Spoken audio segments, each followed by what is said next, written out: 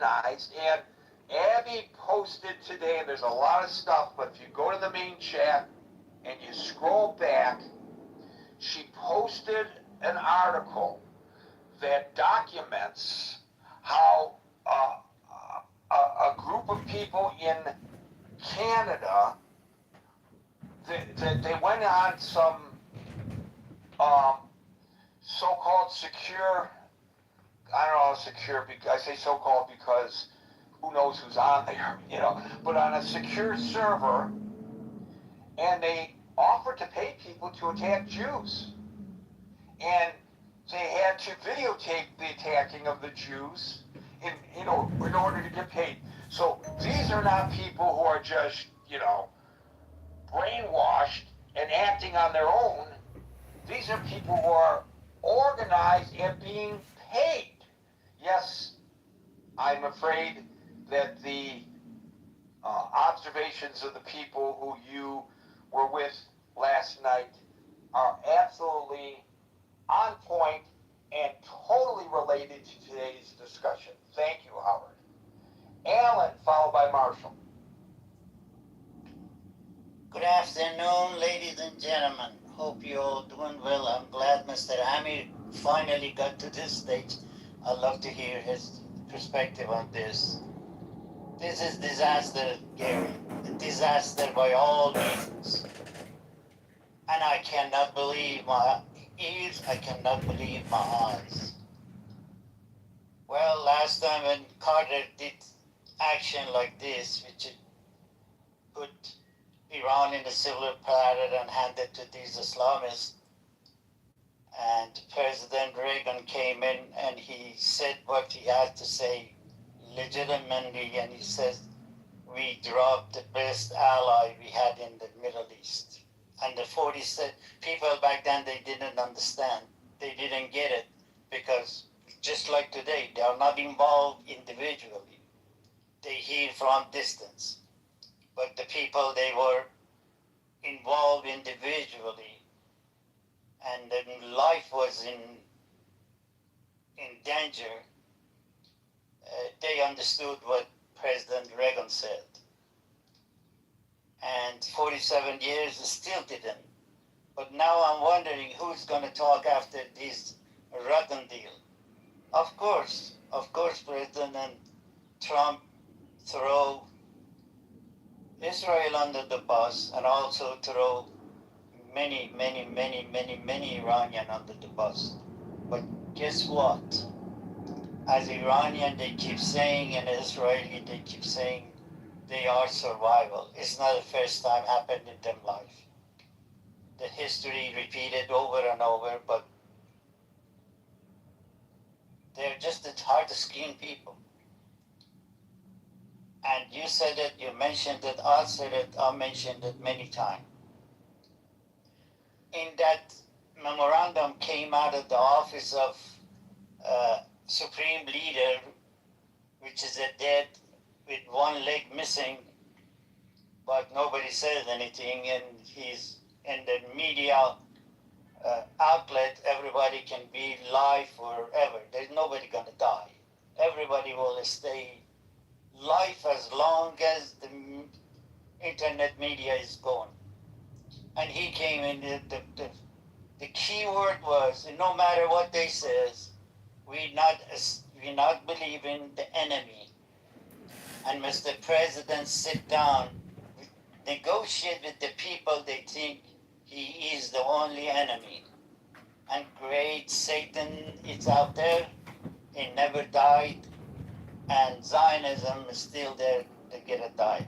And tremendous amount of billions of dollars this regime has spent to have a school, special school around the world with $125 million each for a yearly financial support to just keep this thing going.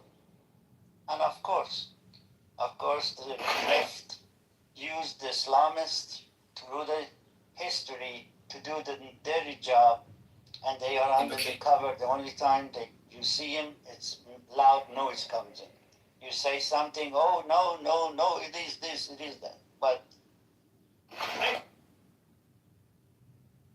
not giving up. The point is the same as Israel is trying to keep his security under control and save his identity and save people's life. I think it's President Trump pack and go to Israel and leave 3 months, and every hour the speaker says hit the ordering the Bin shelter, Laden raid, and he saving has an to pack auto his into things and run to the shelter. He might get a picture what is living in Israel really means. Not in the White House with all the security and everything else. And it's sad. He just wanted it just to save his image. He wanted to save his midterm, and a lot of life got wasted. And these guys that came in, and they still think we are enemy and so forth and so on. And I don't think so. I'm 100% confident Israel is not going to back up. They still have them guards up. They still are in the defense. And I was hoping We'd also like to take maybe it's a time to get rid of this killer regime in Iran. a moment to recognize the original and Free people and the rest of support of these idiots. They could just move out and go to Lebanon and live up there. So, but it is what it is. You have to take the arms. I'm sure Israel is ready for it. Iranian is still there. They're not giving the hope. Nothing lasts, but this is temporary. Let's see what everybody can cash out. The Strait of Hormuz is blocking and so forth and so on. It brought millions of dollars to the oil companies, brought $1 million to Iran because they were getting 2 million, 3 million. Sometimes they said they have to go through the things.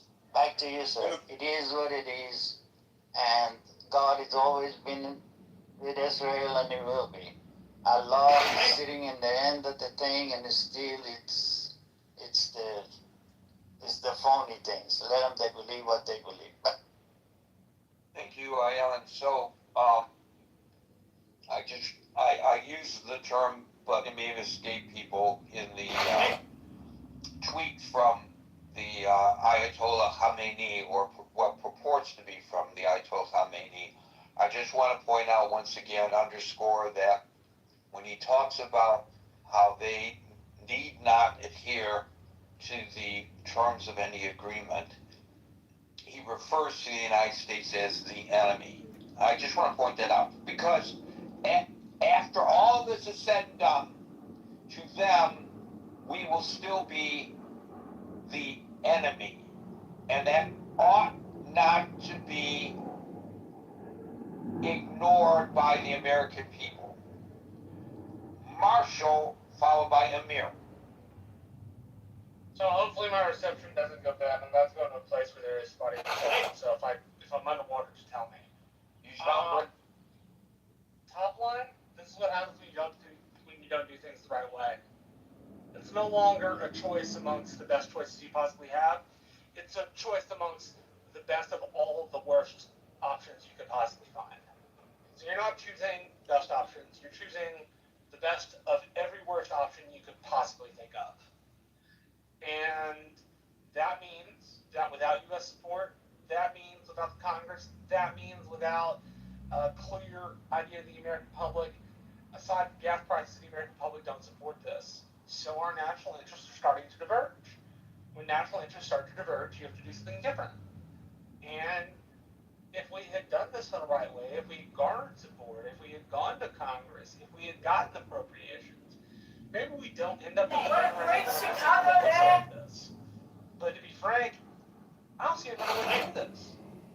Trump wants it ended. The American public wants it ended. Our national interest in making this stuff doesn't support, frankly, continuing with Israel on this adventure any longer.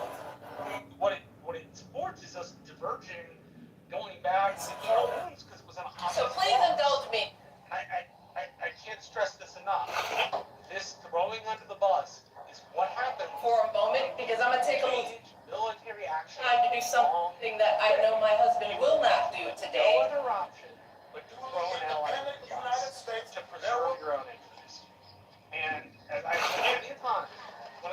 down to the U.S. national interest, the national interest. Indigo The U.S. more. always choose its own. Ordering the bit Hey Howard, you're. lot rate. Say Howard, His and mic is on. I got it. We have to choose our own national interest over everybody else. Because it's not.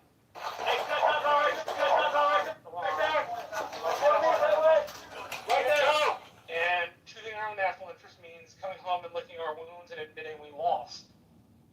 It does not mean continuing at a clip of $1 billion a day, some military engagement that has no greater fences around it other than stop missiles and stop bombs, which we're really not stopping.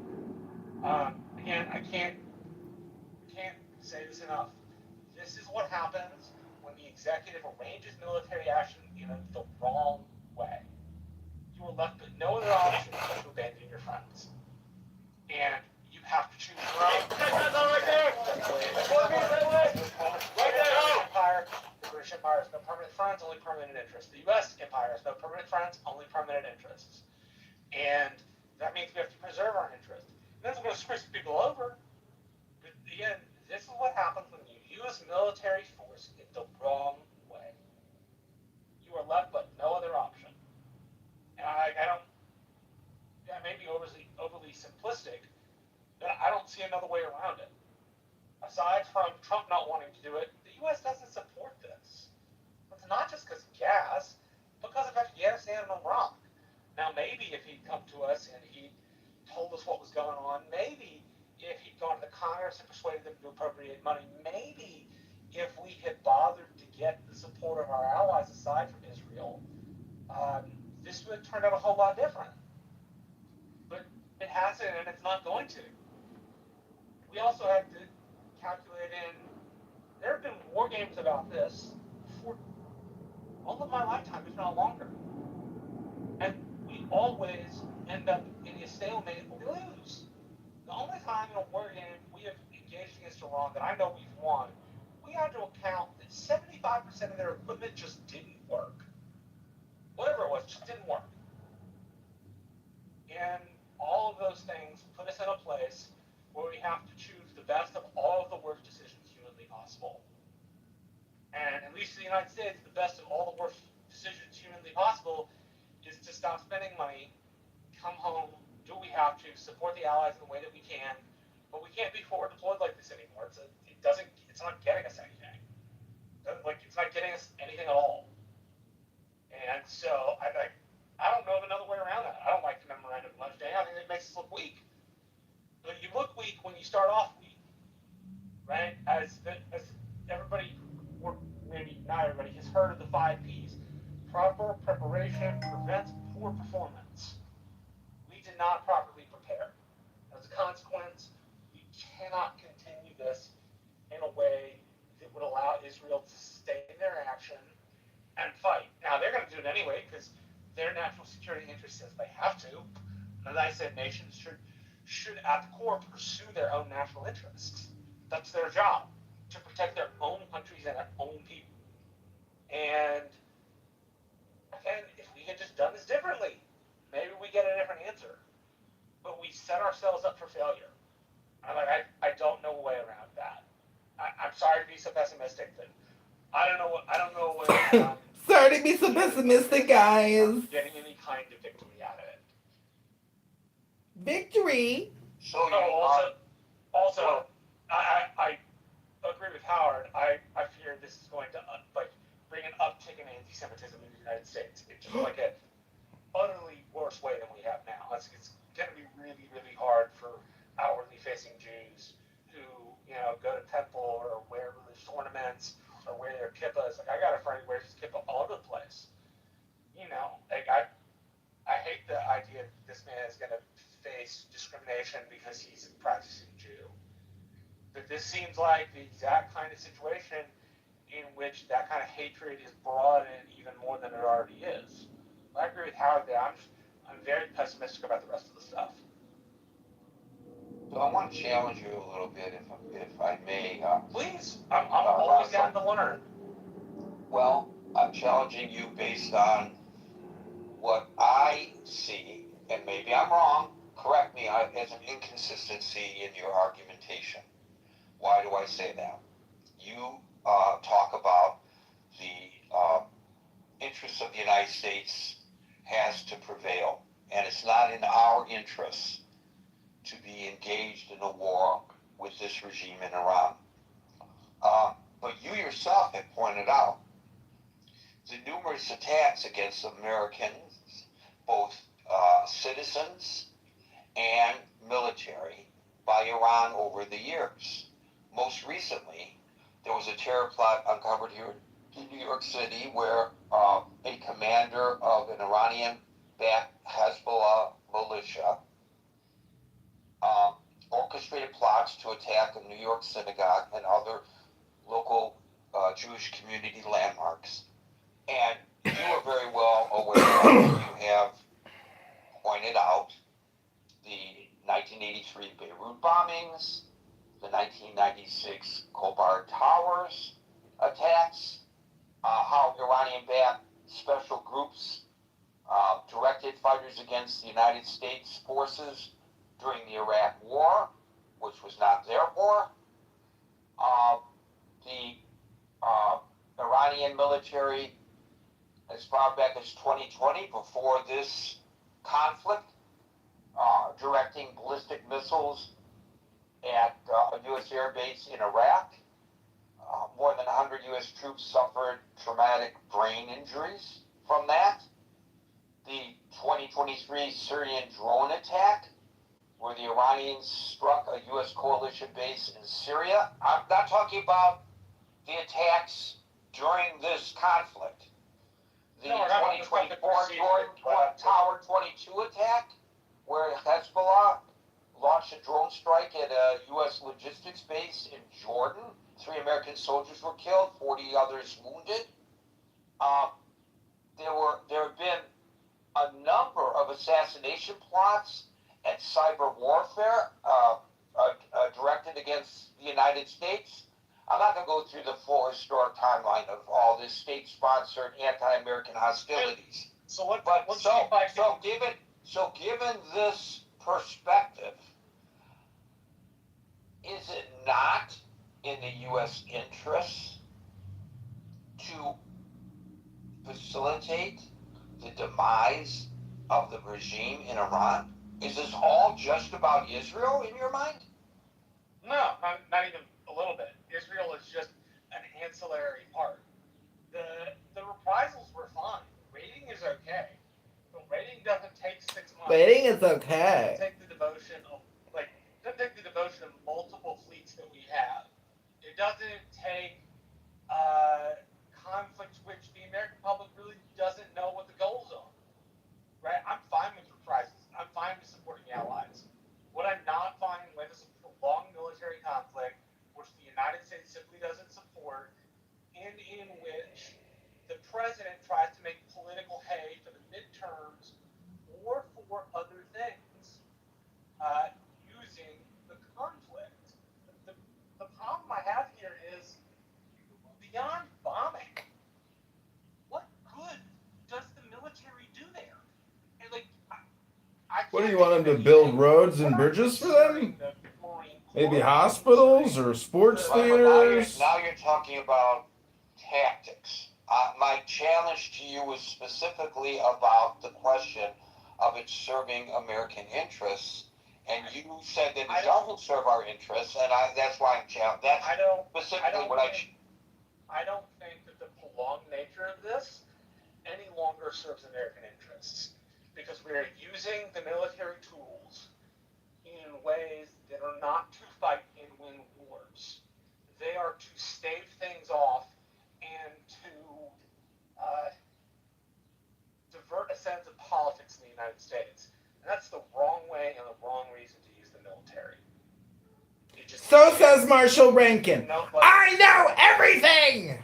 Unless we're going to properly... I'm a subject matter expert. I have worked in politics for years. I know exactly what to do, and that's why I'm the Republican representative of the Hidalgo Republican County Republicans. And begin to open this trigger for moves makes us Excuse me, everyone. I have to go do some Adderall and suck a dick. You can't do the job. Pardon That me. is, as General Mattis said, former General Mattis, former It's not. I'm not necessarily gay. I'm like somewhere between sort of LGBTQ and sort of like bi-curious. Hello? We're serving the tactical aims, which are small ball stuff. Small balls. Again, Marshall Rankin's got small balls. in my mind, it's fine. They deserved it. They deserve it. If you have to come back 6 months later and drop more bombs on renewed military capabilities, do so. Oh, do it. But this idea of just sitting in the middle of the Persian Gulf and not doing anything other than bombing doesn't. What else should we be doing, Dr. Marshall? I understand it. It certainly doesn't seem to get the population behind it, which is what you need. It's not getting the population excited about never-ending war and never-ending expenses. You define prolonged for me in your mind because different people might interpret it differently. Prolonged for me in the way Trump was talking about this at the start was that it would be 6 weeks. We're long past 6 weeks. This is prolonged. If we're talking about... So because of the way the president framed it, which was overly optimistic, now you feel that 3.5 months is prolonged. If he had said that it would take a year or 2 years, would you consider 3.5 months prolonged as well? No, but I also think at that point he probably would have stated more interest. I can't tell you what the stated interests of these are. Okay, to get the nuclear weapons up. All right, fine. How am I going to get the nuclear weapons? I understand that. I understand all of that, Marshall, and all those arguments, and I'm not challenging those arguments. I'm just asking you to define what prolonged is in your mind. And I guess you're saying that based on the president's assertions that this would be a 6-week-long war, 3.5 months in your mind is prolonged. Yes, from what the executive said, absolutely. Now, if he had said something like, guys, this is going to take some time, it's going to be a couple of months, it's going to be a year or two, okay, fine. I get a little bit more sympathy. Because you've at least told us that it's going to take a while. But if you tell me it's going to be this hurried-up thing, and that we're not going to stick around, and that you don't want to be engaged in foreign wars, that get you into a quagmire that sticks you there for 20 years, then I tend to take you seriously. And sitting around in the middle of the Persian Gulf without a clear idea of what we're doing is the recipe for prolonged military engagement. Thank you, Marshall. We'll go to Scott. I was going to ask Marshall something, but I'd ask her. Sure, go ahead. During his initial talking, he was saying, which I totally agree with it, as, the national interest should be in the first. And then, middle of his talk, he said, we always lost. How possibly these people making those decisions, and if the national interest top of the agenda, how come we come losing? If nationalists was in this situation, how come we lost? That's the whole thing, is we're not winner. We are winner.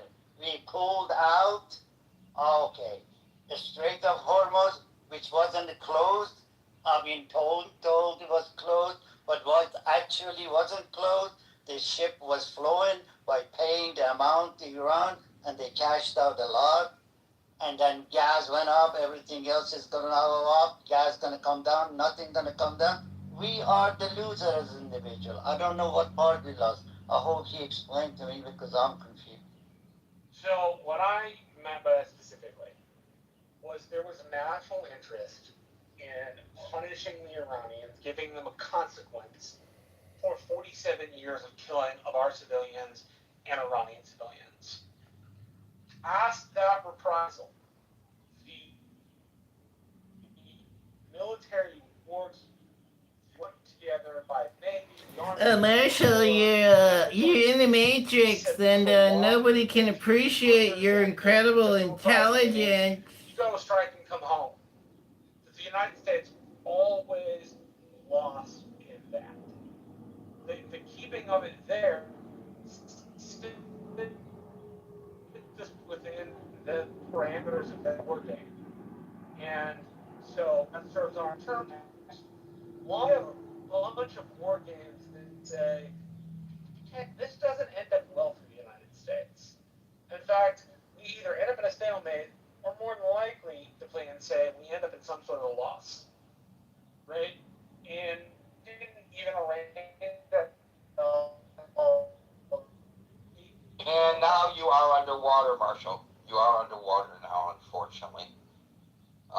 Scott? Yeah, I thought it was my end, but it looked like it. No. He said that might happen.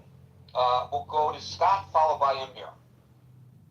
Hey guys, I'll keep my comments brief. I definitely think that we threw Israel under the bus, and I mean, in this sense. So I mean, you could say it's a good thing or a bad thing. We could debate that, but clearly Trump and the administration were all in with Israel. It was, we're Israel's greatest friend in the world.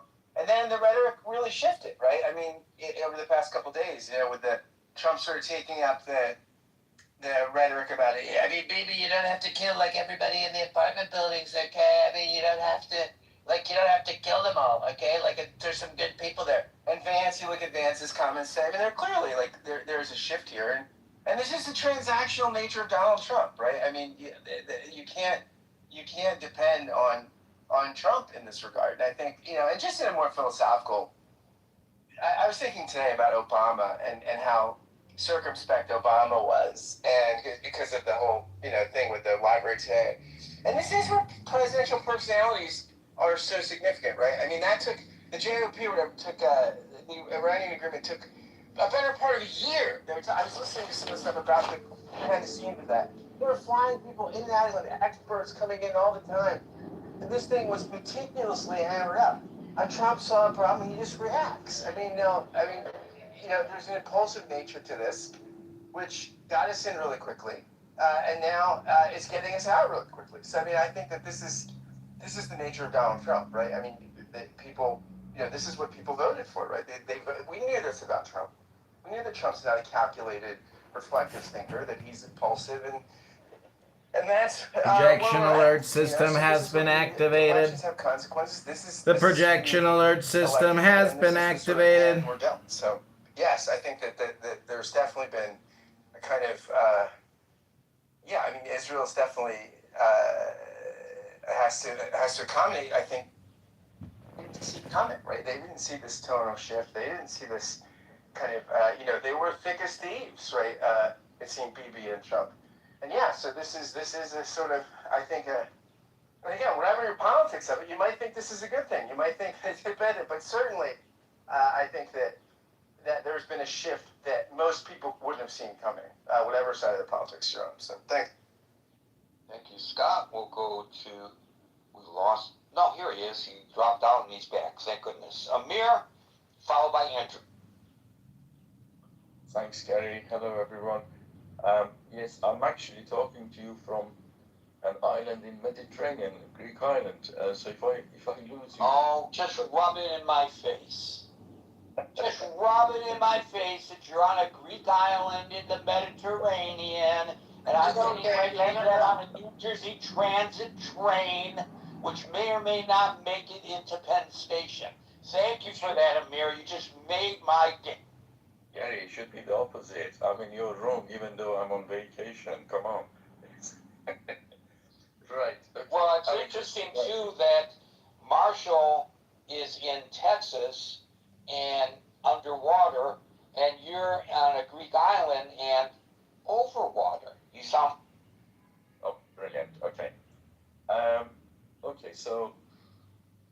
Right, so as you said, Gary, the pressure is put on Israel not to attack Hezbollah now, obviously, while Iran doesn't have to stop funding proxies. I mean, does that make any sense to anybody? It doesn't make any sense to me. And the question in your title, Trump throwing Israel under the bus for Iran. And what exactly is in it for Trump and US? I mean, does that make any sense anymore? Certainly doesn't make sense to me. To be honest, none of this makes any sense. I think, as it said, there is definitely something in the wind. I don't know what it is, but unless Donald Trump is, I don't know, receiving a fat check for tens of millions of dollars from Iranians. None of this makes any sense. Not one iota. Last night you had a guest, Gary. I think his name was Hanson. He was a spot on, and I think Marshall referred to it as well today. Hanson said the initial attack was not well thought through. We all know that now. And the signing of the MOU is not well thought through. So this is one case. The two negatives do not make a positive. But I mean, at the end of the day, we are where we are, right? So what should be the focus now? I think that's what's important. I actually think that Israel is going to be Israel is going to be holding the most important cards again. I think Israel's strategy is kind of dealing with the proxies one at a time. It has been since 7th of October 7th.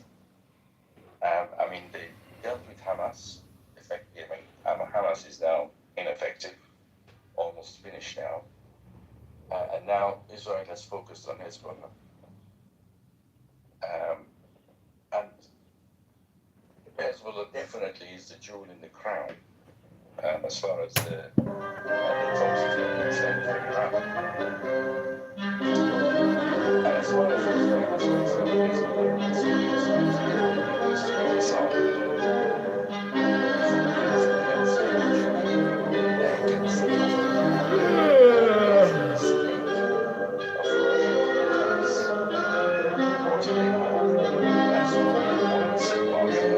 and I totally agree with that. We know that Israel will continue attacking Hezbollah. I mean, there is no reason why they shouldn't. I mean, it's possible that could even be in coordination with the Lebanese army towards this, disarming Hezbollah altogether. I mean, there's talks of that, as you know. So, but until then, as you said again, Hezbollah is likely to keep firing missiles into Israel. And of course, Israel is obviously going to react to that. And then Iran may have to defend the proxy of the Jews. And then Israel will attack Iran.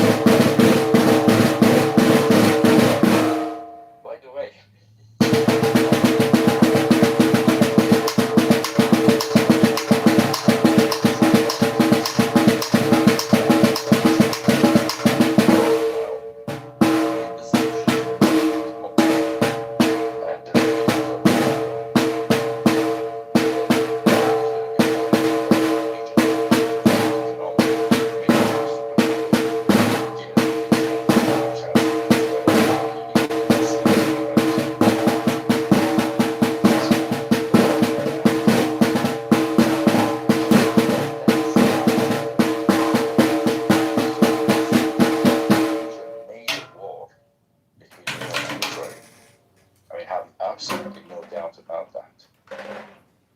That is going to be relevant. There's absolutely no doubt about that. Let's say it's extremely probable. So it's really make your choice and look at it in whether you think that is a prolonged way or not, whether you think that's short termism or not. I mean, this is how this is going to pan out. So I mean, I don't really know.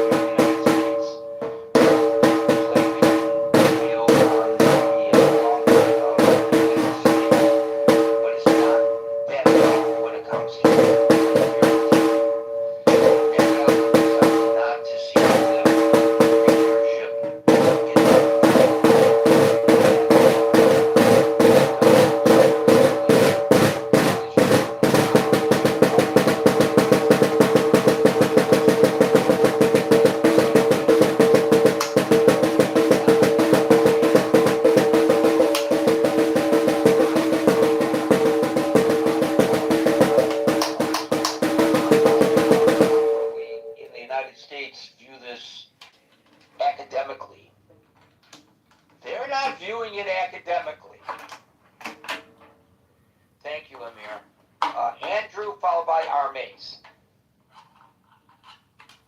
Good evening, Gary. Can you hear me okay? Yes, sir.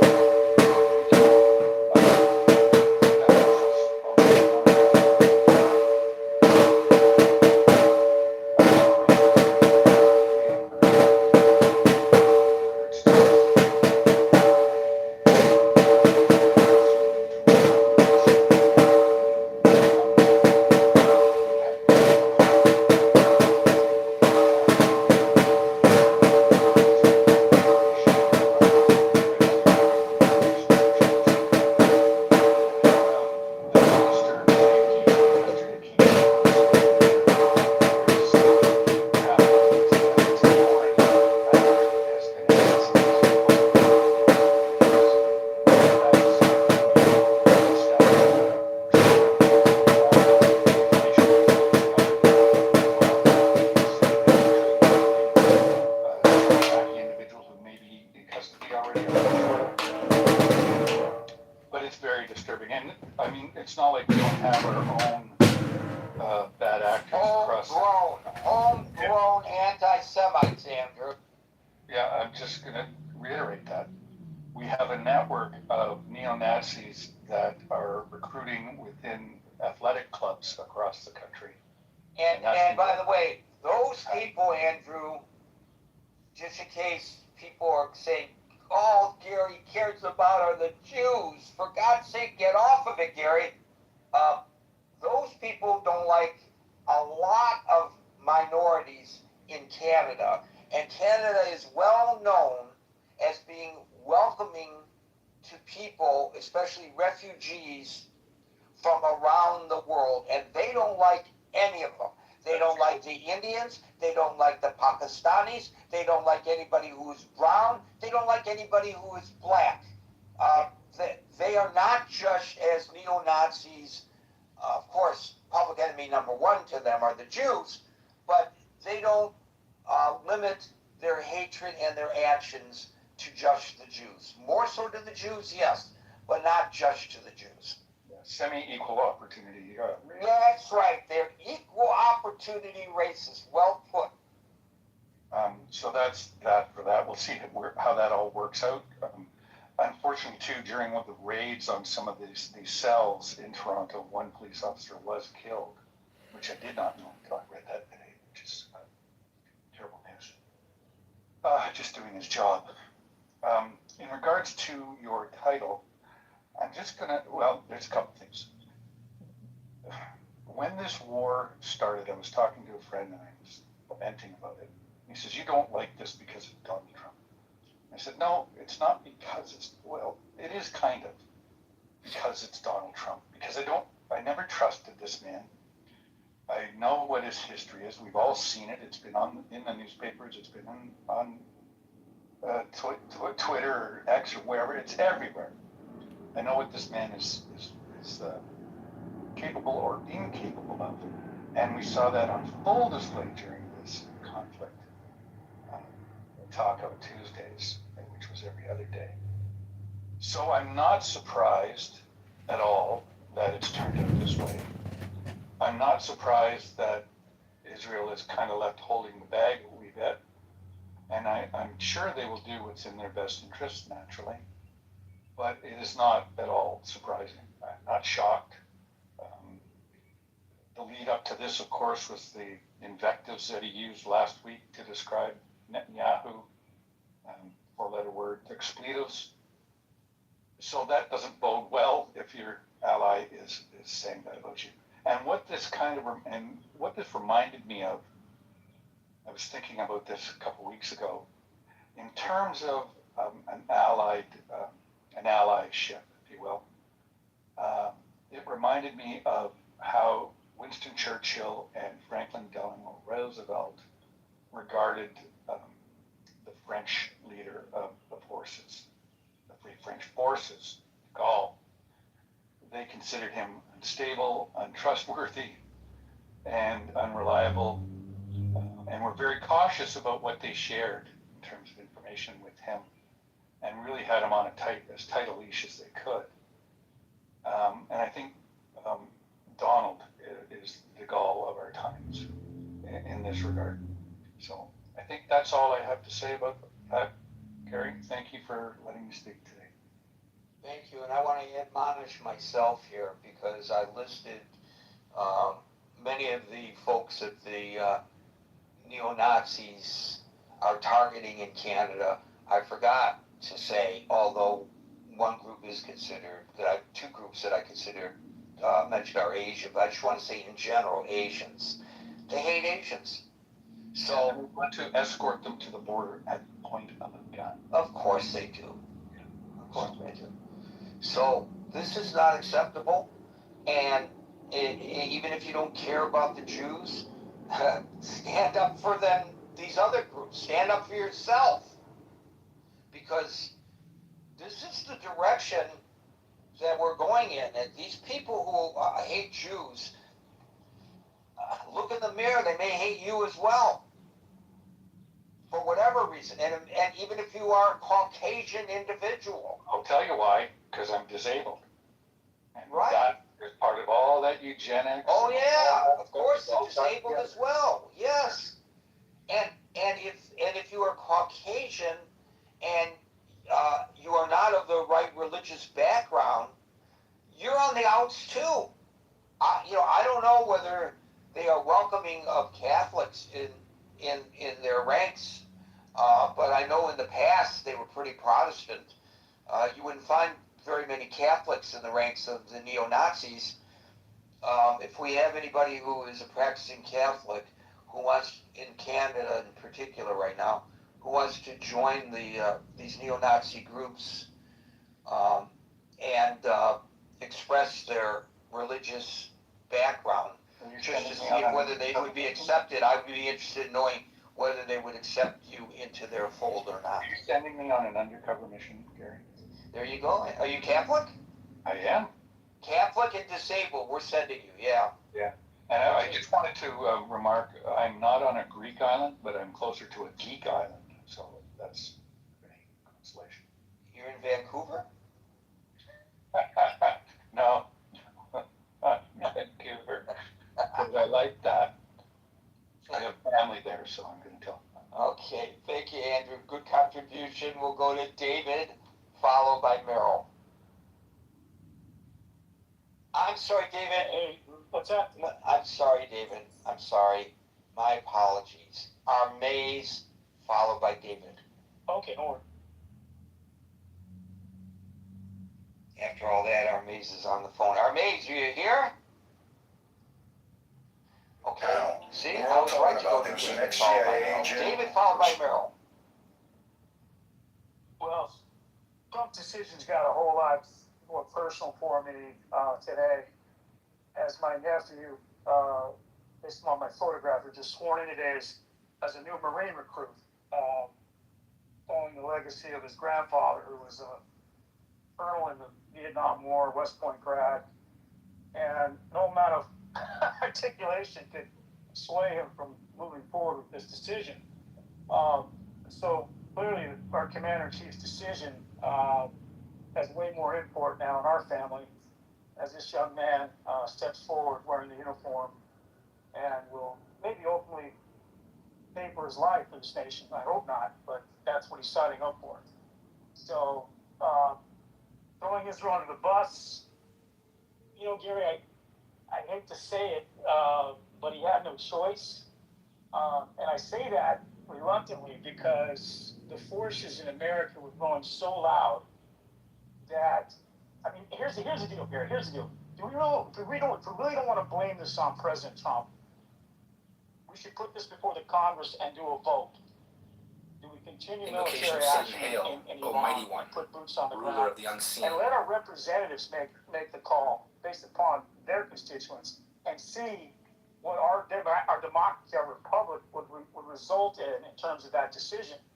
Because what we're doing here is we're doing a lot of gamemanship, and obviously Israel had the high ground with regard to going in the first place and talking Trump into this, and maybe it was done with false information. I was on Piers Morgan a couple of days ago with a panel. Two great nations and all the money we spend on military and intelligence, that we could get it this long, only to backpedal with our tail between our legs and saying crying uncle when we were hoping that they would be the ones crying uncle here. You know, it reminds me of the song "The Gambler" by what was that singer? You got to know when to fold them, know when to walk, know when to run. So I was on Pierce. Kenny Rogers. Yeah. So I was on Pierce Morgan a couple of days ago with a panel. Rogers, that's right. We're all talking about there was some ex-CIA agent, some guy that, you know, This just is one of those cases where we had to know when to fold them, and I think at the end of the day, we couldn't outlast the regime. Our economy could not outlast it. The pain of the American people could not outlast it. The loud voices on the right, the talking heads, and the manosphere, and the internet, and the podcasts couldn't stand it. We're too close to the midterms, and I think all that the Republican Party has worked toward. And again, Gary, I've got my issues with regard to this president and with regard to my nephew joining the Marines, particularly with the ICE issues, the birthright citizenship even being debated. You talked about the mistreatment of religious minorities in this country and Catholic Canada. Well, there's a reason Catholic Canada didn't join our vaunted revolution in Quebec. They fought fiercely to maintain their independence. It's because our founding fathers didn't trust the fealty to the Pope and the Vatican. There's a reason we've only had 2 Catholic presidents, and one of them got shot. So, you know, Gary, I think at the end of the day, America's got to do what America can do to survive as an empire. And if we can elevate and protect Israel along the way, we will, on every conceivable count. But if you listen to what J.D. Vance and the way he spoke, Gary, it was very disturbing. He was calling out strong voices, loud voices in the Israeli parliament, not really naming names, but talking about how much we give Israel in terms of defense and spending and tax dollars, and how this graciousness by our nation is under it could be rolled back. And you've got these voices telling you, yeah, we're not going to back down from Hezbollah. We don't care if the Americans not going to go into Iran for us. We're still going to attack Hezbollah and take care of our needs. And so I don't know if this memorandum is going to hold necessarily, Gary, as a result of those loud voices. And hopefully it does. But we are now at an inflection point where, unfortunately, on the one hand, anti-Semitism is being, amplified as a result of these geopoliticals being played out. I think that's an important learning point for us here with regard to how we defend our nation, how we beat back racism, anti-Semitism in our own countries and internationally. And somehow we've got to divorce the two, because the moment defending one's country and one's interests turns into something as a negative towards. This is the other thing J.D. Vance said. The other thing J.D. Vance said, Gary, and again, I've got all these things I've listened to and read about, but he basically said we're the only nation in the free world that has your back. And he was saying President Trump is the only massive head of state in the world today that is protecting you guys. And, you can make the argument, someone made the argument that Vance is trying to distinguish himself between Rubio, and he's preparing for his 2028 run, and Rubio's obviously very pro-Israel. So there's fractures within the Republican Party, Gary, and I think battle lines are being drawn right now. And Israel, unfortunately, is being used in a way that is reflecting us losing out more than gaining with regard to our relationship there. I think the mistake a lot of people make about the Republican Party is assuming those lines are new. Those lines are 2014 lines, just more defined. The only thing Trump has done as the figurehead for the party is he's been able to stop all of that infighting, because he's the big figure in the room. But prior to him, the purity testing was terrible. The inter-party civil war was awful. So I agree with you, David. I just don't think the fault lines are new. I think the fault lines are old. Yeah, but they're a lot louder now. They're not in cohesion like they were before all of this. Now we don't have a Trump at the top of the ticket to take that cohesion and put it into a unified idea that elects somebody. Now it's just the people who will be battling for the seat, and they're going to straddle that as ugly as humanly possible. And I agree with you. Israel's got to be used as one of those tug and pull things, and you're going to, as Ted Cruz said, have a wing of the party that is anti-Semitic, and you're going to have a wing of the party that's not, which is very sad.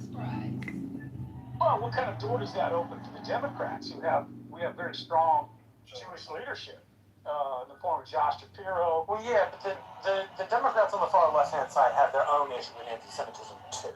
So Yeah, but it's not like the other party gets to sit in judgment of the Republicans and go, oh, you Jew haters, right? Because the next thing Republicans will do will just be to go pick people on the Democratic side who have said anti-Semitic things, clearly hateful things about Jews, and it'll just become like a mud throwing contest, which neither party will win.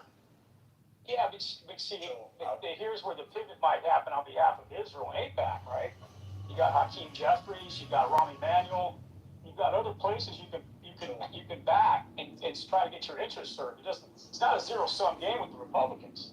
So They don't just donate to Republicans. AIPAC and its subsidiaries donate to approximately 300 members of the U.S. House. Exactly.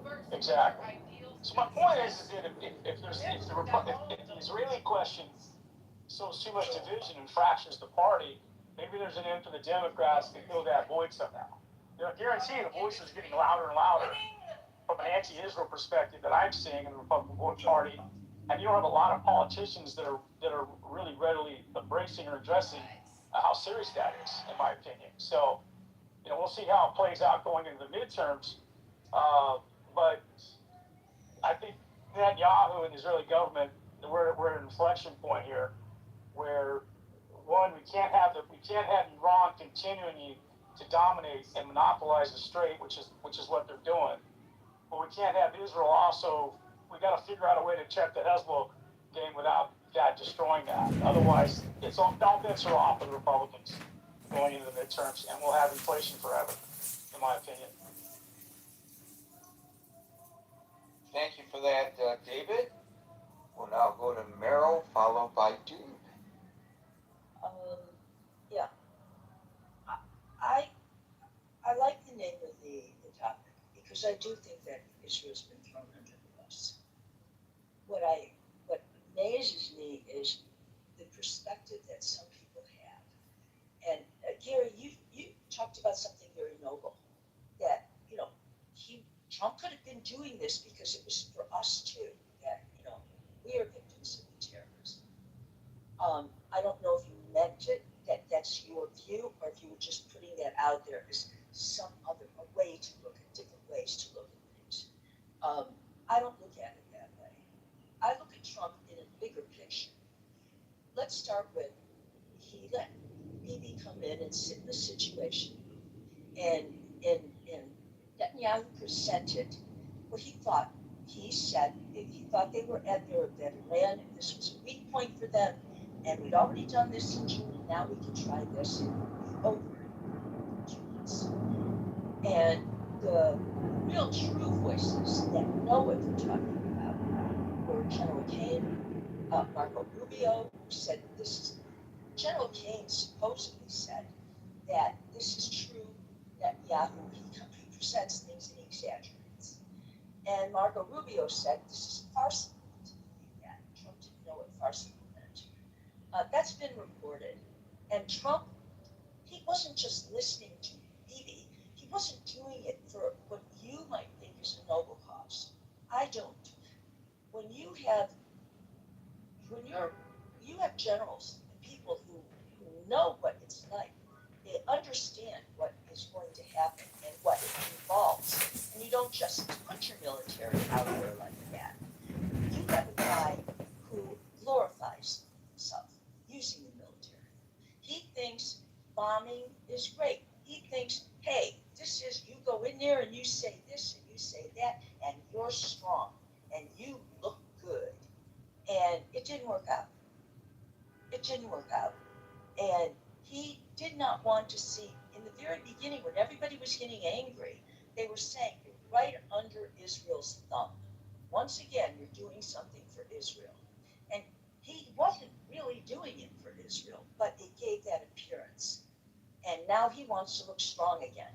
He enters into an agreement that it's almost bizarre, the agreement with itself, and then says to Israel, criticizes Israel for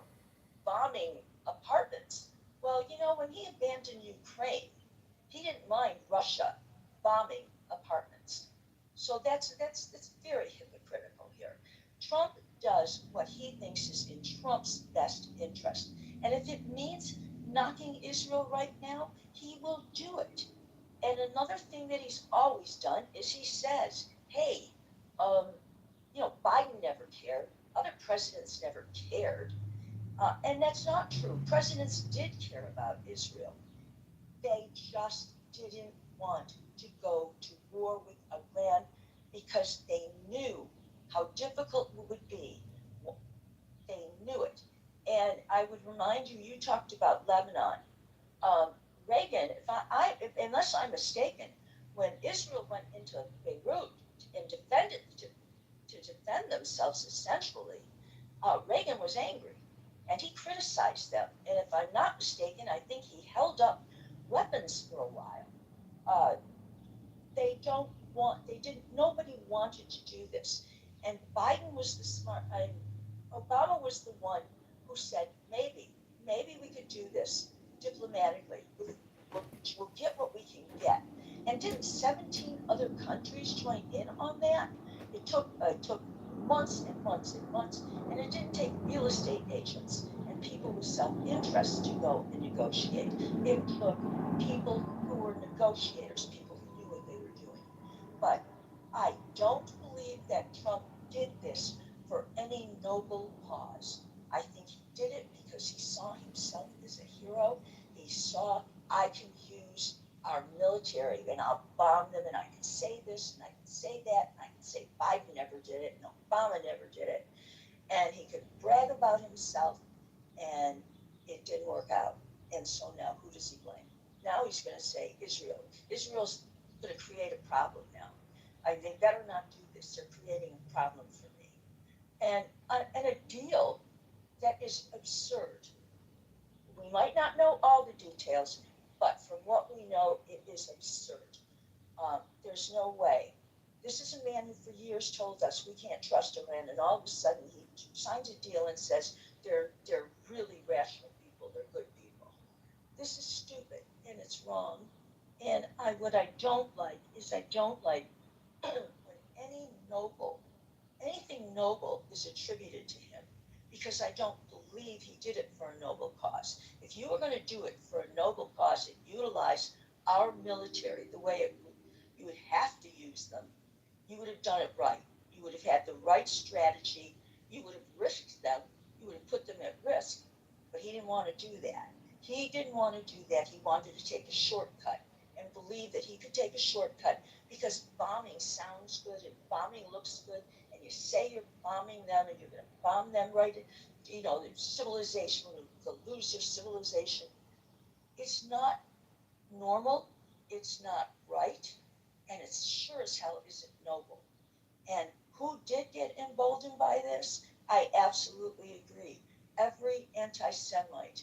And every anti-Semite, by the way, usually does associate Israel with Jews. It's not separate. They don't normally think Israel is one thing and the Jews are another. And the far left, we can't get away. I'm a Democrat, we do everything in the world we can to get away from the far left because they have been emboldened.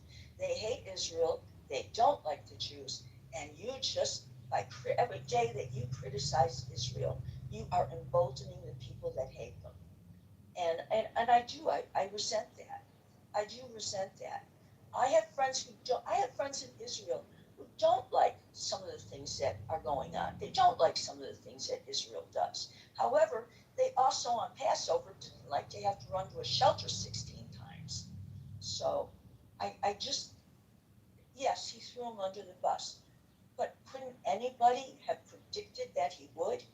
Who doesn't he throw under the bus to glorify himself? Thank you. Thank you for that, Meryl. We'll go to Dude, followed by Lev. So I'll just say something that I noticed, and I think we talked about was just the, I guess, information war, like the spread of ideology, rhetoric, propaganda, whatever have you. We saw massive amounts of students protesting at academic institutions. I would say instead of saying thrown under the bus, that both the two men in question did a terrible job of public relations ever since October 7th. We're not talking about. Hold on. We're not talking about PR. We're talking. Hold on. We're not talking about PR. We're talking about the nation. Hold on. We're not talking about the men. We're not talking about that. We're not talking about that. We're not talking about that. Did you address that? I'm well aware of what you just said, so thank you so much for interrupting and confirming that. Yes, moderators are allowed to do that. Gary says that we are allowed to interject. Gary says I can be rude and obnoxious. Gary says that I can be rude and obnoxious. So one of the things that was mentioned actually here, and this is coming from a Reuters article, it's just in France. Marshall. Basically, there was a bunch of the Western Democratic leaders in congregation together, and basically Donald Trump he wanted to thank Vladimir Putin and Xi Jinping for being apparently neutral, and then kind of ostracize the allies for not clearing out the Strait of Hormuz. Very interesting, rhetoric. Praising the nations that are working closely together with Iran and the IRGC, Russia and China, and then also condemning the actions of the democratic Western institutions and leaders. I don't think that's going to turn out too well. It already didn't turn out well. Had these tariffs not already kind of piss off leaders of democratic countries, maybe Donald Trump would have had more help. I need you to address the subject, not what you want the subject to be. Is that my name on this app, Marshall? Dude, whatever. I need you to address the subject. No, I'll just be silent here because of your disrespect. We're not addressing the subject. No, I'm going to stop talking because of your disrespect. It's not disrespect. It's asking you to do something. Come on. Come on. It's really not that. I'm a rude, obnoxious person, and Gary says I can be rude and obnoxious. My name is Marshall Rankin. I'm a Republican out of Hidalgo County, and I hate Donald Trump. You want to try to continue or no? No, dude. No, sir. Wow, Marshall. Go ahead. Somebody needs to get punched in his If you're fucking interested, face. go ahead. I'm moving on to list. I'm gonna send Marshall Rankin to a re-education camp. That's it. We have to take the country over. We can't let people like Marshall Stankin Rankin blow their bad breath all day long on Clown House. It's un-American.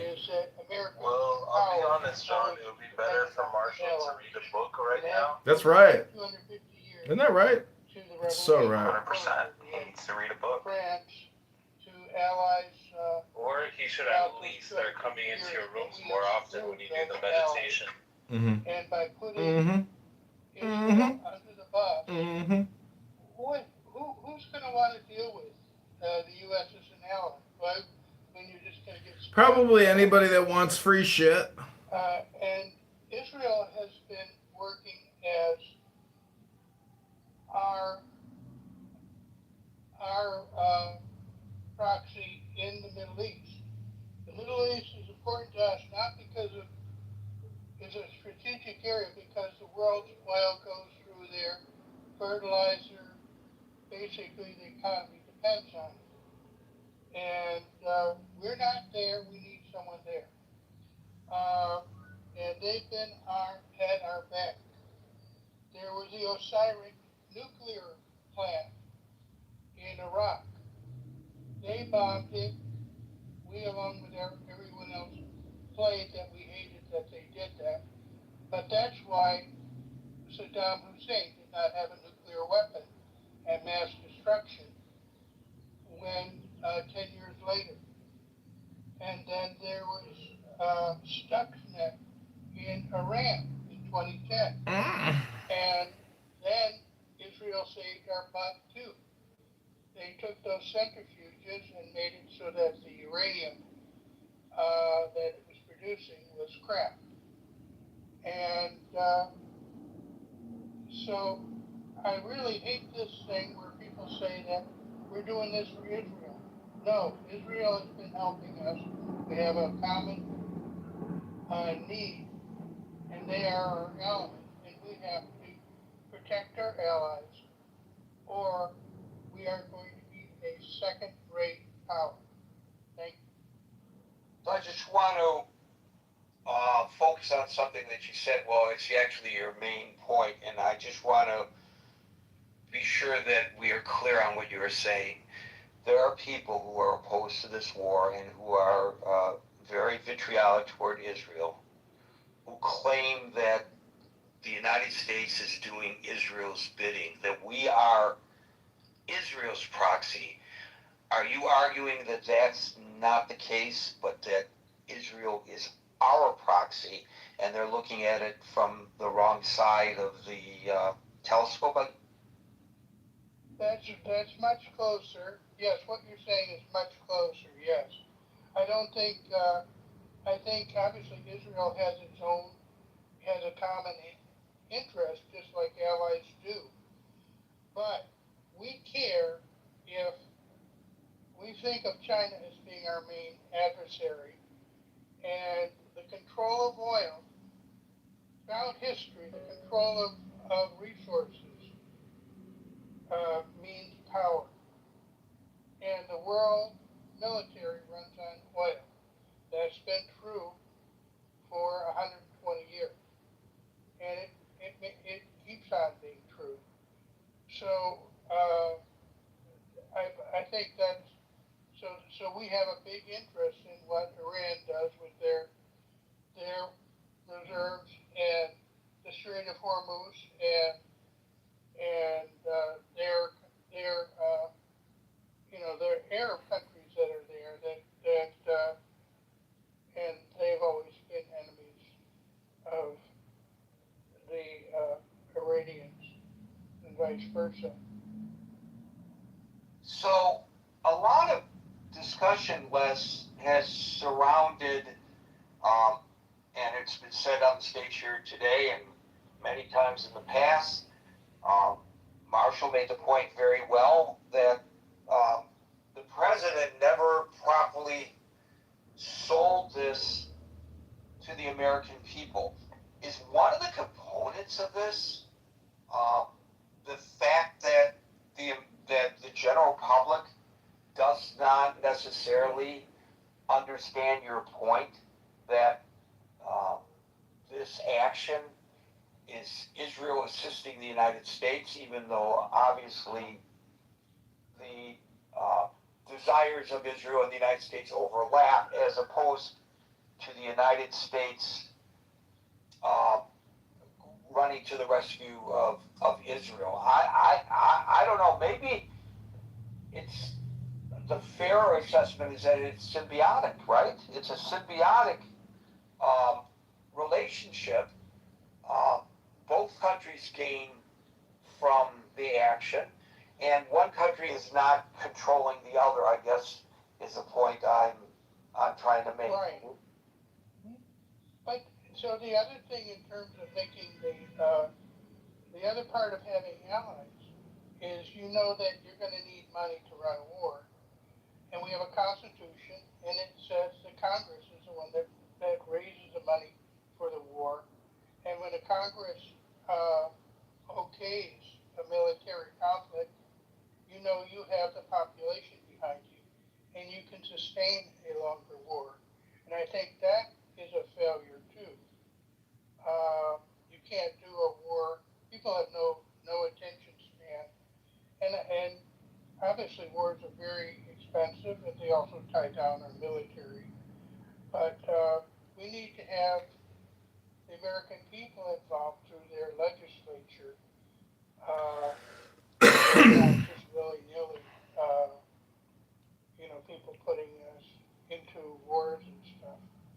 So I think, Les, there are two reasons for that. If we are to analyze it, and others may not agree, and you might not agree, but I think the two reasons are: A, the president is autocratic. He likes to work unilaterally.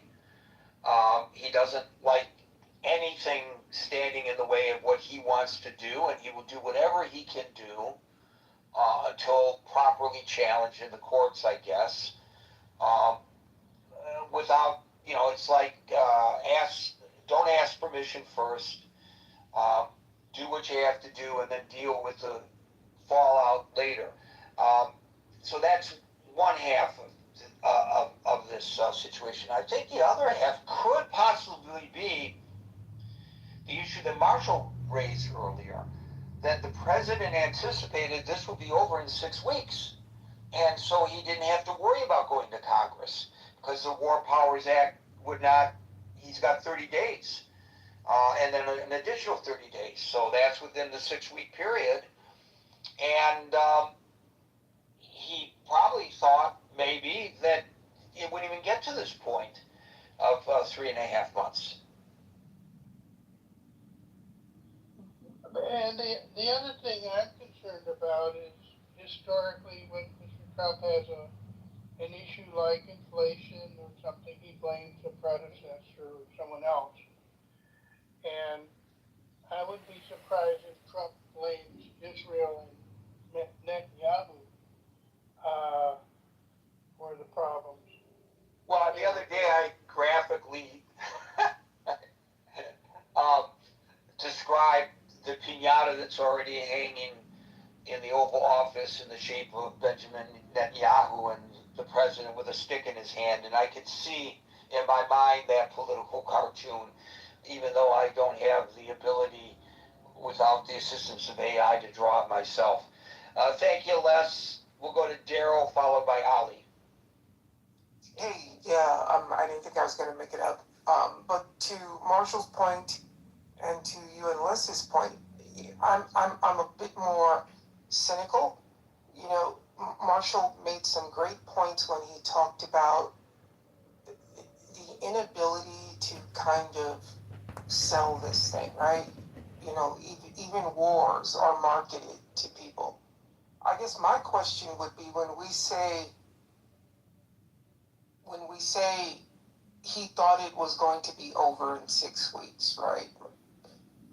The reason I challenge that is because, even to Merrill's point, every analyst had said that that's just not what it's going to be. And yeah, we can make the argument that he doesn't listen to anyone. I forgot the secretary that said he doesn't read the president's daily briefings. He's a guy who believes that his instincts will always lead him to victory, even though he's had massive failures in his professional career as well. My question would be, did he actually believe that it would be over that quickly? Or was that so he wouldn't have to go to Congress? Meaning, again, we go back to this thing. This was supposed to be a skirmish. This was never supposed to be a war. Did they actually believe that this would be over in 6 weeks? Or was that a ruse so that they would not have to declare war and actually go get Congress's buy-in? Either way, this is an abject failure.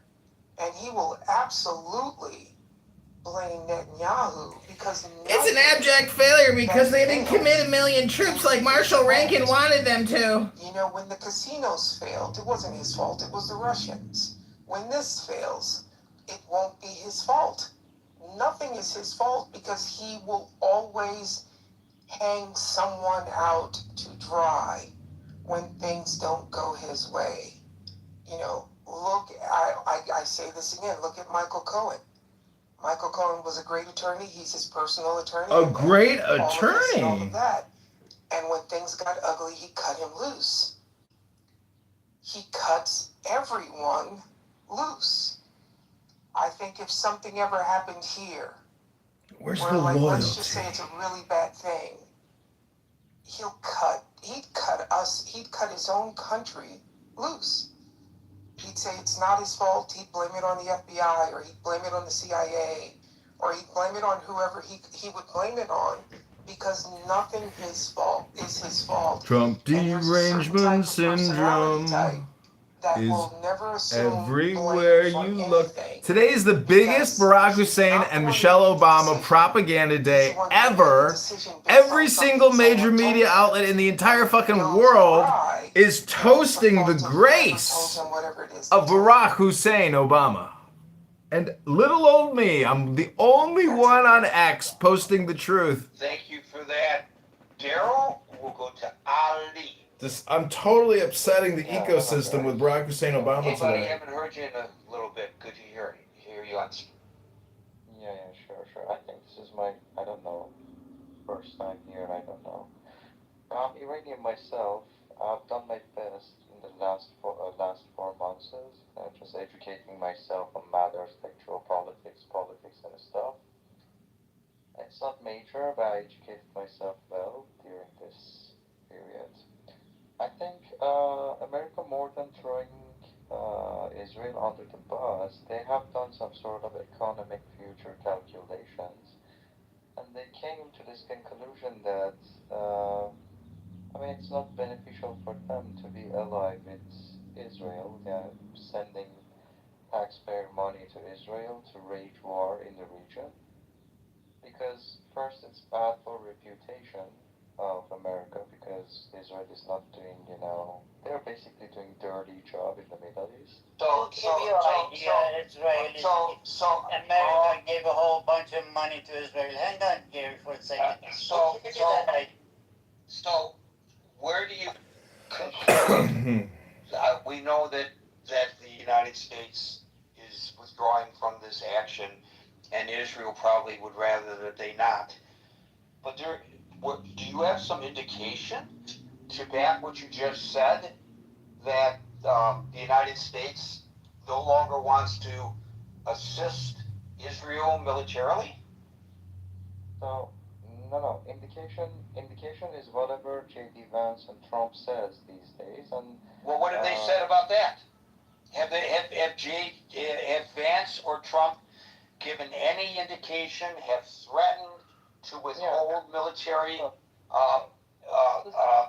This is the very, very beginning phase of it. But you just made the assertion that the United States has decided that it's not in the United States' best interest to be aligned with Israel because you believe that the United States is recognizing what you advocate and that Israel is doing horrible things in the Middle East. And I'm asking you, I'm not arguing with you, your misplaced perception of Israel's standing in the Middle East. I don't want to get into that right at this moment. But I'm asking you, where do you see any indication that the United States is cutting and running from Israel in entirety, such as you have suggested? Yeah, Gary. First of all, I said that this is my opinion. I'm listening to Obviously it is, and that's why I'm asking you the question, because I'm really interested in hearing your opinion. Gary, try to be patient. Just let me finish. Try to understand that I am the moderator here, and no problem. And I am trying to get you to expand on your position, which to me fell off the rails, and I'm trying to get you to go back within the guidelines of our discourse here. Yeah, Gary. I'm not interrupting you to start an argument. As I say in the beginning of every program, that if I or a moderator, if I or a mod, we can do this all day. If I or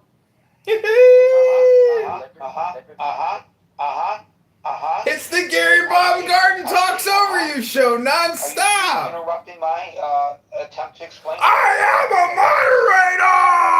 moderator. You will do as you are told.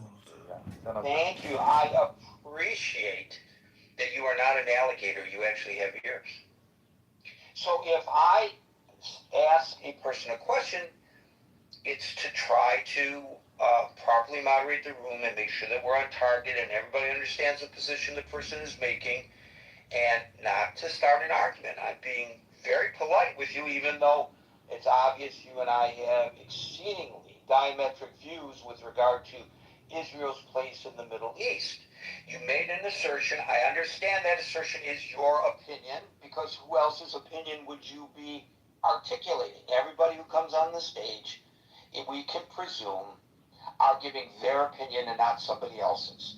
So I'm asking you how do you back your opinion up? What facts are there to suggest that the United States has decided that Israel is a bad player in the Middle East and is being completely abandoned by the United States of America? Okay. First of all, I did not say completely. We are just seeing the very beginning phase of it. In a level that Trump and J.D. Vance themselves started to talk about Israel and talk about negative about Israel these days. I'm talking about the last 2 days or something, okay? But understanding that Israel is a bad actor in the region, it's obvious for everyone. Don't you see the protests against Israel all over? Well, that proves that Israel is a bad actor in the region. That proves it. I think that the caller is wishfully thinking and using this as an opportunity to use this stage to say how horrible the state of Israel is. The discussion today is not about how horrible or how great the state of Israel is. The question today is whether, in this particular instance, and maybe I had to be more specific, that we're talking about the memorandum of understanding, which I thought everybody got, especially based on the opening salvo, is Israel being tossed under the bus by Trump. Not whether this is the first step by the United States. First of all, the United States Congress is not going to defund Israel. And if the caller understood how things work in Washington, he would know that the purse strings are not controlled by the White House. The purse strings are controlled by the Congress. So it doesn't really even matter if he were correct, which there's no indication that he's correct, that J.D. Vance and Donald Trump want to defund the state of Israel. There's no appetite for that in Congress. Well, there are a couple of members of Congress. They selfishly want what they think is good for the country, and they don't really care. It's their selfishness about their view that drives their thoughts. At least in my mind, it's their selfishness about their own view that drives their thoughts. Gary, if you get a chance, read the message on the Facebook. Yeah, I'm going to do it. I know what your message says. I'm sorry, I was reading it. Oh, God. Come on! You know, we've been at this too long. That's the beauty of it. That's the beauty. That's the beauty of it. Thank you, Marshall. Thank you, Alan. We'll go to Haran, and we'll see whether we get somebody else in there.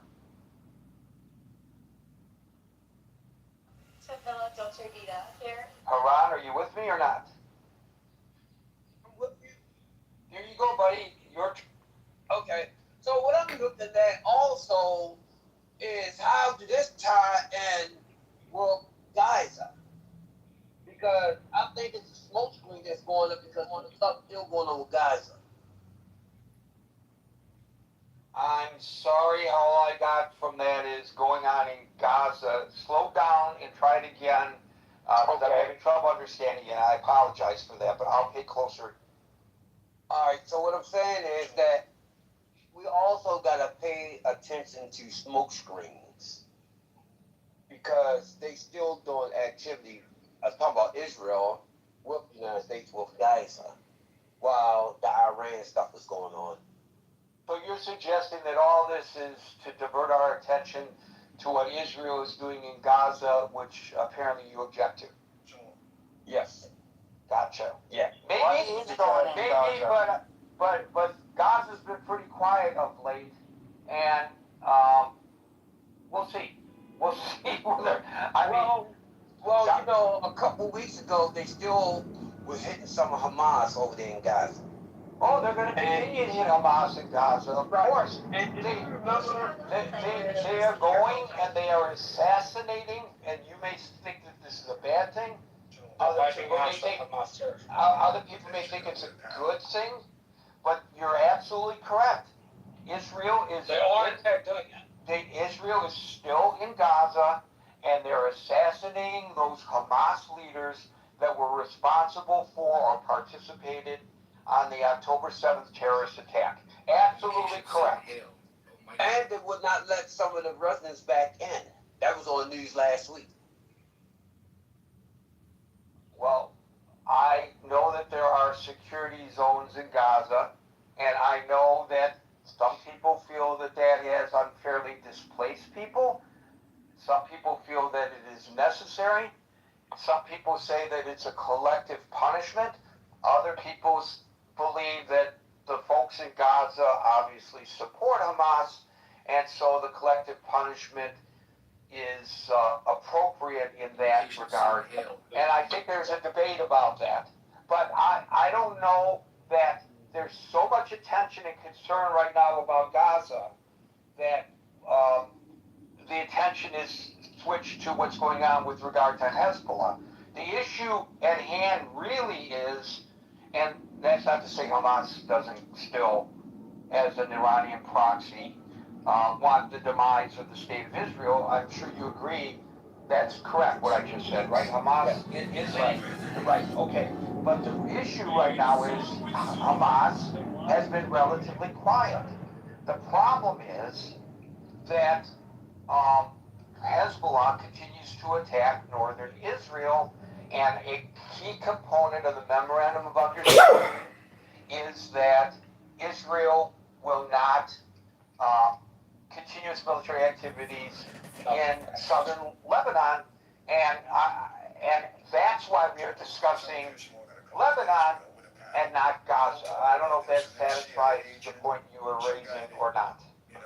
Yes, because the reason why I say that, because I remember you saying about the selfishness of the administration, because the thing that they had raised up, what they wanted to do with Gaza, was to make it a Riviera.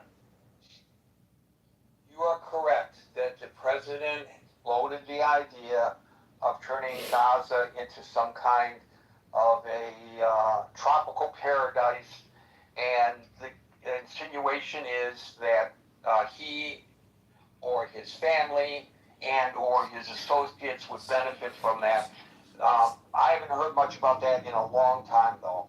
I have no idea. I'm glad you bring up the issue, because I think it deserves renewed attention. Is there still a plan to turn Gaza into a Riviera?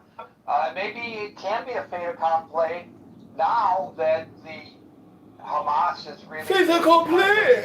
Right? Correct. Yeah.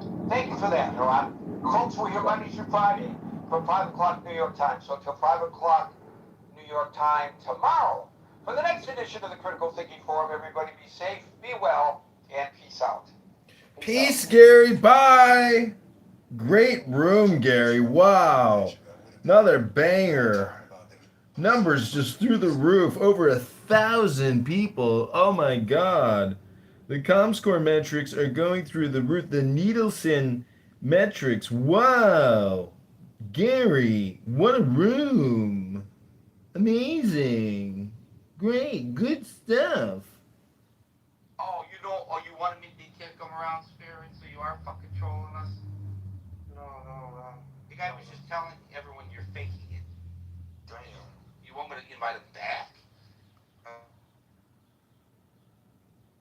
So that's why I'm confused. I'm like, I know that there was an option for me to invite all my friends. Matthew's not an eyewitness. This is Milith, Zeleny, Sully, Frenchie, Converse, Dave. This is an all-star collection. Bob is here. The biggest waste of time in the Clown House universe. I give you the beef stage. Open philosophy. I don't think it dissolves. Right? God is now. God is now, except in these people's rooms. But I don't see any reason to give such I don't know, great creative. It's like endless discussions. Do you agree? Well, that's what happens when you're retarded and you got brain rot and you're redundant and you can't do anything new, so you just keep coming back and doing the same. It's playing the same video game over and over. It's watching the same movie over and over. Eventually, you go, yeah, I don't want to watch it anymore. So you got to choose something new, and these retards can't seem to choose anything new because they have no other interests. They don't read books. If these F words were to just come here and read an effing book for 10 minutes, it would make all their other experiences be uselessly wasteful. It's just a fact. Here we are. Every breath that we take is one breath that I don't we're in heaven, right? Like, I think the whole Adam and Eve metaphor thing is that, like, we are Adam and Eve. Jesus was Adam and Eve. And, Jesus beat the game. But when you beat the game and you get martyred on a stick, ouch, that hurts. and I think that's like true of everyone. But I think the whole Adam and Eve story is like, you have to try to visualize yourself as Adam in the garden, and Eve is over there eating the apple, whispering with a snake, and you're like, nothing's really changed. There's nothing new under the sun. Everything that is has already been. It's Groundhog Day! Ned Ryerson? I don't think that like the consensus position gets any stronger based on the bare fact that it is consensus, right? It's just happens to be like it's a purely contingent sociological fact. This happens to be the consensus position, but the arguments are what they are for it. They don't get any better just by the contingent fact that it happens to have been. It is. This is just spam. Spam. It's a spam industrial complex. And today is the biggest Democrat spam pump out of all time because of Barack Hussein Obama's mega event at his tower of lies and propaganda. ABC, NBC, CBS, agencies, news networks you've never even heard of from all around the world pumping out the Obama lie. It's all departing in one direction. Obama Presidential Library. Right? Yeah. What are the chances that like you're going to depart? You got to go to John Kitover. Sticking out from the ground. That's the library. You got to go to John Kitover and X, and I think I texted you my infographic about how Michelle is trans and part of an ongoing CIA conspiracy all the way dating back to JFK's assassination. Barack and Michelle are 100% CIA puppets. George Bush and Bill Clinton put them there to continue the scam. And Barack Hussein Obama was sucking dicks in Gurney doing meth. It's on the record. The man is an actor, a faggot retard, an N-word, halfway. His mother was a CIA prostitute honeypotter. I've got the photos of Barack Hussein Obama's mama naked. That makes your argument really suspicious. Look, we pointed out yesterday, or I pointed out to you yesterday. I pointed out yesterday, and I'm so surprised you don't remember the lengthy conversation we had yesterday and the past 3,000 days. But here we are. My assessment of the historical value of our earliest sources about the writing of the Gospels, namely the Church Fathers. I think that they are much more valuable than most scholars do. And so, given that, that is what leads me to, for example, be sympathetic to the priority of Matthew's Gospel, to traditional authorship, to early dates. So all these points that you're saying go in one direction spring from this one disagreement with mainstream scholarship. Yeah, but... Yeah, I don't know, like, that doesn't, maybe that's right, but, like, that doesn't seem, like, so it's just, like, you think that the early church witnesses that you mentioned, like Clement of Alexandria, whoever else, right, you think that the witnesses of those people, right, is so strong and so compelling that, like, it drives all of the other things that you think? Yeah, I wouldn't want to say it's the sole driver, because, like, obviously I have additional reasons for believing in traditional authorship, but I think that is the primary sort of difference between me and mainstream scholarship. I'm interested, what do the early sources have to tell us? And I don't disagree, or I do disagree with mainstream scholarship, that we sort of have reasons to discount what they say from the start. So, insofar as you have other reasons to depart from mainstream scholarship when it comes to all of the points that, like, you know, are like, so let's say, like, Clement of Alexandria and whatever is the main reason for you departing from thinking that, like, you know, Luke depends on Matthew or whatever, Matthew wrote Matthew. Let's say that's the main reason. But insofar as you have other reasons, those reasons are undermined by pointing out that this all goes in one direction. Also, like, shit, there's another point I was going to make.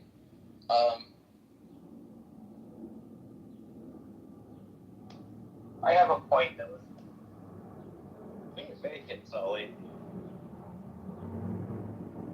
It kind of seems like, I mean, this is actually a.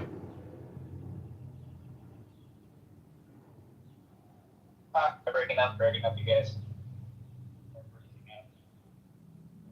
What about now? Am I good now? Yes. You are good now. Please proceed. So, yeah, I mean, it's like when you talk about like scholarship, especially secular scholarship, it's almost built into the concept of like secular scholarship that they're trying to put themselves at a distance from being like theologians or something, or like religious historians rather than secular historians or scholars, you know.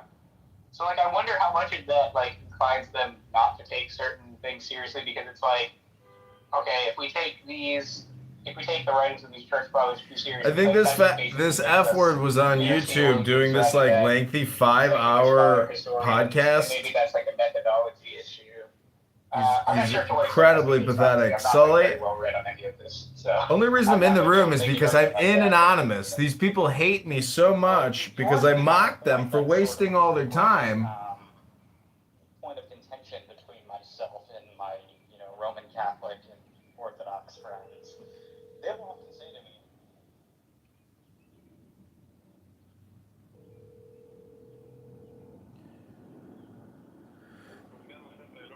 Hi, can I place order for pickup?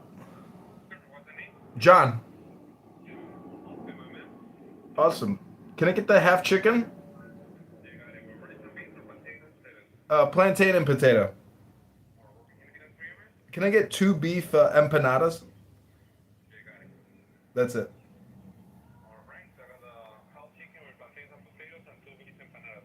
Correct. Okay, great. See you soon. Thanks.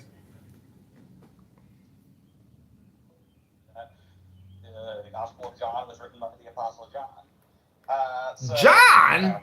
Maybe some of that same like inflation of those two. Maybe we should read one of these books. Maybe we should read the book of John. Maybe we should read the book of Matthew. It's never gonna happen. People don't read anymore. They just talk all the time. Non-stop. Every day. 7 days a week. 80 hours a week. Matthew's authorship, Luke's authorship, the connection between the two, like all of the things that you're using to bolster, like, you know, the first order resurrection case, right, are all just actually like from, you know, centuries later, from like people that were not in any way like, you know, close to the events, that like are like in the tradition that are saying these things. I don't think I would agree that maybe the historians Clement of Alexandria were centuries removed from the events. They're further removed than the Gospels. Of course. Yeah. It's like the sources that tell us that Tacitus wrote the Annals are obviously further removed from the Annals.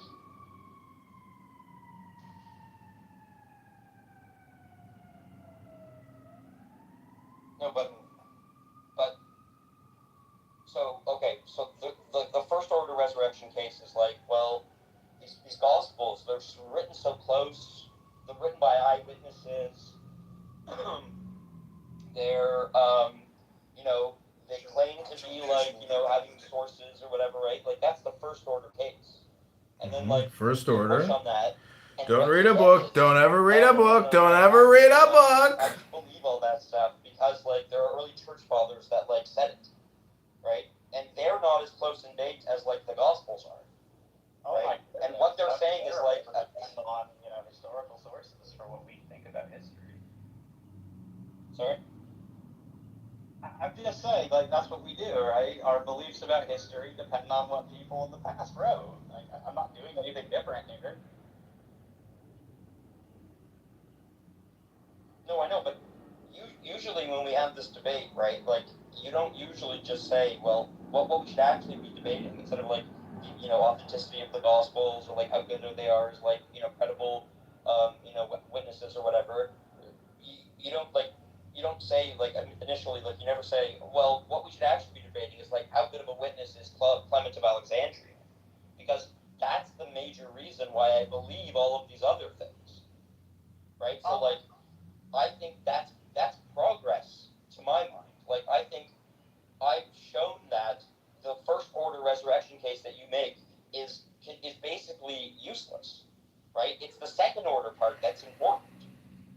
So I don't think that's completely true, right? I think if you want to challenge the eyewitness claim, or you want to challenge that they're lying about this, so those premises in the argument, then yes, I think early external early church father sources become very important for that. Again, I do want to highlight that's not the entirety of it, because again, on that they're not lying claim, I think Tacitus and Suetonius are doing a shit ton of work there as well. So it's not just early church fathers. But I hear your point though. So I do think when it comes to the eyewitness claim and they're not lying claim, church fathers are important there. Now, when they're saying they're not honestly mistaken claim, not so much, right? That's largely going to depend on the content of the Gospels themselves, and psychological reasons to think that there can't be mass hallucinations, and so on and so forth. So I do hear what you're saying, but I guess I want to say I don't think it's completely true. There are some qualifications. Does that make sense? Yeah, that's fair. Some guy did.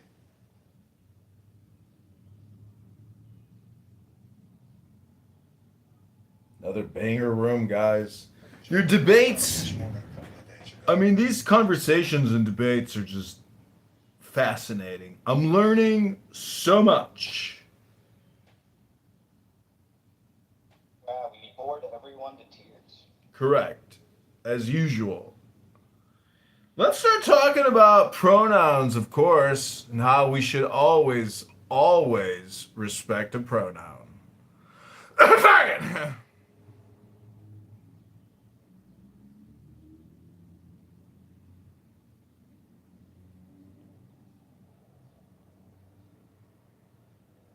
Michelle Obama arrived at the presidential library and had such grace, such poise, such beauty.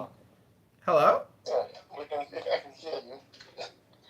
You defeated them, man. They were just all shocked that I'm competent at speaking. We are shocked that you are confident at speaking. Of the Gospels that pushes back against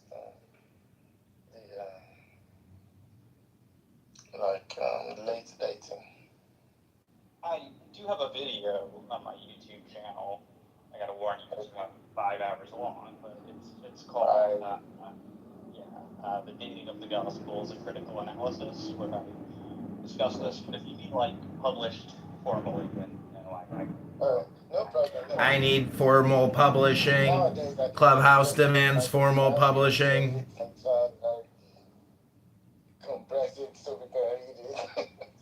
Yeah, I can post it in the chat if you're interested. Okay, I'm interested to look at that. Because that's one way that one can actually continue this discussion. Because most people are not actually familiar with why the scholars date it late. So they just come in and say, appeal to authority, scholars date it late, and then everything stalls. So, I can tell you the main reasons. I think at least subconsciously, even if not overtly stated, a huge reason for dating the Gospels so late is that Jesus just very obviously predicts that the temple is going to be destroyed in 70 AD, and there's kind of this, again, maybe not explicitly stated, but at least implicit naturalistic assumption that that just can't happen, so obviously the author's about this, so obviously he must be writing. Yes. There's a huge amount of work in why the Gospels are dated late.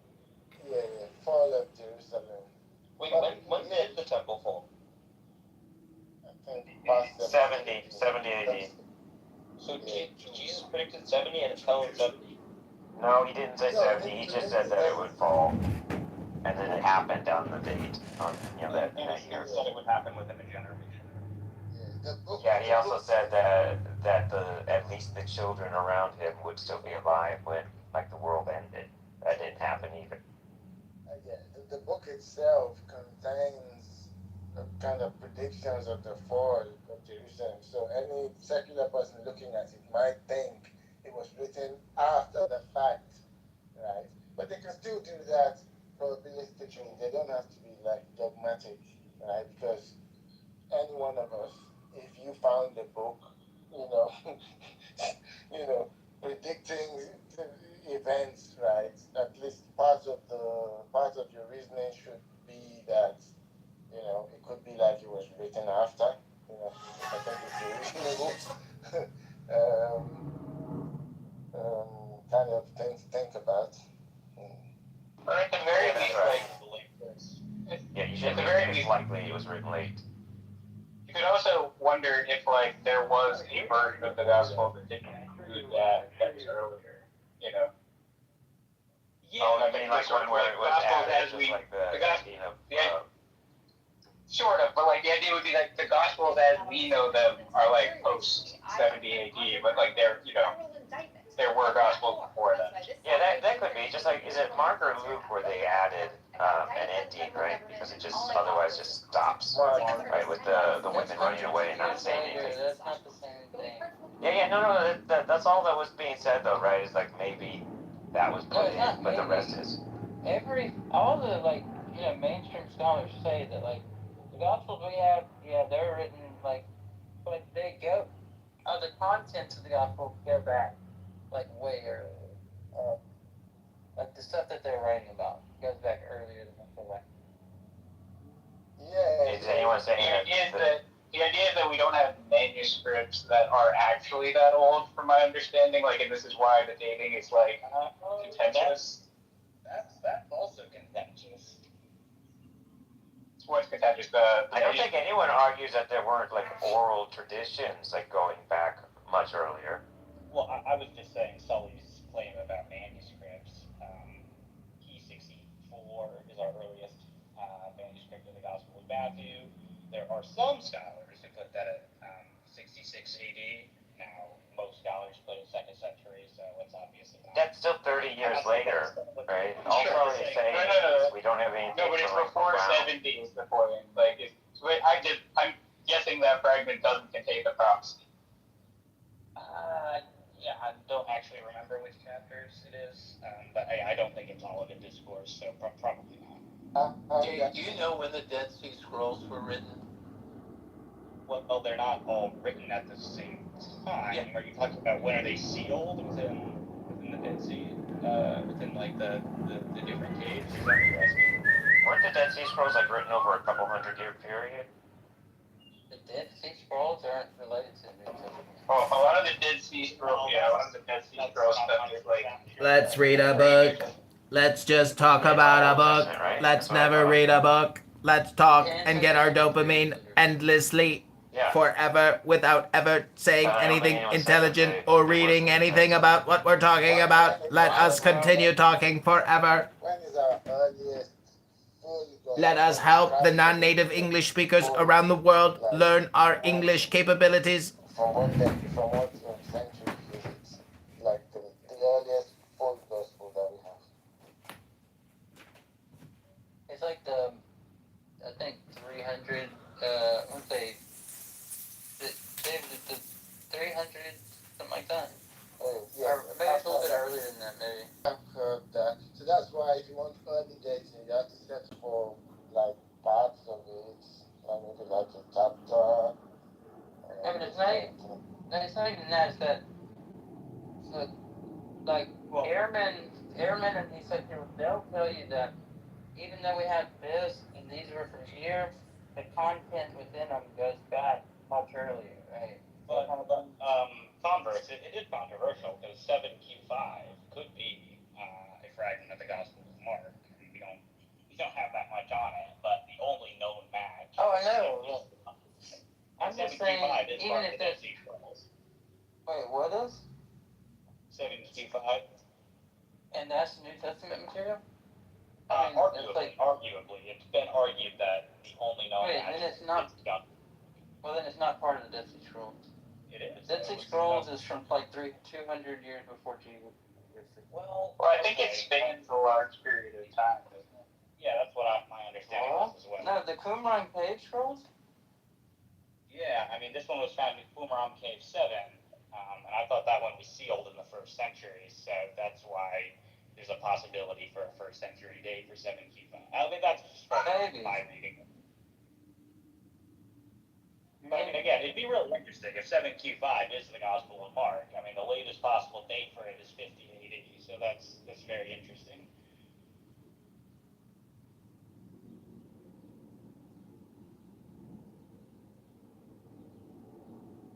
Sorry, Sully, I wasn't trying to cut you off. I was just saying there is a little bit of disagreement, at least with Matthew, Mark, and Luke, because Matthew and Luke, we've got arguably like 60s manuscripts, and we've got a manuscript of the Gospel of Mark that's arguably 50s. But I would get mainstream scholarship, to Miller's point, would disagree with that.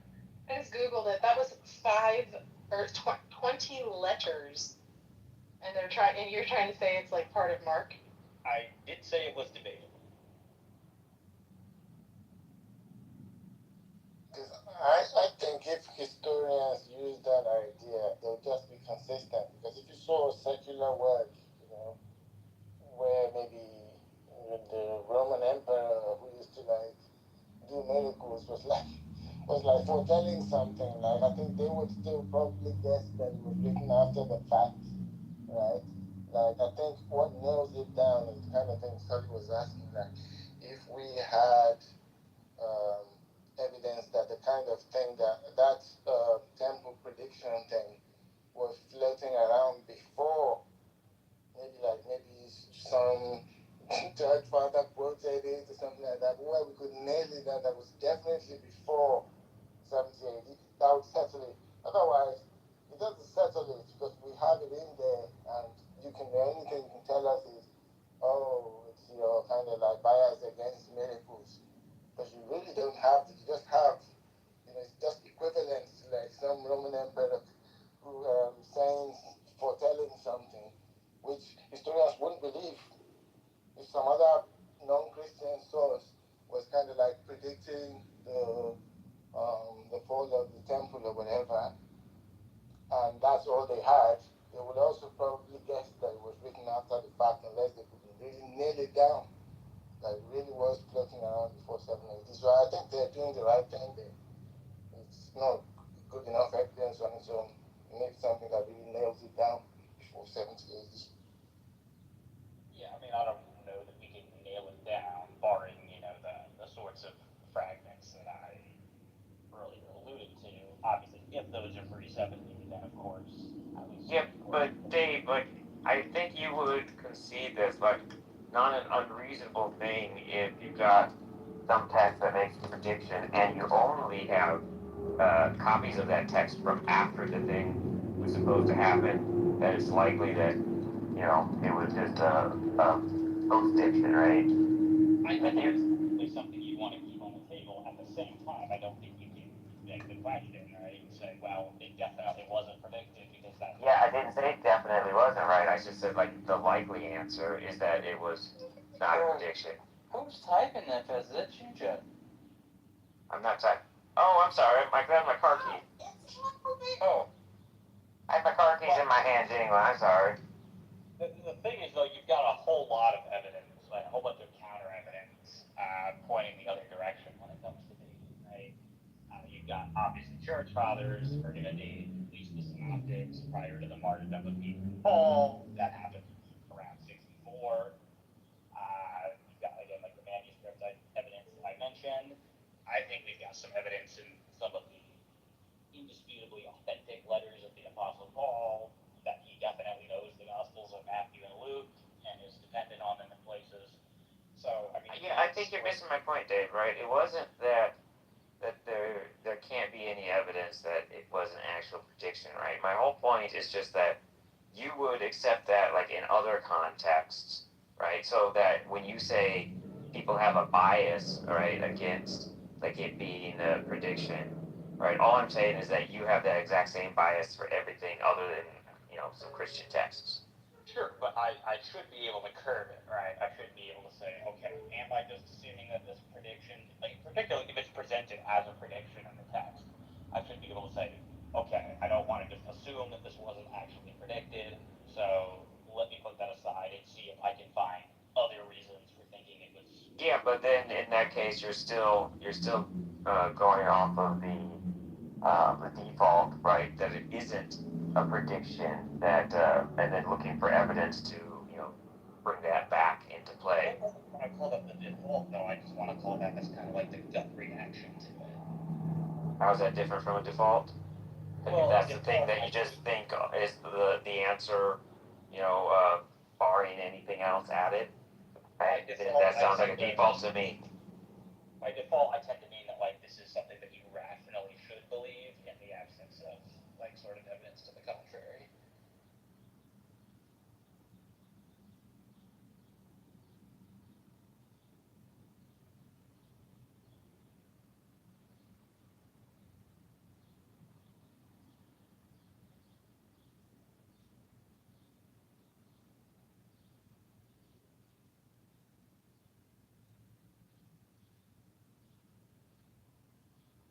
Oh shit, I just said a whole bunch of shit without muted. Anyway, my point is that people make predictions all the time, almost always completely wrong, right? And so because of that, if you see a prediction in text, you should probably think that it wasn't an actual prediction until you get more evidence, to make it able to conclude. I don't see how that follows.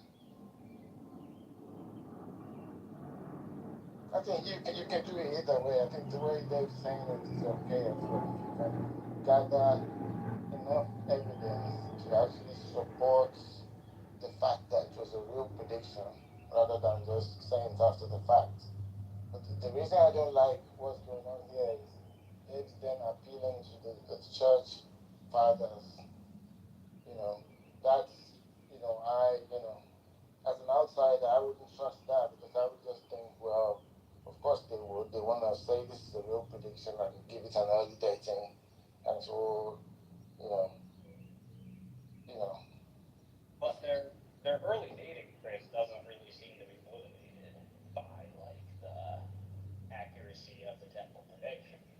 In fact, like I mean, I could be wrong on this. Maybe Converse could correct me because he might know this better. But I'm not actually aware of like any of the early church fathers using this as like an argument that like, oh look, because like clearly the prediction happened this early because the Gospels are written that early, therefore, that's a good reason to think that Jesus is the Son of God because look, he fulfilled the prediction accurately. So I don't know. Just when they give us their dating of the Gospels, it doesn't seem to have any like concern for that particular issue.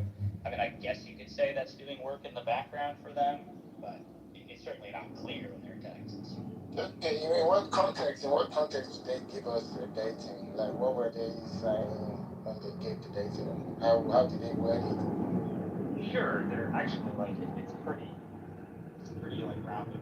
So in the case of Papias, he tells us that Mark wrote his gospel like for Peter. So he doesn't really tell us that much, other than that he would have to be in the lifetime of Peter.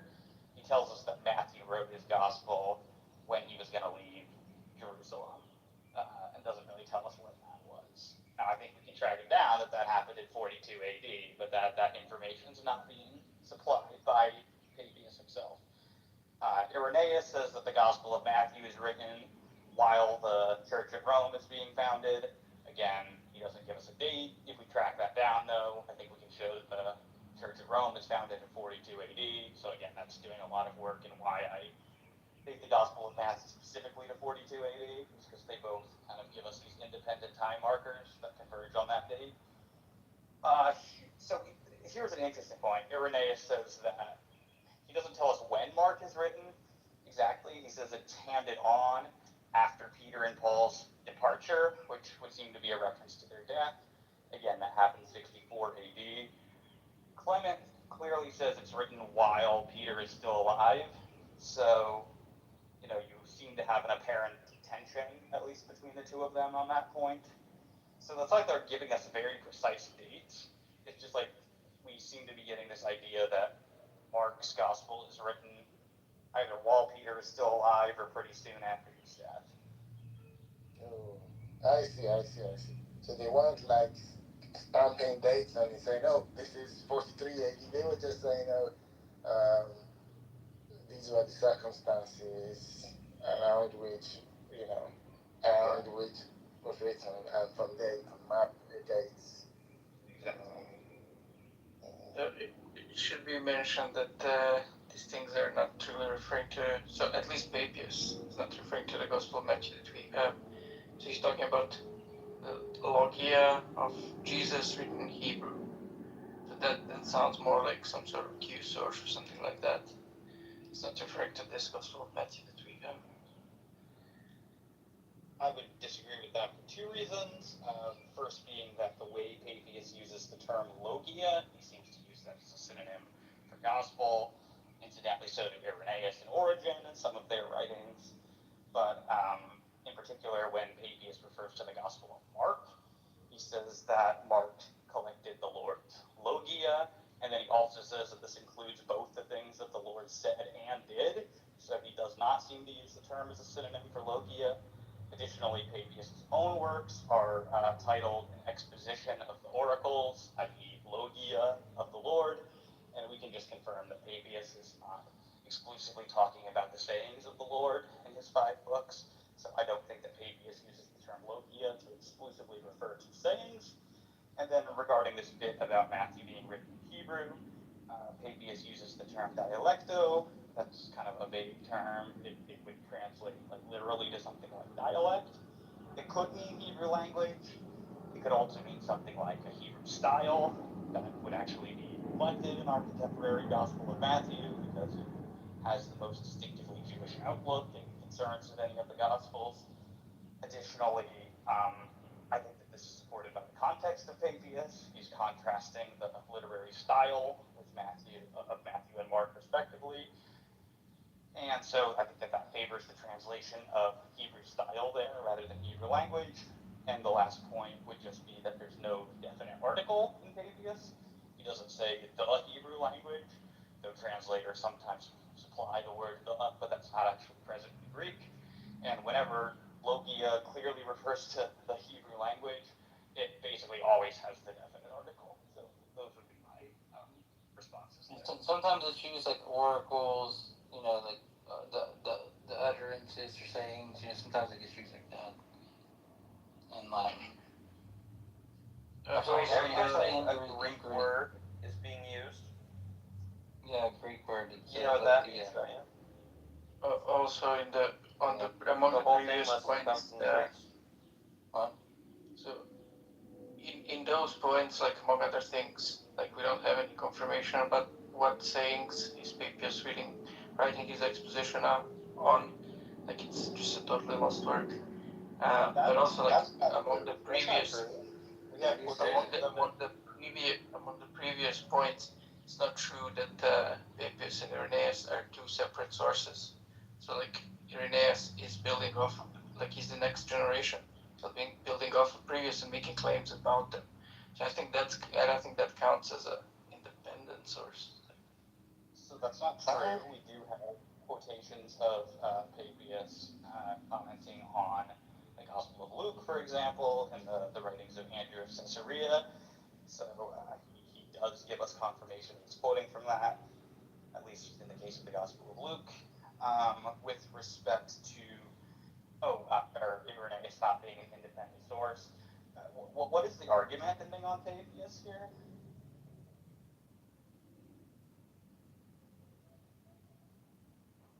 Argument for what?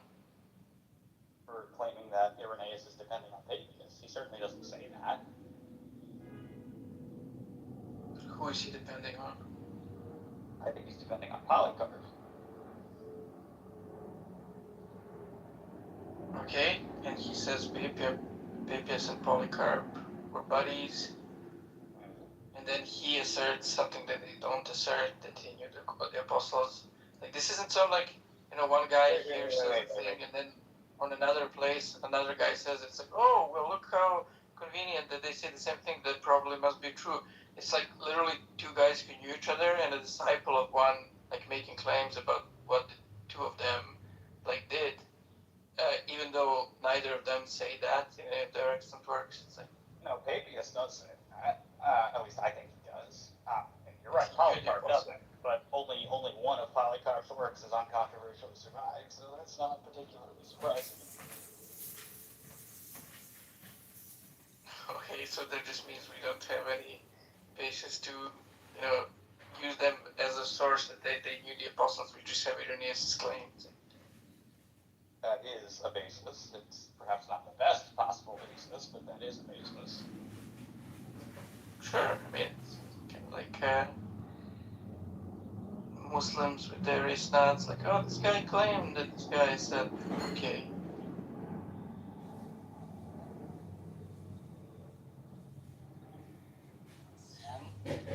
What's the issue? Are you saying that Eusebius isn't a different source than Papias? Well, Eusebius, very much disagrees with the claims of Irenaeus about whether Papias knew the apostles. That's irrelevant. I didn't ask you about that.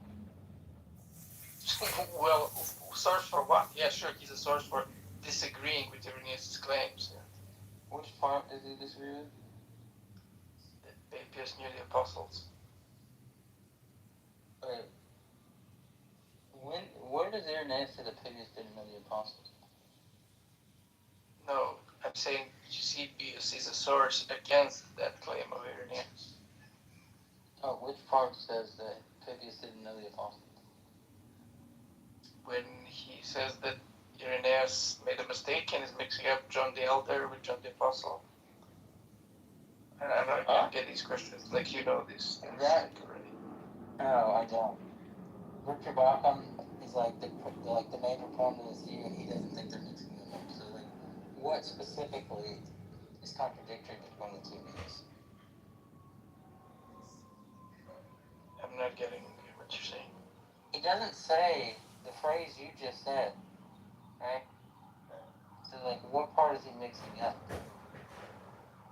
Who doesn't say what I'm saying? Oh my God, really? He didn't say that Papias got wrong John the Apostle, John the Elder. Who? Eusebius. Yeah, Like, says, why do I have to do this for you? Says You know exactly Irenaeus is wrong. I'm a retard. It's fine, go be a funny smooth brain. Yeah, funny smooth brain, Eddie Chicks feathers. You can't even track what you were talking about. You're just babbling nonsense. That's why it's untrackable.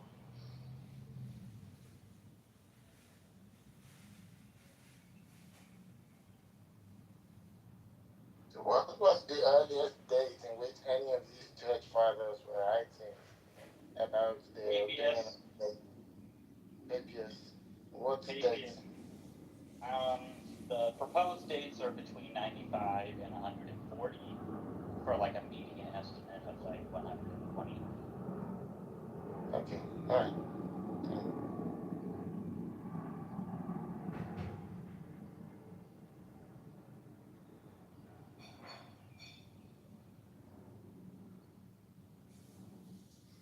And by the way, that's the work, that's not extant, the expositions of the sayings. Right, but we have a lot of quotations of it.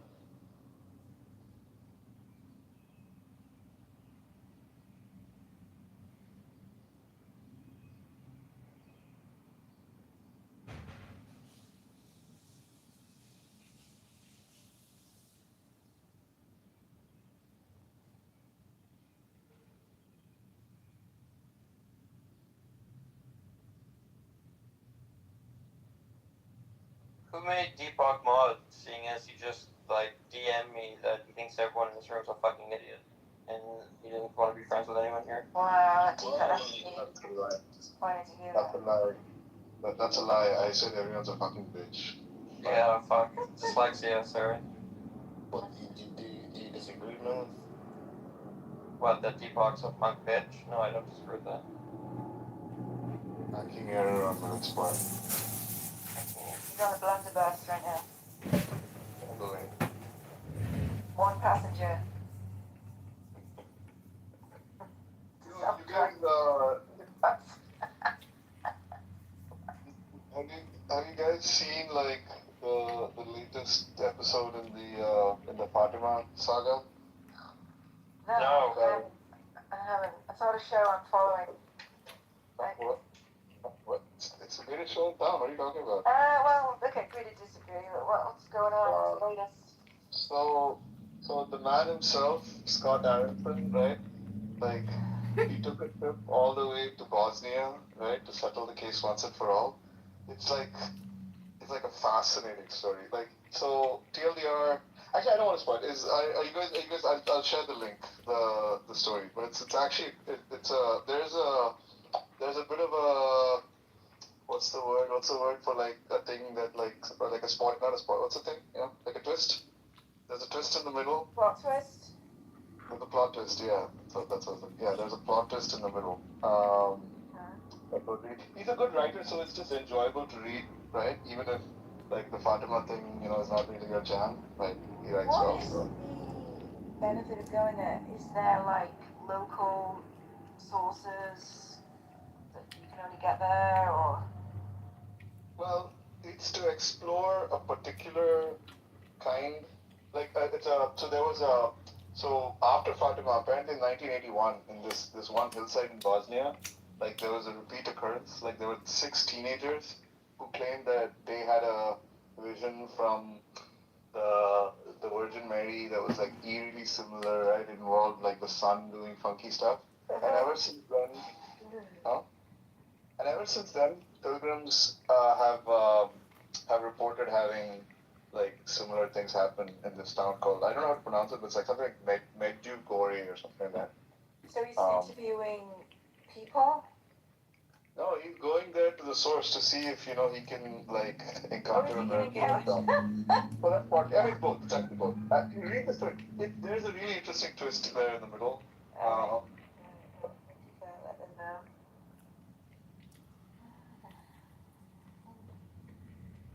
But it has a happy ending.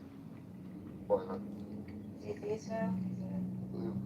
What is the plot twist and what is the happy ending? What do you think that Fatima in Bosnia is a Muslim miracle, but No. Bosnia, yeah, I know Bosnia is like predominantly Muslim. It's super Muslim, I know, but it's also like and Fatima is a Muslim. Its name. No, wait. You know what the Fatima thing is, right? What is it? Yeah, there's a town of Fatima in Portugal. No, you don't know what we're talking about? Yeah, that's right. Okay, yes. So the Bosnia thing is like a follow-up miracle, separate incidents, like in the middle of Bosnia. It's Bosnia, not Croatia, like the Medjugorje. Yeah, Medjugorje. But I think it's Bosnia. He kept mentioning the Bosnia. So that's the article mentioned.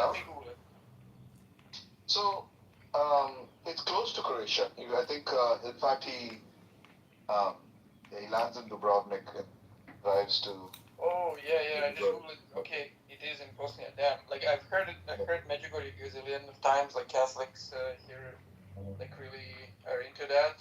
I just always assumed it's in Croatia because like all the Catholics are Croats. So, yeah, get right. No, you're right. It's pretty close. Yeah. Very good. There's actually like a tiny little section of. How does it work? There's like a tiny section of Bosnia that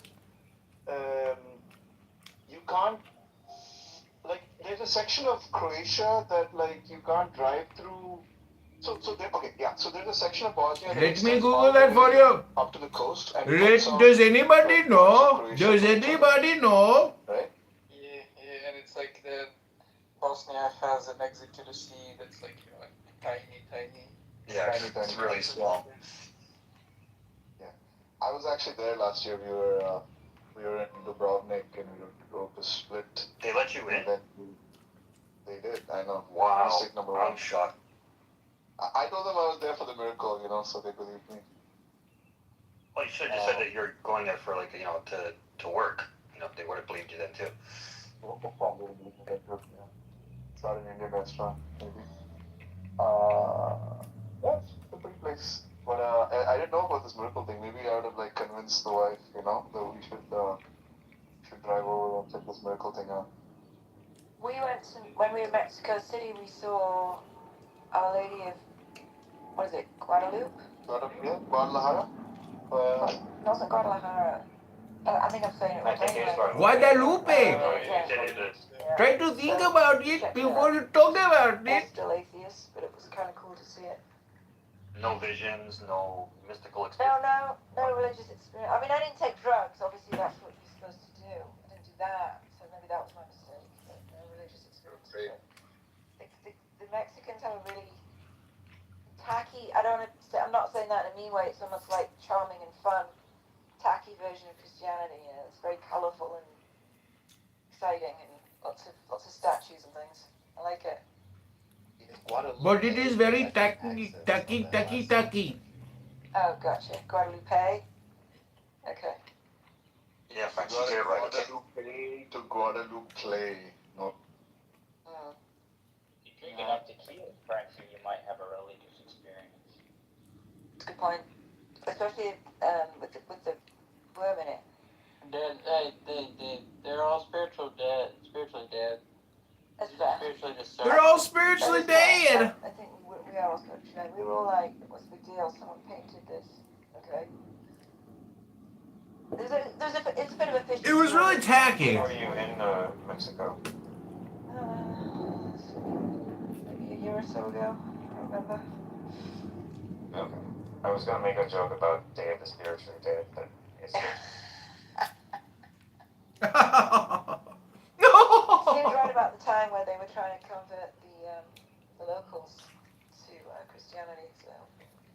The locals, the smooth brain yokels.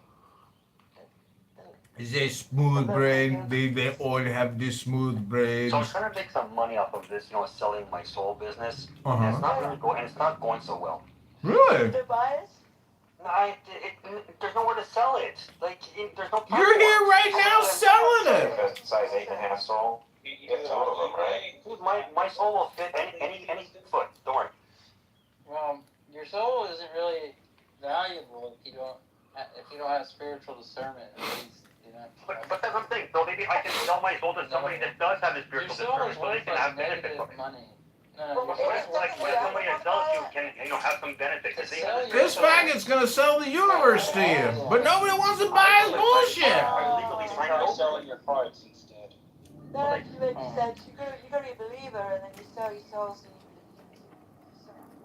you've lost your place in heaven. Nobody wants your soul, bro. Yeah, what do you say? It's like a backup for you. What are you talking about? Just in case yours goes south, you got another one in your back pocket. No, it doesn't work. It's like, it is. Dude, you got like a soul that has the Andromeda strain on it. You can adopt it just like a child. Come on. You're doing it wrong. If you really want to maximize your value, you've got to create a sole proprietor. Oh my. How much value do you need? What did he say? Value? He did. He said value. He said virgin earlier. I feel like You're devolving on your ego skills here. Yeah, that's what's his name from Discord. I mean, what?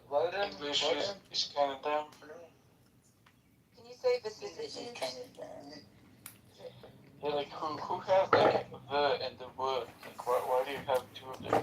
Because they're completely different sounds, Chief. Literally Hebrew. Yeah, who does that? Like you can just have the. Like, just put the everywhere. Put the everywhere. German. I was thinking German as well. Many Europeans like you as well. So you're in good company. Yeah. English, Hebrew, German, Latin, I believe.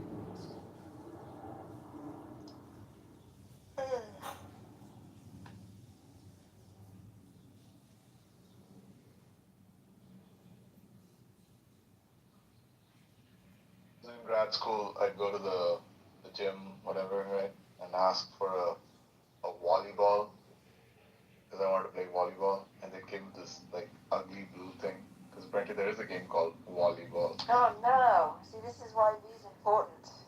You get misunderstandings like that.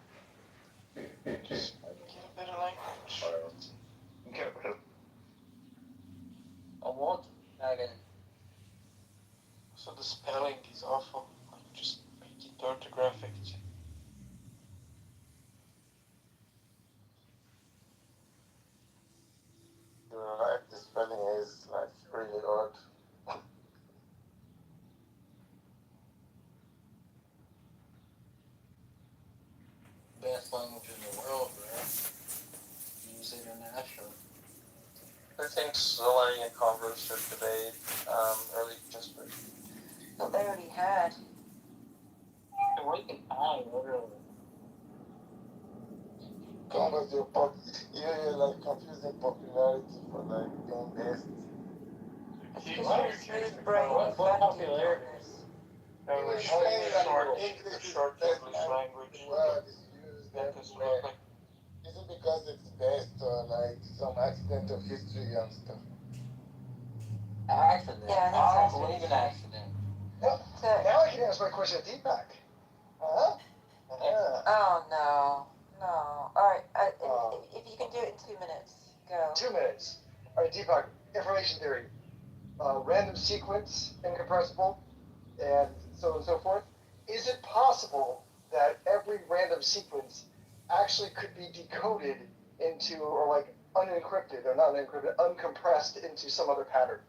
Do you think that's a possible theory? Like if you do a neutron decay, so like you do a neutron decay, right? So like, or like excitation, it excites, takes 10 seconds, do it again, takes 20 seconds, do it again, takes 5 seconds.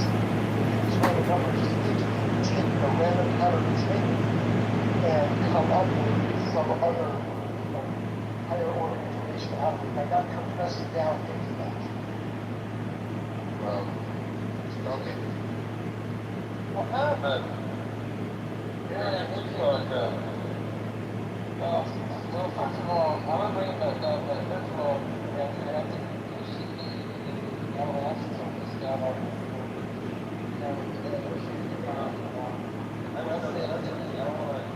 don't want to answer. I don't want to talk about it. I have to try to get that.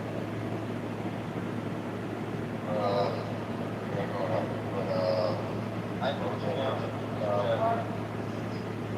A lot of things. Exactly. But I was just talking for a while. I didn't realize something happened. Let's see.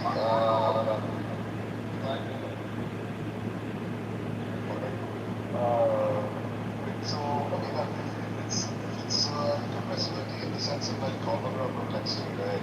Yes, right, exactly. Yeah. Every single question. No. I'm saying it's incompressible, so those are random points. So therefore, like, that's what everything is included into. That's the conclusion. That's compression. We simplify random points. And that's the best way to so we have a perfect compression algorithm that looks like random. So if I think of a random sequence, now it could be like a compression algorithm, or it might be an way to uncompress it back into some information. That's the fixed random sequence. Can I come on? Sorry, I've got some question. Just repeat the last part. So if I imagine, like, so just imagine like I'll just coins or flipping through the heads, tails, and everyone would read 6 heads, 6 heads, tails, and therefore that's it's just a noise. It's just going through everything. But it's effectively a string of bits, ones and zeros, but it's incompressible, it's random.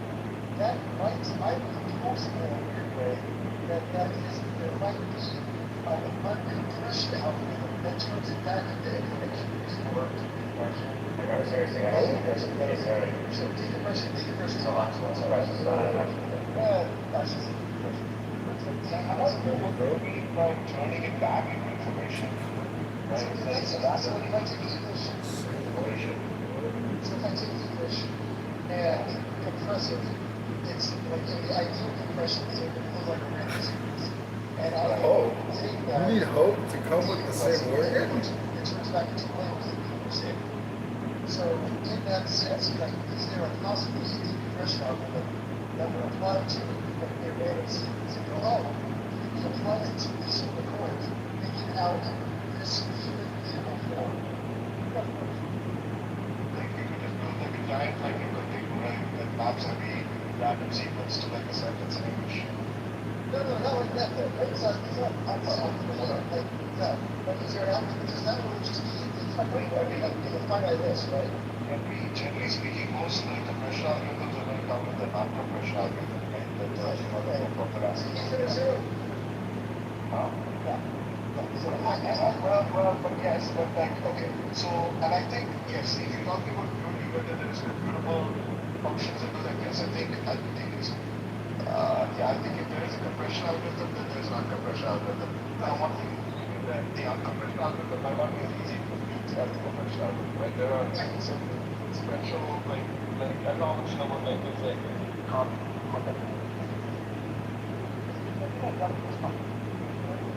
there's like certain classes of functions that are like they're called one-way functions, and they're easy to compute in one direction, but very, very hard computation in the other direction if you take place. Yeah, so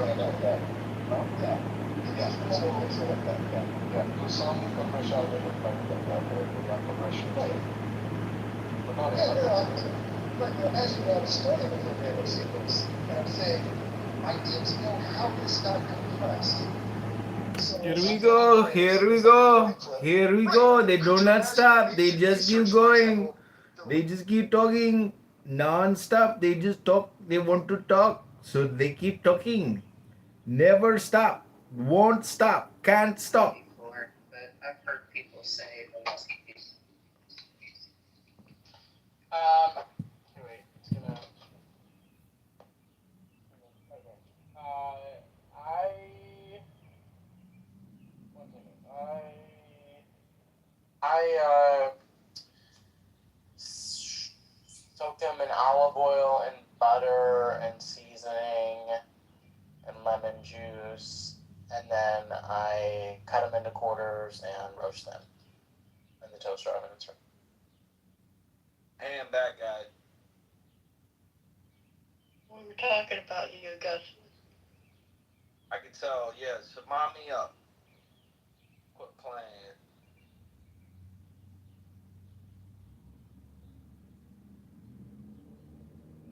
Yeah, Beth DM'd me. She said you guys were talking about me. What the heck?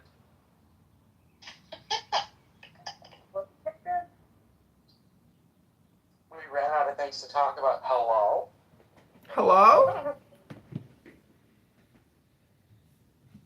Yeah, Beth said you guys were talking shit.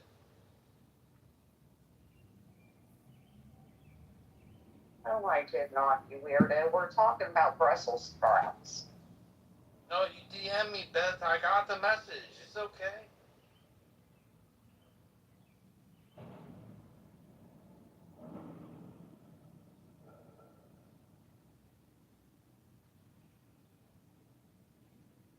I got the message. I'm here now. It's alright.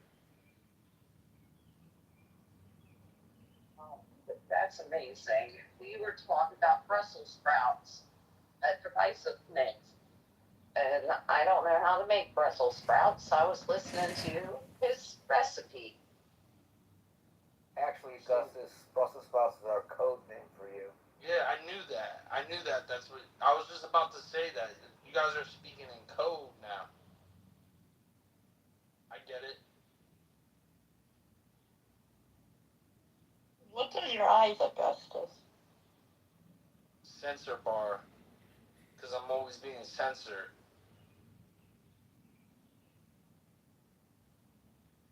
Because I got the forbidden information. The forbidden knowledge.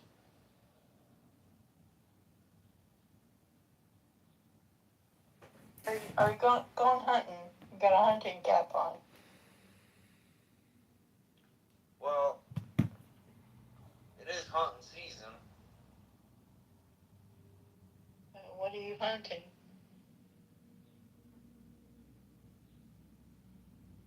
I find I'm retards. hunting for I find retards. Aw. Poor little things. They're just nuggets to eat. That's right. That's right. That's right. What's new with Tronic? Wasting his time. He's good. I think that he's just disappointed with the community.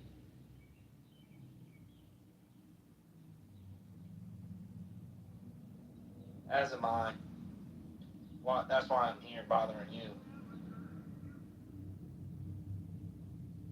guys had a pretty strong community going. I thought you still did. Oh, thank you. Thank you. Thank you. Things are good though. I wrote an email to Elon Musk's cousin today. That was cool. On behalf of Senator Ron Johnson.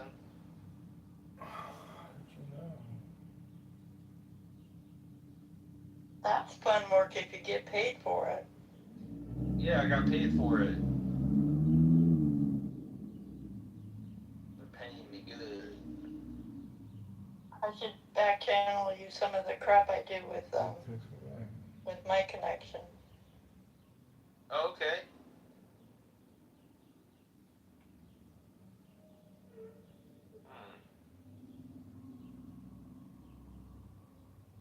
People don't like Mike Pence. Nah, I know.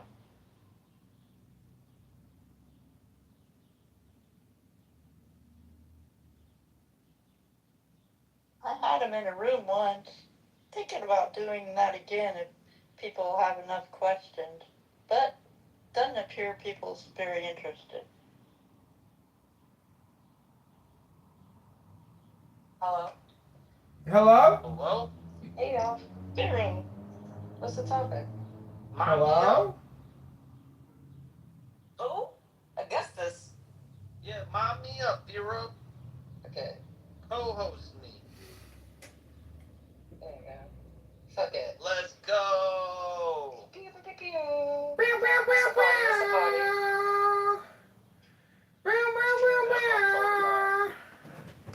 That's what I'm talking about. That's right. That's right. Go downstairs for a smoke. So guess what? I'm celebrating right now, y'all. What happened? You find a house? Did I find a house? Yeah, did you find a house? Yeah, I put a bid in on a house, but then they took it off the market. I hate when they do that. Yeah, that's not. Yeah, but no, I'm celebrating because guess what? I just got a promotion at work. Yeah. Comes with a pay raise and everything. That's hot. Yup. Hey, how you doing? So, yeah, I'm just chilling right now, enjoying the good weather. It's nice out. That's hot.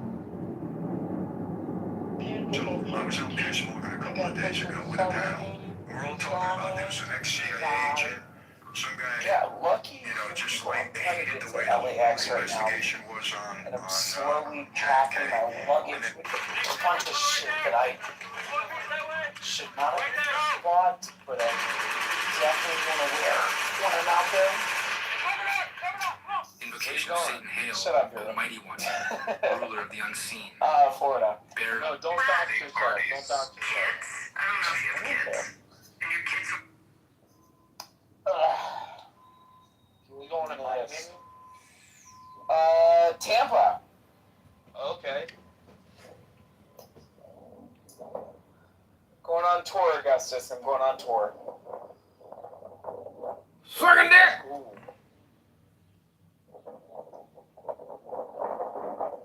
Oh my god. Vera, have you ever had to sit on top of your luggage? How I close it? Yeah. This is insane. Are you carrying so much clothing going to Florida? You're supposed to bring less clothing when you go to Florida. I just went and got socks, and everything I'm wearing needs black socks, so as opposed to white socks, so I'm gonna leave the white socks. Okay. I have literally an hour to get to the airport. I still have to buy edibles. Yeah. And another weekend. You can't find edibles at the. They don't have it at the airport In Florida? in LA. No. Oh. Crazy. I don't know. Oh, Marshall Rankin's here. Bring him Oh, up. Hey, Augustus, how's it going, buddy? Marshall, what's up? What up, Augustus? Hey, girl. How you doing, bro? What's up, Marshall? Not much, man. Just down knocking doors. What are you doing? He's knocking doors. I'm celebrating. Good. What are we celebrating? I got a promotion. Dude, fucking proud of your ass. Glad you got it. Thank you. Yeah, and I wrote an email to Elon Musk's cousin today on behalf of Senator Ron Johnson. Restaurants in Chicago downtown that is owned by women. Nice, so you're on the Hill officially. With drinks named after. No, they don't want me on the Hill in an official capacity. The ethics committee said that it's a conflict of interest because I ran the Orange Kitty campaign. Yeah. So, I'm biased, allegedly. So they don't want me on the Hill in an official capacity, but I've got a good relationship with his communications team, and they've asked me to just do a bunch of help for them, which I'm getting paid for from a third party. Good job, Ron. Glad you're doing it. Yeah, Ron John's the man.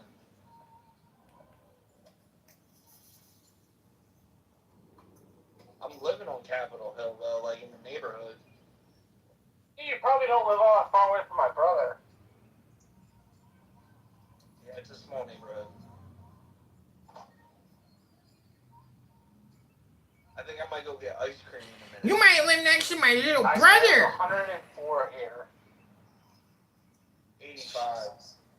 Lucky bastard. Gonna be in Vegas in 4 hours. Should be interesting. Augustus, how windy is it? Windy? Yeah. In DC, it's not that windy. Yeah, I'm north of you, and it's really windy here.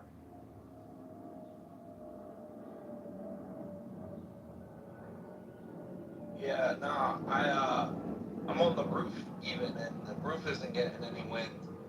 It's got a cool breeze, but not wind. Wouldn't classify this as wind. Yeah, I had to take my umbrellas down because it kept getting knocked down because the wind was too strong. Oh, jeez, Louise. Yeah.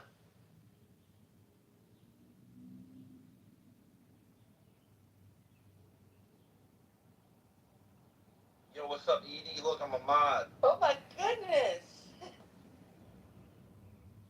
I don't even need your help this time. It was a charity mod.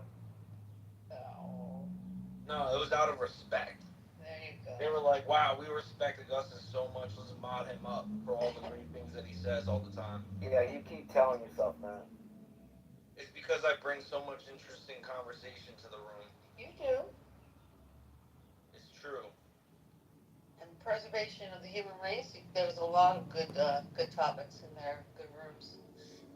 Thank you. Of course. Edie, guess what? I'm celebrating right now. What you celebrating? I got a promotion. You did? Awesome. Yeah, with a pay raise and everything. New title. That's great. What's your new title, Augustus? Senior strategist of media. Well, that sounds very impressive. Thank you. Oh, you're kicking ass. That's amazing. What's your favorite medium? My favorite media? Yes. Meta. Is that growing interest for political types, or is that where they hang? It's like a senior citizen facility or something. There's a lot more, freedom of speech on Meta than there's ever been. More so now than there's ever been. And hopefully, that stays this way going into the next administration. If you look at the statistics, there's 3 billion people on Instagram and over 3 billion people on Facebook. So you're just reaching a wider audience. Boogergate! I got busted! Oh no! Some people like to clear the boogers from their nose. 6 times the amount of Wow, Garrison's naming his son after me. Posting on. So you can all Meta, sleep safe at night. Like so little like babies. a video that might get 300 Someone's likes out there doing on something. X It'll be will get okay. like 20,000 likes on Meta. So I like it more because I like going viral more.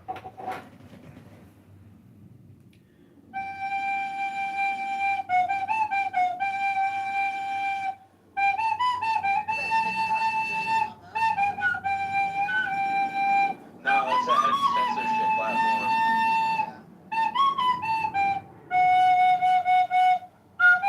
Yeah, they already like. I posted a couple things on TikTok, and one of them already got flagged, and they were like, "This is strike one." Yeah, if you do this again, we're going to ban you. I'm always getting censored. That's why I got the censor bar over my eyes.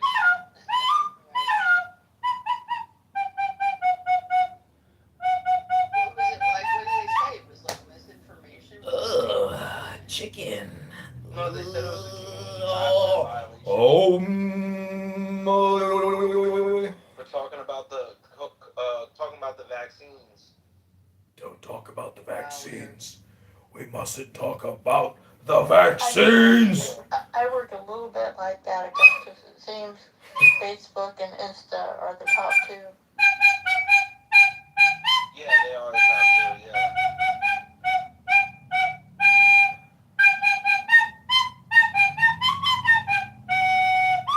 Yeah, my organization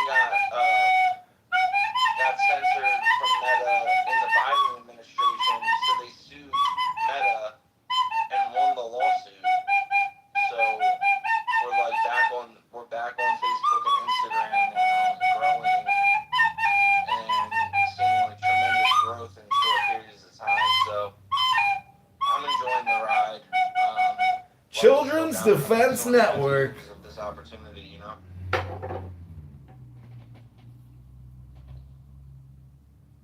But yeah, I mean, I hope that X grows over time, but it's like half the country hates it, you know, because of politics.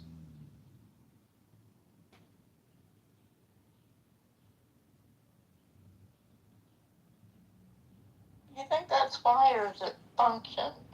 I don't find X very friendly. What is it? You got to get 5 or 7 deep before you can talk. Yeah, I don't know.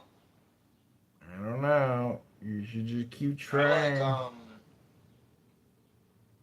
really used to like Clubhouse the most, more than anything, but I don't even like Clubhouse. I'm blocked.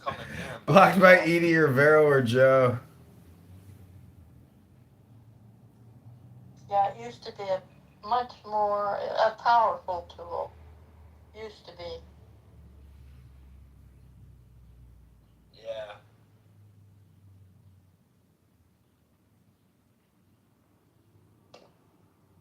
I'm working on a movie.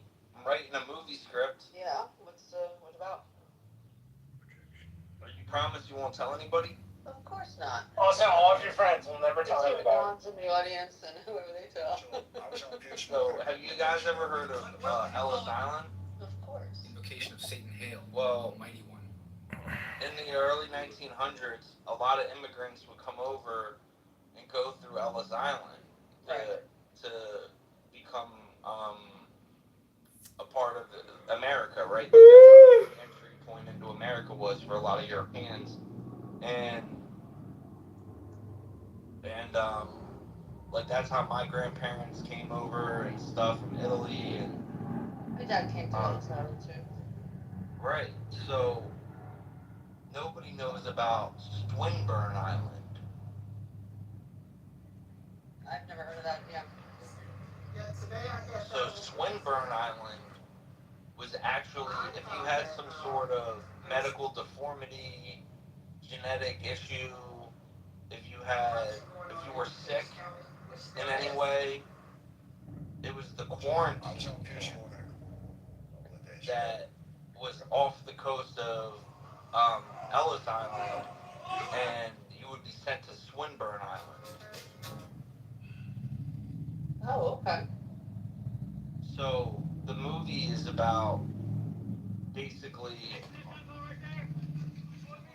you get sent to Swinburne Island. Location of Satan. If you were a little different, but it wasn't for quarantine purposes exclusively. It was the U.S. government and military doing human experimentation. Oh, wow. With aliens. Oh, okay. In collaboration. In the human-alien hybrid agenda. Augustus, have you heard of the book Swindle to New York? No. It's a nonfiction book by a guy named Tucciarone, and it's about the Italians that came to New York between 1893 and like 1905. Excellent, excellent book about all the fraud in Italy, people coming to New York and to Argentina, and poor Italians who paid the equivalent of a coyote to get them to Argentina would sign up, and they didn't read or write, most of them, and give their life savings to get to Argentina, and all of a sudden they'd end up in New York, and they had all of these young Italian men with no money, and it was a big problem in New York. They had to house them all, and it's an excellent, excellent book on the fraud, and if you're of an Italian background, it's a terrific book to read. Swindle to New York. Wow. Yeah, I'll check that out. Thanks for sharing that. Might help you with your book. It's got some. It's very well documented. It's a really well written book.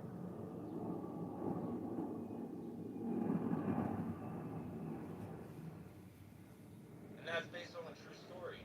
It's nonfiction. It's based on that whole period. It's an excellent book. I'll get a link and put it in the chat. Excellent book. Put the link in the chat. Good one. Good one, Pizza Man.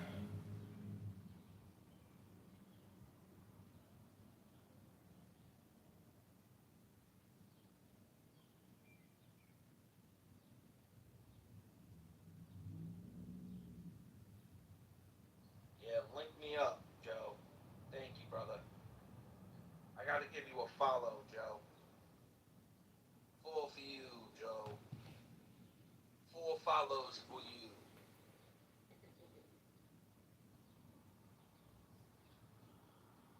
Yeah, Beth was telling me earlier, Edie, that you were talking shit.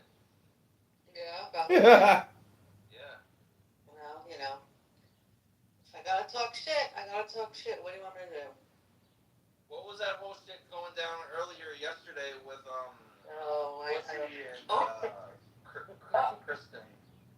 You popped in there? Yeah, I kept on trying to interject and nobody would let me speak because Pussy was pimping out. When Bussy's going, you can't. Yeah, nobody can interject. Yeah, Kristen got her ass reamed. Yeah, Pussy had a hard on for her. I was there for a while. I mean,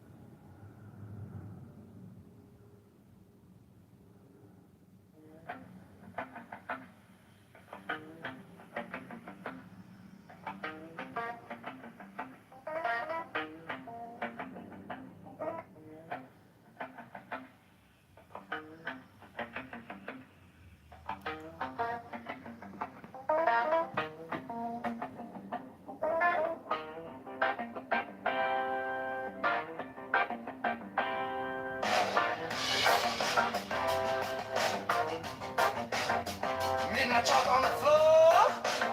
I draw a door. You slip in like a spell with your eyes on my core. Cold on the table and the candles lean.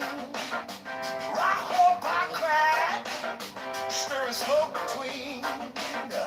Your hands speak thunder, mine answer back. Hot like a sigil, beating off the track. All power, all power, call it by name. We've been the dark hour.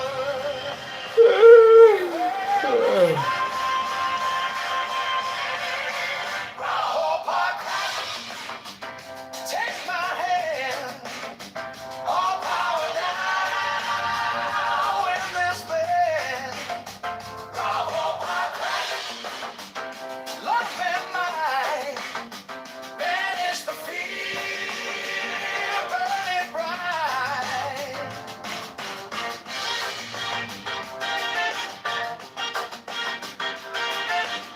You move like a comet in a velvet coat. I sing your secret from the throat of the note. Comic cup shaking when you laugh that way. Power the bull rush. Even the moon drops at the edge of day. I don't need a crown, I don't need a throne. If you say my name, I come home, I come home. All power, all power under the skin. We close the circle and let the storm in. I hope I crack. Take my hand. All power now in this bed. I hope I crack. Love and might. Banish the fear. Burn it bright.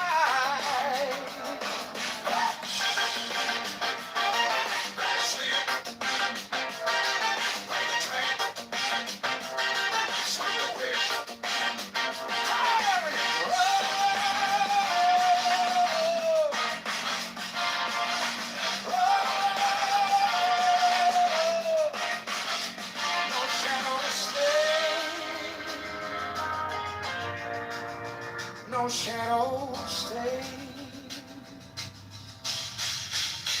I hope I crack. Take my hand.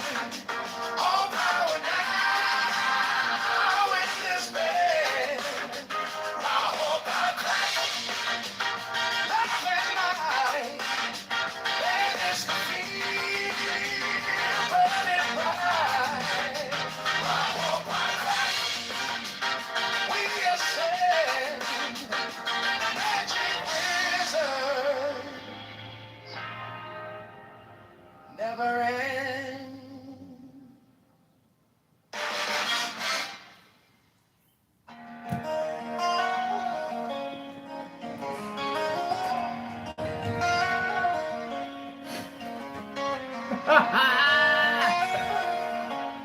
John casually picks his nose.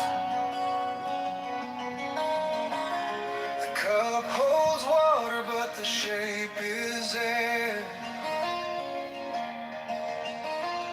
What's a life if no one?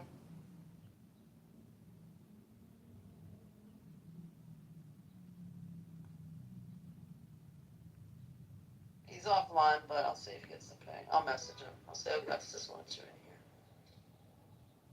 Alright. Let's see.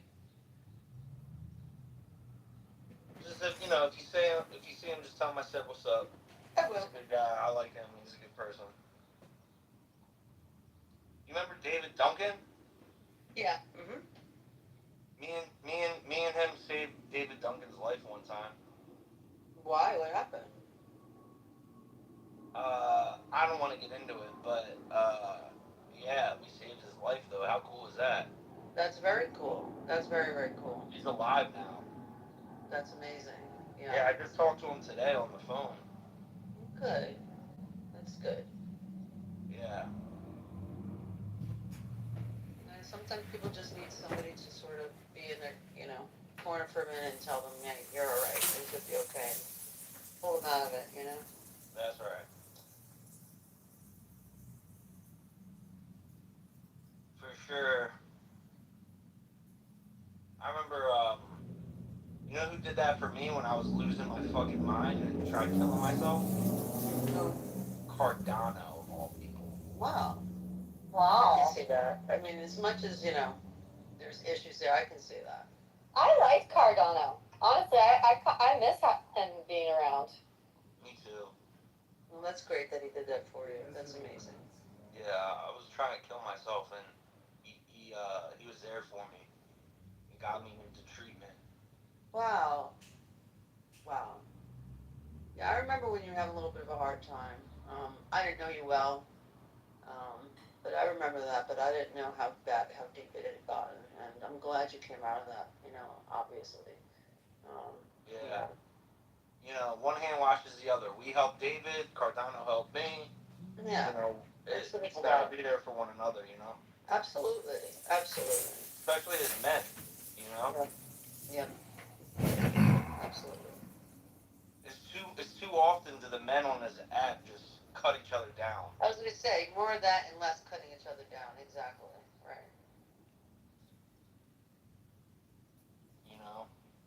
We're all in this crazy mess together, so, That's right. You know who's a good man is Cowboy. Cowboy is a good guy, yeah. Yeah, I don't like Cowboy. I hate Cowboy. Yeah, Everybody likes Cowboy. Cowboy and I used to live in the same town. Oh, yeah? Yeah, and we know the same restaurants and stuff, so yeah, I like Cowboy. Yeah. Yeah, he's a good guy. I like that guy. Yeah. So, what's up with serendipity? She's doing good. She's doing well. Yeah. Every time I came in the room recently, she's been quiet. She was probably just doing things. There was a sort of family death that she was dealing with. Yeah. No, I could sense that. Also, she's got a project she's working on. She's got a big top secret app she's creating that's taking her time. She's very excited about it, very involved. Well, that's the best thing you can do when grieving is just throw yourself into work. Yeah.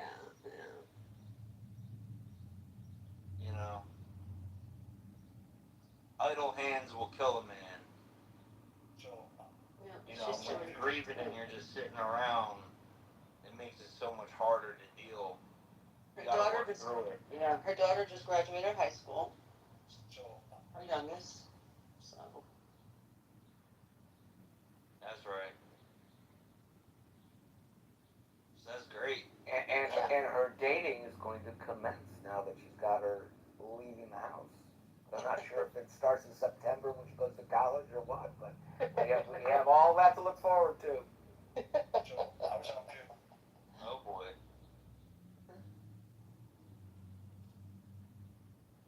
Just fine. Yeah, I'm going to release the Kraken. Yeah.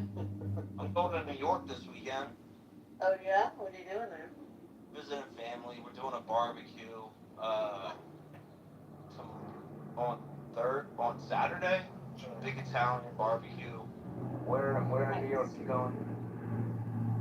We'll be in Brooklyn, but we're going to the barbecue right outside of Manhattan, New Jersey. I'm really looking forward to it. When you go to Brooklyn, you got to go to Williamsburg and go to this pizza shop called La Industria. It is phenomenal. It is the best pizza shop in all the boroughs. It's fantastic. And what's it called? It's Italian. It's La Industria. It's basically the industry. apostrophe industre. La industria.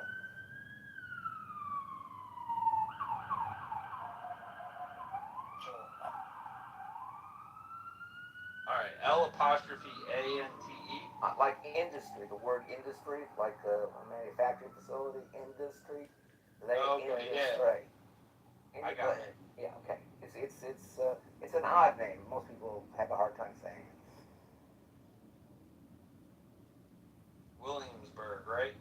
Yep. It's fantastic. It's worth the trip. I would not be telling you. They do a slice of pizza. My favorite one they have is it's a slice shop, so they reheat the slices. So they reheat the slice, and then they put a dollop of burrata cheese on top with fresh basil. Very simple, very elegant, and unbelievably good.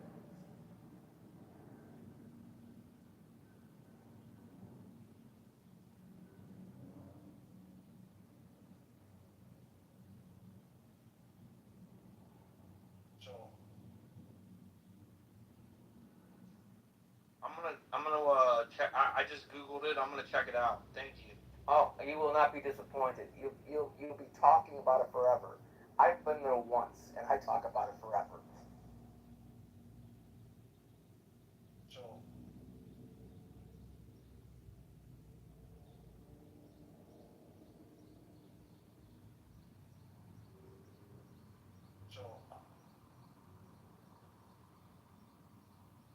Holly, you here? I am. Do you miss me when I'm not in the room? Do you miss me? Of course. Why not? I want to make sure somebody does. Yes, like why? Do you think she's the most sympathetic?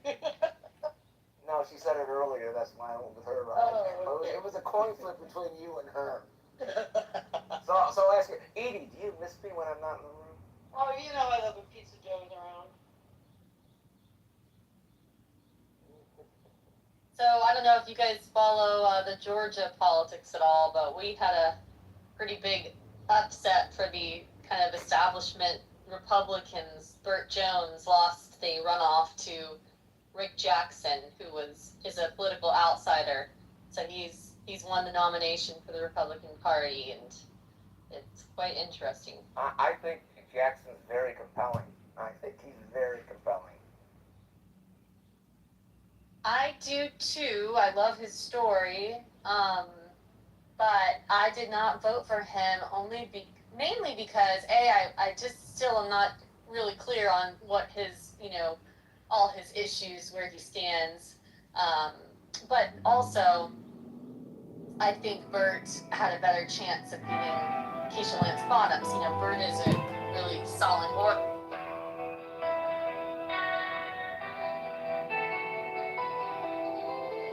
I am the charioteer of the east, Lord of the past and of the future.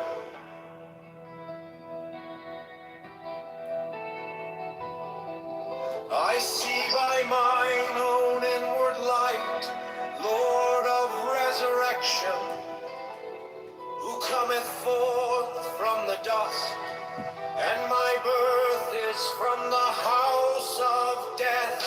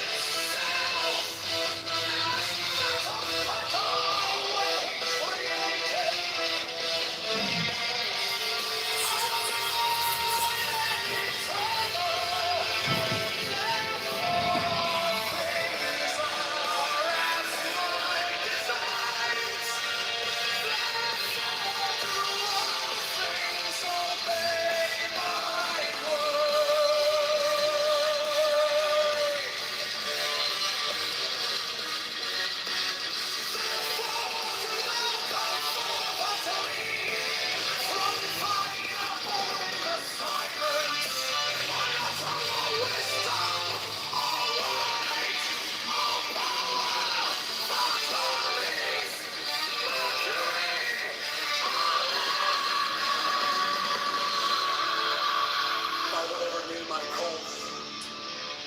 Thou art still nameless to eternity. Come thou forth, I say,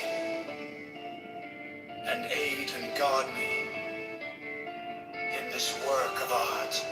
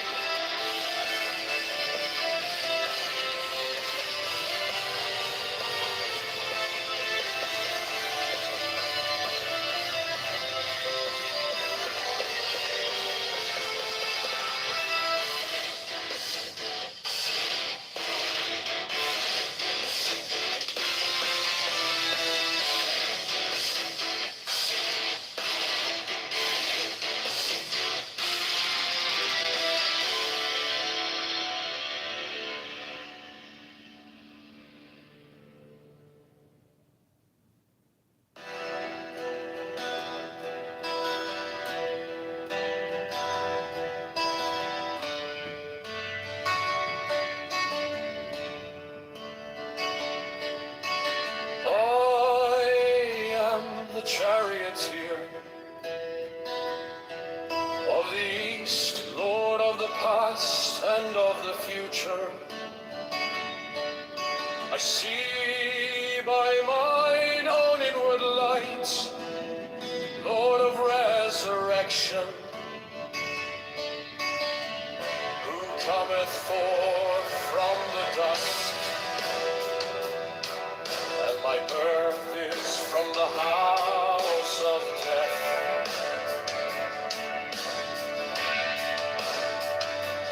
O ye true divine hawks upon your pinnacles, who keep watch over the universe, ye who company the bier to the house of rest, who pilot the ship of rest.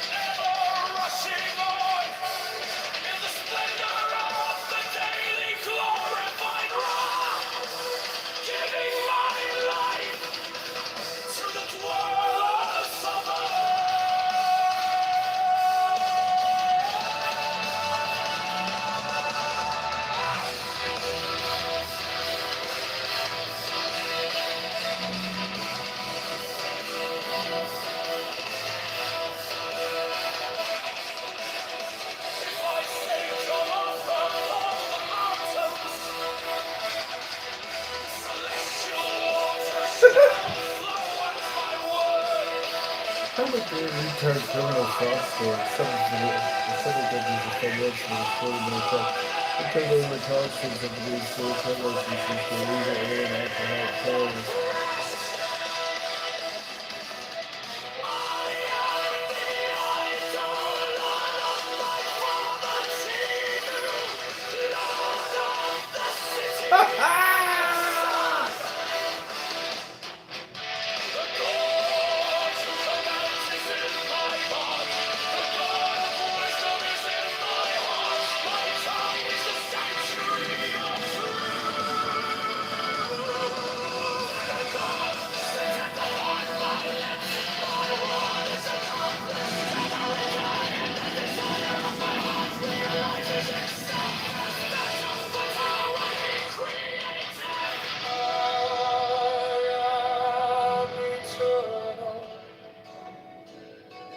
Therefore all things are as my designs. Therefore do all things obey my word. Therefore do thou come forth unto me from thine abode in the silence. Unutterable wisdom, all light, all power, grace, luxury, all men, by whatever name I call thee. All stainless to eternity.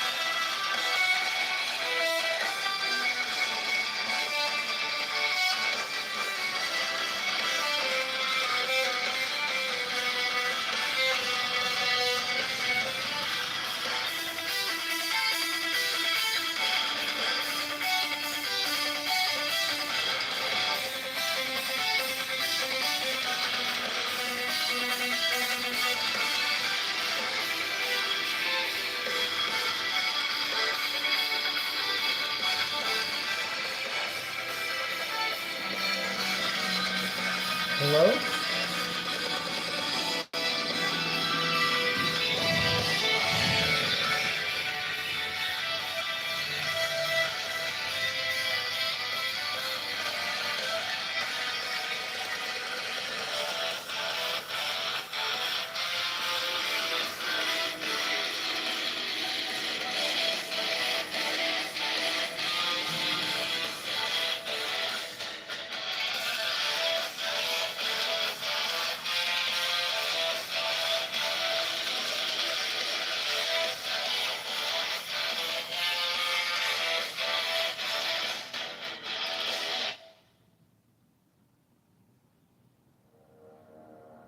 I am the charioteer of the East, lord of the past and of the future. I see by mine own inward light, lord of resurrection, who cometh forth from the dusk, and my birth is from the house of death. O ye two divine hawks upon your pinnacles, who keep watch over the universe, ye who company the bier to the house of rest, who pilot the ship of Ra advancing onwards to the heights of heaven, Lord of the shrine, which standeth in the center of the earth.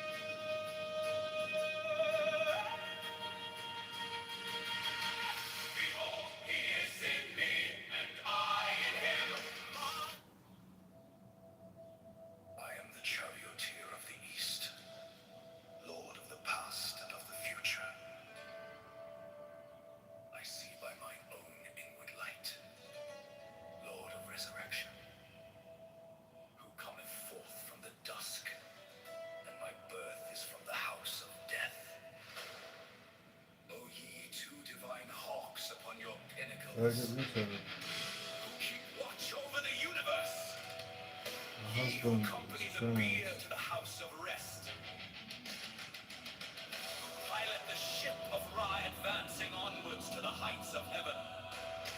Lord of the shrine which standeth in the center of the earth. Behold, he is in me, and I in him. Mine is the radiance, wherein tar floateth over. The temple being in darkness, and the speaker ascended into his place. Let him begin by a ritual of the enter, as followeth. H vivo preocul, o procul este profani, bahlasti,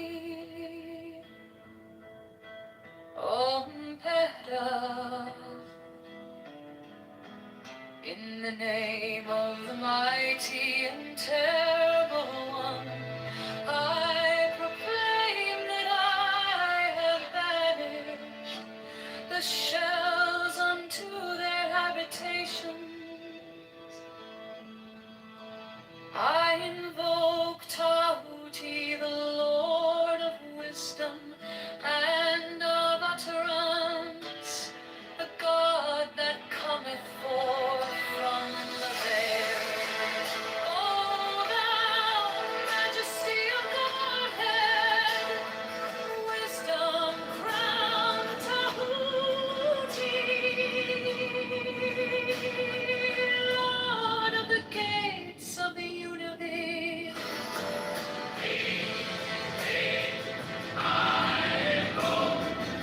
O thou the ibis head, thou who wieldest the wand of double power, thou who bearest in thy left hand the rose and cross of light and leaf, thou whose head is as an emerald, and thy lens is the night sky blue. Sitting in a bar.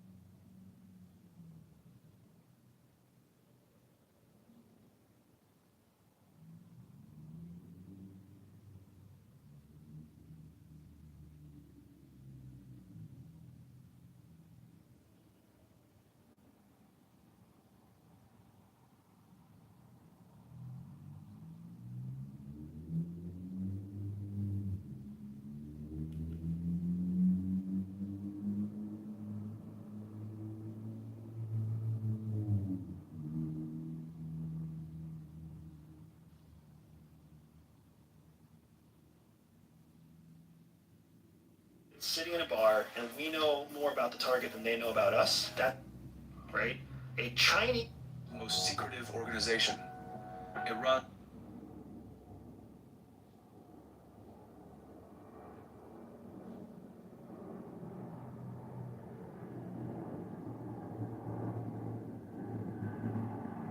So I was on Piers Morgan a couple of days ago with a panel, and we're all talking about there was an ex-CIA agent, some guy that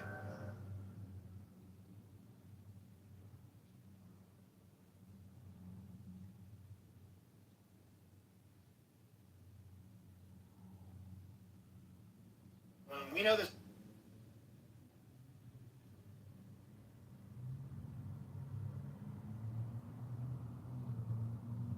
We know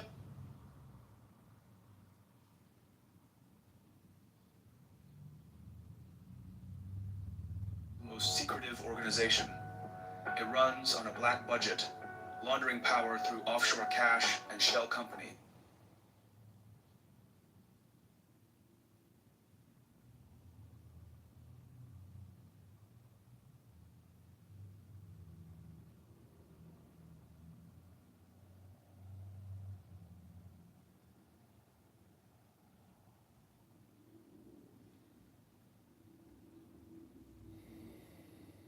Offshore cash.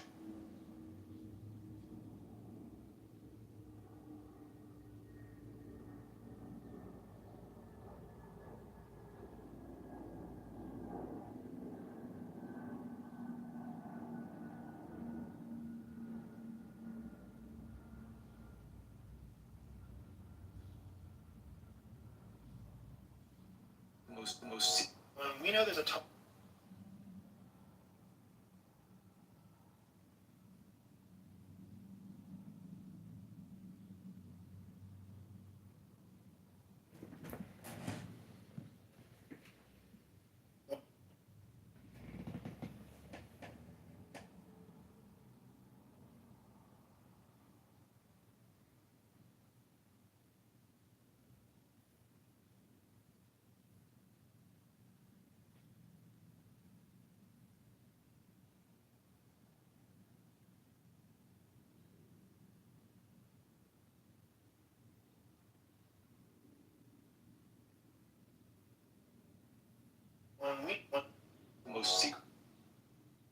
The most secretive organization.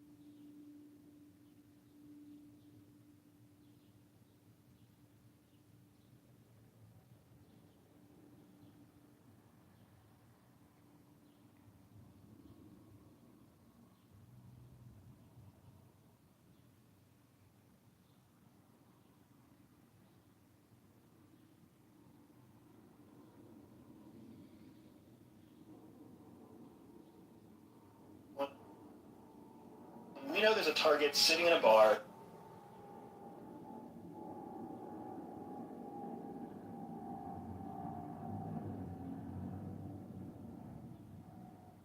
The most secret.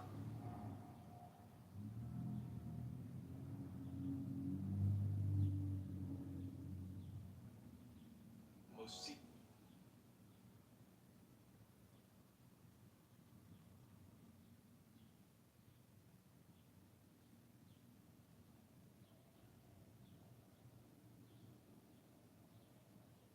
Most secret.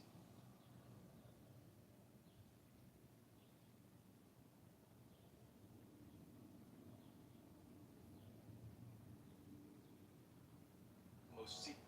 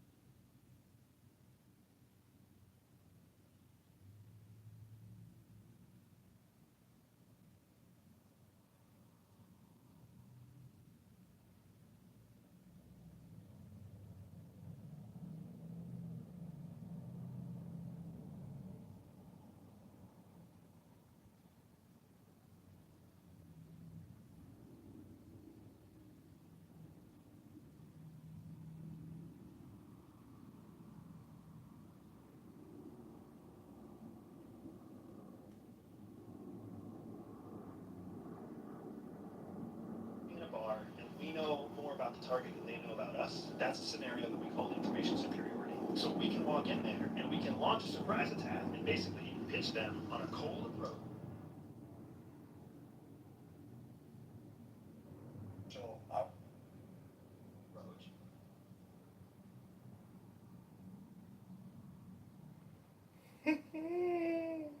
Most secret. Sweet home, Chicago. We know that.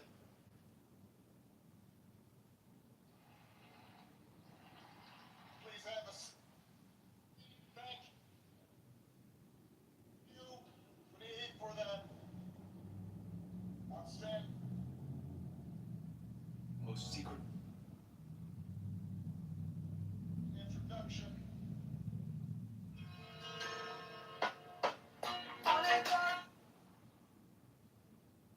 Most secret.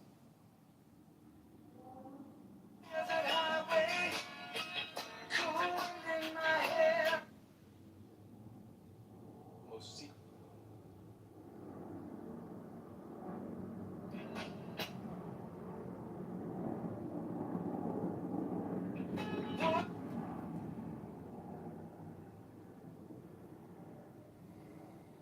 Most secretive organ.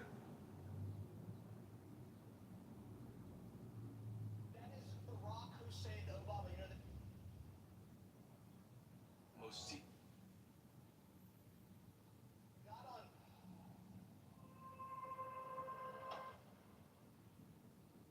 Most secret.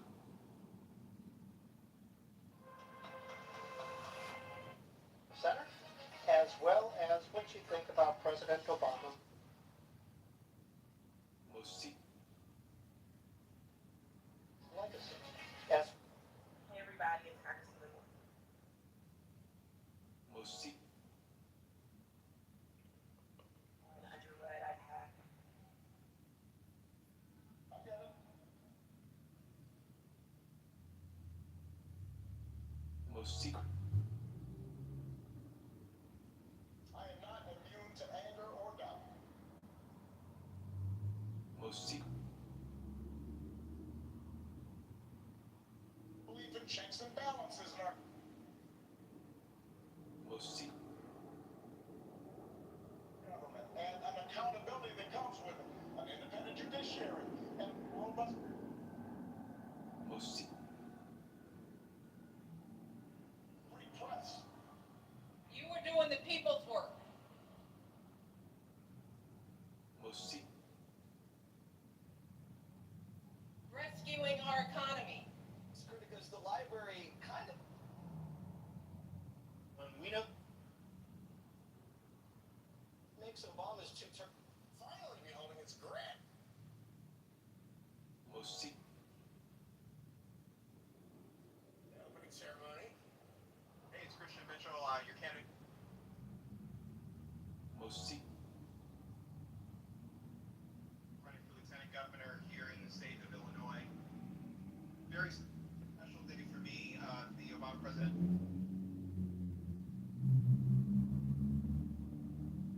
Most secret.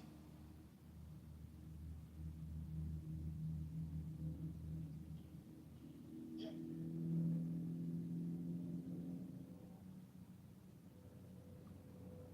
I'm the puppet master.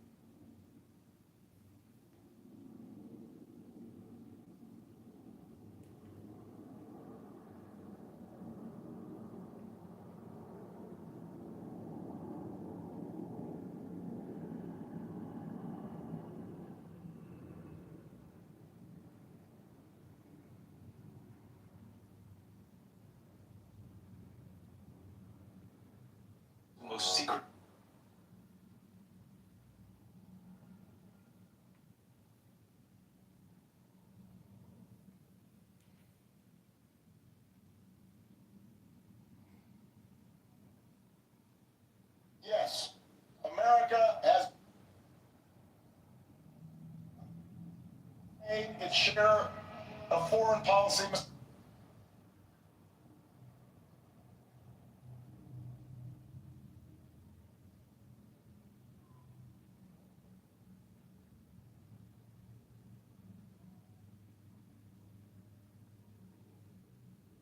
There's been three great scandals in the 21st century.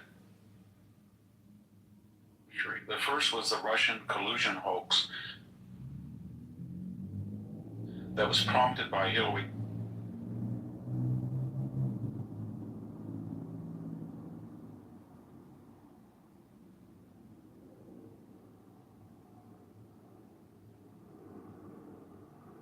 Most secretive organization. It runs on a black budget, laundering power through offshore cash and shell companies. From overthrowing foreign leaders in the Cold War to deploying algorithms and drones in the war on terror. Most secretive organization. It runs on a black budget, laundering power through offshore.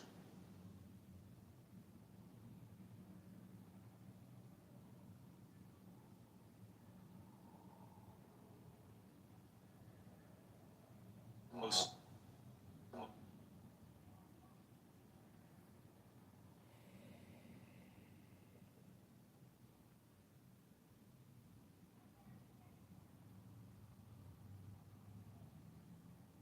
most secret.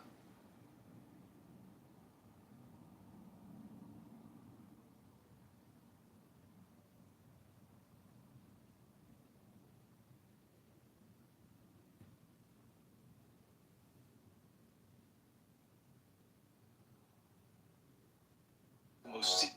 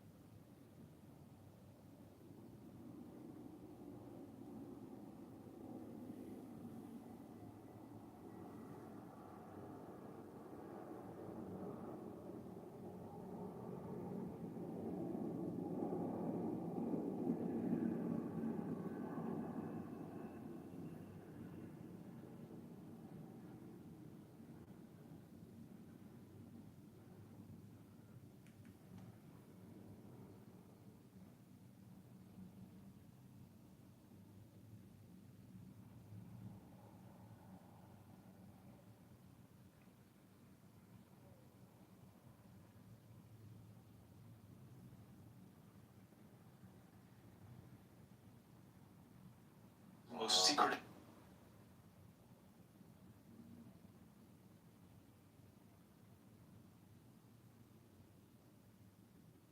So I was on Piers Morgan a couple of days ago with a panel, and we're all talking about there was an ex-CIA agent.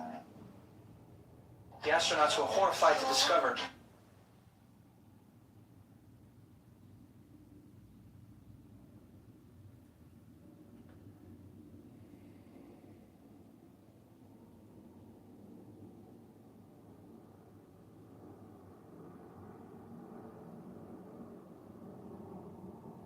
Most secretive organization.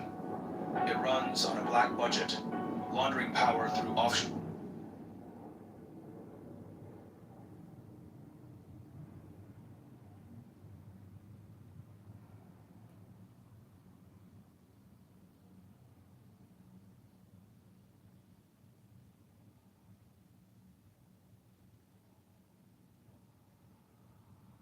Offshore cap.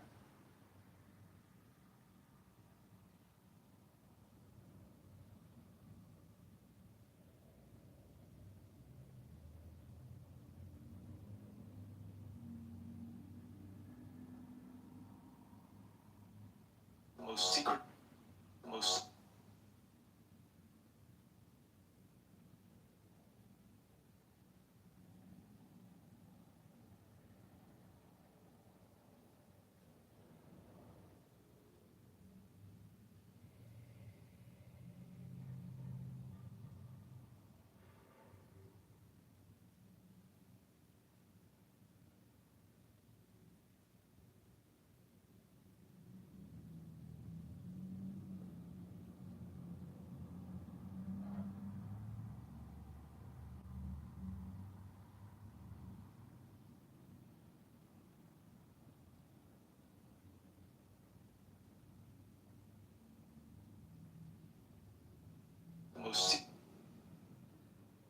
Say budgets.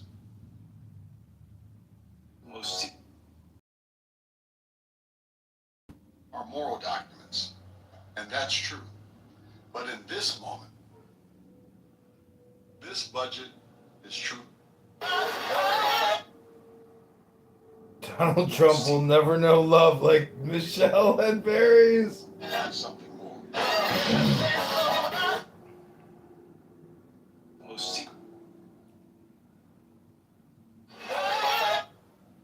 You were doing the people An idea to get in, but out. Most secret. Outside the gates, different scene. Apparently, Obama stiffed the black subcontractors who built this stone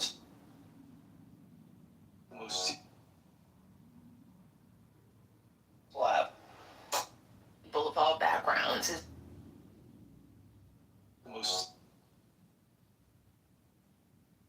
They will see themselves.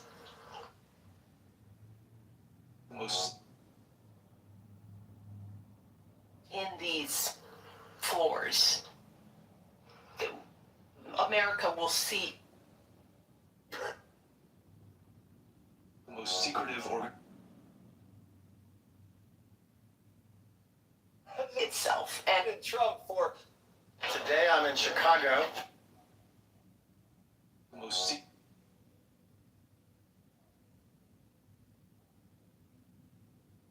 For the opening up. you have made me a better person.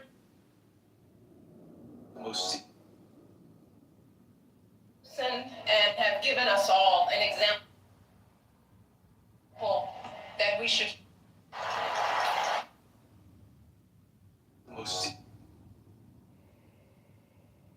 We'd all.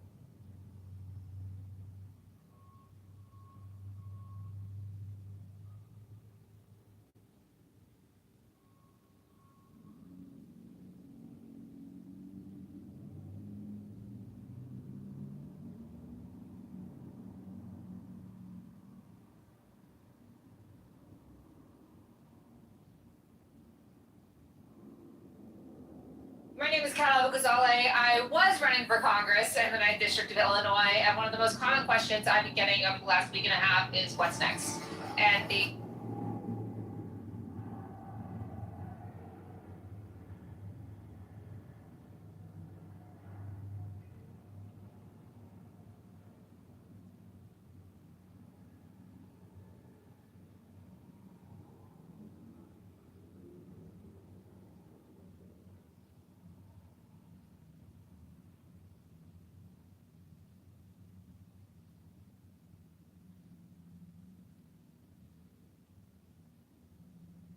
most secret.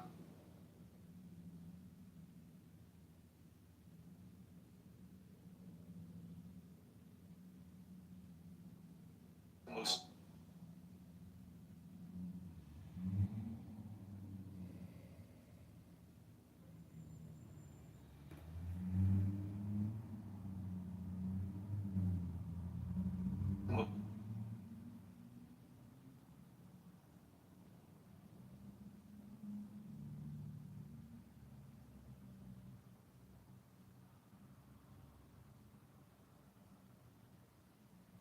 most secret.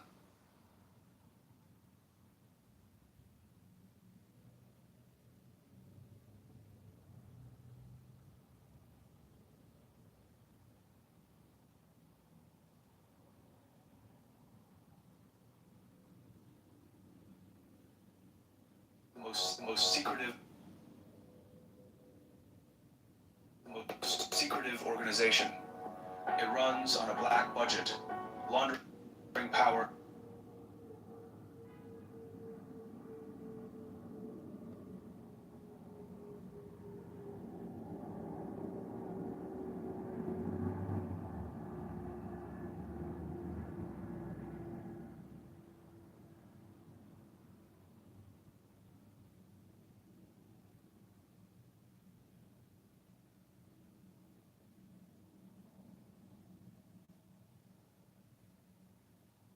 most secretive organization. The most When we know that the most secret. so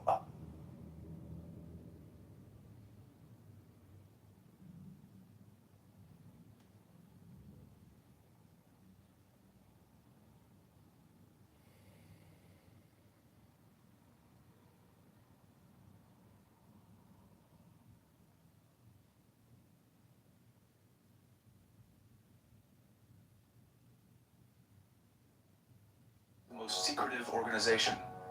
It runs on a black budget.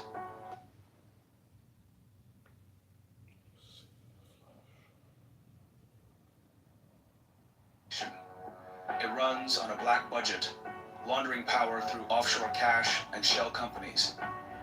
From overthrowing foreign leaders in the Cold War to deploying algorithms and drones in the war on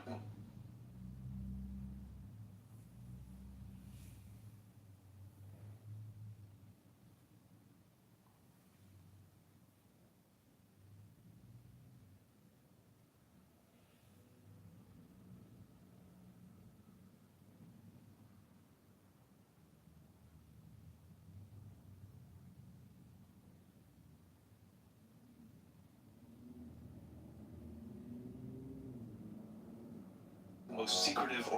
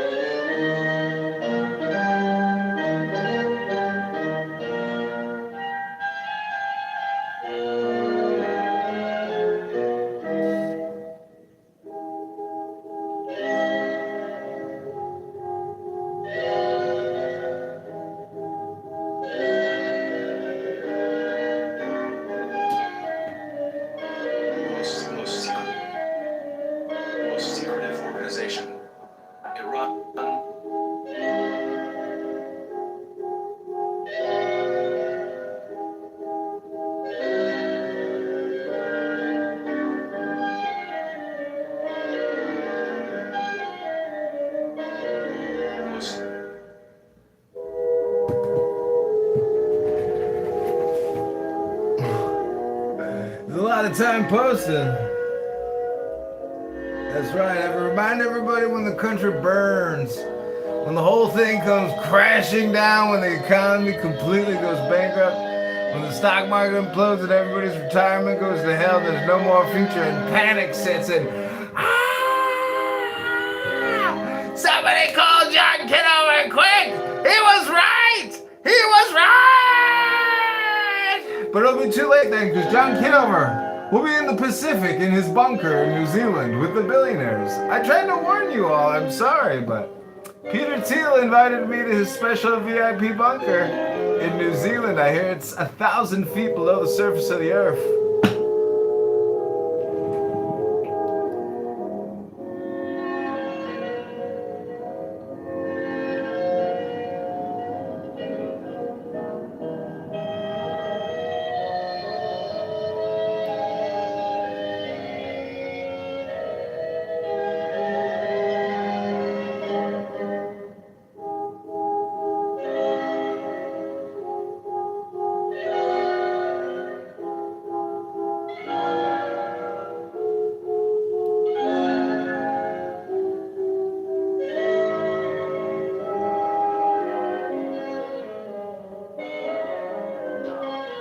Have that bone in their body and they're doing it just because they think their partner wants it.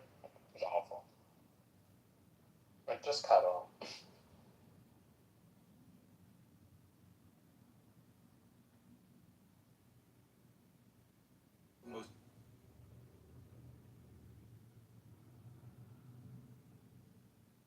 That being said, roleplay can be fun, but, you know, you go into it with the understanding about it. Roleplay would be hard. I'm just in general a terrible sexual partner across the board. But because like roleplay would also be difficult for me. Like I would have such a Well, hard you are a guy pretending to be a woman, so there could be complications because of the gender identity. That's right. So even if there's a multiverse and the laws differ between individual, instantiations, bubbles, whatever you want to call them, manifolds, I don't care. Right? To me, that doesn't mean that they are so physical, right, and non-supernatural.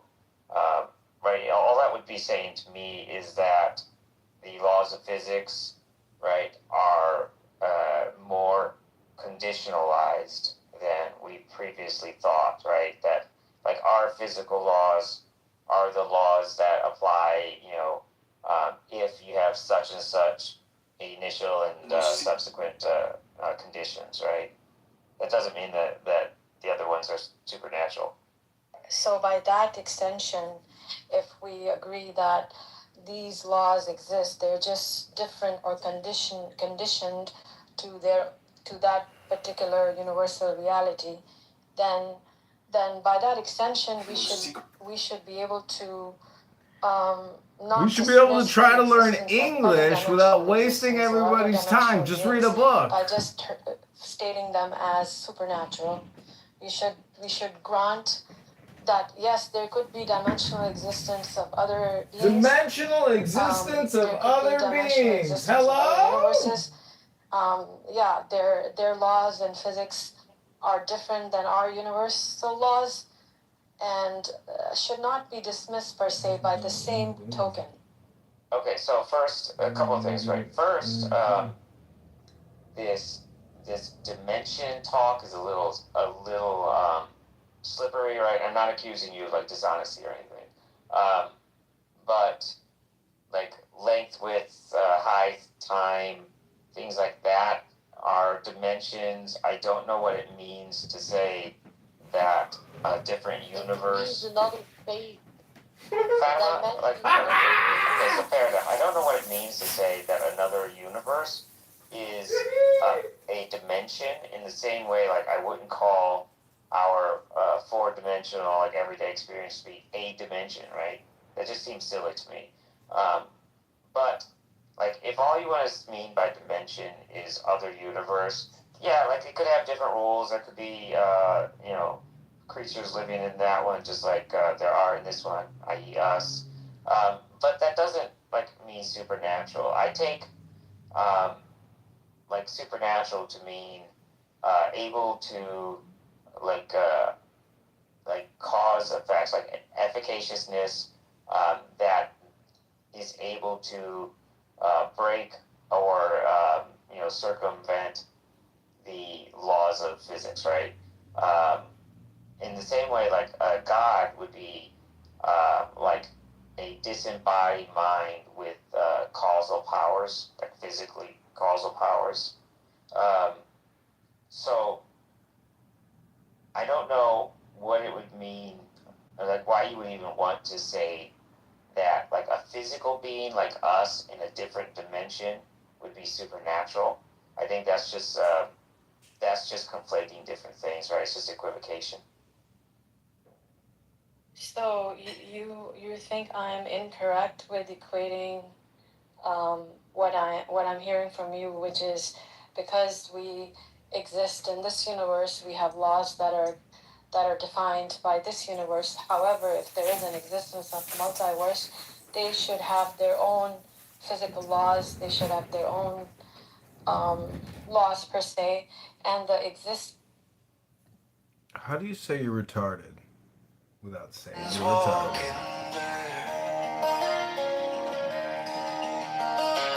I am trying to learn how to speak English, so I am coming here to talk about anything that I can talk about to use my English words. The world turns outward, but it spins from I was on Pierce Morgan a couple of days ago with a panel. We're all talking about there was an ex-CIA think agent. it's here, you think it's you, but every shadow swallows truth.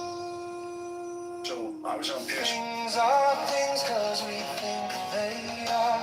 The mind's a mirror, not a star. In emptiness, they're all the same. The dance of nothing takes no name.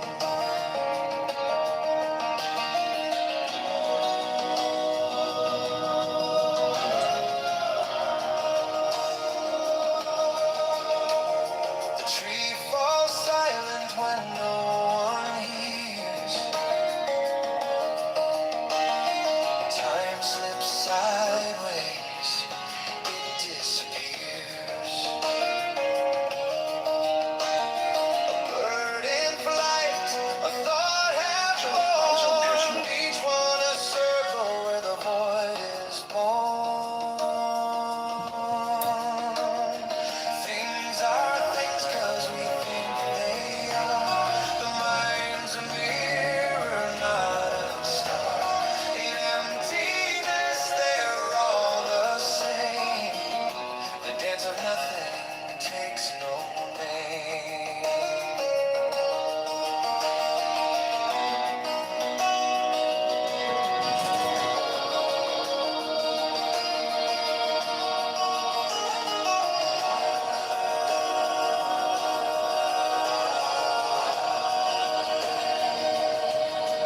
Look at the edge, and what do you know? It's not an end, it's just a glow. Inside the silence, the echo. Well, you're not throwing it in my face, okay? That tiny tree like shit. It's awful. Hello? I mean, yeah, you're cursing at me and stuff like. Because you fucking swear, you say the N-word every 2 fucking seconds. Really? You're trying to speak at When, your level. whoa. When did I see the N-word? When did you say I called your ex a fucking pedophile. That's what I called you. Ooh. That's what I said. That's all the curse words I said. Damn. Yeah, that's fine. That's fine. That's fine. You can. Go confess your sins. That's fine. I'll kiss the Blackstone. That's what I'll do. Wow. I don't give a shit about Blackstone. Zabu, did you do? Think about it. Like anyone can go to the confession booth, but no one can really kiss the Blackstone. Like you have to get up there. I give a shit about the Blackstone. You have to be healthy. Yeah. What? I was just gonna ask if you did any squats today to work on that ass. I went on a 24-kilometer run or a bike ride. Wow. Well, that'll work that booty. Yeah. You should talk to Daniel. What's up, Daniel? What do you want to talk about? Do you want to talk again about my petitions for Congress for the 100th You know time? there's a target sitting in a Well, anyways, I just want to say, like, have you guys ever tried to use Clubhouse but like not speak the entire day and then just observe how other people behave? So, Hello?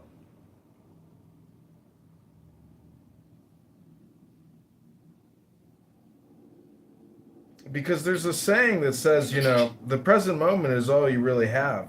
And you can't lose what you don't have. But the fact of the matter is, um, if you're here every day, that's your presence and your awareness and your concentration. You could say it's meditation, you could say it's not meditation, but the point is, it's an opportunity cost to be here. Now, as the laziest person here who just clicks a button for a living, I mean, I have literally simplified my career to just clicking a link, aka a button. Many of you here are still so vigorously interested in having these never ending debates and playing the same little game over and over and over and over again. It's like playing the same video game day in and day out, watching the same movie or the same television show forever. When do you finally hang up the phone and say, not today? I'm going to do something new with my life, something more creative than what I did yesterday. I'm going to push the boundaries of creativity. Have you ever thought about it that way? Hello?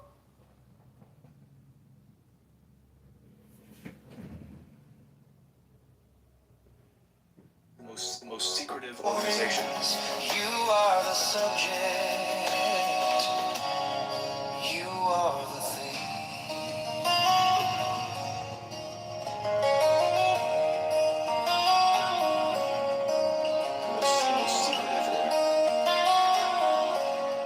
Most secretive organization. It runs on a black budget, laundering power through offshore cash and shell companies.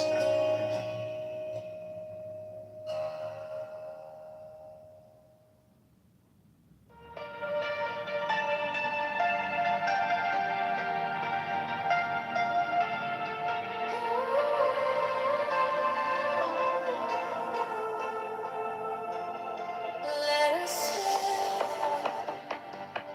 Let us breathe. Most secretive organization. It runs on a black budget. No hate, no chains, no despair. Among the shadows, we shine so bright. We carry peace into the night. I believe we'll rise again. No hatred, no pain, no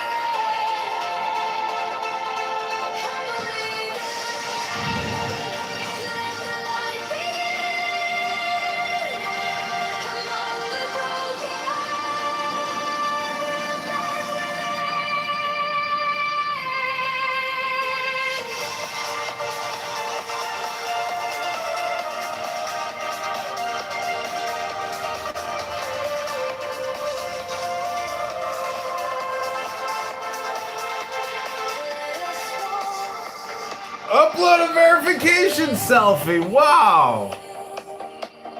free from strife.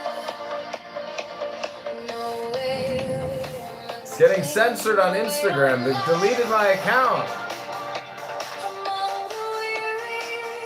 Selfie verification. You've upset Obama. You can't say Obama's CIA. Hello? Hello? Sorry, I'm getting censored on Instagram because I said Obama was a CIA agent. Of course he is. Why would he not be? It says it on his Wikipedia page. His first job out was working for Business International Corporation, which is a CIA analysis group. So it's right there on his Wikipedia, and I. Whether he likes it or not, he did work for them. Yeah, I mean, the president is the head of the CIA. He's the superior president to the CIA director. He tells the director what to do. So, anyways. No, the director is the front man. He worked for them just like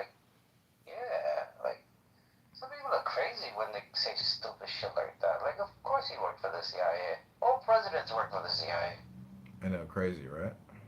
Well, I mean, like, that's just 1 plus 1 is 2, and 2 plus 2 is 4, and 4 plus 4 is 8. Okay, should I go on? Hello? Hello? I mean, his new library cost $1 billion, and he had to borrow or steal 300 million from the taxpayers just to do the landscaping. And today was his big party. He had Bruce Springsteen and John Legend and every major politician and billionaire. It was He's just living his best life. Hello? hello. And so, anyways, his mother was a prostitute that ran a honeypot for the CIA because I've got naked photos of her. Have you ever seen naked photos of Obama's mom? No, please stay with you. Oh, no. Never seen them? That's okay. Anyways, I'm just saying I got kicked off of Instagram because apparently you can't call people a faggot retard or a retard faggot. That's against the law, and it's abusive hate speech to call a retard faggot. Truth Social? They allow you to say stuff like that. You can say faggot retard on Truth Social? Mm-hmm. I didn't know. I never say the N word. I just say the N word. You know. Negro? No, I never say that. I just say the N word. I just use the letter N. Oh, you're gonna call me an N-word? Yeah, I just say the N word. That's it. I don't use the N word. I just say the N word. Word when you say the N-word. Well, maybe it's a good thing that Instagram kicked me off because, you know, maybe I'm just using the internet too much and I'm not out in the garden, you know, touching grass, petting bunnies, feeding squirrels and Man, birds. the grass is dry right now. It hasn't rained for a while. Hello? Hello? You know what amazes me about these never-ending Andrew R. Christian debate rooms with Zeleny and all these amazing people is that they spend so much time talking about, you know, Christian historicity or Christian truth, but they never actually read what they're talking about. Like they'll talk endlessly about Matthew and the years and John but they'll never read what they're talking about. Never even play an audiobook and then talk about it. It's the weirdest waste of time. It's almost like people are retarded faggots or faggot retards. I can't figure out which one it is. But anyways, you know. Have you talking about those guys who smoke cigarettes over in Frankie's? The retarded cigarettes? Tell you what it is. Let me tell you what it is. What is it? What's happened? We're not trying to have a serious conversation right now, please. Don't do it. I am joining the conversation. Let me tell you. Yeah, but don't be serious about it, please. Please do not. What do you mean? Don't be serious about it. Like, don't bring intelligence and educated stuff into this, please. Please, just don't do it. Come on, you're talking to Fatima here, bro. You're always talking some smart stuff. Let me just quote Fatima and say, "Shut up, bitch." And all this other stuff. I don't want to hear none of that. I just want to hear hello. Hello. Fatima, you know I just gave you praises, right? So just so you know. Hello. You know what? I think people should learn, especially on this app, because people know a lot of things, right? Impressively, a lot of things on this app. I have noticed, but people, you can know a lot of things that doesn't make you understand what you know. You get that? You know what you know, but sometimes you don't know what you know. Hello? No, you don't understand what you know. You just know it. You know, have you ever thought that? Right there. From understanding knowledge comes wisdom. From not understanding. No. Wisdom comes from knowledge, not with knowledge comes from wisdom. Wisdom comes from understanding knowledge. I think you read an encyclopedia, you may not end up being a wisdom. Wisdom, an encyclopedia is not wisdom, that's just knowledge. Encyclopedia is knowledge. Yeah. Sometimes grace. I told you, Fatima, not to bring some serious intelligent stuff to this conversation. Hello? This is not intelligent, this is just normal. Oh shit, it gets more than this? Fucking A. Yeah. Can we talk about Obama still again? So what's going on with his wife? You mean his husband? Yes, his husband. She's got very skinny and looks like she's going to some stuff, man. It's very, very hard to maintain a trans appearance for this long. Her teeth are completely smushing in because of all the procedures to shave down her structure. Macron having a dad and now Obama. Is this something that the right just likes to accuse? No, I honestly think it's like because they're in a cult and trans ideology is extremely significant in that cult. So she may be related to the ancient Anunnakis who were, what do you call it? When you have both gender at the same time. Yeah, I mean, What is that called again? Adam Cadmon, the first. Hermaphrodites? No, not that. Both sex at the same time. They like the gods of Greeks and stuff like that. What do they call them? See, what's interesting is. You're a smart person. Can you tell us what it is? Yeah, I've been telling it 3 times by internet, by the way. It's androgynous. Oh yeah, Androgynous. Yes, androgynous. Maybe she's androgynous. She's neither male or female or female. You know those bloodlines, they produce those type of beings. Yeah, I thought. Ancient, hello, I'm trying to talk. Hermaphrodite. Yeah, I thought there were these things called hermaphrodites, but then when you Google it and you look at the pictures, you realize it's just enlarged clitorises that look like penises, and so no one's ever been born with a penis and a vagina. It has never happened. It's because of genetics. Maybe some of you've heard of the XY chromosome and how that works. Hello? Oh my God, shut up, you fucking ignorant. You demon, stop talking like that in front of Fatima. She's a pious female. No, if Fatima uses any profanity, she's promised that she will only do it in her native language from now on. Alhamdulillah, wala rabbi. You know what I also noticed? People on this app, though, they might sometimes know a lot and don't understand what they know, but what I probably noticed on this app is that You know what I've noticed on this app is some people notice other people on this app, and they notice that they're wasting all their time, and they don't even listen to audiobooks, let alone read any real books. But your people are wasting your time because you are doing all the same shit and you are doing the same shit job. You're always saying everybody's wasting his time, and you also on the app while saying everybody's wasting their time. So you belong to that group you are criticizing. Well, somebody on YouTube wrote, why would I vote for a libertarian when they ran all crimes and election tampering, war crimes like all the rest? V for Vendetta, we don't need a punk that never grew up. Kit Kat that.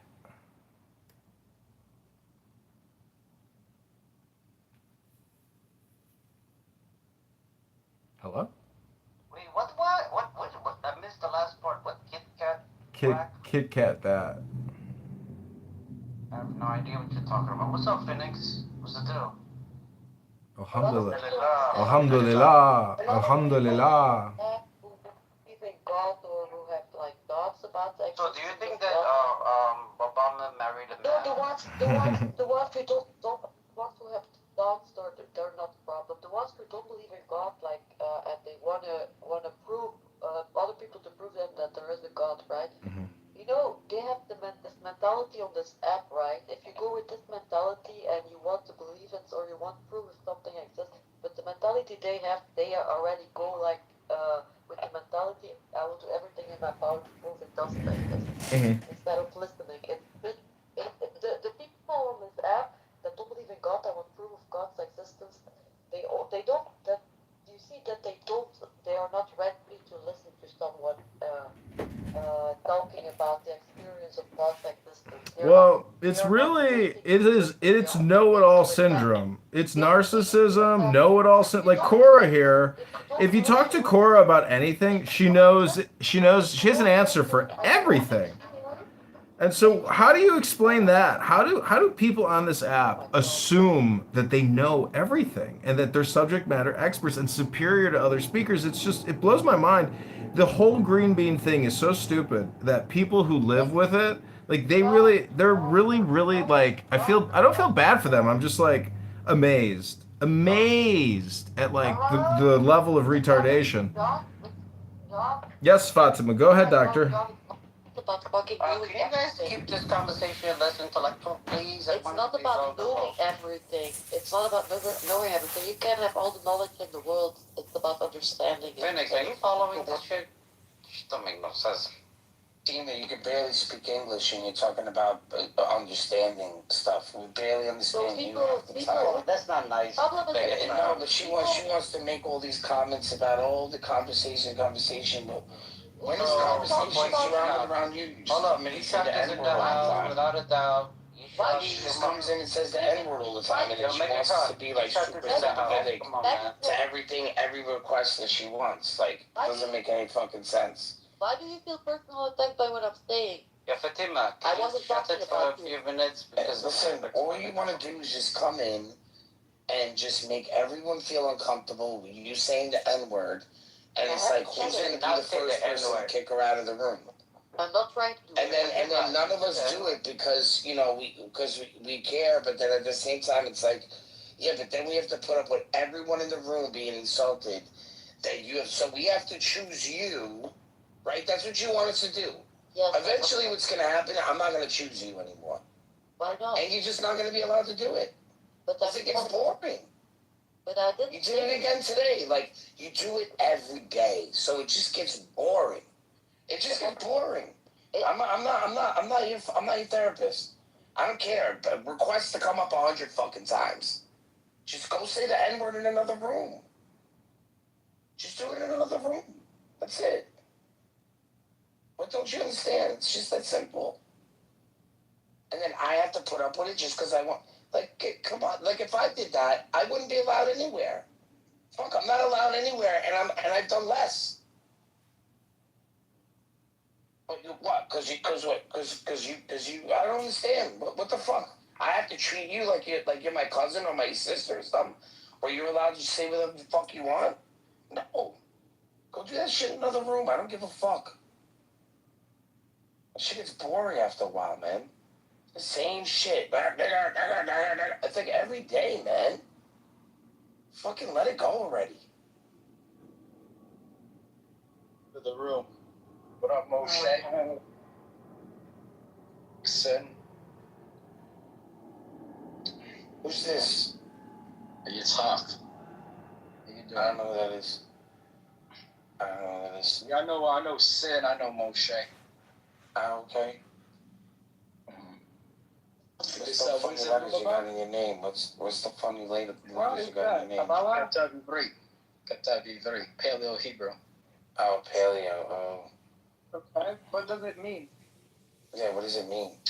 Yitzhak Hagadol. Yitzhak Hagadol. Yitzhak Hagadol. I can't hear what you're saying, Phoenix. Okay, what does it mean? What does it symbolize? Oh, it's my name.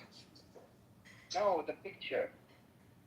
Oh, this is 231 dates of creation. So you ever heard of the Sefer Yetzer? No. Yeah, it's Sefer Yetzer. So basically, it means the book of formation. So HaKadosh Baruch Hu, the Ayin Sof, developed, created the whole universe with the Hebrew language. The Hebrew language is the built-in blocks of creation, basically. So that's what my picture represents. Yeah, that's exactly right. And in fact, my last name is Kitover. And guess what? In the book of Genesis, after God, Hashem, created the universe and the earth, he said Kitov. He said that is good. So how is my last name Hebrew for that is good? And anyways, the aleph, bet, in fact, Clubhouse is, I think that's aleph. I have books on Kabbalah and all this Hebrew, and see, this is the reason why Clubhouse is so fucking retarded. At least Megatron has spent some time digging into the Arcanon and all this weird Catholic stuff, which is basically all mysticism and part of Kabbalah. Well, they have the Miriam, right? The Miriam represents the Shekinah. It represents the divine Shekinah. Yeah, exactly. The feminine essence of God. Because that's why when I read, Brit Hadashah, right, I look at that, Yeshua is an embodiment, right, of Israel. It's a Kabbalistic embodiment. right? So it's supposed to represent in Christian Kabbalah, right? I'm not a Christian, but in Christian Kabbalah, Yeshua HaNatzri, or Yeshua ibn Maryam, right? Yeshua ben Maryam, represents, the Gilgul, right, of Adam Harashon, right? Adam Kadman represents that. The second Adam. So I believe that, obviously, like the Great Hadashah is based on some history, but I believe most of it's allegorical. It's actually deeply Kabbalistic writing that was created by Flavius Josephus. And it was Kabbalah? 100%, it's all Kabbalah. Okay, so Kabbalah is esotericism or mysticism? It's science. Yeah. Science. It's a yes, Phoenix. It's esoteric, it's exoteric, it's mystical. You have to read it though. If you want to look into what it was, if you go looking for Kabbalah, you're not going to find anything, but if you look for Merkabah, you will. No, Kabbalah, First letter of the Torah. the base book of Kabbalah is the Zohar. That's considered the bulk of, but it goes on forever. Yeah, but I think that Kabbalah is mysticism. Yeah. It was influenced by Native American. Native American? Yeah, when that was someone who spoke about himself. Yeah, I mean, you could get close to that, but I'd say they're distinctly unique.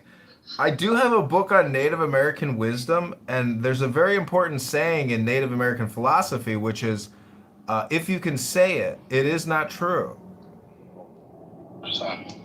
Yeah, but there is this part of Native American which is esoteric.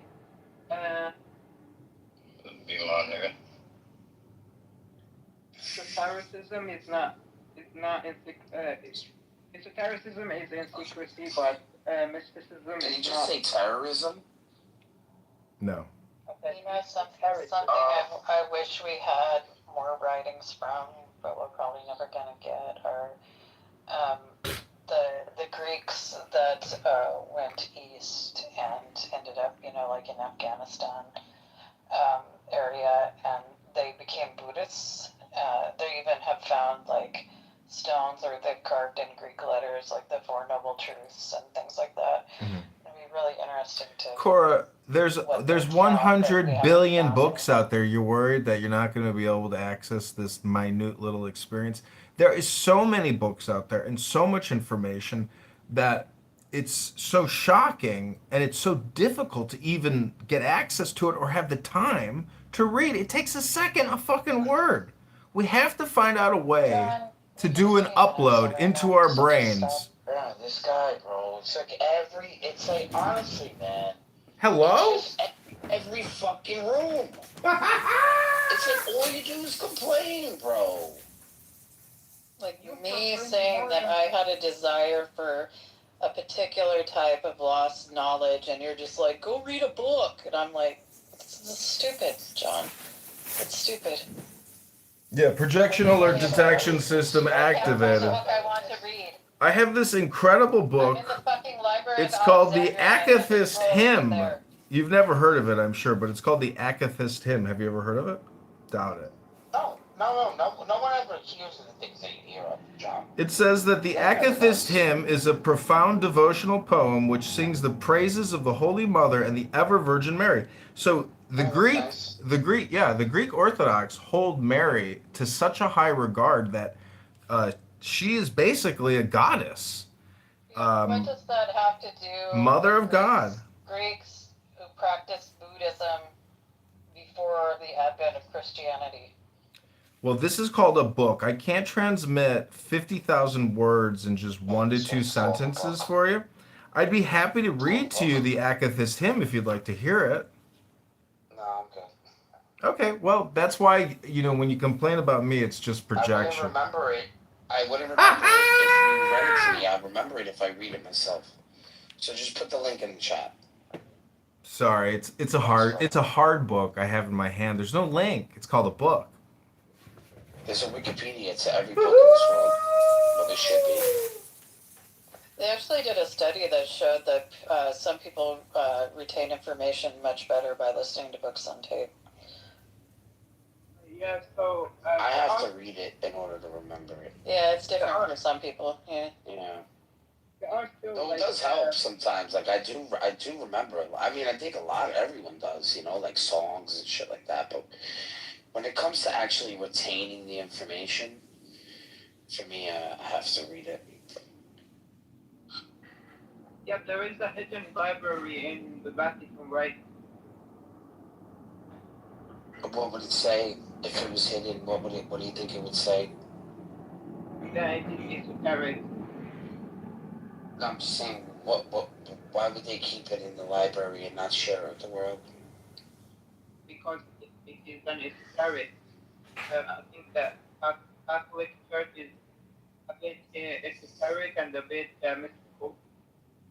But there is also a hidden library in Iran, right? I think the only stuff that they keep, like, I mean, because they do have esoteric stuff in there. I would think more of like the stuff about the exorcisms. There's said to be some books that were written in the medieval period about exorcisms, and there's probably books like that, you know, hymns, things that are not made public. Possibly. I've read some of these, you know, exorcism books. They're not, to me, they're not that impressive. These just are really long prayers. Like, have you been there inside the library? Sorry, I was just saying that, I was just adding that there is indeed a whole library which is there in the Vatican, which is it's only accessed by some of the people who are in the Vatican, including the Pope. And it's, otherwise, the public has not been privy to it for some time. I have the whole library online, bro. You could look and see what they have online. There's a secret, not a secret library, but it's a library only for the Pope and a few other people. They have all the books posted online, man. Those books are not posted online. Those books are just within the Pope's library. There's no other copies of those books. You know more than me.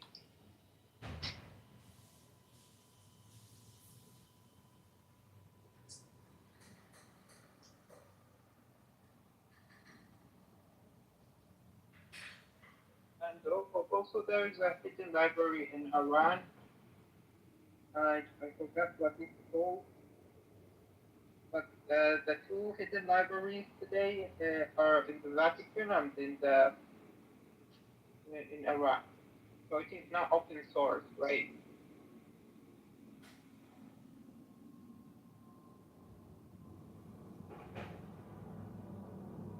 What's that? It's not open source. It means that not everyone can access them.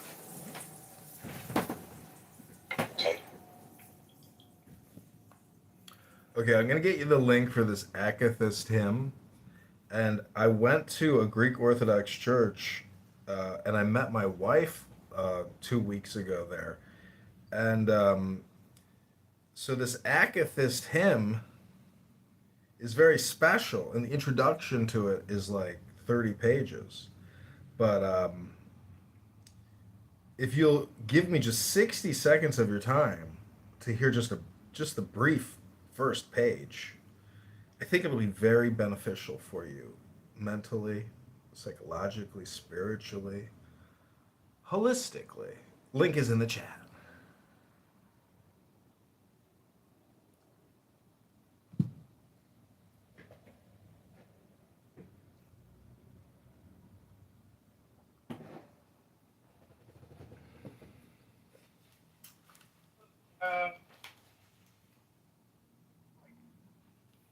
Okay, moderators, do I have your permission to just read 60 seconds? Even Steve Appel gives me 60 seconds. Yeah, please, yes, read. Okay, the Akathist hymn, the faithful stand, the doxology. Glory to God in the highest, and on earth peace, goodwill to men. We praise you, we bless you, we worship you, we thank you for your great glory. O Lord, King, God in heaven, the Father Almighty, O Lord, only begotten Son, Jesus Christ, and Holy Spirit. O Lord God, Lamb of God, the Son of Father, who takes away the sin of the world, have mercy on us. You, who takes away the sins of the world, receive our prayers. You, who are seated at the right hand of the Father, and have mercy on us. For you alone are holy, you alone are Lord, Jesus Christ, to the glory of God the Father. Amen. Every evening I will bless you and praise your name forever and ever, and unto the ages of ages. O Lord, you have been our refuge from generation to generation.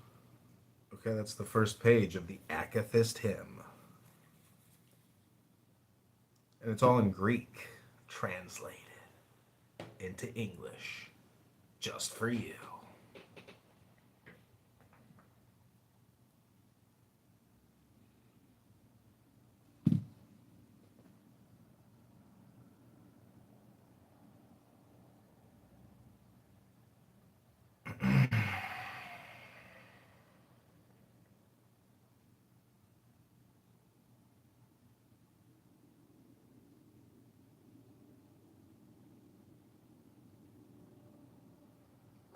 So there is a prayer that is Islamic, if you guys don't mind if I share it.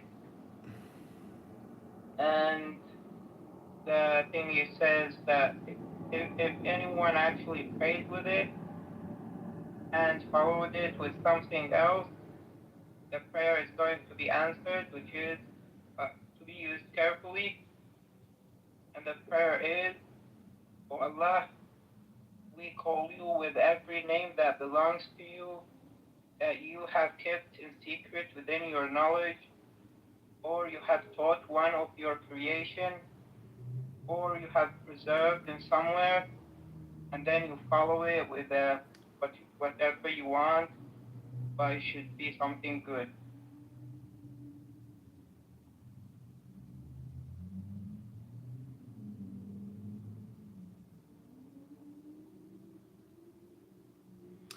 Well, I was reading Ayn Rand's Virtue of Selfishness, and she claims that no matter what happens, the future economy will always be laissez-faire capitalism. What do you think about that?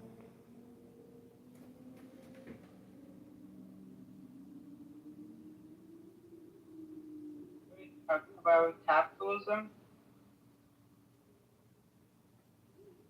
No, I'm saying that the theory is that the economy will ultimately always revert back to laissez-faire capitalism. Always. It's an all or nothing statement, I know, but other economies and other forms of altruism can't survive the competitive nature of laissez-faire capitalism. And laissez-faire capitalism really just operates in the background. So it's just international. Like laissez-faire capitalism has escaped, the genie is out of the bottle, and it just operates in tax havens all around the world. And the game is, how many billions can the billionaires pull out of, you know, let's say, surveillance and control or possible seizure of those assets? Because like a lot of these narco-terrorist organizations have like 300 billion, you know, sitting in international bank accounts. Some of it probably is just dead money. Like there's nobody to actually retrieve it anymore. There's probably a lot of dead money sitting in banks.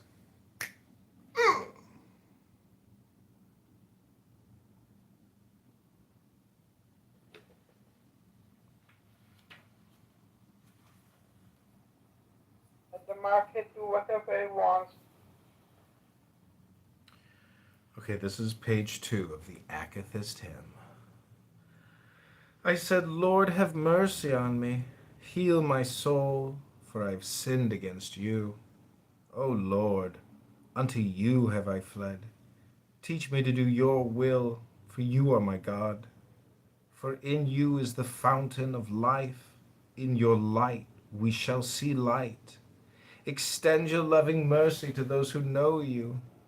Grant, O Lord, that we may be kept this night without sin. Blessed are you, O Lord, the God of our fathers, and blessed and glorified is your name forever and ever. Amen. Let your mercy, O Lord, be upon us, as we have hoped in you. Blessed are you, O Lord. Teach me your commandments. Blessed are you, O Master. Grant that I may understand your commandments. Blessed are you, O Holy One. Enlighten me by your commandments. O Lord, your mercy is everlasting. Despise not the works of your hands. To you belong praise, adoration, and glory, to the Father, and to the Son, and to the Holy Spirit, now and ever, and to the ages of ages. Amen. The symbol of faith, the Creed.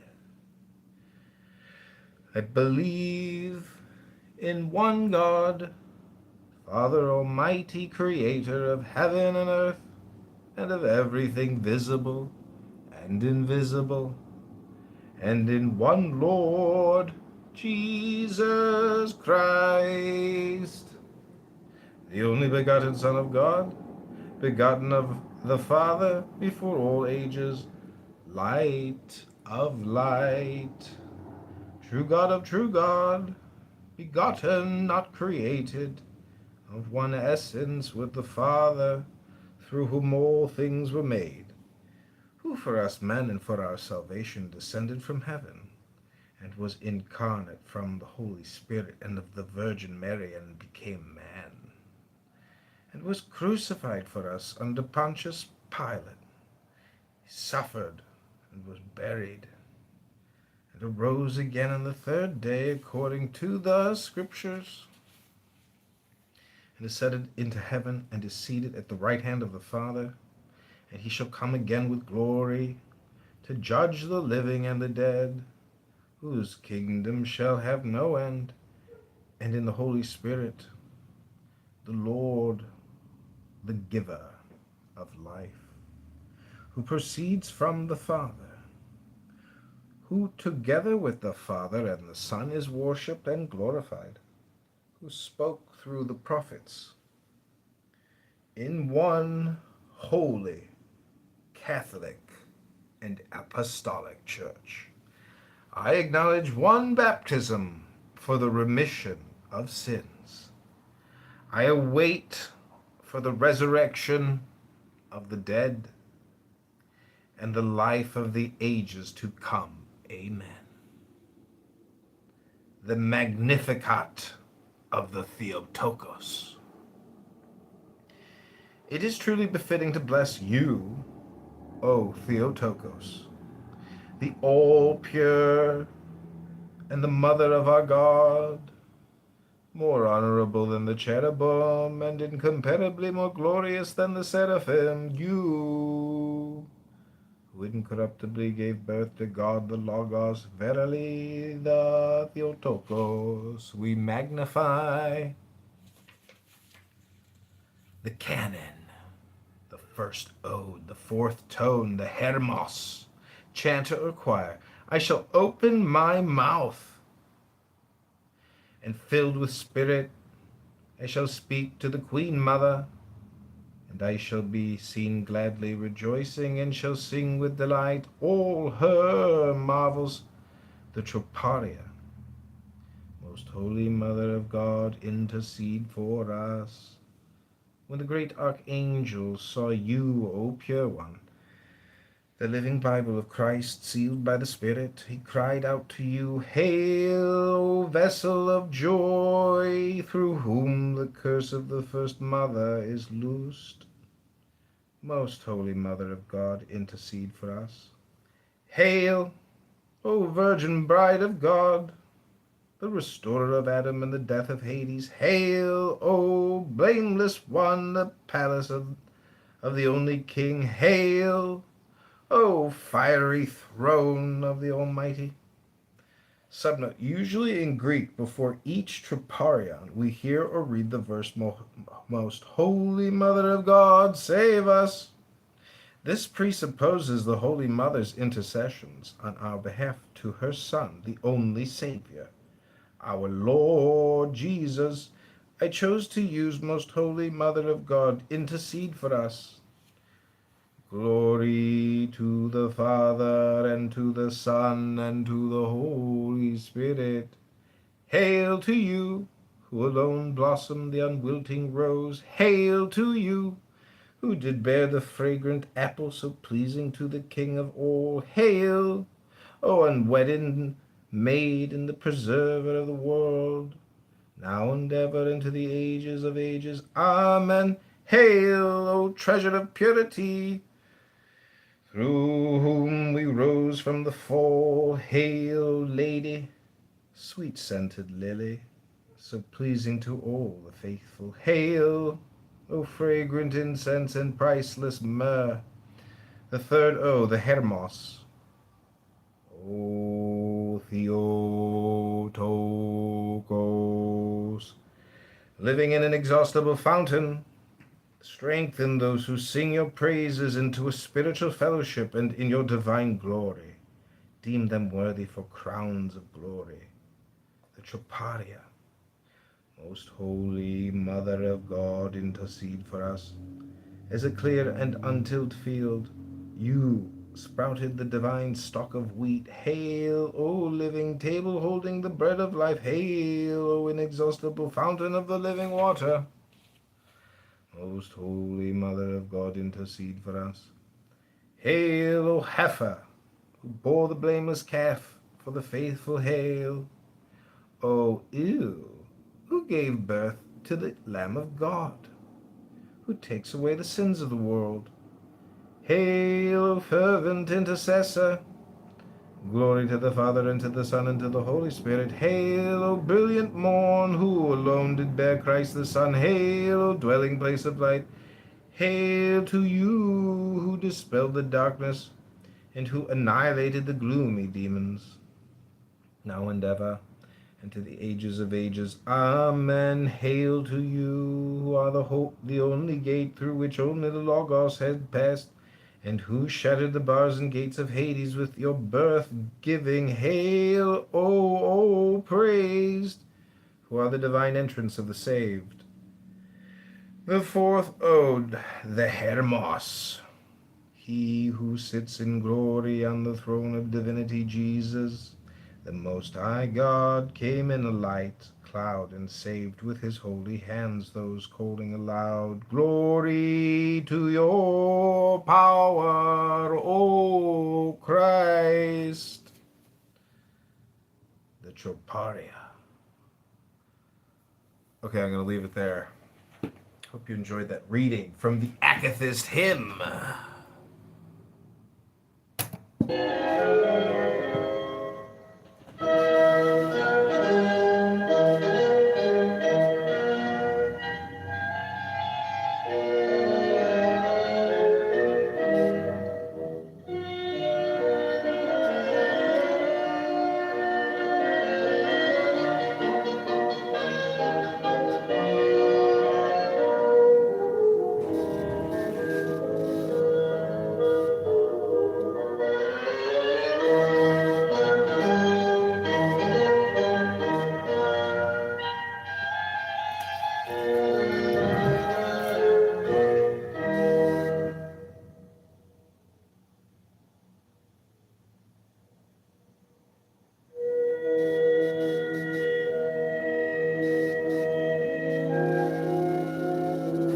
I ask you a question.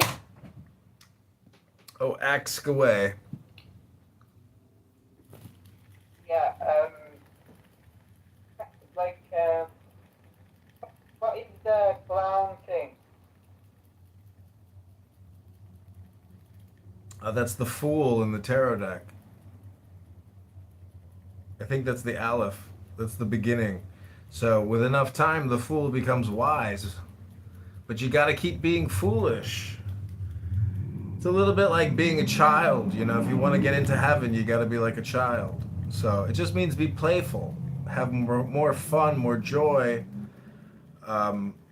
it's creativity really, because the comic is a good comic is infinitely universal. Like Jim Carrey, he's someone who can take on any role and be funny. That's his magnetism.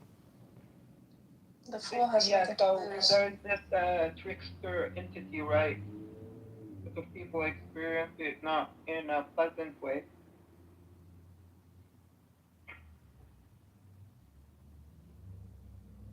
So some people through their Organization. It something runs like on a that. black budget, They laundering go power through to offshore cash something and shell like companies.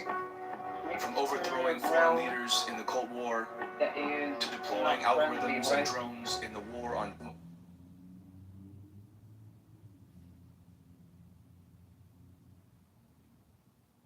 Invocation of Satan, hail, O mighty one, ruler of the unseen, bearer of light and shadow serene. Grant me power, wisdom, and might. Guide my path through the endless night. Keeper of secrets. That's the most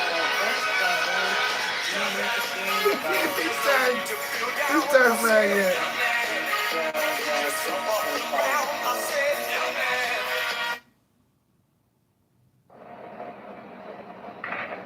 It's a thing now, it's a trick, right? It's not really as bad as it seems.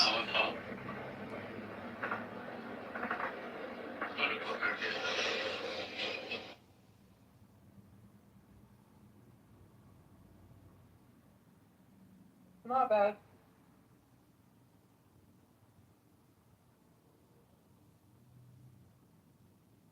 But most of the time, the people who the trickster actually make them a little uncomfortable.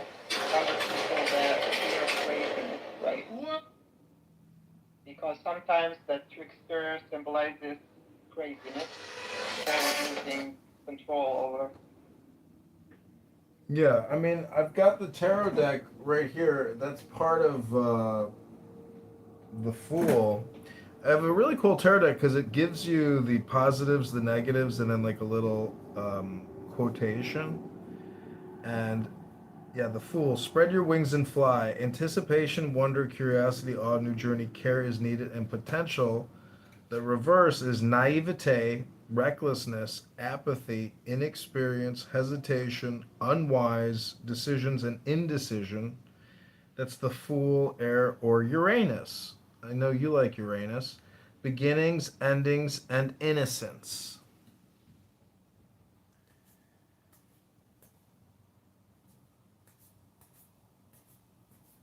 Hey brother, I'm a cop.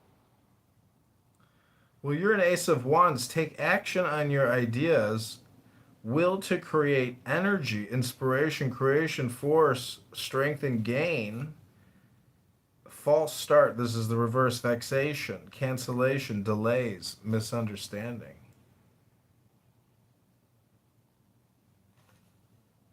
But since you're a top, you're like a Six of Wands. It says you've earned every one of your successes. Progress, confidence, conquest, public recognition, and triumph.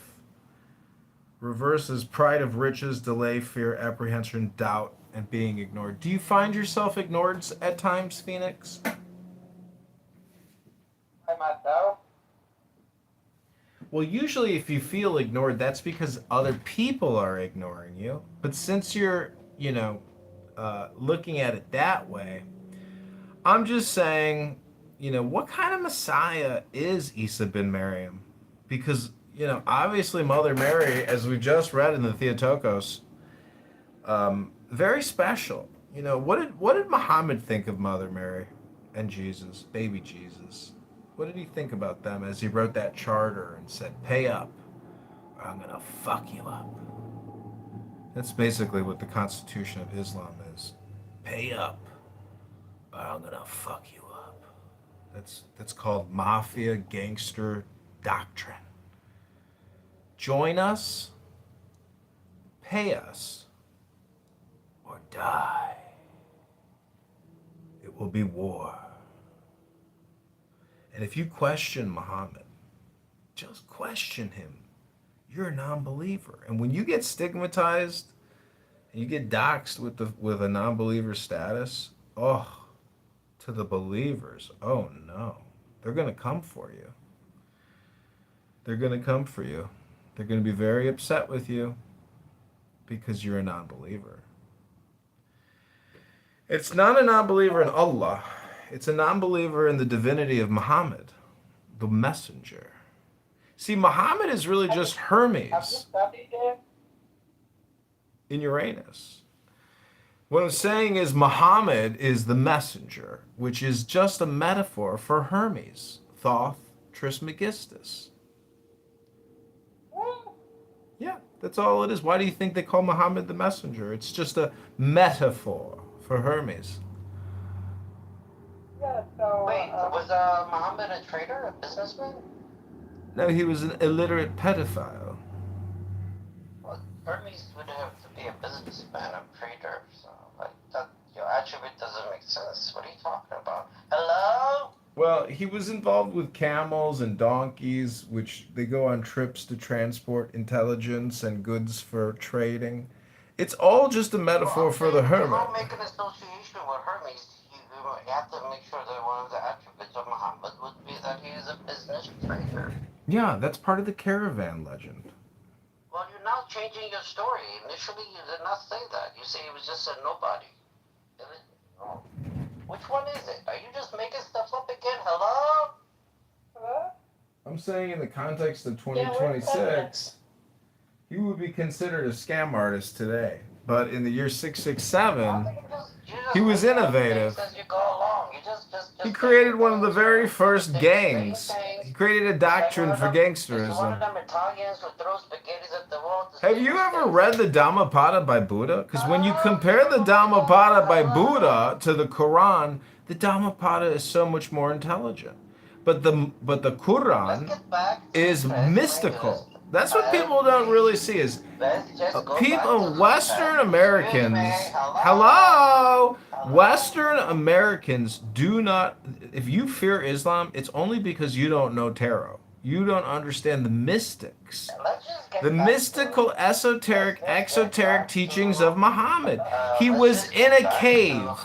He was meditating. He went within the dark cavern and he saw the abyss. And the abyss stared back at him. And then he said, I'm going to write the Charter of Islam. And he wrote the Constitution in 665. And he said, Jews, you're going to pay up. And if you don't join us, we will wage war on you. And it was at that time where my ancestors looked at each other and said, I think this guy is going to kill us. And they said, well, have you heard of Germania? Let's go to Germany. I hear they still have plumbing from ancient Rome. The Romans had plumbing. Let's go to Europe. So all the Jews in the middle of the night secretly gathered their belongings, their donkeys, their camels, their horses, their sheep, their goats. They went through the desert and made it to Italy. And from Italy, they went to Germany and settled in a beautiful river city called Berlin. And they said, we are free from that crazy guy, Muhammad. That was crazy. He was going to kill us. Thank God we're in Germany now where we're safe. They went to Andalusia, they went to the Yemen, and actually today, like all the Arabic world, you will find if you make a DNA test that they have part of them that is actually from Jewish ancestors, more than like. Not to dismiss like the Ashkenazi, but today, if someone made a DNA test, like a lot of our people, even including me, they will have part that is actually from Jewish ancestry, from Arabic ancestry, from even Persian ancestries. So today we don't have that kind of vibe that you say that they are your ancestors. And I think that they are my ancestors too. So in a way, we share the same history. And I think that a DNA test is going to make it so people will discover that today we are really mixed we are like unicorns of ancestry. And you don't forget that Muslims in the past can actually marry Jews. And when they marry Jews and the mother of the person is Jewish and that father is Muslim, what he is going to be? He's going to be a Jewish Muslim. So in a way, today if you see it, we are all mixed. We are all unicorns. Yes, some people will have this, we don't marry from other people. But even today, that Christians marry from Jewish, Muslims marry from Jewish marry from other kinds of religions. And today we are one. To say that this is my tribe, it is not your tribe. So if I have 10% like DNA, if I make a DNA test and it is 10% Jin, then I call them my ancestors. Doesn't make sense. Well, see, a lot of people talk constantly about genetic testing and this categorization and classification. I'd just like to say, hey, let's read a book. Let's talk about the book club, book categorization, because labeling our bodies is one thing and understanding the history is another, but really it's the intelligence. Why do you think that kings and queens are intermixed with the religious order in their country? It's because they go to them for advisement.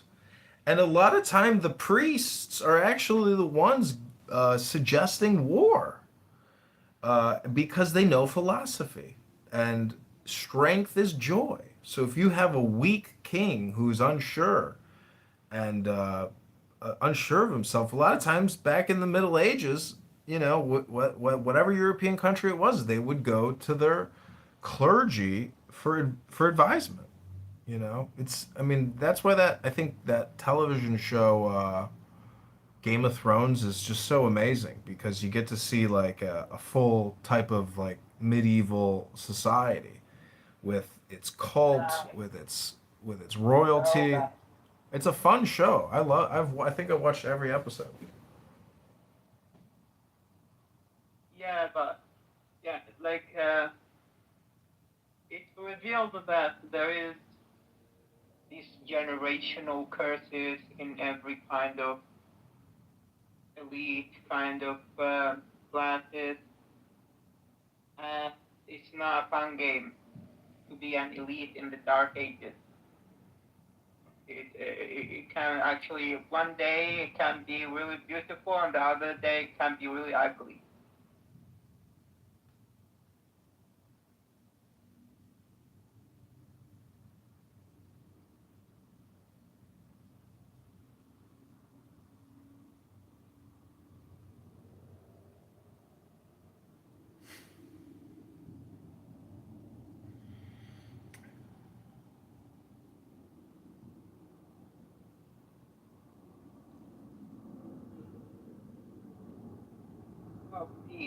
Of these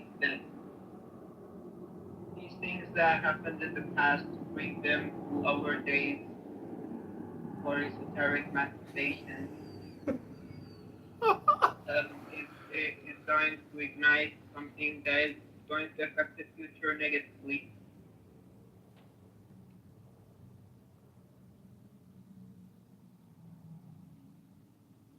Especially Gen Z today, they are not into these things. They are into computers, they are into technology, they are into Bitcoin, they are into other stuff for the future.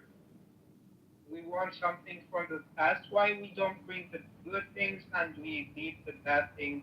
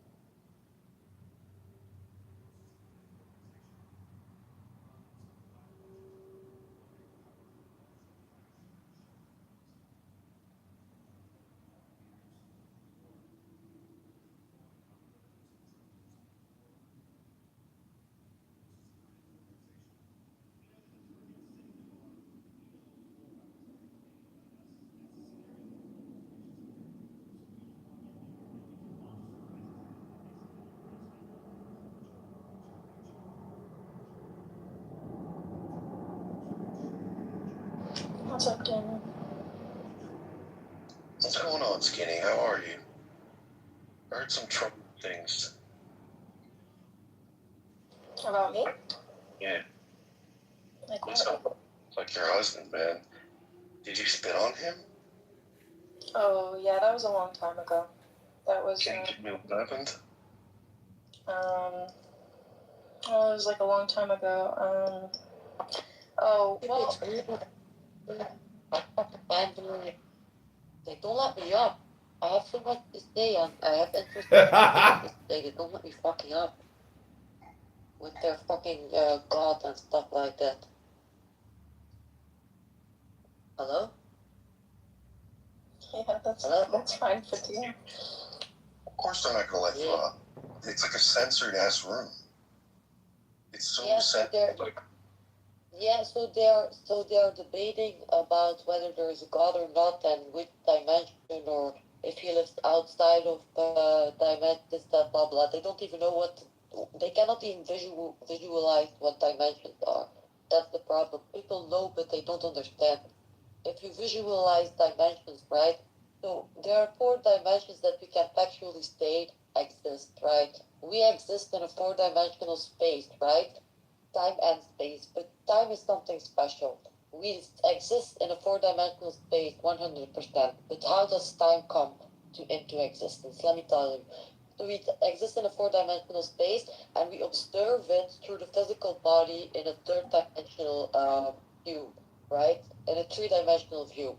We observe the 4-dimensional space. Straight economy kills millions, So but I we don't know where observe. vaccines. Our awareness, our observer is in the our awareness, our observer is 4-dimensional in the 4th dimension, and it takes the mind is the awareness, so it's in the 4th dimension. The mind saves all what the physical senses are taking in, like images, feelings, and what they hear, and other stuff. Now, so that all gets stored in the mind. So listen, so we create time. We create time in the physical space that God gave us. You know how?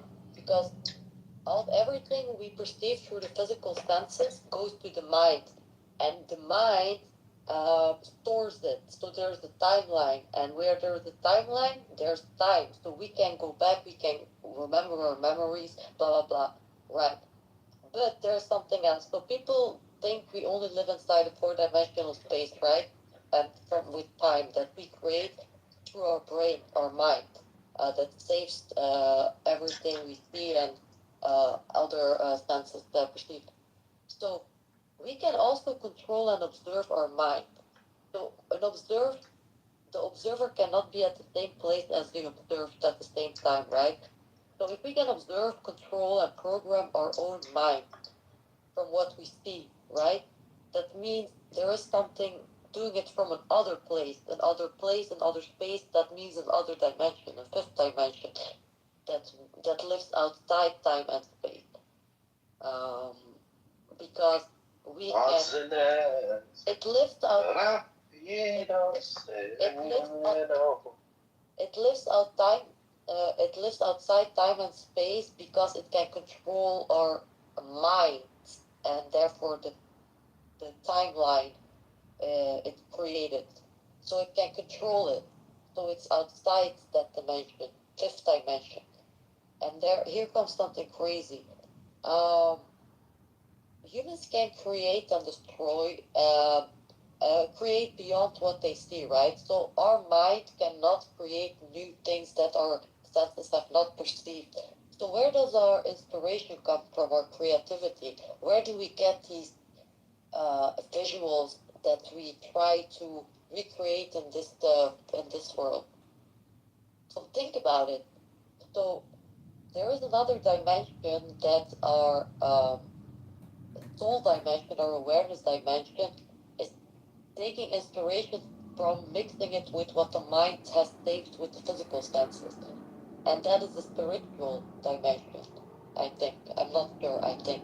It's the dimension of wisdom. So the mind is a dimension of knowledge, and then there is that's the 4th dimension, then you have the 5th dimension. Our awareness, our soul, the dimension of understanding.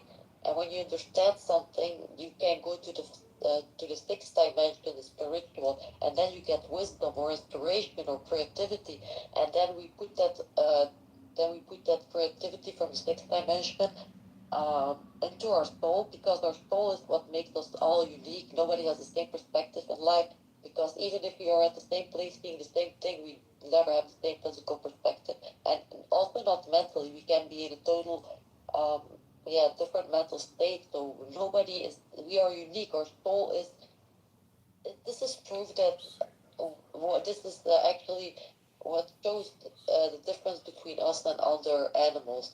The soul.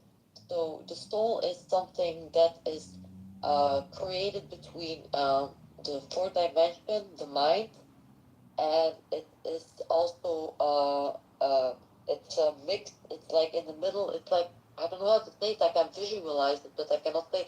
It's like from the spirit. The soul is a mix of the spiritual dimension and a mix of the sixth dimension, the spiritual dimension, and a mix of the fourth dimension, the mind.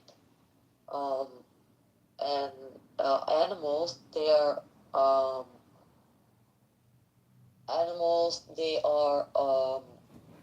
they only, so the animals are only like they do have like some kind of soul that goes to the spiritual realm, but it's not like us.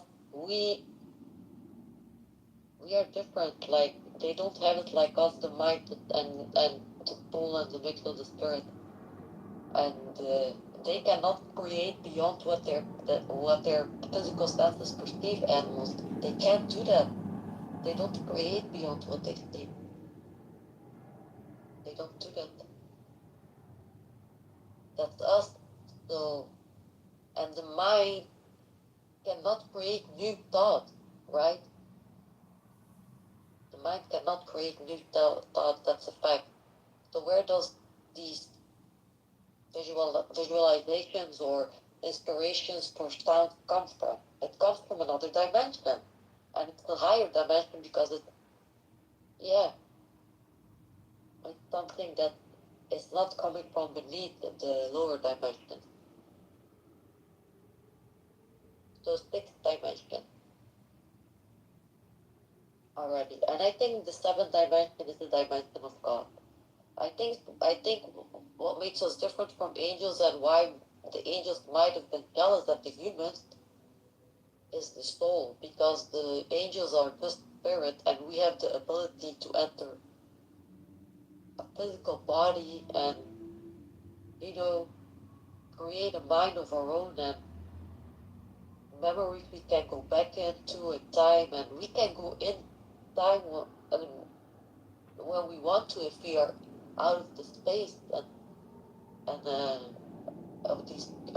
of this dimension of space and time, we can, with the things our mind gave to our soul, we can do greater things than angels. That's why they are jealous of the human. We're jealous of the humans that, rebelled. I get it now why they were jealous. I really get it. Yeah. God gave us a mind of our own. He made us.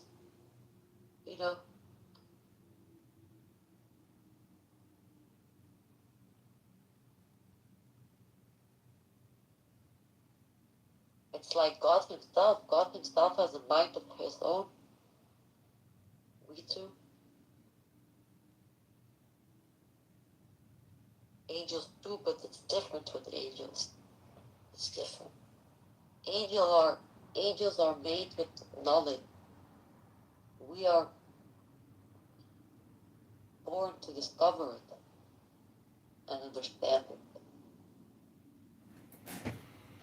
Isn't that fascinating? Well, I can't stop watching the videos coming out of Moscow as it burns to the ground, because eventually, I think the Russians are going to have enough of this, and they will maybe detonate a nuclear weapon. I can't see how the Russians at this point are going to tolerate their flagship city being burned to the ground without a devastating response.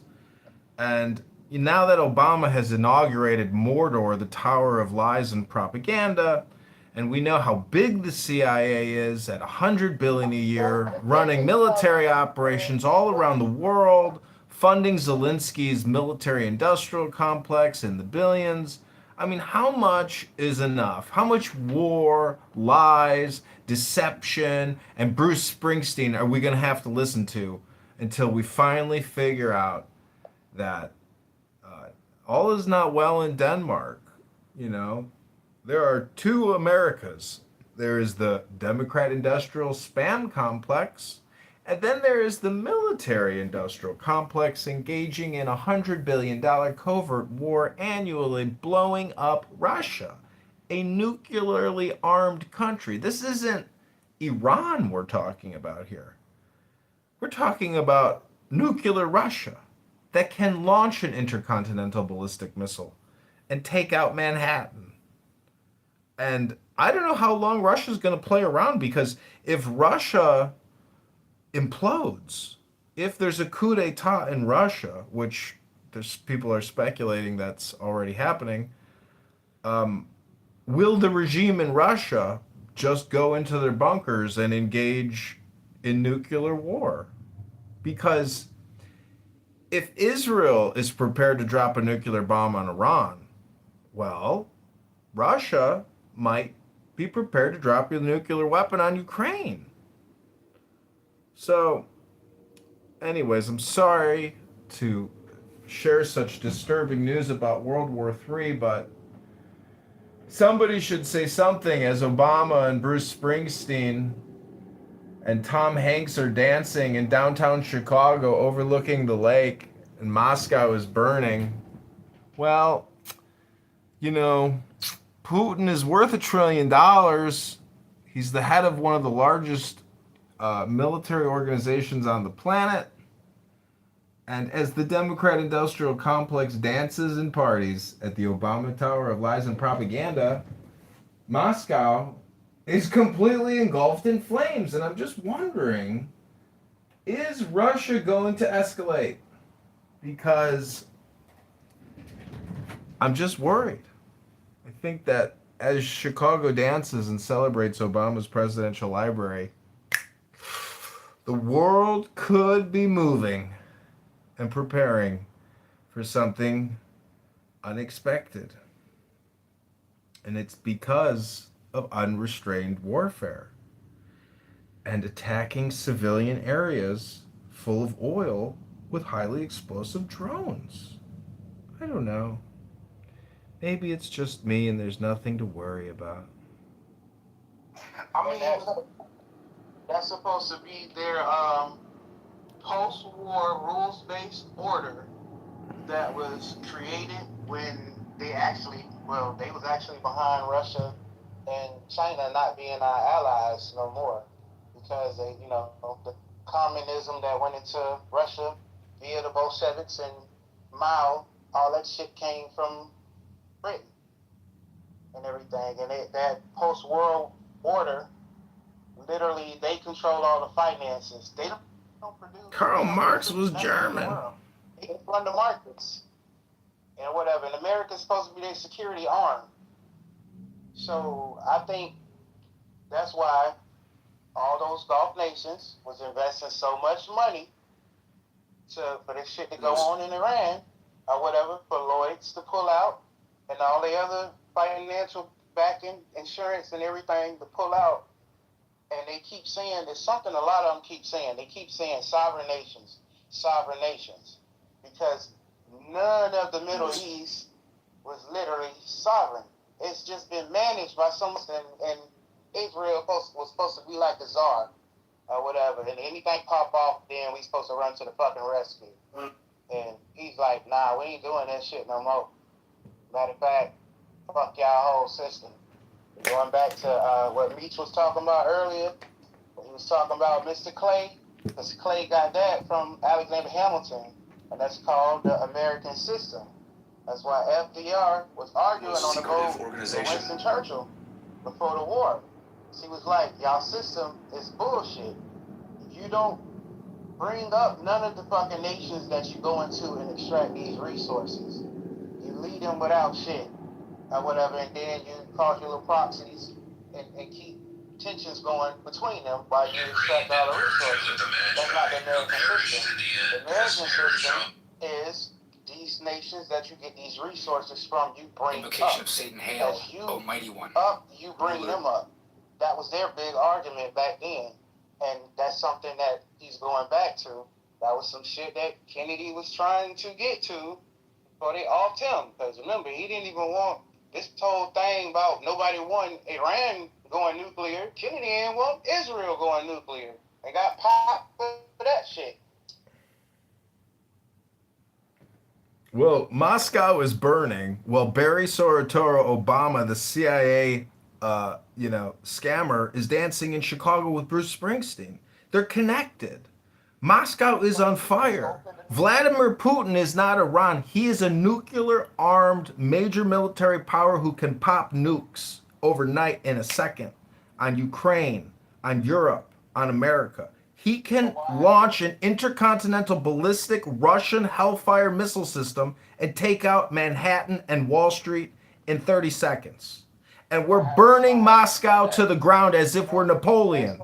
Napoleon is not in Moscow burning it to the ground. It's the CIA and their $100 billion budget with Voldemort Zelensky and his military industrial complex selling fucking drone technology, unarmed and unmanned vehicles.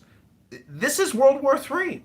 Prepare for war. Well, Barry Soetoro dances like a faggot in Chicago with his faggot Hollywood faggots. They would have fucking did it already. They would have been used to go back to last 10 years at all the world summits, the ones that Russia was kicked out of. And only Vladimir Putin and Donald Trump and sometimes Xi are the only 3 fucking world leaders that talk about denuclearization. So if they wanted to nuke a bitch, they would have been did it. I'm just saying Moscow is burning and we are going into unrestricted war with Russia. Unrestricted war with Russia. Moscow is on fire. One at a time, bro. One at a time. Can we get one more? Hello? Hello? I had to come back to my phone. I thought y'all was playing a video and I thought Odin kept talking on the video. I was gonna say, Odin, mute the fuck up, bro. Hey, me too, Sean. I thought that motherfucker was recording too. Oh, y'all just heard that good. Man, that's crazy. I just heard the white man voice. I'm sitting here like, yo, am I high? Like, why the fuck? You think I would be doing that? You know I ain't that type of nigga, bro. I thought it was damn. Damn, bro. I know. See your combo though, but that was fucking funny. That was so funny. That's hilarious. Phone, like, oh, it's the actual person he's just arguing with. But it was because he wasn't responding to nothing no day. Yeah, It was motherfucking team. I thought it was just me, bro. That's funny as fuck.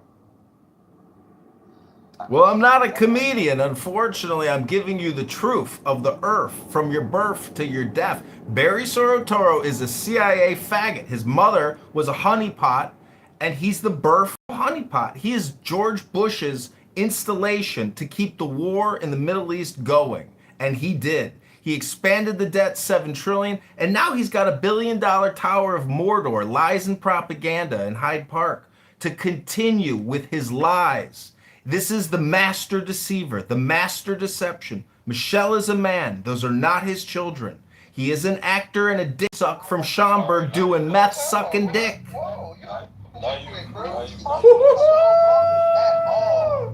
But he turned into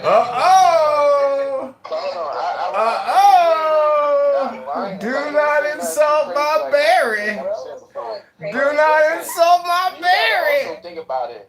What's the only African nation that was brought forth at the G7? The same African nation that he's from. When they're making moves, the only African nation that they fuck with is Kenya. Everybody fucks with Kenya, and then he happened to be supposedly Kenyan. But we be looking past all of that shit, and if we look deeper into Kenya, not saying that it's so bad, but if you look into their government and how it works, then you'll see the play. Obama. Bro, niggas actually, like, real life, like, actually think Michelle Obama's a man, bro. Yes, sir. Yeah. Oh, you didn't know June is LGBTQ Pride Month? It's not part of the culture. It's part of a cult. Trans ideology is satanic cult worshiping. Order in the court. That's why I brought up that cult, but I don't think I've seen the video. I was looking at all Michelle's baby pictures and her younger pictures. She looks like a girl, I ain't gonna lie. There's no pregnancy photos. Private birth at University of Chicago. No pregnancy photos. Not one. Okay, all right. Let's not. Yeah, because y'all doing too much now. Hey, Book, you a guest in here, bro. Like, I don't know. Like, clearly you tune it out and you don't care, but when people talking, like, we don't like really talking over each other. Tim, I got a quick question for you. What do you think about the Beyonce pregnancy? When we all saw her belly fold on TV when she was sitting down, you think that was real and she was never really pregnant, or you think that's bullshit too? Neither of them has anything to do with the other. I just want to see like yeah. bullshit. Personally, bro, I could be wrong, but I thought that was just her dress folding. You ain't watched the video. I probably gotta go back and watch it. Yeah, so the thing was that she was never pregnant either. So the reason I didn't really say anything about Michelle being is because she very well clearly, bro. If you look at Michael Laverne Robinson, which anybody can Google right now, and then you look at Michelle Obama, like, damn, like these motherfuckers could be the same people for. And then you look at the kids, like how they don't look like either one of them. I know somebody's gonna say, oh, you don't gotta look like them. You look like your grandparents, your great grandparents. Like this ain't that. I don't know. It's just some funny shit going on there, and it could very well be true. I'm just saying until we see otherwise, which we're never gonna see. We're never gonna see what she looks like naked. We're never gonna see her medical records or any of that. We can only assume. And just like Lowe brought up Bridget McCrone, Candace Owens was on her ass. Like she brought all the proof and all the documents, so it could very well be a thing. As a matter of fact, a couple months ago, we looked at all the first ladies, and all the first ladies look like men. Every last one of them. That's why they say you go further. George Bush. Back to the beginning of time. That's what you see. Like if you go look at all the original first ladies, bro. You insane if you looking at them pictures and thinking those are women, bro. And that's why I made that earlier. Look at if you said insane. But you know George Bush loves Michelle. But the thing is that we're having a conversation about all this because Obama dropped it around because all the other presidents were there. You got to find it interesting that we have it at the same time. And if y'all want to be, if we want to be messy, we can say he did it for pride. That's just extra. But if you ain't, think about it. If you look up Barbara Bush right now, you can't tell me that that's a white man. And I'm really looking at Hillary kind of funny sometimes. I know she might truly be a woman, but I be looking at her and it's like she kind of like a dude. See, this is all meaningless nothing. The country is 200 trillion in debt. 200 trillion. Illinois is 200 billion in debt. Chicago is 60 billion in debt. Those are things that matter. What these fucking liars are doing, these politicians are spamming us with relentless bullshit. John Legend, and fuck, who gives a fuck? The country's broke, the city's broke. These faggots are dancing in the moonlight. They did this. They're responsible for this. Why you? What's around him? What's the? I love his energy. Thank you. Somebody with the energy. You know John Legend and his wife when they was on that interview on the red carpet. And He is a little. Well, hold on, but they was talking about Obama. They was talking about what was going on with Obama, some sexual activities, and that nigga was damn near giving her the cue like, "Yo, you saying too much." Y'all remember that shit? Well, there's a letter that Obama wrote in college to his ex-girlfriend where he says that he makes love to men daily or something about sexual relations with men. You can look that up. Tucker Carlson has a guy saying by Six Flags Great America, north of Chicago, he was sucking dick for crack, and he was a prostitute. And it was his wife didn't give birth to his children. They have a private doctor at University of Chicago. It's all a scam. He is a CIA agent. If you go to the Wikipedia page, his first job out of Columbia or Harvard was at Business International Corporation. It is a CIA front group bought by The Economist. The man is a faggot CIA born and bred. His mother, there's naked photos of his mother as a CIA honeypot prostitute. The guy is an actor and he's good at branding and imaging, but he is a deceiver. And if his husband is trans, it's because the CIA is interested in mind control, breaking gender, breaking sex, fucking people's brains up. It's a real program, MK Ultra. And the fact of the matter is, George Bush and his father, they assassinated JFK. And to this day, Barack Hussein Obama is a part of that legacy. The LBJ Johnson, who also killed Kennedy, thanked Obama right away today, said, your fucking library looks great. It's because they're all in cahoots. It's a giant fucking stage, and Barack Hussein Obama is a faggot dancer. Thank you. Finally, somebody was wrong. I'm sorry if I say faggot a lot. The country's $200 trillion in debt. Illinois is $200 billion in debt. If you can't say faggot, well, fuck it. Faggots. Hey, real quick. So look, listen. I'm gonna play this real quick, but it don't. Can't say faggots. Fuck it. Faggots. Actually, put the link in the chat, right? But this is the red carpet situation I'm talking about with John Legend and Chris. What happened? Pick it out, read it, and answer. Public place, you did it. This is the best or the worst?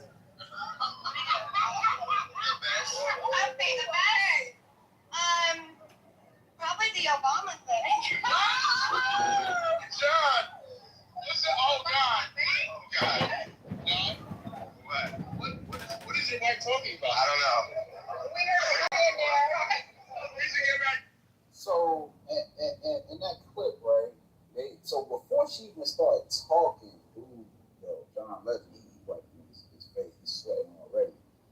And then for your wife to say, talking about a sexual activity, and say, oh, the Obama thing, you come off and you say, you gotta look at the video.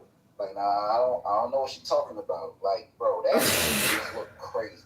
Maybe it's me thinking I would never do that right shit, but what you say, Chop? No, you don't remember when that video came out and then all the tweets came out about how she liked to eat babies and all of that shit, and they put the tweets with the video and all of that shit? Yeah. It's like niggas want to say niggas be making some shit up, but it's like if we don't because it sounds crazy, and that's the thing with these well, I don't even call them conspiracies because it's facts, but that's the thing with these facts. Like, it sounds so fucking outlandish. It sounds like some shit that be filmed in Hollywood that is hard to believe this kind of shit, bro. Like, a lot of this shit we talk about, average person's like, yo, all y'all niggas is crazy.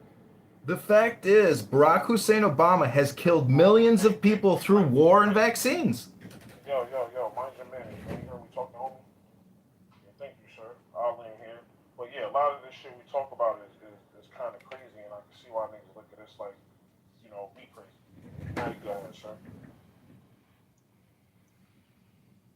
I'm just saying that Barack Hussein Obama, Bill Clinton, George Bush, they have killed millions through war and vaccines. They have caused this country's economy to disappear. We're $200 trillion in debt. They have destroyed this country. They are liars, frauds, criminals, and traitors. I agree with all that. And what you said, doctor? I said you called his ass sir. And alright, I'm gonna call him sir too. Hey sir, you know they always been there ever since they stole this country and started, right? Well, I think it started with JFK's assassination to 9/11 to COVID-19. Fuck no. Man, fuck no. Ever since they came stealing little Indian princesses off the goddamn shoreline. Fuck no. Yeah, but as soon as African Americans joined the Union Army, they became conspirators themselves. 600,000 people died during the Civil War, dying to liberate African Americans. It's your country now. But Barry Soetoro Obama is not with you. He ain't even ADOS. His mother is a CIA prostitute. What the fuck is that introduction about 600,000 black people? Hey, look, hold on, real quick. Let's do this real quick. Yeah, I just rolled up, so it's about to be one of them nights. Yeah, me too. I'm rolling up. Me too. Because I don't know what the fuck that introduction was. Yeah, it's good. Look, that's why I want to keep it on, like, you know, kind of like how we going with the conversation and topic. All right, so doctor, you here now, right? All right, so based off the topic, what's going on right now? J.D. Vance talking greasy to Israel and not Netanyahu. Trump been talking greasy to these motherfuckers for the past couple of weeks, going back to a couple of months, right? All right, so I've been saying this two scenarios. Either they moving the way they want to move, and they really saying, look, I don't give a fuck what any administration did before us. We ain't rocking with this shit. Y'all on some bullshit. And they really doing something that nobody had the balls to do. Or two, because it's only two options with this, right? Or this shit is all a show. But if you feel like, I'm gonna bring it back to the you know. So even if you feel like it's a show, right? What do you feel like the play is? If you feel like the first option ain't what it is, what do you feel like the play is when it comes to the second option?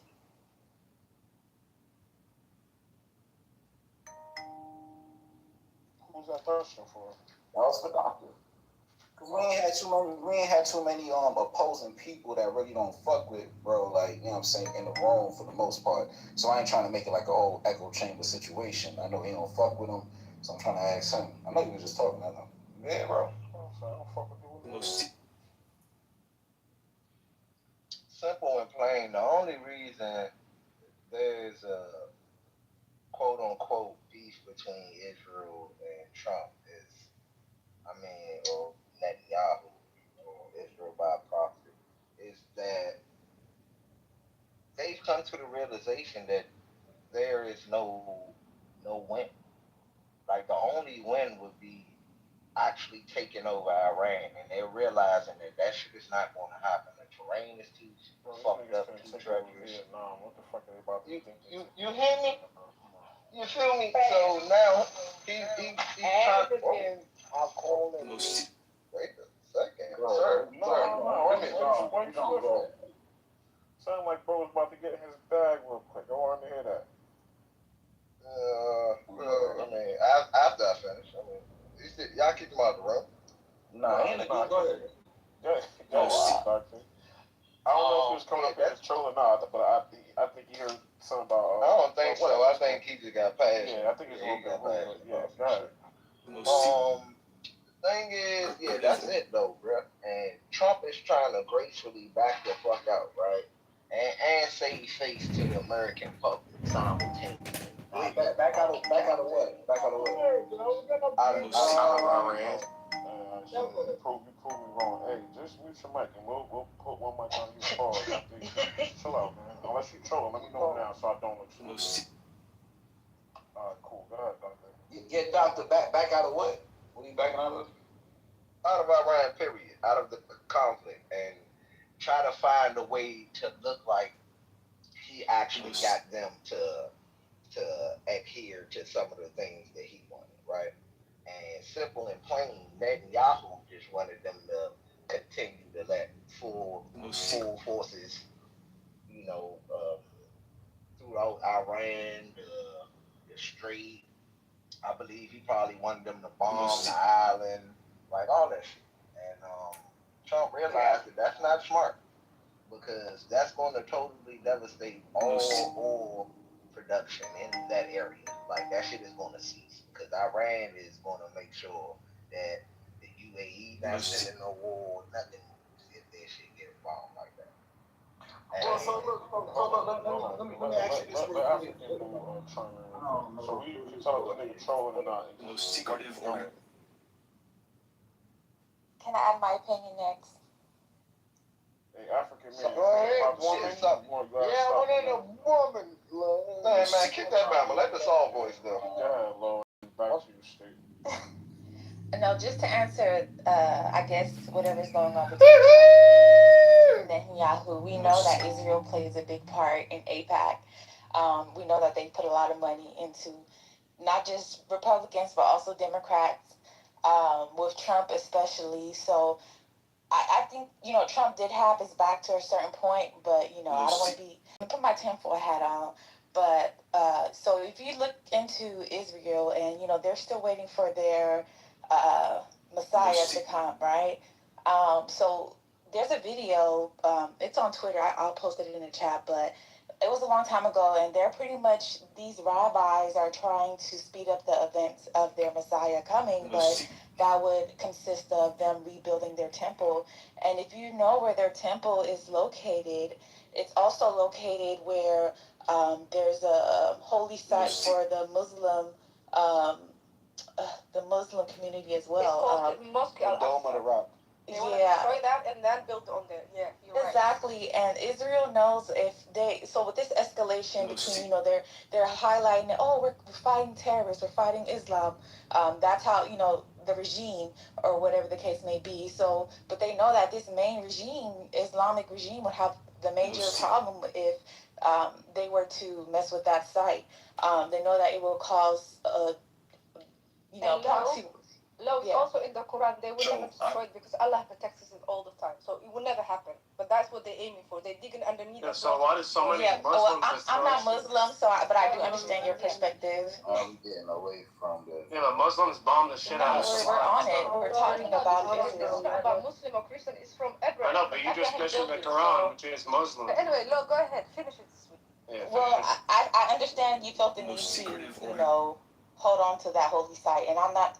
I'm not for either side, so I'm just going to put that out there. But long story short, with this escalation that's happening in the Middle East, we know that Israel has been doing what they want to do regardless, and we can see that Vance said in the video, like, America is one of the only the greatest nation, I guess, supporting them. A lot of people want, like, they're calling for the arrest of Netanyahu. So with him going against Trump and escalating things with Iran, I definitely see them as, trying to definitely start something, and I'll just lay it right there. Thank you. But I also think they have something on Donald Trump because there's no limit. They can push him. Listen, J.D. Vance and Donald Trump are distancing themselves from Israel. They're going to get tens of thousands of more voters for Congress people at the midterms. And then the Israelis are going to attack Lebanon, and they don't give a fuck, because if the fucking Hezbollah people are attacking them, they're going to attack them back 10x. You can't stop it. I suddenly think Trump really cares. Like, Trump will bomb the shit out of Palestine and all those Middle Eastern countries still.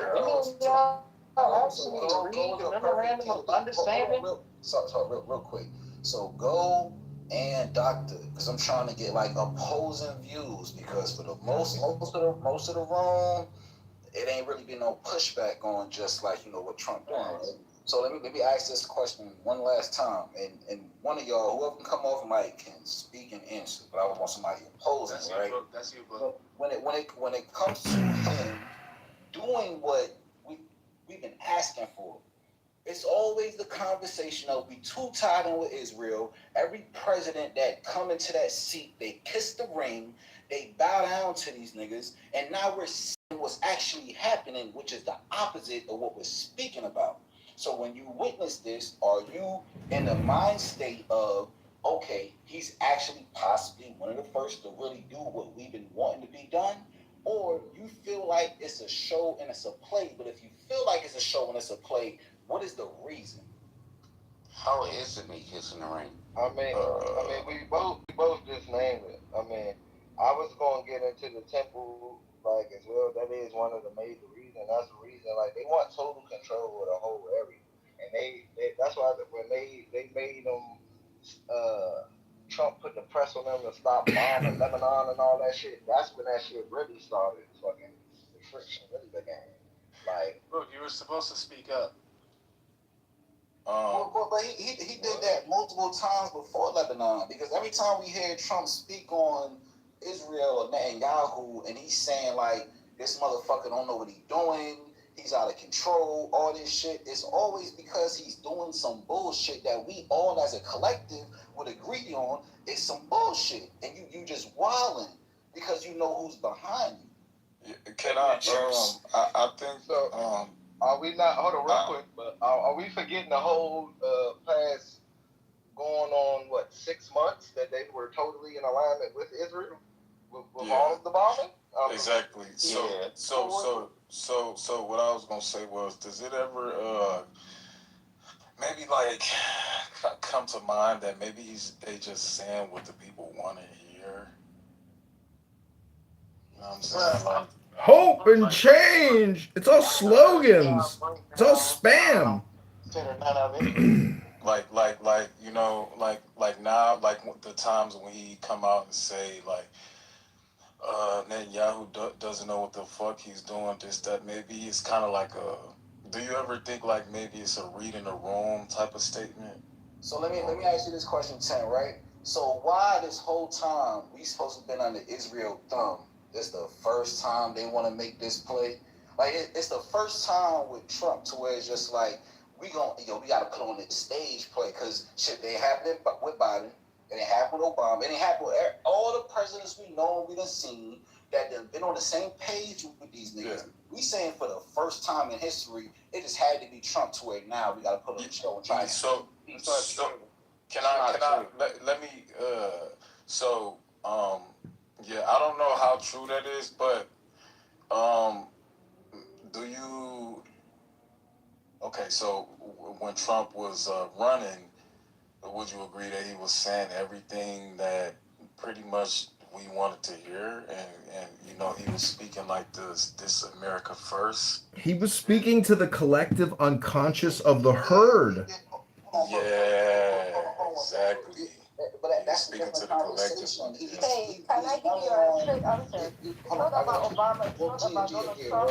Israel has touched on America, and there's no America first anymore. It's Israel first now.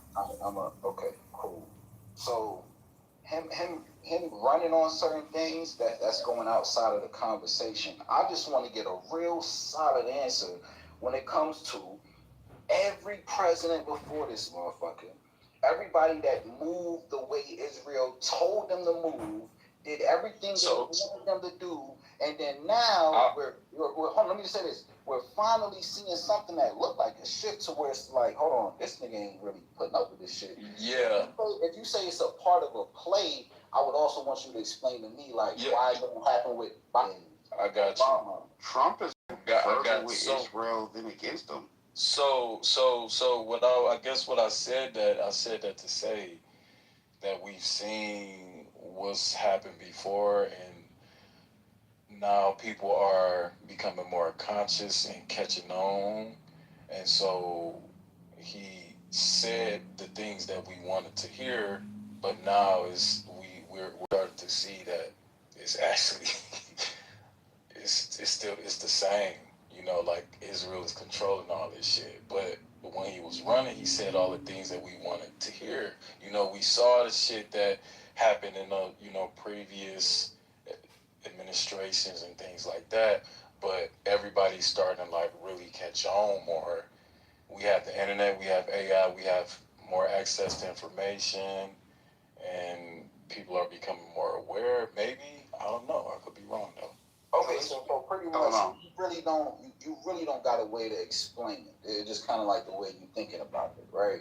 You don't really got a way to explain it. That's what I'm trying to figure out. And I feel like this should be an easy question to answer, being that this nigga is supposedly a part of the program. He gonna be ride or die with Israel regardless. But there's no explanation I'm hearing that can like explain the way shit is moving right now. Not only with Trump, but we got Hillary Clinton coming out saying the same shit, doubling down, even though we know how they was rocking with them.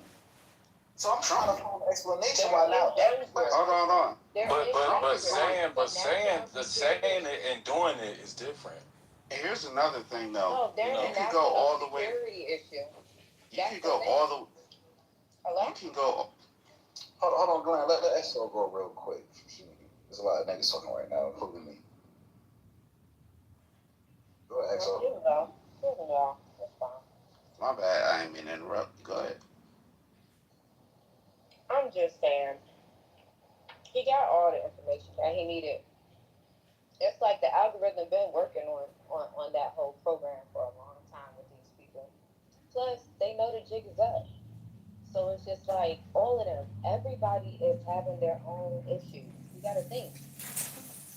I mean, down to the artists, they're all having a lot of issues because the jig is up.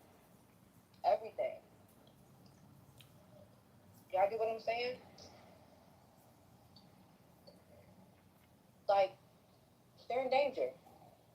They know that these people basically know everything about America. It's really not that complicated. Like, simply, they're on the same program, but different actors. Whether it's Hillary Clinton, Obama, Trump, they're on the same program. Okay, so this is where we get to the basis of the conversation. I'm glad like people are actually saying things, right? So Gia just said it's the same program, right? So Gia, what program is it and who's running it? Israel is running it. America first thing is a whole bullshit. That's it. It's Israel first. That's it. They're taking lives, they're killing people, and nobody can say anything. Period. Okay. What do you think? What do you think? I agree with that, and let me just have this one last discourse with it real quick, right? So, all right, so they're running everything. So, are they running everything because they infiltrated the United States? Or are they running everything because they have military power around the world? Why would you say? Because me personally, I believe they're not running everything, and I believe if you believe in manifestation, they're not really doing shit. And the fact that we believe they doing it, and we keep saying it, we manifesting that shit more for them. Is my opinion. But what's yours? A lot of things that what's yours and why you would say they run? There's a lot of things that we do not know. Epstein Files is one of them. They have a lot of things of videos. They have something in America where America became the bitch of Israel right now. So we know some stuff, but we don't know everything. Did you see what happened in the United States when the Epstein Files was released? Did you see what happened? Well, okay, so when the files were released and they said like, you know, because these are in the files, that they're eating babies and all this weird shit. How people moved on. So Gia, hold on real quick. So Gia, what happened in the United States when they released those files? And then suddenly it was like, we're going to attack Iran. Bombed Iran. No, what happened when they released the files was nothing. Niggas went back to their job. They started going back to work again. They started playing their game system. They kept going to the movie immediately they distracted everyone with, we're gonna attack Iran because they said like, you know, they have nothing happened. I'm telling you. All right, real quick. We're dancing around the simple fact that the biggest contributor to our economy is the petrodollar, right? And the fact that this war is destabilizing world economic oil trade, right? And Israel doesn't give a fuck because the bulk of their economy doesn't come from oil. The bulk of their economy comes from the tech sector. So what they can do is afford to have this war. They don't give a fuck because their economy is not suffering. The reason Donald Trump has to make the deal is because our economy depends on the fucking oil business and the petrodollar. That's simple and plain, bro. Hey, doctor, so let me ask you a question real quick, right? So when the petrodollar was dismantled, because you know what it was, right? We on the same page? You there? Yo. I'm here. Okay, so when that shit popped off, and what was it, 22? When they said, fuck y'all, the petrodollar, we done with y'all. Y'all not gonna be able to move like this no more. When did it get reinstated, or when did it come back? Because I might have missed something. I'm just seeing if you know. Well, hold on. I'm asking doctor because he brought up the petrodollar. All right, well, he probably looking it up or something. Go ahead. And also, quick question. That's the question. If you didn't know, all major Gulf exports are still through the petrodollar, including Saudi Arabia, the UAE, Kuwait, Iraq, and Qatar. What are you talking about again? How much weight does it? I know it. So here's the thing, because before you came in, I laid out the whole situation when it came to that, when it came to the Prince of Saudi, all that, right? So what's the weight? What's the level scale if you're talking about the petrodollar that has when it comes to the way we're able to move and do what we want to do, or it can stop us from moving how we move? Like, what's the weight of that? If you could put it on a graph, a scale, how would you weigh that? How would you weigh that? You're gonna have to rephrase the question. Yeah, Okay. I think, Doctor, I think you should say that whole thing you said about the petrol. I think you should say all that shit one more time. What happened, bro? They under the farce that countries don't operate through the petrodollar anymore. That shit was only for like a brief second. I think maybe a year. After that, they went right back to that shit. What are you talking about? All those countries I just named. Hey, why they stop though? What was the cause of that? What was the cause of that? They wanted independence and they wanted to get from up out of that shit. And then after certain proxy wars was waged and certain heads of states were eliminated, then they were right back on it. What are we talking about? Okay, so that's what I'm saying. That's why I be bringing up Saudi Arabia, right? And I'm just gonna say, do y'all research on the Saudi prince? Do y'all research on the Vegas shooting? And do y'all research on when the Saudi prince left Vegas and went back to Saudi Arabia, why the 7 families died? So I get the surface level explanation for certain things, but I be trying to see who really be going into what's really going on when it come behind that. Go into it then. Well, I did. This would be like the 4th or 5th time I did it tonight, so I don't want to keep on repeating it. But I'll just say, Doctor, even to you, listen to what I'm saying and looking at it, you can say like, fuck it, whatever, you ain't saying shit. But I feel like unless you go into that, you would have to come and have a different view, or maybe you won't have a different view, but most likely you would on what that shit was really about.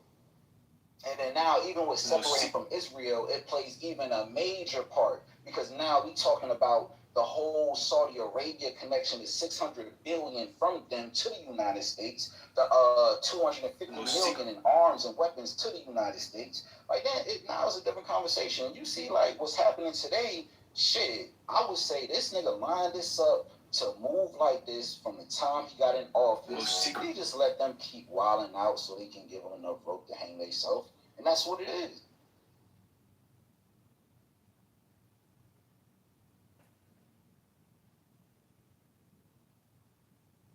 I still think there's multiple agendas going on. They got that John, that a cult. That's what I'm saying. I don't know, maybe I don't know if you ever watched any of the videos I sent put in the chat today. Yeah, we got outlaw. My bad. I was trying to. No, you good. I'm just saying, like, Sure, what's going on over there? These niggas is fighting. It's like how we watching the World Cup. So we see everybody. It's just like the NBA. Like, we can look at politics as like the league, but every country got their own their own franchise, and everyone's fighting to be the champion. Because that move that Trump pulled, like even them saying that, the UAE is the one they're literally calling the UAE the second Israel. They're the ones that's been dropping the bombs. They're the one that dropped that shit on Qatar. So they're the ones that's bombing Iran. They're bombing Lebanon. Wait, dang. So Israel said that, or who said that? Trump said that about. I'm about to take this call, but Trump said that about the UAE. It was in one of the links that I dropped. He said it in the G7. I'll be right back. Yeah, we left from that when he was talking about the dialogue.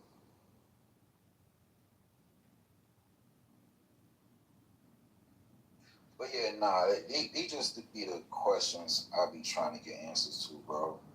And I feel like at the end of the day, when people say how they feel, I feel like you should lead with saying, look, this is my opinion. And I think most of these conversations will go more smooth, bro. Well, why you not doing that? Why ain't do what? I've been saying why you not leading with that? I've been stating my opinion all night long. You just got Like, why to. you give me everything? You've been asking questions instead of being straight up. Because earlier, I don't know if you was here, the room was in one direction. Everybody was kind of agreeing on shit, and I'm trying to get niggas I know don't fuck with Trump or whatever the case is to lean in on the conversation and for them to have their opinion. Because the shit get weird when it's like, all right, and everybody just saying the same shit. Like if you ain't hear me earlier when I said go, doctor, anybody I know oppose certain shit. Like, I just want to hear what y'all got to say about it. But I've been doing that all day since we had this conversation, bro. It's my opinion that all communication is political. All communication is projection. All communication is spam. And all communication is hypnosis. Barry Soetoro Obama, he pushed the vax on us. We need serious mass arrests in this country. The COVID-19 ZAV is the greatest carcinogenic event in human history. Millions of people died in 2020, 21 from the vaccine, not from some Wuhan fucking virus that Dr. Fauci and Bill Gates were building. No, it was the vaccine, you dummies. Who was the president that it came out of? Exactly. Dr. Fauci. Hold up. Who funded the biolab? What the fuck are y'all talking about? What's They go about to put COVID on Trump, and we gonna need them to explain it. I'm very worried that the Israelis are going to attack Iran again.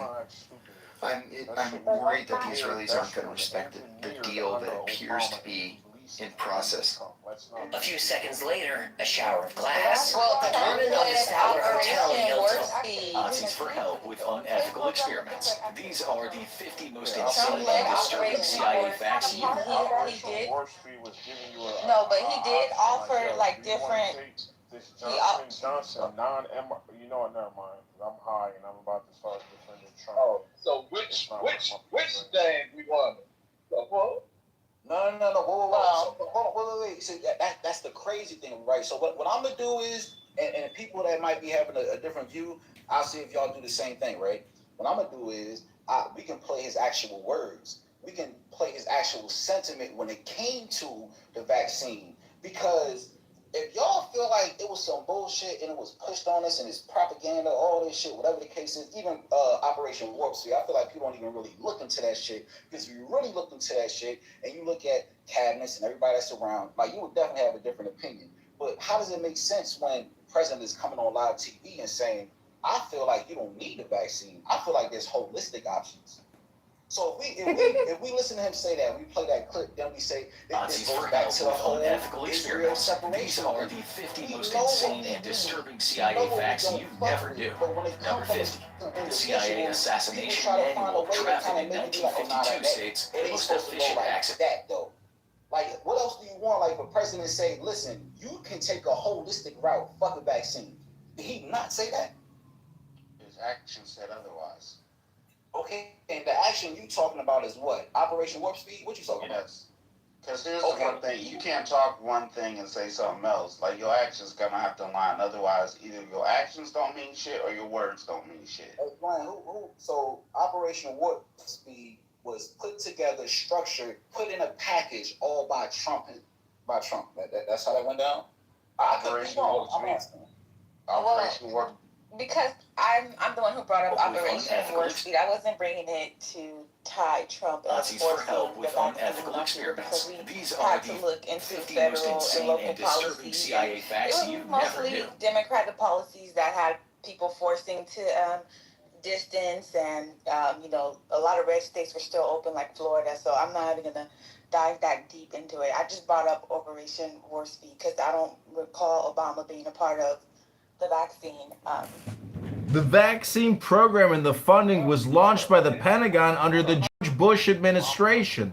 Tens of billions a year in annual defense funding for biological and chemical weapon research. It's all bullshit. Barack Hussein Obama helped push it. Obama was a part of the manufacturing of the disease. We're not talking about linking him to the vaccine. It's not what anyone's saying. Like, those biolabs, the gain of function with Fauci, all of those emails that came out that the niggas just want to act oblivious to. Like, that shit was manufactured in the Ukraine. A whole bunch of biolabs are all along the borders and they're released. Like, we did all of this shit the whole 2020, 2021, and 2022. Like, what are we doing here? Well, besides the vaccines, I think there's a. Go ahead. Sorry. Yeah, I also want to say that he was a part of the SARS-2 whole epidemic as well. And COVID-19 is SARS-2. So, yeah. It's just SARS-2. It's literally SARS-2 repackaged. and then the vaccine doesn't even have the whatever is in the actual, strand of the what is it called?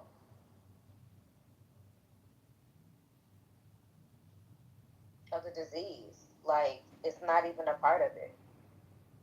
Damn, I'm mad I missed her response to my phone. I had to get on my other line. But sheesh. I don't know how we gonna put this all on one person. That shit kind of crazy.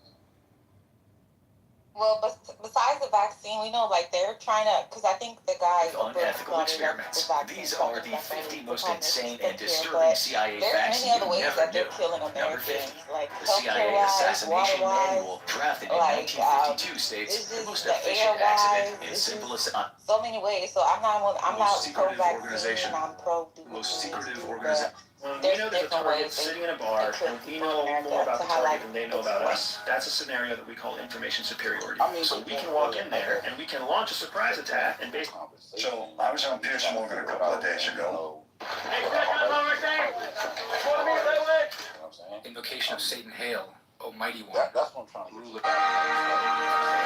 get look, I'm not pushing no narrative. I just be asking these questions because it be like, yo, shit, I could miss some shit. I might have missed some shit. But I'm still not seeing how he want to come to that. Like, he's the full force behind it. Like, yo, this nigga pushed the vax on all of America. I'm not seeing that. Yeah, he started Operation Warp Speed under them. Who's developed it? There's a video of Obama, Clinton, and George Bush pushing the vaccines on all of America. They put up public broadcasting messages of the three presidents saying, get vaxxed. It'll save you. It'll save your community. It'll protect your grandma. It's all a fucking scam. And it's to depopulate and sterilize our population. Well, I agree with that point. They definitely have celebrities coming out and trying to tell the masses. I mean, they was giving out free cheeseburgers for vaccines, so they was pulling out all the... They had lotteries, multi-million-dollar lotteries. Go get vaxxed, you get a lottery ticket, you can become a millionaire. Cities and towns were doing that. It is the biggest mass carcinogenic event in human history. They did it to the whole planet. Pfizer, Moderna, J&J, 100 other manufacturers, Indian manufacturers. It's all proprietary, all patented. It was plandemic, scamdemic. It cost us $10 trillion. We need mass arrests, and we need them now. But Kash Patel and J.D. Vance, they're faggots. They're never going to do it. Dragon Pharma. Look, are you gay?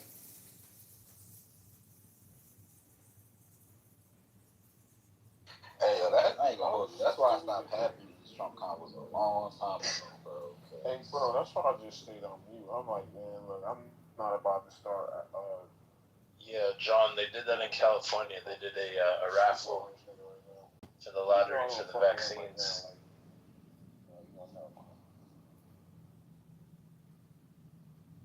He the one that held off on giving the vaccine as long as he could. Who held off? Trump did. He the one that started the program to develop it. He held off on giving it. He counted. Yeah, he did. Hold on. Gates did. Bill Gates was at the forefront. Him and Fauci were at the forefront. Trump was the one that actually put it through as something for the government to develop. Hey, Glenn, let me ask you a question, right? Go ahead. Would you trust Donald Trump to perform any type of surgery on you if you was in a fucked up position? Would you trust him to do that? To perform a surgery? No, he's not a doctor. He's not a doctor. So as the president, when we see how Operation Warp Speed went down and who he leaned on and relied on was who? The medical professionals.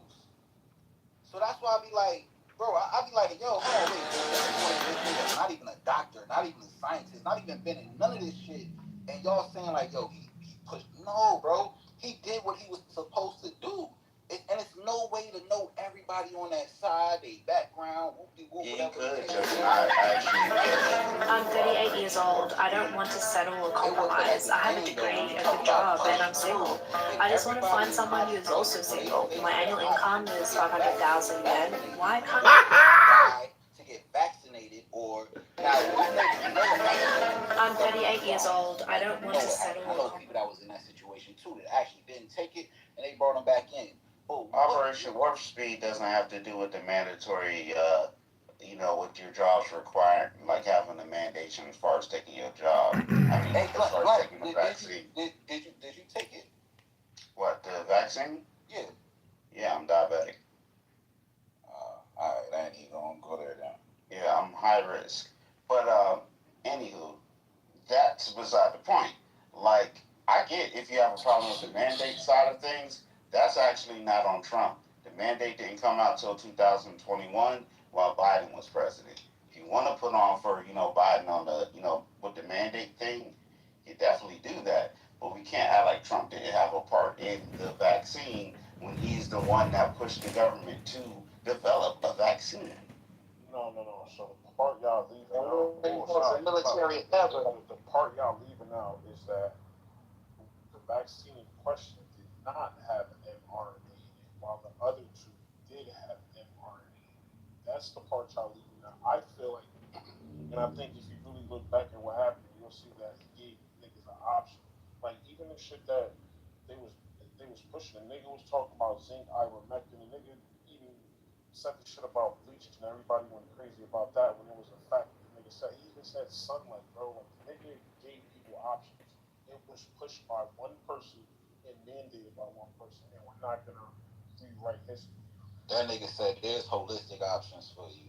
Every alternative that he gave is in medical journals of the past that actually fucking work. And the medical professionals that he had on stage that everybody was listening to ain't mentioned shit. Ain't nothing about none of the alternatives he gave. That man ain't fucking dumb. He had already researched that shit. He got medical patents his damn self. Trump got medical patents? Yeah, look it up.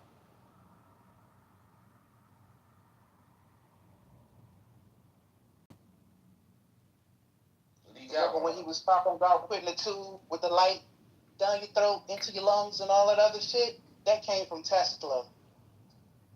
It was used way back in the days. What patent Trump got?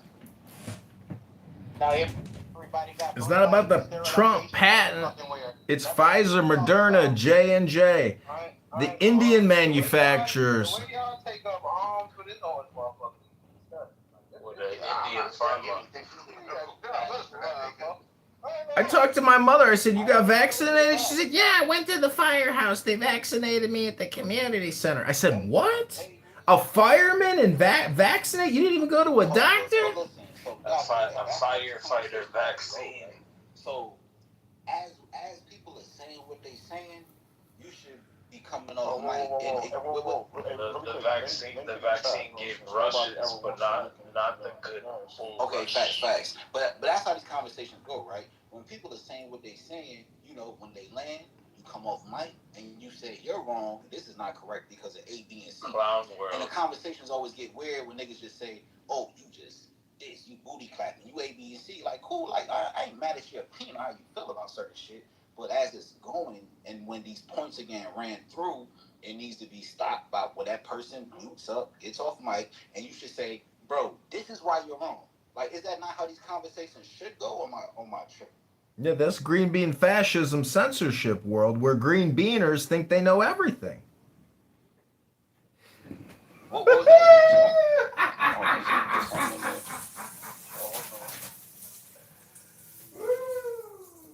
I don't know, bro. I'm just saying. Like, that's why I be feeling like the conversations just be like a never-ending loop because it's like, bro, niggas been talking this whole time saying certain things, and it's like, hey, y'all just defending this nigga. Cool, you can have that opinion, but like, why do you feel like that? What was said that you feel like somebody is just defending him and just saying like, what I'm saying, whatever. Like, why is it? Because bro, you could teach somebody something. There's somebody that's saying something that you could be like, yo, this is why you wrong. You could put them on game. So like, I feel like, is that not the better route to take than just come off mic and say like, y'all niggas just defending the nigga? We all trying to get to a common ground and figure some shit out. So I don't know. What was on that link? Wait. I'm double checking that right now. I might have to take that back. I'm double checking it. We need to arrest Dr. Fauci. We need to arrest Bill Gates and Borla from Pfizer. Let's start there. Didn't Biden pardon Fauci? I was just about to say that. That's gonna be kind of hard. Yeah, Biden did pardon them. Yep. Why he do that? Because he knows that they're guilty. And Trump was coming after them. Not only that, like, when Trump got into office, didn't he dismantle the WHO, the us being a part of the World Economic Forum? He pulled us out of WHO and he started to break down the CDC. And the CDC. Okay, that's because Kennedy, Mr. Kennedy, he did a study, and he's been studying vaccines and a lot of the, the medical issues, and he's been winning a lot of lawsuits prior to him being a part of the administration. And what he came up with was that Israel created a vaccine, which is what they did, and they administered it, but it only attacks people that are not a part of their bloodline or something. Like, it has very specific people that are in mind, or blood strands, or I don't know how technical it gets, but basically he said that on record. And this is when when he got initiated into the administration, and Elon was doing his thing with finding out about Doge, and getting down to the bottom of where the money is going.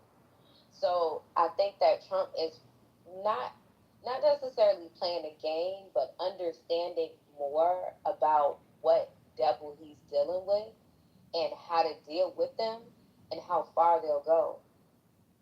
So that's why I feel like he's switching up his tone, because it's like, okay, how far are you willing to go? Are you trying to just kill everybody in sight in the Middle East, or are you just trying to get Israel back and have an issue with Iran? Now it's leaking into basically the entire Middle East. Hey, XO, I agree when it comes to the whole situation, but for different reasons, right?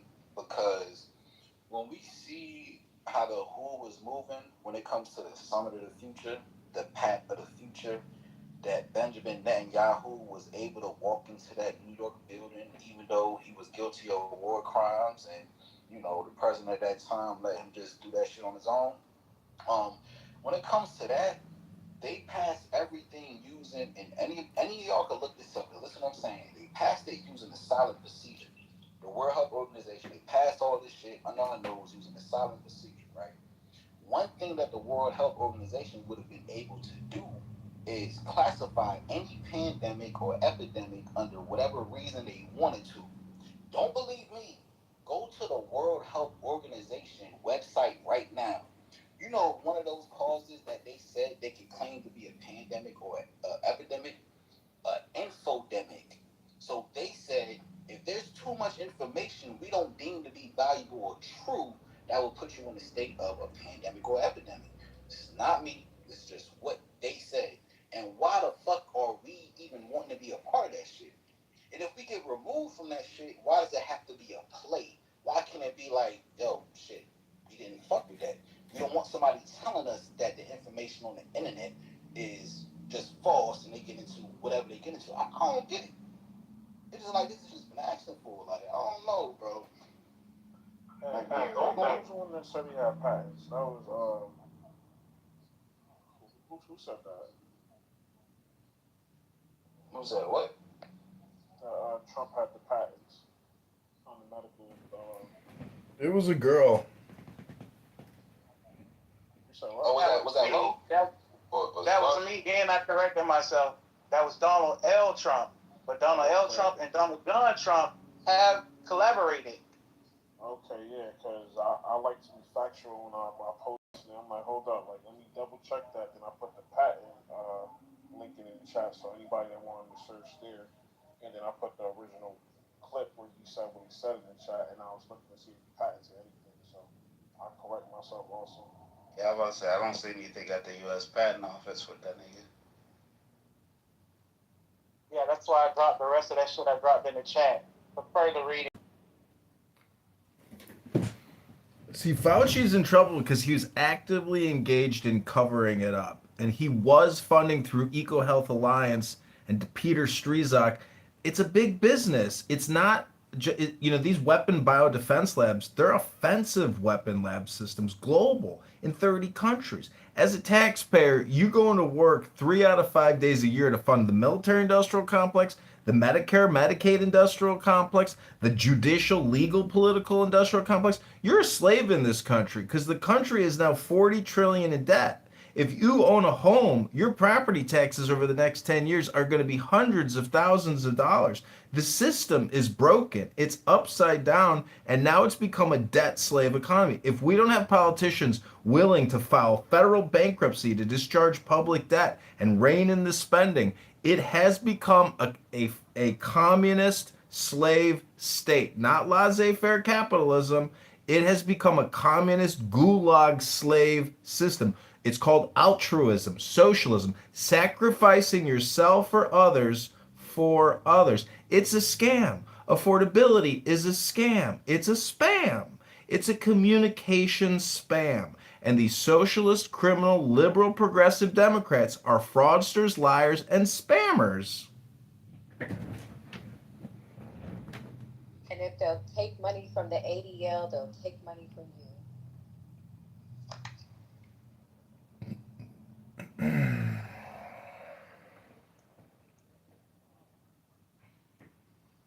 APAC. Those two organizations.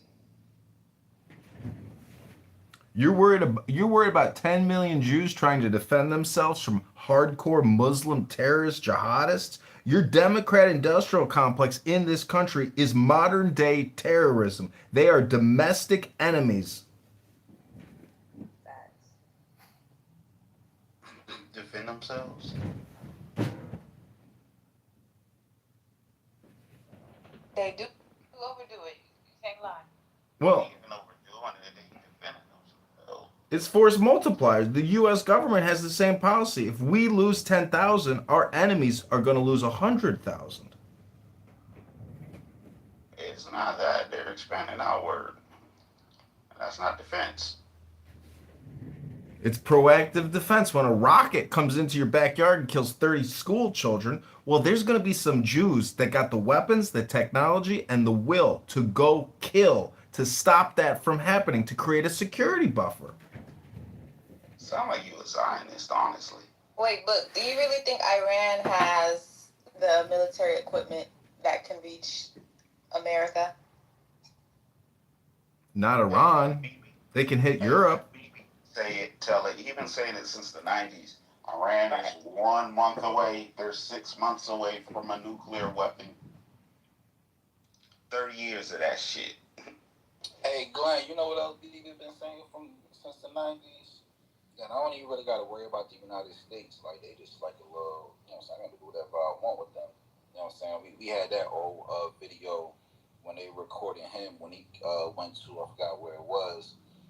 But that, I'll be asking these questions, bro. I'm not, like I said, I'm not even trying to take a stance. I just want somebody to explain their thoughts and feelings on what they feel like is really going on, being that now all of this Israel, United States connection, gang banging, we all for one. Like, why do y'all feel like, or whoever, I ain't speaking to nobody specifically, just like it's cat.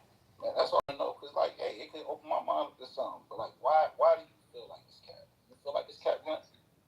Yeah, like, let me say this. BB been barking up the tree for damn near 30 years trying to get somebody to back Israel on some shit. Trump is the first person to actually put some shit to it. Bombed them last year in the summer and said we completely took out their nuclear structure, but then somehow back when it came through the winter, that bombing that we did in the summer didn't end up paying out, so now we got to attack them. Trump is the first person to actually go as far as BB wanted him to go. So I can't say he's standing up against the man. He's gone further than anybody else did. But now you got a little bit of... What happened to Gaza when Biden was in office? What happened in Gaza? Yeah. You talk about October 7th. Just Gaza in general. What happened to Gaza when Biden was in office? Because when you say go as far as he wanted him to, with Iran, like Trump, you feel like Trump went further than the last administration did? And look, I ain't gangbanging, I ain't picking a side. I'm just trying to ask questions. You feel like this current administration went further than the last administration did when it came to Gaza? I didn't say Gaza. Well, I'm asking about it. I was talking about Iran. Like, that's an entirely different thing. Yeah, but it's still on topic, though. Because, all right, so let me ask you this. What do you feel like was more of a genocide, Gaza or Iran? Gaza. Okay. So if you feel like Gaza was more of a genocide, Iran isn't a genocide. That's just an attack. That's a war. I agree with you. But if you feel like Gaza was more of a genocide, who did that go down under?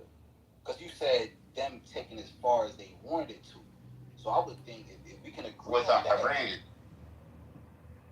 What was that? With Iran. I said Trump went as far as Bibi wanted it to with Iran. I didn't mention Gaza.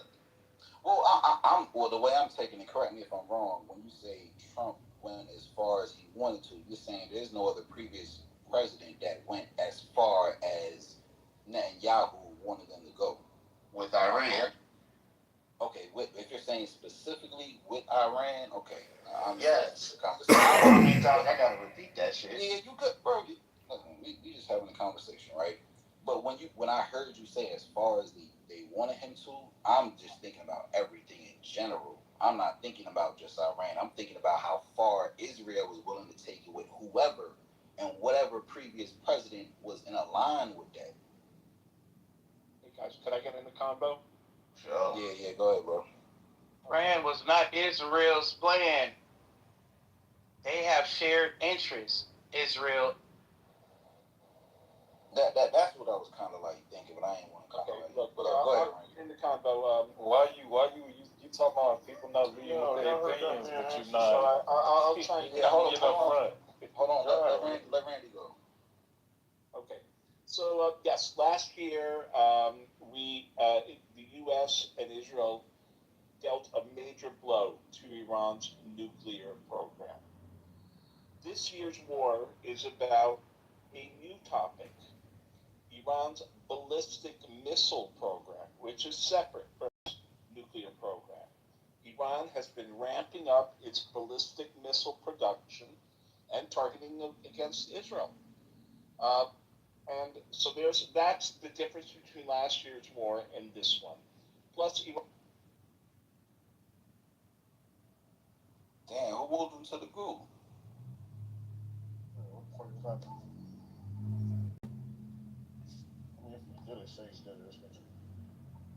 Hey, Randy, I'm bringing you back up. I don't know who moved you. I don't see anybody in history moving you, so I don't know if you went to the audience on your own, but go ahead. He might have clicked it by himself by mistake. Go ahead, Randy. What are you saying? Obviously, somebody doesn't like what I'm saying and moved me to the goo. Well, we can see the history. Well, I didn't move my. If you can see the history, you can see that I didn't move myself. Chill out, man. Just say what you gotta say and keep it. I didn't move myself. That's Thank cool. you. I'm past chill. that now, so say what you gotta say and keep it. Okay, I was in the middle of saying. Okay, a couple of mistruths have been spoken here. Number one, this year's war is about the ballistic missile program. Number two, Israel is not expanding its territory. They're clearing out Hezbollah strongholds. There's a difference. As far as, Iran having a nuclear weapon is not just a threat to Israel. Iran is a jihadist country. They are not rational players in the way that other countries are. The normal theories of in other words, they are willing to sacrifice half their population if necessary, if it furthers their agenda. They're not just another country trying to get nuclear weapons. They are a jihadist, Islamist extremist country. and that the world is safer with them not having a nuclear program. The Trump deal that he just signed with them, the capitulation deal, makes the world less safe. Okay? The world is not safer with Iran having a nuclear program. The world is safer with Iran not having a nuclear program. And this is where my balance of not being biased or just looking at one side comes into play, because I'm a completely disagree. Like, that's why I be saying, like, I just want people to prove like what they talking about, right? Bro, me personally, I have no belief that Iran had any type of nuclear weapons, no capability of bombing the United States, fucking the United States up, fucking Israel up. I'm not gonna believe that. Even if Trump said it, like, and he did, like, I don't believe it. I don't believe that. You don't believe Iran has a nuclear program? Hey, hold on. No, not at all. What country is at war with most of the Middle Trump's East? interest in anything nuclear over there in Iran is to obtain the fucking material to test the isotopes, because Hillary sold the fucking uranium-1 shit to Russia, and Russia passed it off to fucking Iran. I would That agree is with his that main more. interest when it comes to anything fucking nuclear in Iran. I would agree with that more versus than we just sitting here saying like, yo, Iran got all this nuclear equipment, they about to fuck America up, all that shit. No, I'm not agreeing with that, because there's no evidence, there's no proof of that. I don't care who said it. Trump administration, there's no proof of that shit. And here's the thing about it. Israel does all the attacking that it accuses that Iran of wanting to do too.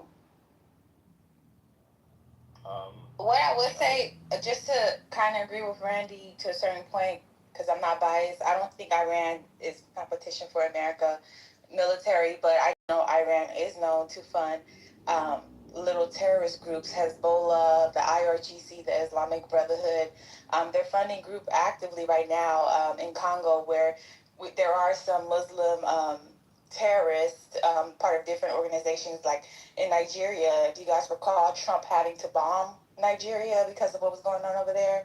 But I would say Iran is not as innocent as we are trying to portray. They're not innocent. Israel under Netanyahu has a lot to do with that too. Yeah, but here's the thing though, like, They're not innocent at all. We just can't pretend that we're. My bad. No, you good. Let me just say this real quick, bro. Because now I'm speaking on something that, as I was previously speaking, that you would think I would be on the same side, but I'm like on the opposite side with it. I don't believe it. I don't believe Iran has anything. And I believe if Iran had anything, they would have been did what they was. Ain't they chanting death to America?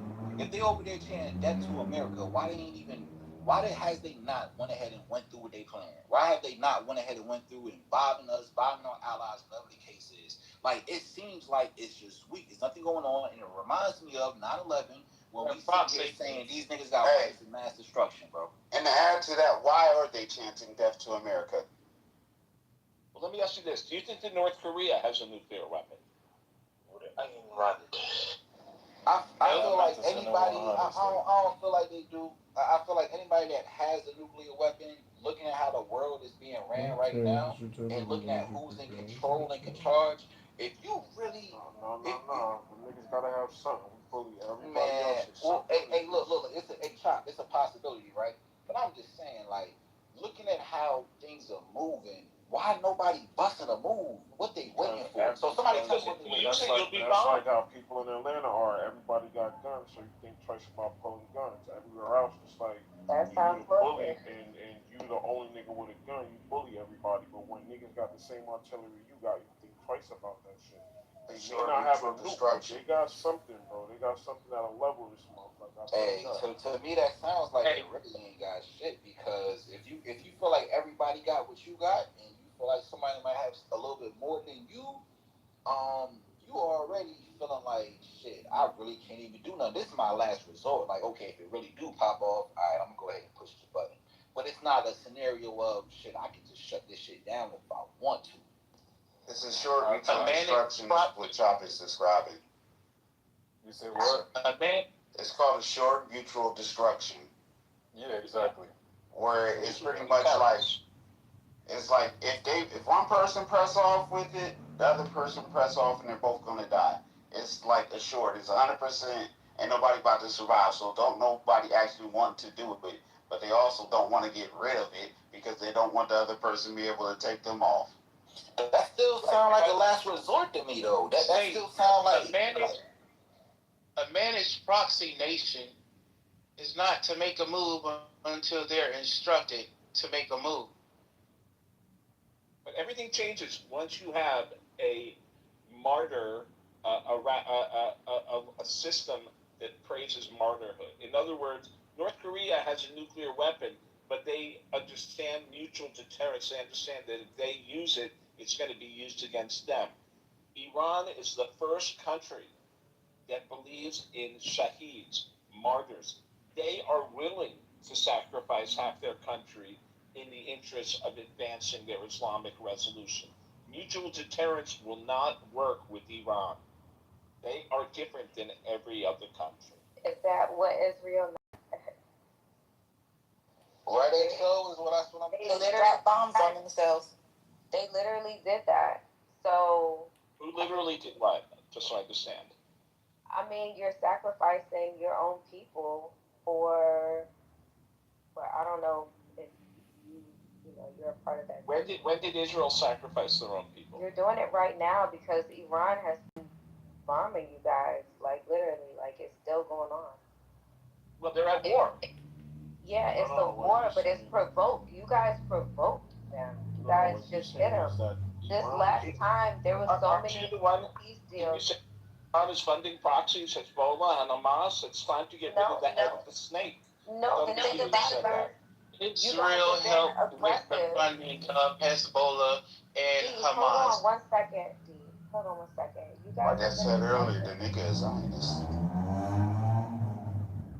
Yeah, I'm just saying. Let's just call a spade a spade. Like, you guys have been the aggressor. You've been the aggressor, since October 7th. And that's the God honest truth. Okay, first of all, I'm not Israeli, so when you say you guys... You're a Zionist, though. Okay, first of all, you learned a big word there. By you saying I'm a Zionist, what does a Zionist mean? What? It means a person that believes... But I'm calling you that. He said it, so let's hear. Somebody's called me a Zionist. I just want to know what they mean. What does a Zionist mean? Hold on, bro. He said it, so let's hear respond. What you mean, bro? Yeah, a Zionist is someone who believes in Israel's right to exist. I mean, personally, I think someone who believes in Israel. Yeah, well, Israel's right to exist at the expense of other countries or whatever. Oh, now you're not an altruist. Yes, other people are trying to remove their existence. So, I mean, they were at peace. October 6th, they were at peace. October 7th, they were attacked.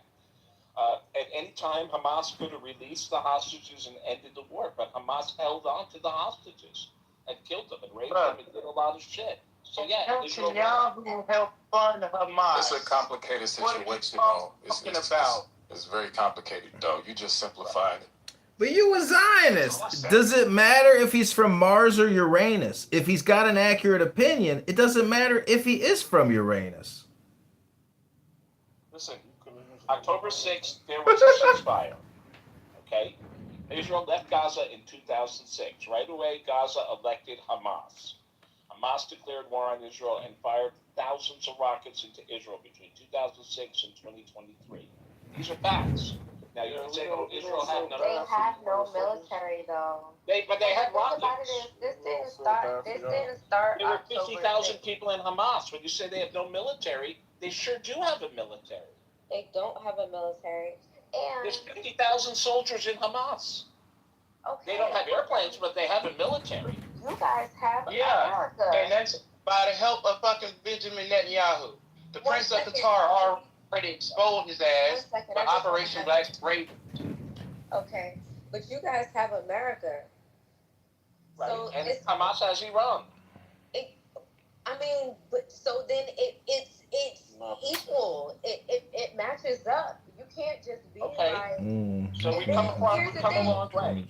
Yeah, we've come a long way. I mean, hey, listen. if this is how America, if I live in America, so look, however y'all get it done, right? I'm just stating the obvious and the facts. The facts, I learned the facts from you guys or from that group. You know, the rabbis, they do have YouTube pages now. So if you guys don't want people to know this information, don't share it. It's easy to find it. There's nothing. What is discriminating? I'm trying to understand what shouldn't they be sharing? I'm gonna give you the mic because the mic is gonna be solely on you when I ask this question, right? When you make this statement about that 50,000, I want to know where did you get it from? What news source you got it from? Yeah, yo, Chop Chip. What news source you got it from? I just want you to put in the chat when you say 50,000. I want to know where you got it from. Are you able to put that in the chat for us to see and view, to be on the same page with you? You there? Yo. The fact of the matter is that this didn't start October 7th. It was provoked October 7th by whichever side. It's happened since the Geneva Convention. You guys, they went over there and they took them people's houses.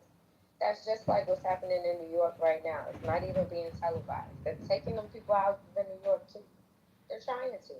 Well, what area of history are you going to focus on explicitly? Do you want to go back 3,000 years, 10,000 years? What part of human history and suffering do you specifically want to focus on?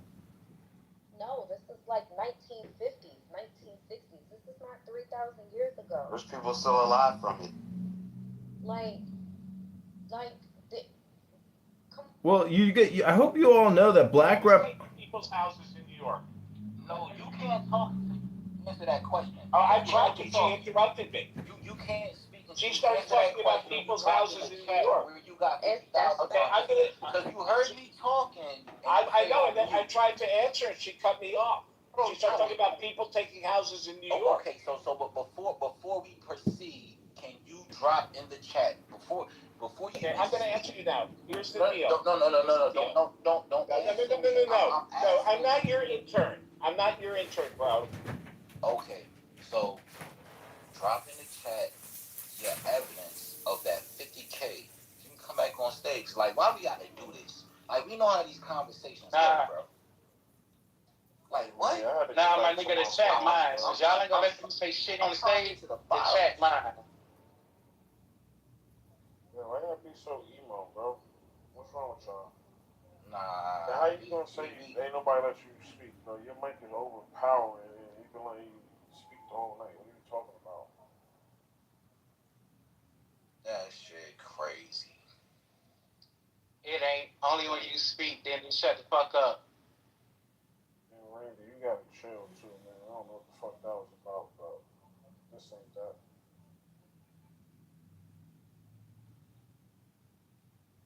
Hey, on another note, in the background, I was listening to Belly Gang at 21. This shit, alright, bro. A couple people dropped tonight. State, Tiara Wack, YG, and Pusha T. Just a couple people. I'm posting everything I was gonna speak about in the chat. Bro, just say it. The floor is open.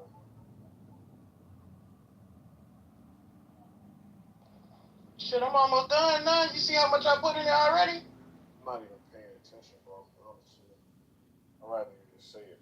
To be for real. Bruh, everybody looking at this shit all fucking wrong, just like I was telling their ass. They keep trying to make a distinction between Iran and Israel when they share a common fucking interest. Neither one of them want an independent state of Palestine. So you move Hamas and the motherfucking Palestine to Gaza. When you fight them, you call yourself fighting them. You're destroying everything and the people there. Then you move the other motherfuckers over there in Lebanon, because Lebanon, Yemen, and other Middle Eastern nations all agree on the independent state of Palestine or whatever. So y'all motherfuckers is literally causing a fight between each other to destroy the people and the lands and shit over there. they working together, but making it look like they're not. And Netanyahu behind the funding of both Hamas and Hezbollah. They do that shit via the IRGC and the Muslim Brotherhood. The motherfucker that's over the Treasury has already tracked they fucking accounts. That's why he seized the crypto. $1 billion in crypto. He used to work for the London banks. So he know how to find all the shit in these shadow banking network. That's why that, again, I'm going to say, that's why that bank went down over there in Switzerland or whatever. And the MI6 involvement with the Muslim Brotherhood helping build their mosque in Egypt, Yemen, and again, Lebanon. All the same nations that agree on the independent state of Palestine. This is where you put your fucking brotherhoods and shit. And the MI6 calls all 3 locations strategic assets. This shit is bigger than Israel, bigger than Iran, and all of it goes right back to fucking Britain, City of London, and all that other shit. Wait, did you say that Hezbollah is in Lebanon? Because I've been trying to figure out what's going on with the recent strikes over there. So you're kind of like putting something together. Yeah, Hezbollah in Lebanon and Hamas is in Gaza. But the money and shit coming from the same sources. And Netanyahu, he came out his mouth himself to prevent a Palestinian military. He was going to fund Hamas because he does not want an independent Palestine. Iran doesn't want an independent Palestine either. So thus, the enemy of my enemy becomes my friend. And we keep this shit destabilized, and who's making all the fucking money, and who controlling the global shipping routes and setting the price of oil and everything? The British motherfuckers. That's why Trump breaking away from their asses too. He literally just took the whole global economy.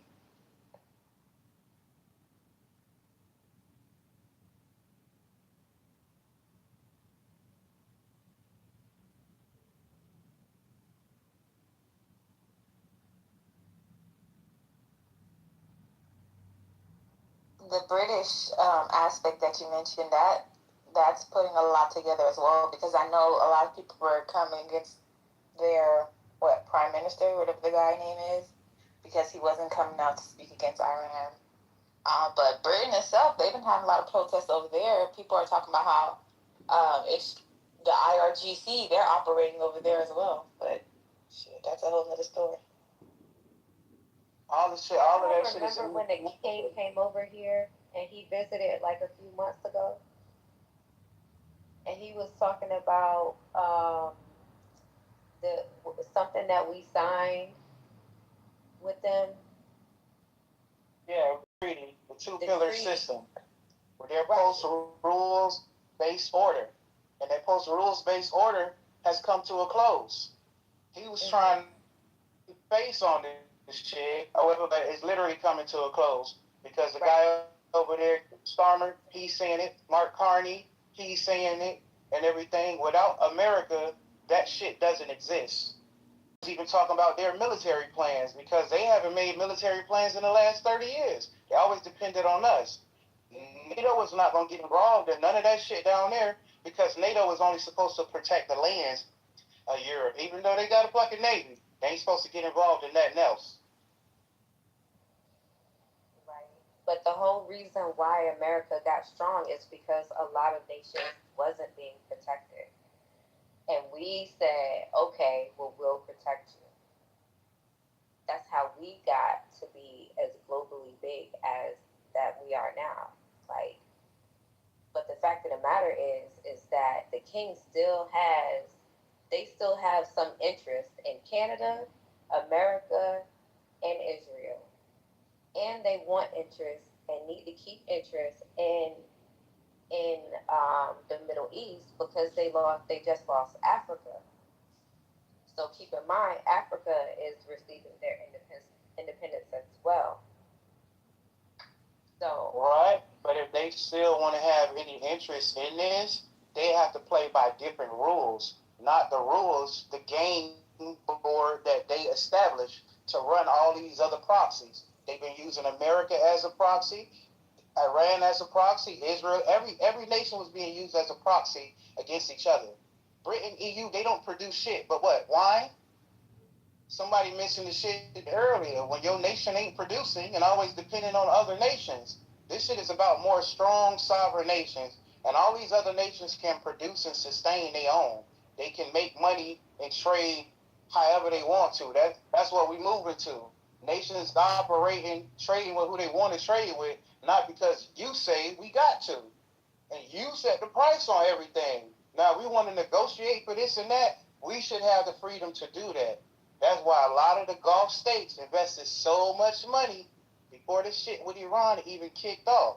And when he's saying that, okay, they came to a deal, and he's talking about investment in Iran, the same Gulf states are the ones that's going to invest in Iran.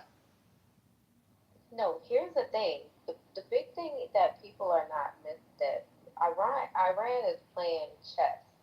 So when they close the Strait of Hormuz, that is a big trade route for America, right? And they've already made agreements. So every time that we send a ship through there, we literally have to pay them money. We're going to be making Iran so rich, and they're already rich. But the fact of the matter is, they weren't going to allow us to come there at all. And we have so many different people so many different companies that ship through that strait. It's like, I think 30% or 40%.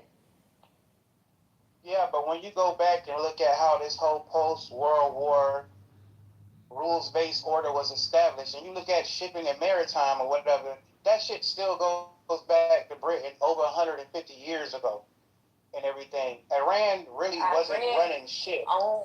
Iran really wasn't running shit. They call it a choke point for a reason, because many nations depend on that choke point. That is a main choke point and everything. Right. They did a deal with China already. Finances and everything is not controlled by them. You remember when people always talk about, oh, we're going to have a World War III because only these banks are not Rothschild central banks? That was some bullshit, because British took over that shit when they put in the clerics. When they on King Reza or whatever put the clerics in, they've been running since. That's why it's called an Iranian central bank, because it's connected to their system. There's only that SWIFT central banking system. They've been in control of it. Or I say they give you these people or whatever, and you really think they running shit, but they not. In the background, this is what they call it. They call it a soft power, just like King Charles was talking about, the soft power of leadership over America. Because in 1871 they came and took this shit back.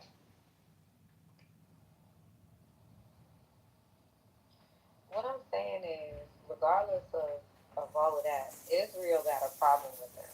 Israel has been making their life a living fucking hell, alongside a few other countries. So that right there has already ruined the relationship between a lot of countries, specifically with America, because we did have a great relationship with Iran.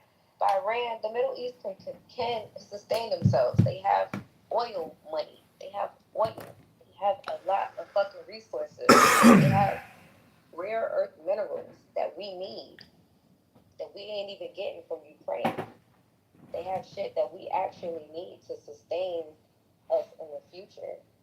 So it's not just about money. This shit is about land and what we need in order to, like, what are those things called? The fucking microchips and shit that we need from Taiwan and stuff. Like, this goes beyond that. So if we can't even get import and export through the Strait of Hormuz, which is 20% of the global importing and exporting, that's a huge issue.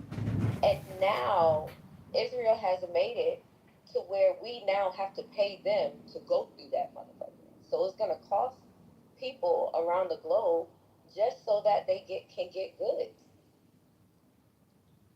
Again, I'm gonna tell you about how the maritime structure was set up.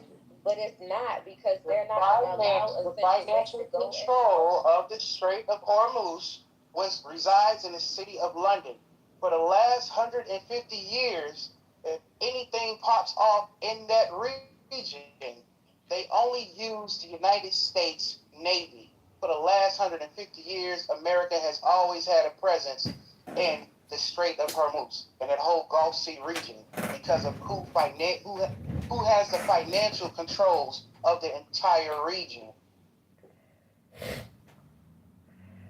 Well, Iran got control of it now, and that's because Israel keeps breaking their agreement. It's not because of Israel. It's because when America started bombing, who pulled out of insuring all the vessels traveling through the Strait of Hormuz? Who charges all the vessels a tariff premium on the oil, an actual double tax? It's not Iran. They don't make the money from that.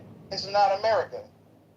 Starting that made Lloyd's of London pull the fuck out and not come back. So now control can be given to the people of that region. And all the Gulf states are going to work on a sovereign status. That's what this shit really been about.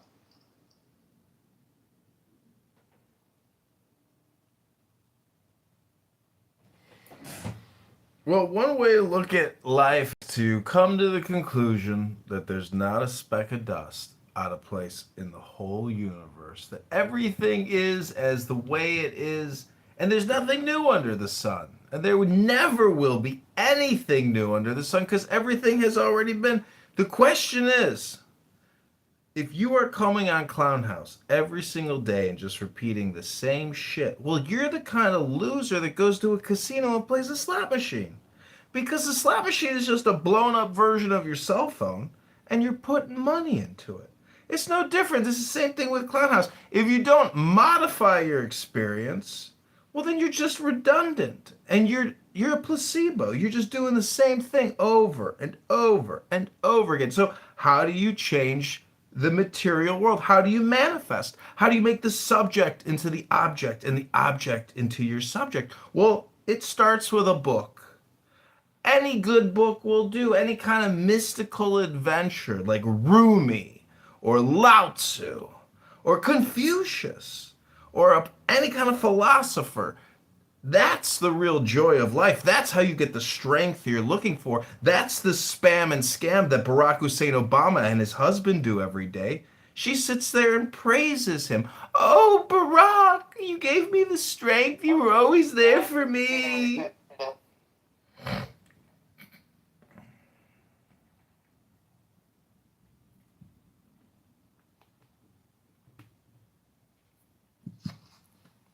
What do you think Judaism is all about? The alphabet. The alphabet. They create with words. And the subjects take the suggestions and the conditions and they say, oh, is it true? Is that the truth? Or is that a lie? I can't tell. Because when you lie so good, it sounds like a truth.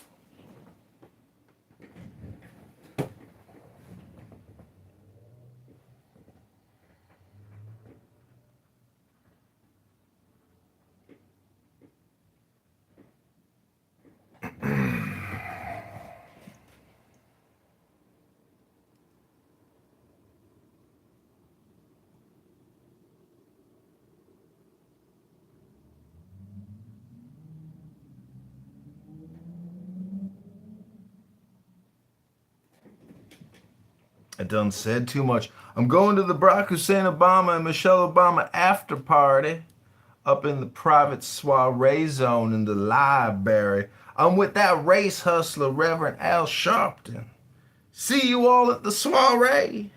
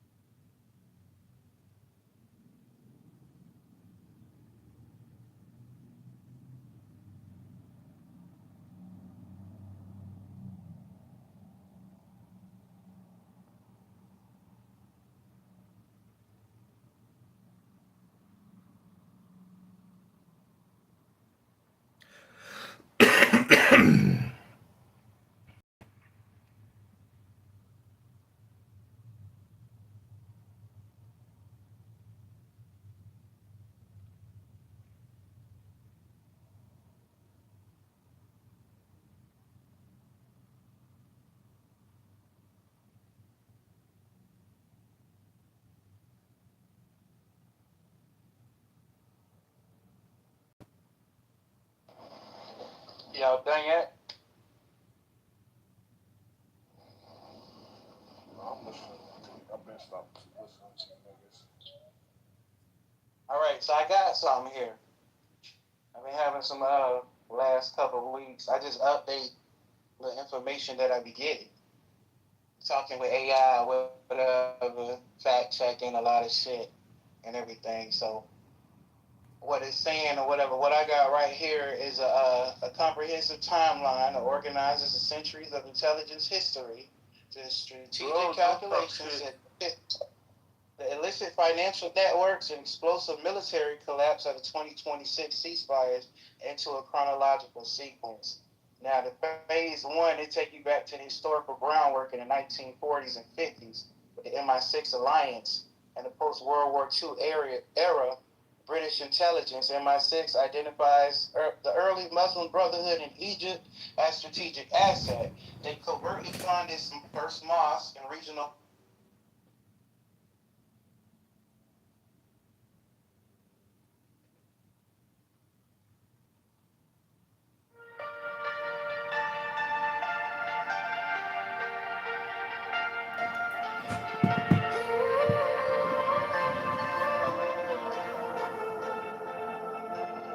Let us live, let us breathe, free as air. No hate, no chains, no despair. Among the shadows, we shine so bright. We carry peace into the night. I believe that we'll rise again. No hatred, no pain, no bitter end. I believe that let the light begin among the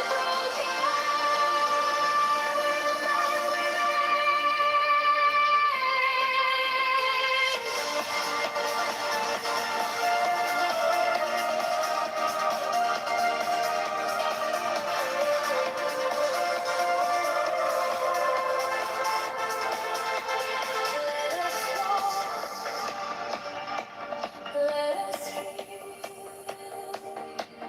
free from strife. No wait on life among the weary. We'll stand tall, a gentle voice for one and all. I believe that we'll rise again. No hatred, no pain, no bitter end. I believe that let the light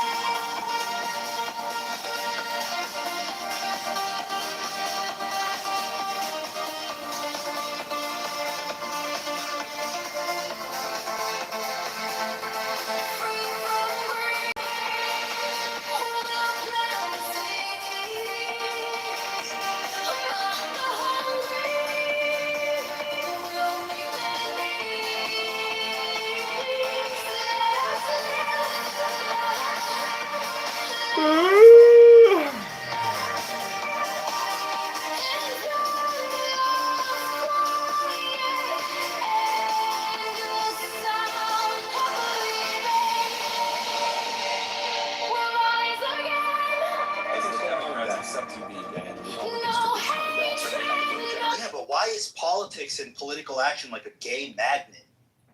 Oh, well, they're all on Model UN, and they just really thrust themselves into their academics. Like, you're telling me we can't get straight politicians? Tom Cotton. If you're looking for even if you don't say they can't get gayed out because that's how they get the blackmail. If they can't get you a kid, they get you a gay. Do you know how I know being gay isn't a choice? It's a choice. It's not. I would choose gay every day. Why is it okay? Low Dual income, no kids, rich, share the wardrobe, rich. You fall into every diversity, equity, inclusion shit. So easy to get laid. Like if I could just choose to be gay. I fucking hanging out with Peter Thiel laughing about fucking SpaceX. Well, I have two theories on the only people who don't choose to be gay is because the environmental estrogens, the birth control in the water, like something happened when you were in utero, like in the womb. So maybe those people don't choose to be gay, but I feel like for everyone else, they're under possession or sway of some sort of demonic entity. Another round, correct?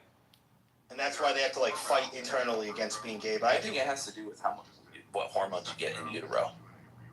I just said that though. Yeah, But you think for everyone? In utero, mostly. Well, I think some of it's child That's abuse. why pregnant bitches shouldn't use fucking fingernail polish and toenail polish. It's one of the fastest absorbing endocrine disruptors that a woman puts on their body during pregnancy is fingernail polish, toenail polish. One of the fastest. Yeah. It's like taking a birth, like it's like giving your unborn son birth control pills before he's born. So then. Well, you don't want to get pregnant before he's born. No, but Q, you were cooking. Keep going with that. I want to hear. I was busy with how. It does. So, but wouldn't that just be bad anyway, even when you're not? So I stayed single a little longer. So and I only had one kid because I really loved my career. It was crazy fun. So, you know, yeah, we were on every backlot, every studio. You know. So you were living in LA? No. It was our offices were in Wilmette, and then our other offices were in Morton Grove. The two different companies I worked for that were in the direct business. But Hollywood #1 came to us all the time. All the stars came to my offices. #2, we did our sales meetings right near Universal Studios.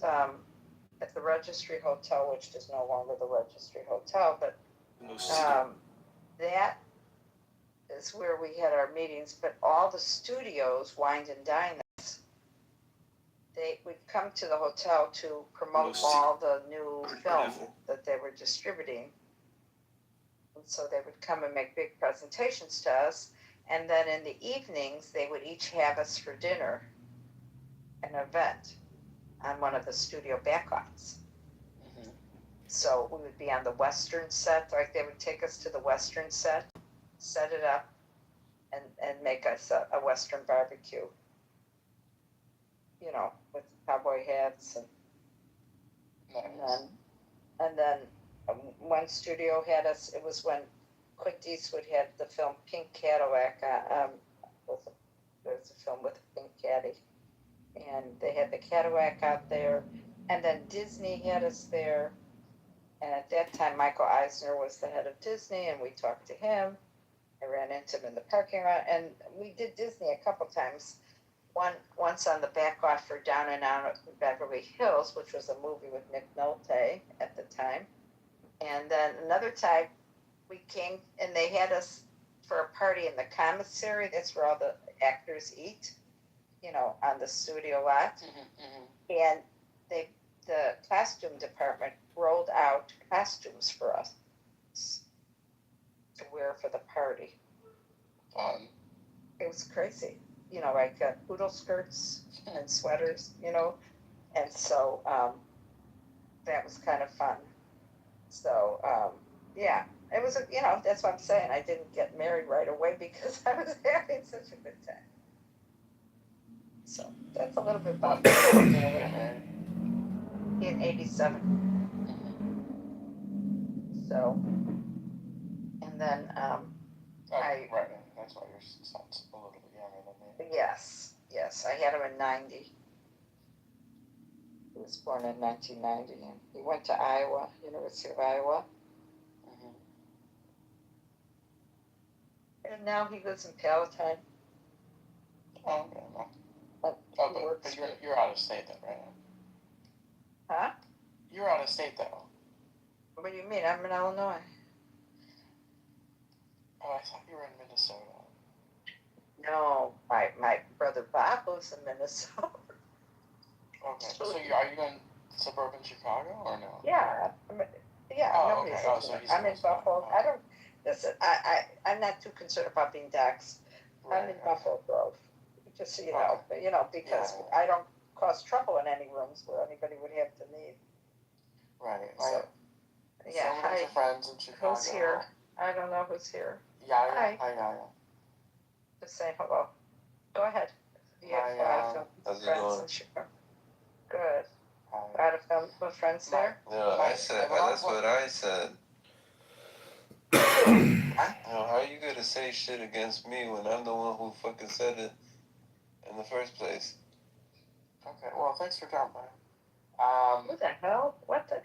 These people, this is what always drives me crazy. But I have a ton of friends in Chicago, and I'm there in a couple months. But then my family who lives there, they all live in Deerfield. Oh, your family's here in Deerfield? Like, I have a bunch of first cousins. I'm in Buffalo Grove. That's might as well be in Deerfield. You know what I'm saying? Okay. That's in my backyard, basically. Oh yeah, I mean, my turf. My family. My brother has a home in Highland Park. We're Buffalo Grove and Deerfield. We have cousins in Glenview and Deerfield. That's the whole. That's the area. Lincolnshire, Buffalo Grove. Yeah. So very cool. So your parents are still in Deerfield? No, my parents are here in Detroit. These are. Oh, okay. Got it. These are my first cousins who grew up here in Detroit, but they ended up marrying men in there you go. The Northwest Chicago. Yes, of course. Okay, so you're in your folks live in the core area in Detroit. Yeah, okay. So we have friends, a lot of friends that in Detroit. Well, not in Detroit, but in the burbs of Detroit. Yeah. Right. So, yeah, it's similar. Very similar. My sister-in-law's sister lives there. And we've been there quite a few times. So, yeah, I mean, that's nice. And you live in the city, or are you also sort of in the burbs? I live in an inner ring suburb that touches the city. So I live like 5 miles from the city limits. So from downtown is like 20-minute drive. Oh, that's not bad. Yeah. No, that's good. No, my son has to work. He's hybrid. He works both at home and in the city. And so he has to take the train. Palatine has a really good train because they run late, in case he wants to do something in the city. And he has a parking space in a garage by the train, right adjacent to the tracks, not one of the Vista lots. So he's got a really cushy setup, for commuting. I wish we had that, like in suburban Detroit, like a train that went to the city. Oh God, yeah. He didn't really want to live in the city. I did. I lived in the city, but it's a hassle because, well, you need a garage as part of your apartment. You don't want one of the old buildings where you don't have parking because it's a nightmare. And because you can't leave your car on the street in the winter, you know what I mean? They'll tow it or whatever. So here he's spending next to his rent to go to a garage in apartments.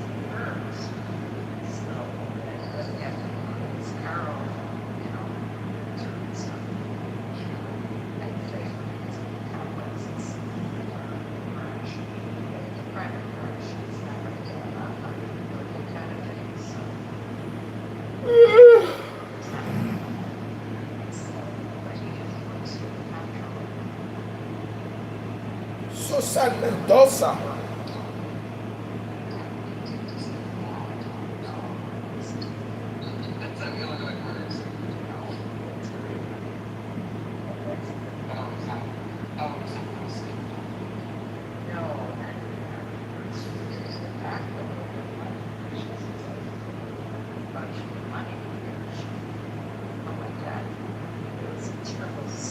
elections and she's a woman. Really bad. She's really turned it around. Now she's running for mayor. His boss is running for mayor. Of which? Chicago. Oh. Chicago. Yeah. In Chicago. Oh, okay. Yes. God, they need a good mayor there. Yeah, she's Mexican. Susana Mendoza, she's really, I love her. She's a doll, she's very sweet. And she's good friends with my brother. And so now, I donated to her.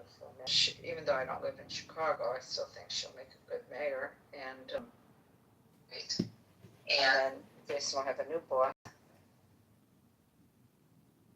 So supposedly she's nice. We'll see. We will see. Yeah, we will see. But it's an interesting job to work for the state. Well, there's a clubhouse person who's running for mayor of Chicago. Oh, please, do not go there with me. Our friendship ends here. I'm going to tell you. I know asshole Kitover very well.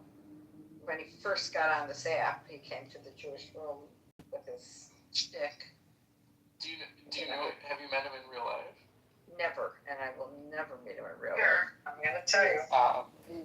The nutsiest, and here's the thing. I know all the major politicians in Illinois, okay?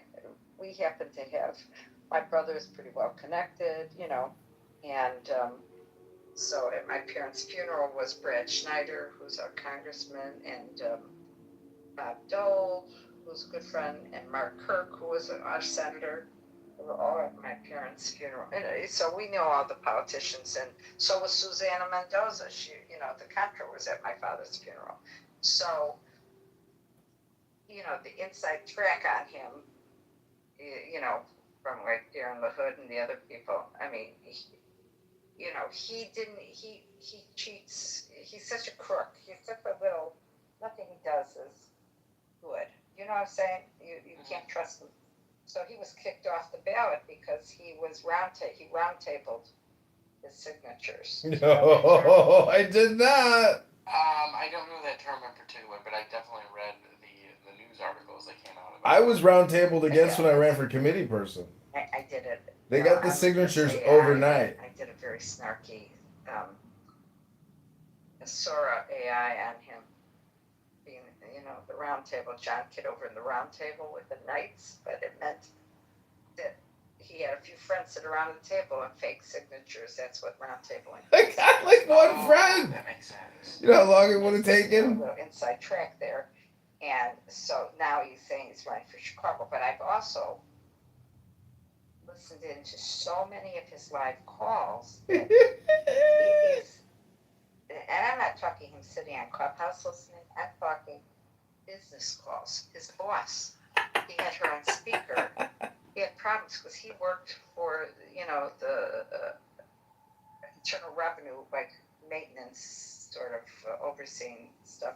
Who was a janitor at the IRS? And he lost that job, but even at that moment, there was a conflict with another employee, and he's surprised dealing with John. And then he tried to get money, for our next trial is June 25th. Whatever, and he did not get the money. Oh, I did. I will get the money, and I did get the money. That because he was on the phone. And then election judge, the judge, when he was also writing a complaint about the other candidate or something, and one of the judges called him on the phone, and they might have even been Zooming, okay? Do you know he streamed that? That's against the law. He streamed. He just gets away with so much stuff. Got away with robbery. To do with him because he will taint you. Do you know what I'm saying? Oh, the tainter! Except. No, I don't mean you. Yeah, No. I didn't. Yeah. When I said you, I meant anyone on the app. You wouldn't want to have is what I meant. Any association with him, which boggles my mind because Max Rice and what's his face Rice, They just think he's the cat's meow, and they're just as creepy as he is running for office in Chicago. Mark Rice and Max Rice, they're on that, or we're on that. Oh. Oh yeah, yeah. And they just love him. And Norm gets a kick out of him now, which I don't get. You know what I'm saying? And I am on his site. I've saved the links of where he streamed me, but I don't allow it anymore. I'm very careful. But they come to me, like Jeff and everybody always comes to me to find all his new accounts so they can block him out of rooms. They don't want him in rooms. Because he streams it all. It's all streamed. I mean, even if you're just joking around, all it takes is one wrong person to hear you say something, or somebody you don't like to hear it, and they're going to use it against you. You know, it's dangerous. So the thing is that no one listens to his streams though. Well, like I think his like most viewed video has like 13 views or something.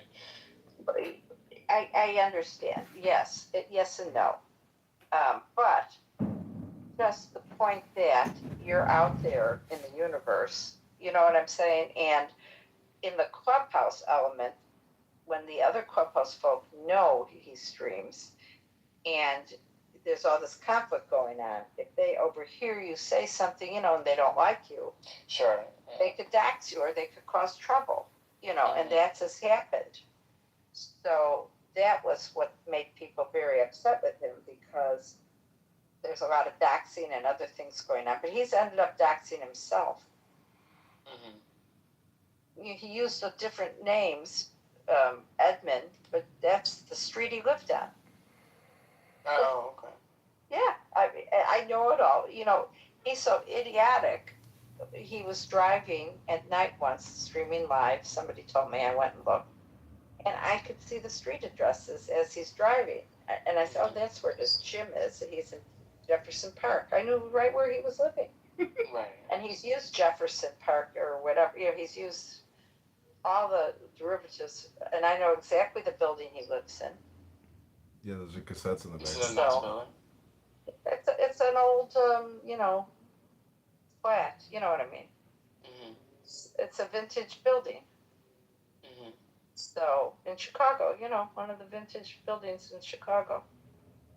But, you know, he stacks himself, so now it's fair game.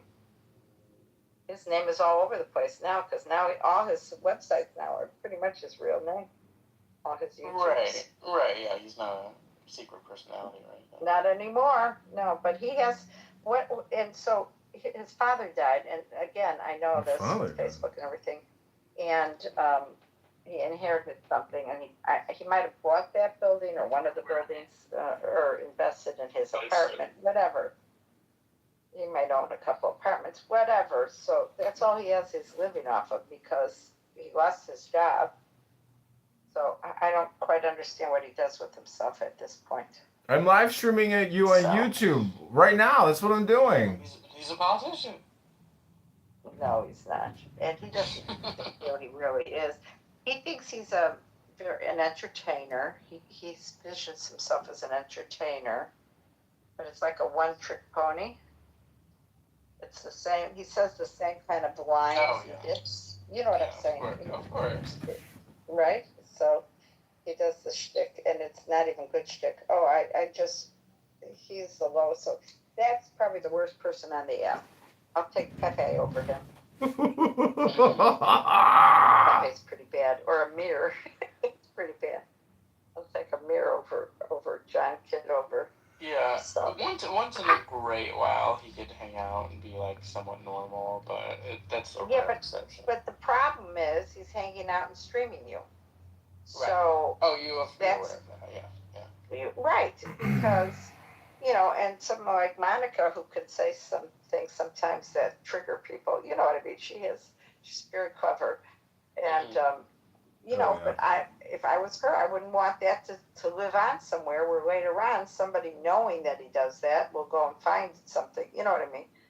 Because people you might think nobody watches, but I know in our crowd, many people have gone through a lot of them looking, you know, because a lot of them have the front page, right? This page, and you see this first, right? You see the little PTRs. So they go searching through those to see if there's one with them in it or somebody they were looking for. I've heard some people do some nasty things with it. You know, not John, but people who used it or wanted to see if they were talking about them. You know, it becomes weird. So I just won't go on I generally won't go on stage if he's on because I don't want to be recorded. Yeah, no problem. So, you know, but yeah, he's the other character on this app. And how many times have people reported him to? 50, you know. 100. I think he said at one point he has 60 phones. Oh, I have taken screenshots of all the pictures of his phones. A bunch of us were doing some a bunch of us, it wasn't just me. We had one night we were goofing around, you know, very clubhousey, and we pulled up all kinds of stuff to get screenshots of all these phones. It's mind-boggling. He spent a lot of money on phones, let me tell you. Right, which is just, you know, goes to show his mental state. Yeah, and he even set it up in a second room in his house. 4 rooms. I got 4 recording, 5 recording studios. You know, everywhere. But he wasn't just on Clubhouse. He was on Instagram. It's also on Facebook. It's everywhere. It's also on X. Well, because you remember for a while he was saying that he's making a deal with Netflix to do a documentary about Clubhouse. Oh my God. He's such a talker.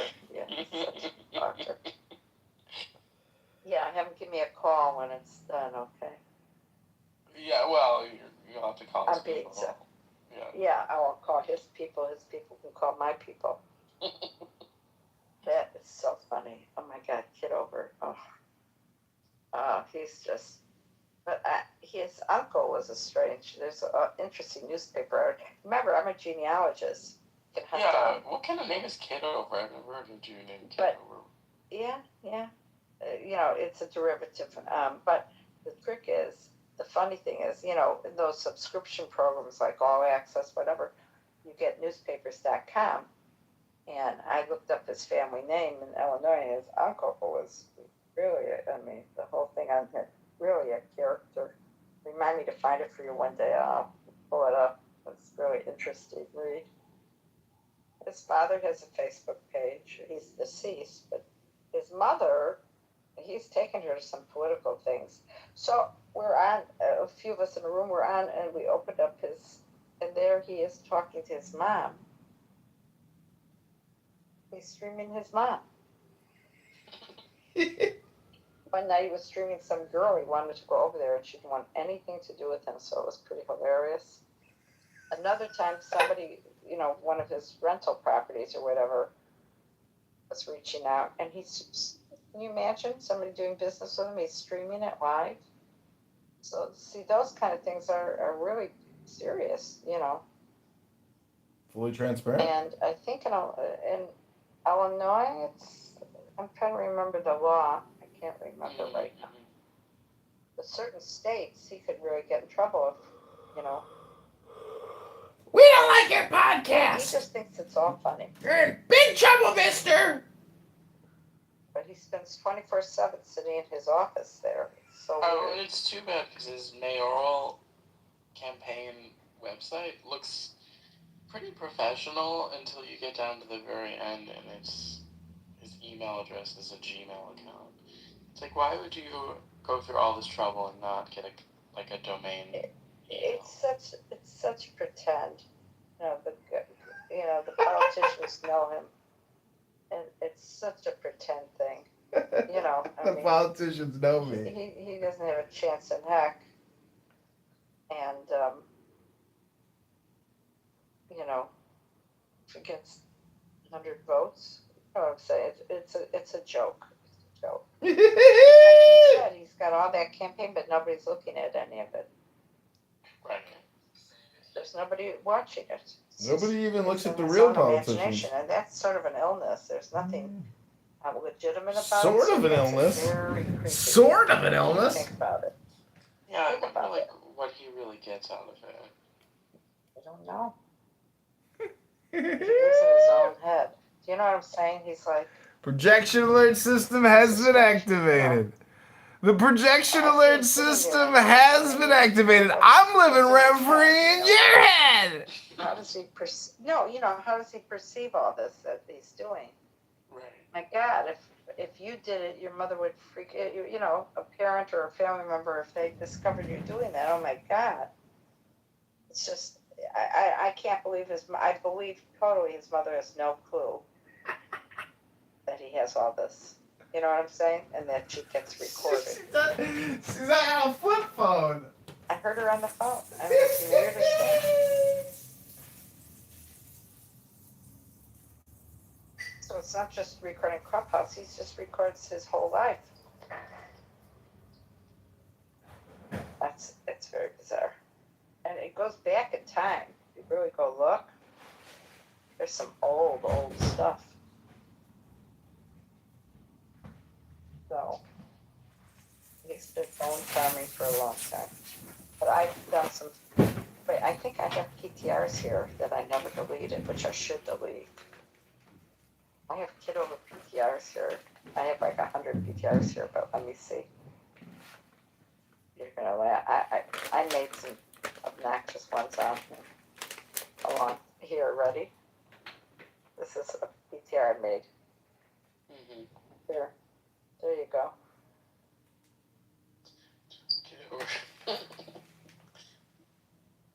That's funny. Oh, hey, I told you, I'm pretty techie. So wait, I'll tell you, I have another one. Wait, let me find it for you. Hold on. You know Joby? Oh, yeah. You know she donated to his congressional campaign. Is she Michigan? She's a little... She is. I was just going to say, I didn't mean is she. I think she is a little Michigan. Yeah. I noticed that. Okay, ready for this? This I created with AI. Ready? Look.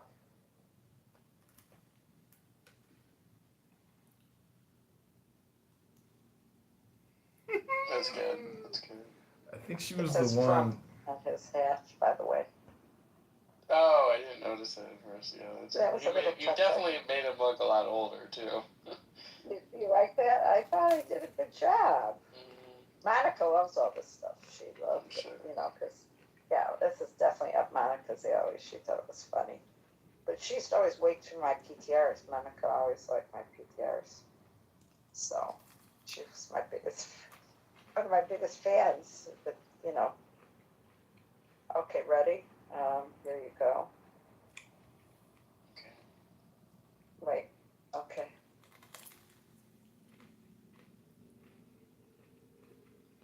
Now this Frankenstein's monster.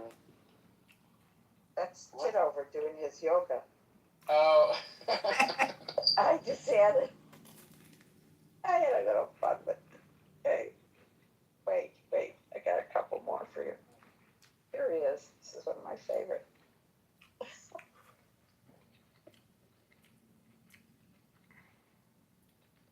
Okay, let's see. That's funny. I'm telling you, we had some fun. I mean, I posted them, but as you can imagine, it was a little Clubhouse conversation with a bunch of people, Definitely captured the frumpiness. Yeah, and here's the original. I just want to show you a picture from the Frankenstein. There. Wait, why do his arms look like that? Huh? Oh, never mind. It's his arm holding up his leg. I thought it was like okay. That's really gross, actually. I know. What kind of boomer am I? I'm a child. When it comes to Kitover, I'm sorry. He's like a playboy. You know what I'm saying? He's so easy to make fun of. He is so easy to make fun of.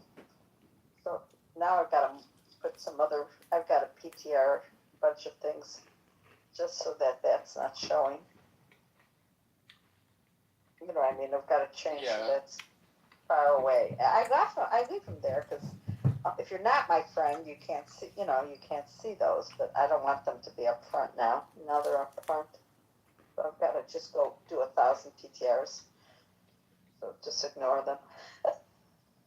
I got to bury it now. I have to bury him a bit. You got to bury the evidence of John Kitover's existence. I'm burying him. He's almost buried. I thought you would get a kick out of that though, because I mean he's so busy, you know, recording everybody. He loves AI. He is like Did you see how many Sora videos and how many he's done? No. Oh my God, he's like the AI king. He's totally AI. Totally AI. Anyways, I'm sure you want to go to bed. I probably should go to bed. And we've got Anan here. Hi, Anan. Welcome. Anon, if you come on stage, we'll donate to John Kitover for mayor of Chicago. There you go. All right. Well, I'm glad we got to Good night. Yeah, it was one-on-one, fun. Elena. Yeah. Yeah. Have a great night. Absolutely. See you next time. All right. Take care. Good night. Bye bye.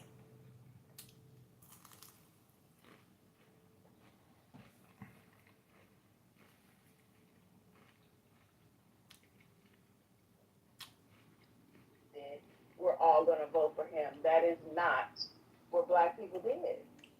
And so to think that you can just run up to us and just throw anything at us, that's to me disrespectful and anti-Black. But he's going to make an argument that that's exactly what Democrats do. Well, no, that's not even. I'll make the actual argument I would make, right? So when it comes to, all right, so Shaw, let me ask you a question, right? And I ain't even really like trying to debate or go back and forth, just trying to have a convo, right? So do you feel like when Obama ran for president that we were already in a racist, white supremacy type of America? Do you believe that to be true?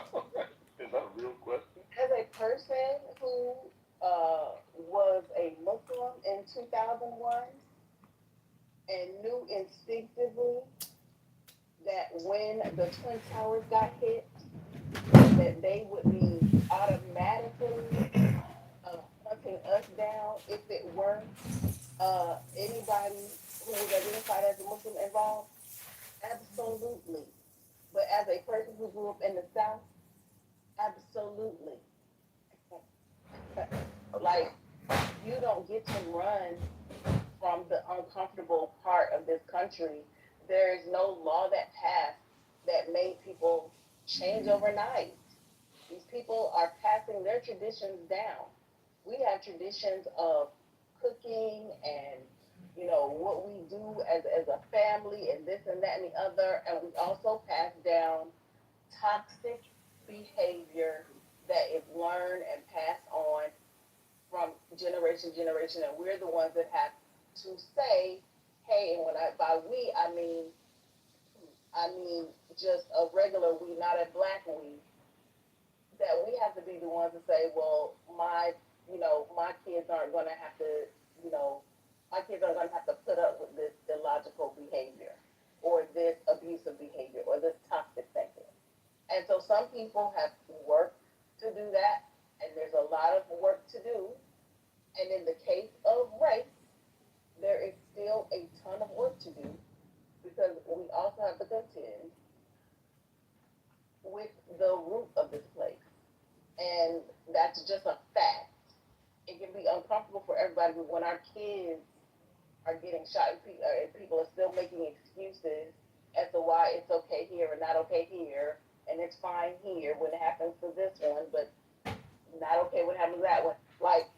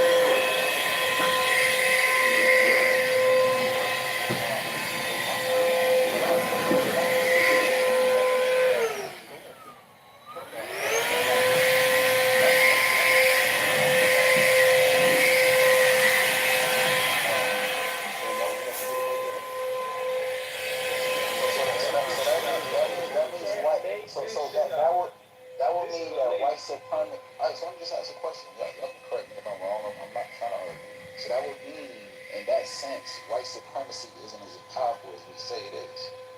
That's not true. There's one thing that I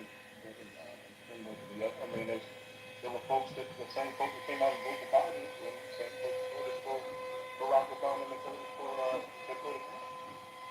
If had been voted twice for Barack Obama, he still would have lost the election.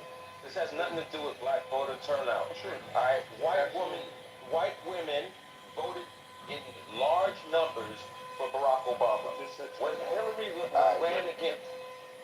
Hillary ran against, oh my God, turnout. You stressed it, Quinn.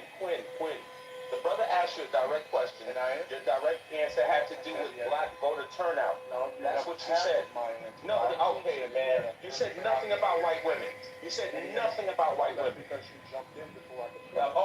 But I jumped in before. The brother spoke. Yeah. I'm speaking now. You gave a whole complete answer. You gave a whole complete answer. So, and the brother's asking me an excellent question.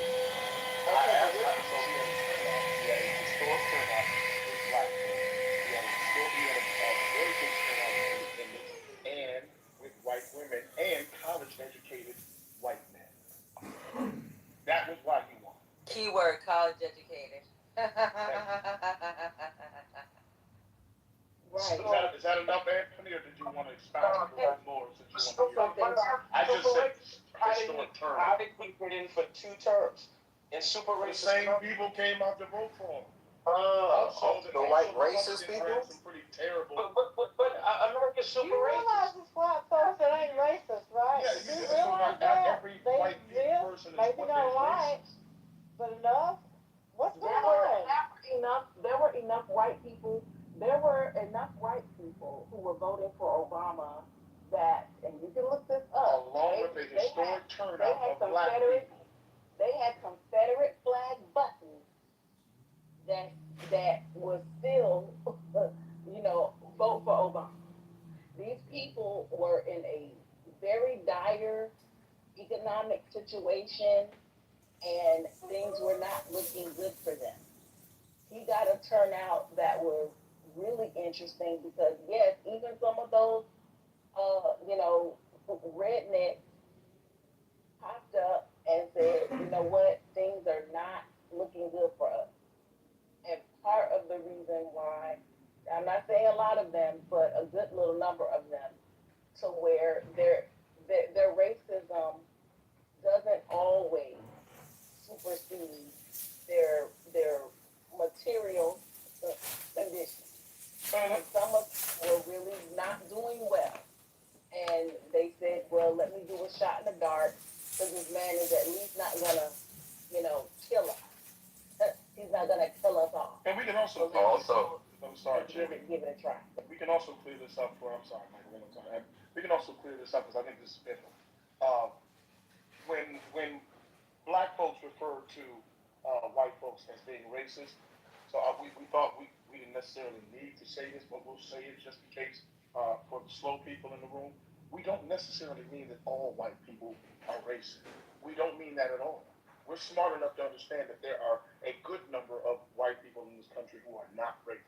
But that's why I asked the question the way I did, and I said, you're asking that question with the understanding that we don't know that. Hold on. So we understand that. There were enough white people who were not racist who came out to vote, and there were enough of them that stayed home, apparently, or not enough of them came out to vote. So whatever that mixture was, there were enough of those people that came out, along with a historic number of black people that can't be overlooked. And he also won independence in the middle. So there's also a lot of people and a number of other people that we don't need to, you can go and look up the exit polling. It's very easy to do for both 2008 and 2012. Hey, I'm not disagreeing with you. The most pivotal thing is we're talking about is that when we say that, because you seem to be trying to imply that along with your co-host Ed McMahon as well, that we are implying that all white people are racist, and how could Obama win 2 terms if the country was so racist? Well, there's a good swath of white people in this country who are extremely racist. That's who we're referring to. We're not talking about everyone. Just so that you can go forward with this conversation, so that neither of you have to say no dumb shit like that again. Go right in. Also, a fun fact about systemic racism is you don't actually need racist people to keep the system going. It's systemic. So unless you can have people who vote for Obama, they're not racist, but unless you're being actively anti-racist, you're still letting the system go as the system goes. So yeah, there was lots of non-racists voting for Obama, but the system's still gonna go. They ain't ready for that part, Mark. I heard a story when I was talking to some people, and they were doing canvassing. I think it was in West Virginia, and they knocked on the door. They were like, who are you voting for, in the election?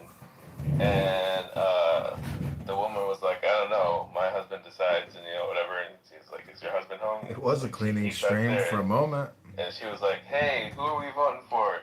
And the But person heard from now, the other word. it's a vibrator stream.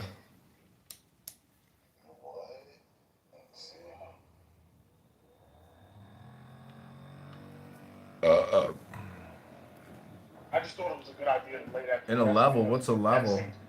That's always. Gotta level up. People keep telling me, John, you need to level up your game. If it's ignorant, why do most people agree and say it's a true fact on stage just now as we're having this conversation? What agree to what? That America is racist.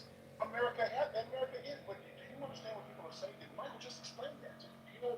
You understand what he meant when he said that? No, but what you just said, you said it as if people on this stage didn't agree and say that's facts. Literally, what you just said as if people didn't agree.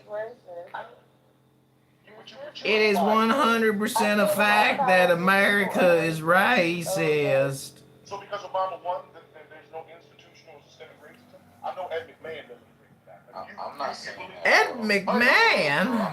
I'm not saying that. I posed the question before I even got into what I was getting into. America is 100% absolutely racist structurally, all oriented around the white man. What's going on? We're trying to have a regular conversation. Patty, don't say nothing when he calls me Ed McMahon, right, Patty? You got no respect. Ed McMahon! Different space. Guess what? I don't give a fuck. Okay? Ooh, shit. So State, why would you ask that question? Yeah, well, I don't know what to tell you. You put a hammer with a nail. Hold on, bro. To some people, everything looks like a nail. When Obama got in office, were we dealing with a white racist, white supremacy, were we dealing with that type of America? That was the question that I asked. And it was the question I was speaking to, I don't want to get her name wrong, my bad, but Shot. And when I asked that question, she said yes. So I just followed up and just was curious, and I wanted to ask.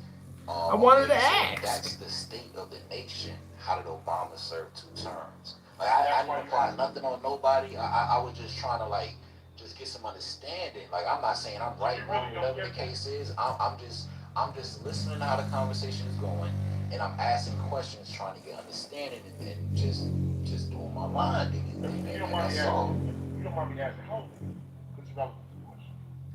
I'm a grown adult. You can tell me relevant. I'm a grown adult. I got kids. I got a lot of. Are you over 30? He said 30 earlier, William. Okay, I'm over 30. Yeah. Okay, so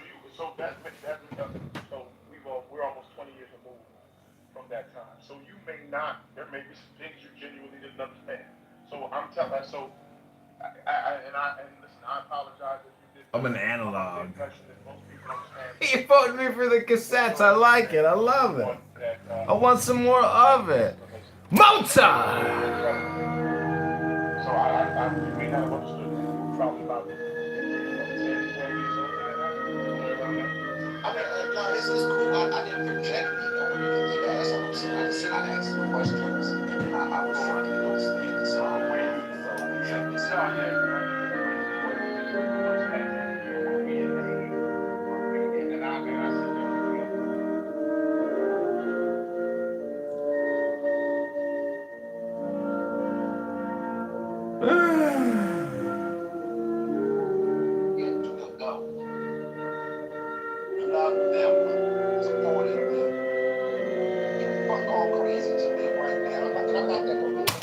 damn feds, nigga, from the 80s and 90s, even before I was born.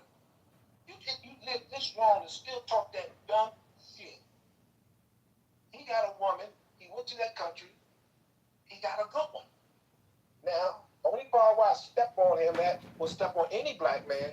If you date outside your race, talk about your race. That's the fuck part. I date outside my race. I love it. I get a white woman. This woman that I need in my life at that time is fucking white women. They're fucking Chinese women. They're fucking Mexican women. They're just fucking everything. You get in your fucking life. You got your knowledge of traveling. But I never disrespected the black woman. When I'm dating a white woman, I'm dating when I'm dating a Mexican woman, I'm dating I'm not dating a Mexican woman and saying what she's not with the black woman. And I'm gonna try to make her that I'm not with what she's not. Ain't black women love me. But the issue that you work out, that's understand shit happens. It's just too horrible shit to be taken. So bad, every country. Oh, we bad, man. They don't go coke. They just don't see. The man love is not race. And it's just like no occasion sometimes. She probably fuck over here too. We don't know that we don't have. We know she lasts for a long time. But it can't happen. The green card. Oh, I'm going back. Go ahead.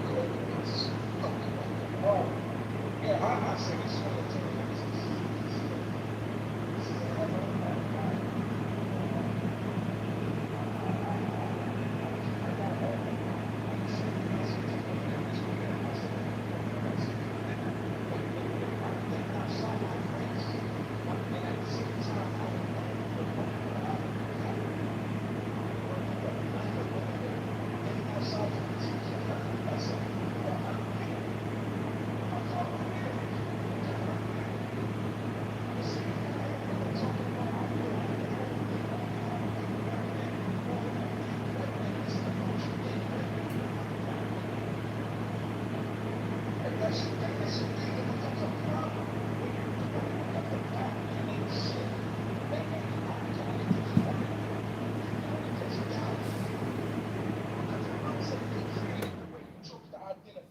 Because if it was just about the I just love this woman and she just so happened to be Chinese, why the fuck is we comparing it to a black woman? So it's a lot of God damn it. Like I can't even bring it from that position because if we're saying look, like just find a good girl and this, that, and the third, and regardless of what she is, as long as she's a good girl and cool, that's one thing. But if you're doing it under the impression you can't find no good black woman, that's a hurt nigga move. That's a soft nigga move. And the soft part is when you're willing to downplay the same black woman to give off this impression that that the woman you're dating from that other culture is better. But remember, when you do that, you're saying their cult better. And when you're saying their culture is better, when you knock your culture, you knock that culture too. You can't separate yourself. Nature told you that, regardless of how you feel. Nature told you can't separate yourself. So as bad as you hate your gums because they black, it doesn't erase you from being black. And that's the hard pill you gotta swallow at the end of the day. So I get it, and again, like I said, I tell a woman the same thing. If you date not your race, and at the end of the day, you don't see race and all that good shit, then stand on it. But the minute you start comparing, remember when you feel as though you shooting her in the head, you gotta turn around and put that gun in your mouth and pull the trigger, my man. Because again, you taking both y'all down at the same time. To cancel one out, to cancel both out. And we was taught that we was individuality thing. And in this individuality thing, we believe no different than one black man saying, if I made it, we all made it. Fuck no. Don't no culture move like that. I'm sacrificing my brain for Clown House. The founders of the app should be paying me for my sacrifice. The gold scheme hasn't paid off, though. People keep sending me gold, but they keep deleting my accounts. I had to go through the whole Stripe Social Security verification system. Oh. As we stole all me gold. Goddamn murderer stole me gold and Crodenhos. I'm an angry leprechaun troll. That was cute. I very much so appreciated your passion. The passion was wonderful, okay? I really did believe that performance, okay? I really did. So what I was saying is like, it's one of those situations where, unfortunately, when you're having conversations with people, you know, some of these people have never been out to meet you. So, they've never, like, experienced certain things, right? And I can tell you for a fact, as a person who's been out the country quite a few times, right? Like, the whole environment is just different, right? This whole American culture is just fucked up. It's goofy at this point. It's just not it. Like, Projection alert system has been activated. Notify all the leprechauns who stole me gold. And that's just the reality. It's a thorough process. Like, they done talk so many different things, so many different variables. It's convoluted love. Like, it's not really the love that Convoluted love. and like she actually trusts. It's also convoluted. It's just love. The whole American system of dating at this point is just fucked up. Gonna Mozart this motherfucker. Like, start all over again. So that's why people I got crepitus in my knee. It's called.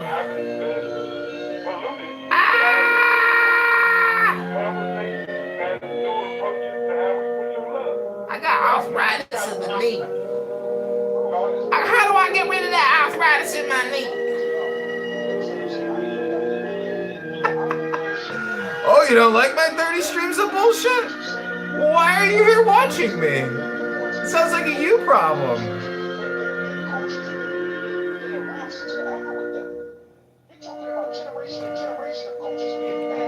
Generational trauma? Wait, it's certain things you're speaking on that you're speaking on, but you don't want to own. Oh, shit. These women and they embrace you, and that's because they come from a culture that was locked down, and they history of being groomed to understand what being feminine looks like. They're groomed from that position. That's why I literally said in my submission prior that we have to own that on average, when we talk about majority versus minority, on average, the average black woman today ain't groomed to be a wife, bro. That's why I said that. You're talking about if you're groomed to be a wife, the first thing you learn is the understanding of patience and operating with men and playing a part in your femininity. When you go to these other countries where these women are groomed to be wives, of course they groom to be fully in their femininity. And that's something men aren't used to. I say it all the time. When you get off that plane, it's almost like you got to recalibrate your brain to lock back into the bullshit. Absolutely. So Curtis, so you know that feeling. So you know that feeling when you walking through the airport and you realize you're back in America and you almost feel like that something like damn, back to the bullshit. Yeah, you know that feeling, brother. You know that feeling. Don't act like you don't know it, boy. I promise you. When you land back in Atlanta and you about to go back home and you see that loud ass, angry ass black lady who had work yelling at people and shit, and you realize like, damn, I'm back to rude ass entitled America. It's just a level of just entitlement and just rudeness and like, I don't know, like you say, they was taught to be feminine up top, right? But I think some of these women have the capabilities of being feminine, but they choose not to be until you unlock certain things, till you do certain things, until you quote unquote prove yourself. That's when they go all of a sudden. Now I can agree with that. I can respectfully. Some of these people are actually great women, but they just choose to be a piece of shit for a while.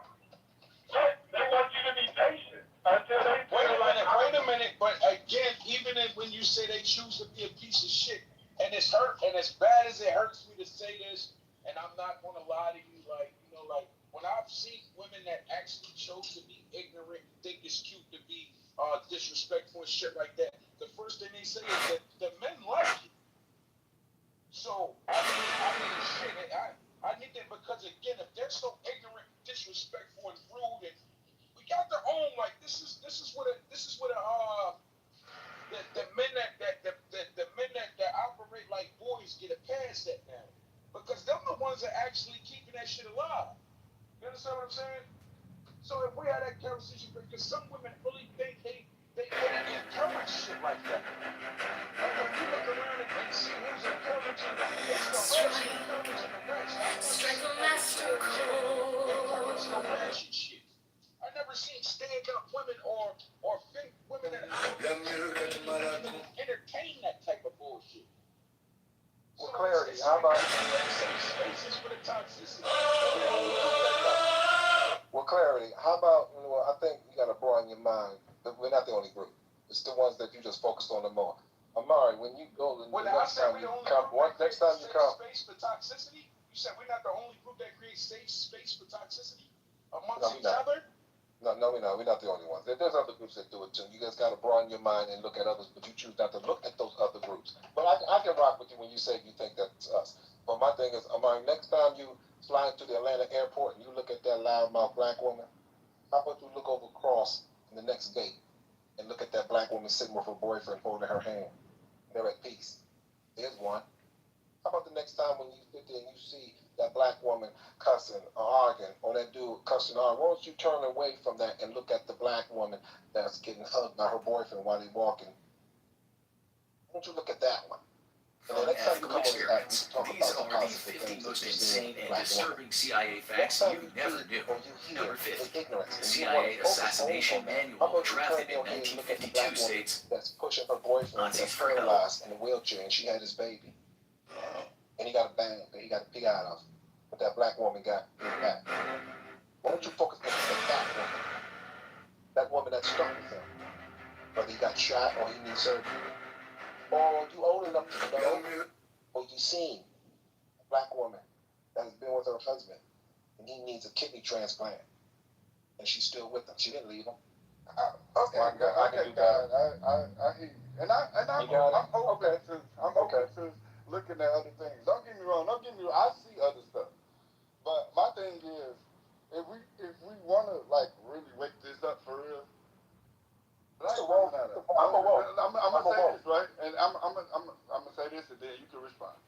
Why is it that our women are the only women that we hear they need a man that can handle them? Like I don't know if that makes sense. That's a real stick for them. Like they need to be handled. And last time I checked, you handle animals, not humans. That's why I said you gotta see it. You ain't never heard a woman say he can handle me. Yeah. Let me tell you, I'm riding on the train in the UK, going from London to Liverpool. 3 women on the train in front of me.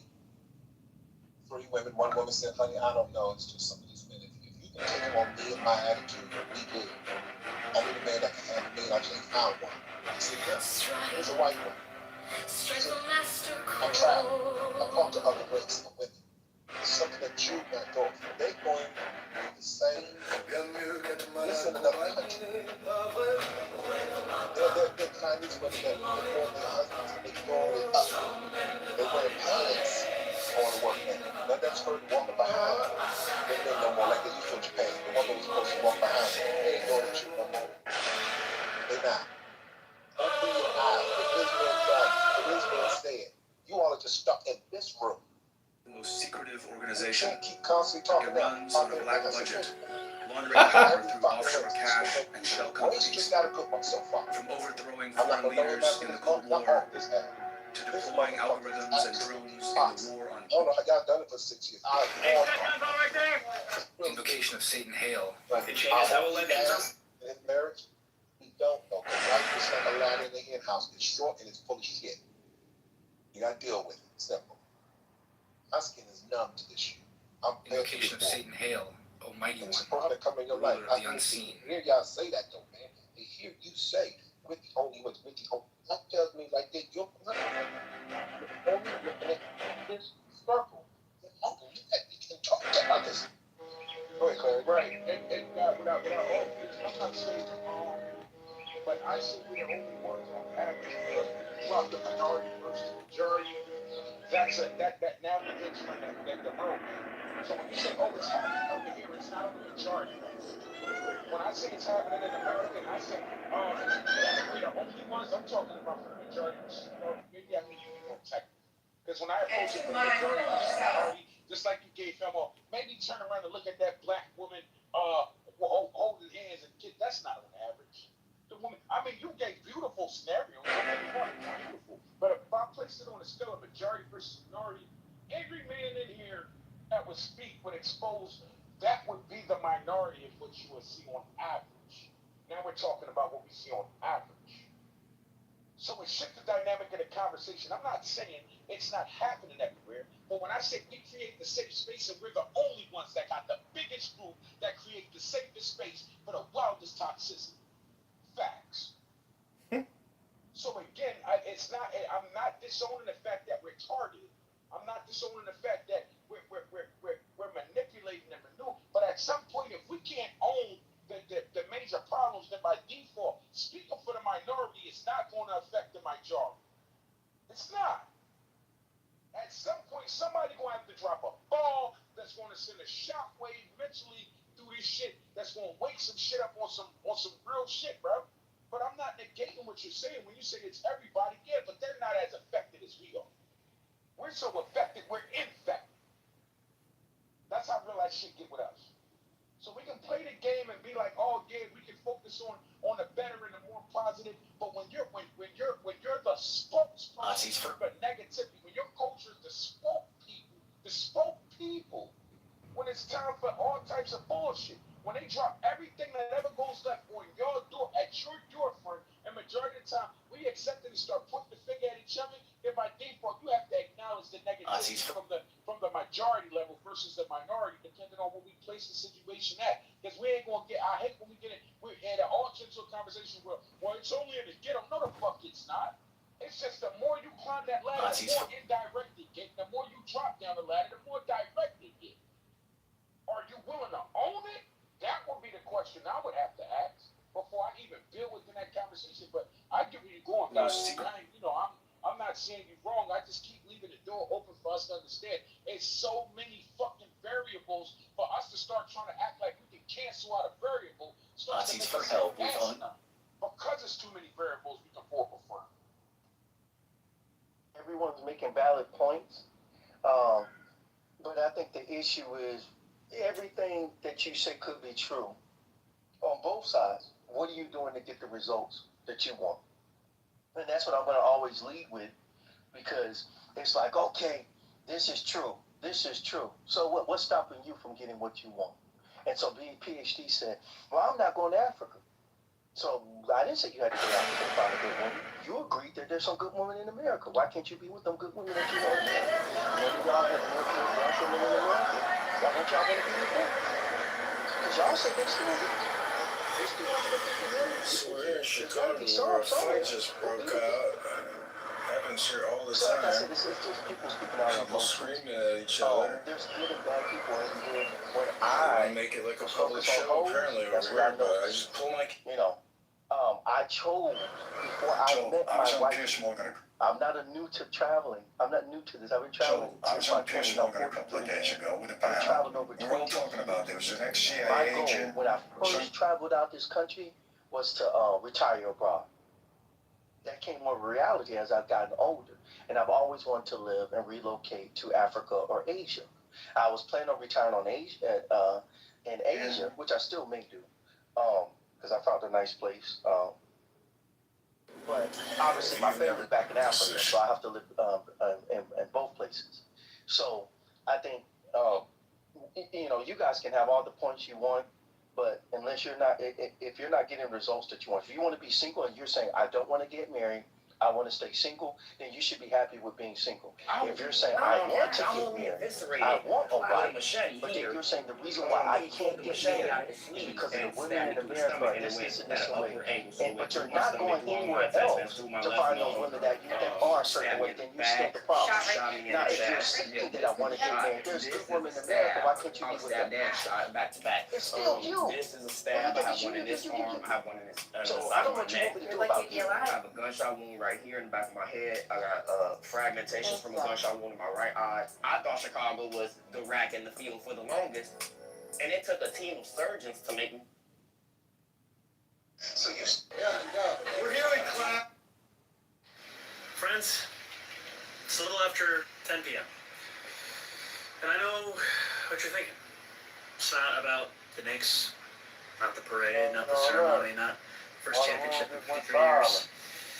It's about the fact that tomorrow is the last Friday of early voting. And I know you're thinking. Julian, when I was coming into the studio, What is Hampton? And Wait, but Amir, I feel like honestly, y'all don't like the good girls. Like y'all look over the good girls, and y'all look for the what you call them, PhD, the 7, the 8s, and the 10s, and y'all overlook what y'all call the 5s, the 4s, the 3s, 2s, and 1s. And I feel like those are the wives, the ones that aren't really worried about how they look and worried about the inside internal. That's y'all chase that y'all niggas who chase them. We are here with Ryan today. Tell us, what is your favorite? No, it's not less. Look, Grace, let me finish. Cause some of them girls that y'all think 8, 10s, and 9s, they not really that. It's the maintenance that they keep up with, like the hair, the nails, the makeup. Like you gotta keep up yourself to remain that number. Like most of them females don't wake up like that, my nigga. Like what the fuck? You know what an 8, 9, or 10 is? I don't know. You don't know. So what I'm saying is like an 8, 9, or 10 up that way. That's what makes that 8, 9, or 10. Like, that's y'all don't know the real 8, 9, or 10 is. An 8, 9, or 10, the makeup is an asset to her life. That does not make her life. That is an add-on. But that's not a part of what makes her 8, 9, or 10. Do you believe 8, that 9, black 10 people is are naturally beautiful, naturally attractive, inferior and you don't need no add-on. That's the way she wake up every day of her life. She was born facially blessed. Okay? So you can't do that. Hold on. I want to say this with the attraction. It's not true. It has nothing to do with the 8, 9, or 10. The average dude does not marry a woman who's a quote unquote 8, 9, or 10. Average people marry average people, so it's not that. It's not true. Can you tell PhD that?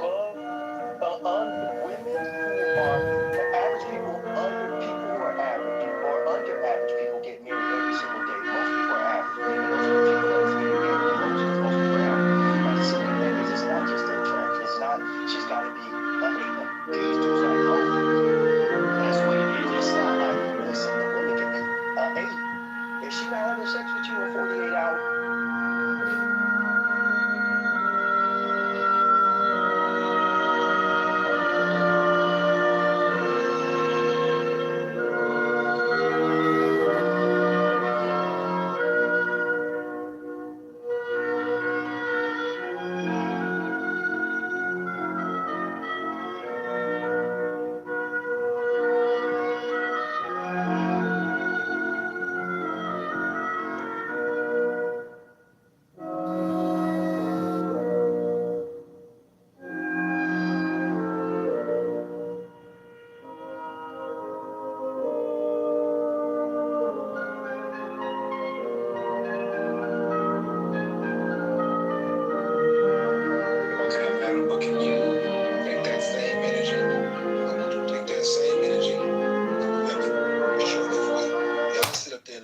Superman and walk right past Clark Kent.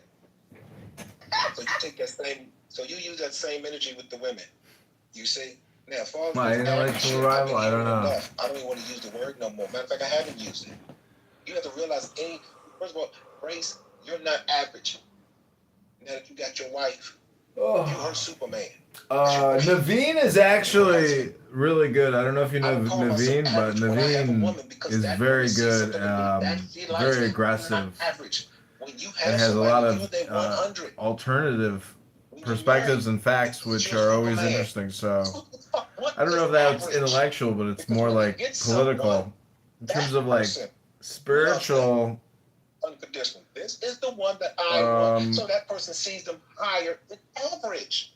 I'm not like, they see them higher than I just have books, you know. It's not like a competition per se, but sitting on my face. there's a couple people that are like very intuitive on here. You're more than average. Most intuitive people or self-aware people get off the app because they realize it's like a waste of time. I want to grow old with you now. It's true. It is like talking with brain-dead language monkeys. You know, you're not rich. You're seeing skinny with the fattest man. Not stupid people, but people who can't stop using language. Tom Joyner, you looked at him. him. It's English language addicts. Light skin. It's a video game for these people.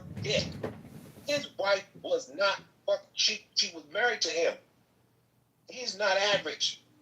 He is something to her. Superman, and his wife was bad. Went to the jail. If y'all follow Tom Joyner, his wife was beautiful. And people looked at him like, how in the fuck you get him? Yeah, some money, bro. That's all. No, it wasn't. No, it wasn't because they've been away together before. I knew, but he told his story. Tom Joyner was with his wife when he was. Yeah, he was not Tom Joyner. He was Tom. Got you. He was Tom before he was Tom Joyner. He told that story, and he said people looked at him like, man, how did you get that one? He said because she didn't want all that. She didn't pay attention to Superman. She played the Clark Kent. And look at him. You think Obama was average? He knew what direction he was going in. She knew what direction he was going. Michelle knew she had a winner. She knew he was not average before he got into politics because he had something that turned her on, a strong mindset in surviving and going to accomplish and get his goals. That turned her on and she rode with him. They had early pictures. Look at the clothes he was fucking wearing. Are you kidding me? I guess you could say that's not average. That was average to her. Yeah, they were both CIA agents working for Business International Corporation. It's on their Wikipedia page. And but make no difference. If a man turns a woman off mentally, yeah, you ain't average no more. She's done with you. Yeah, but Michelle Obama is a man.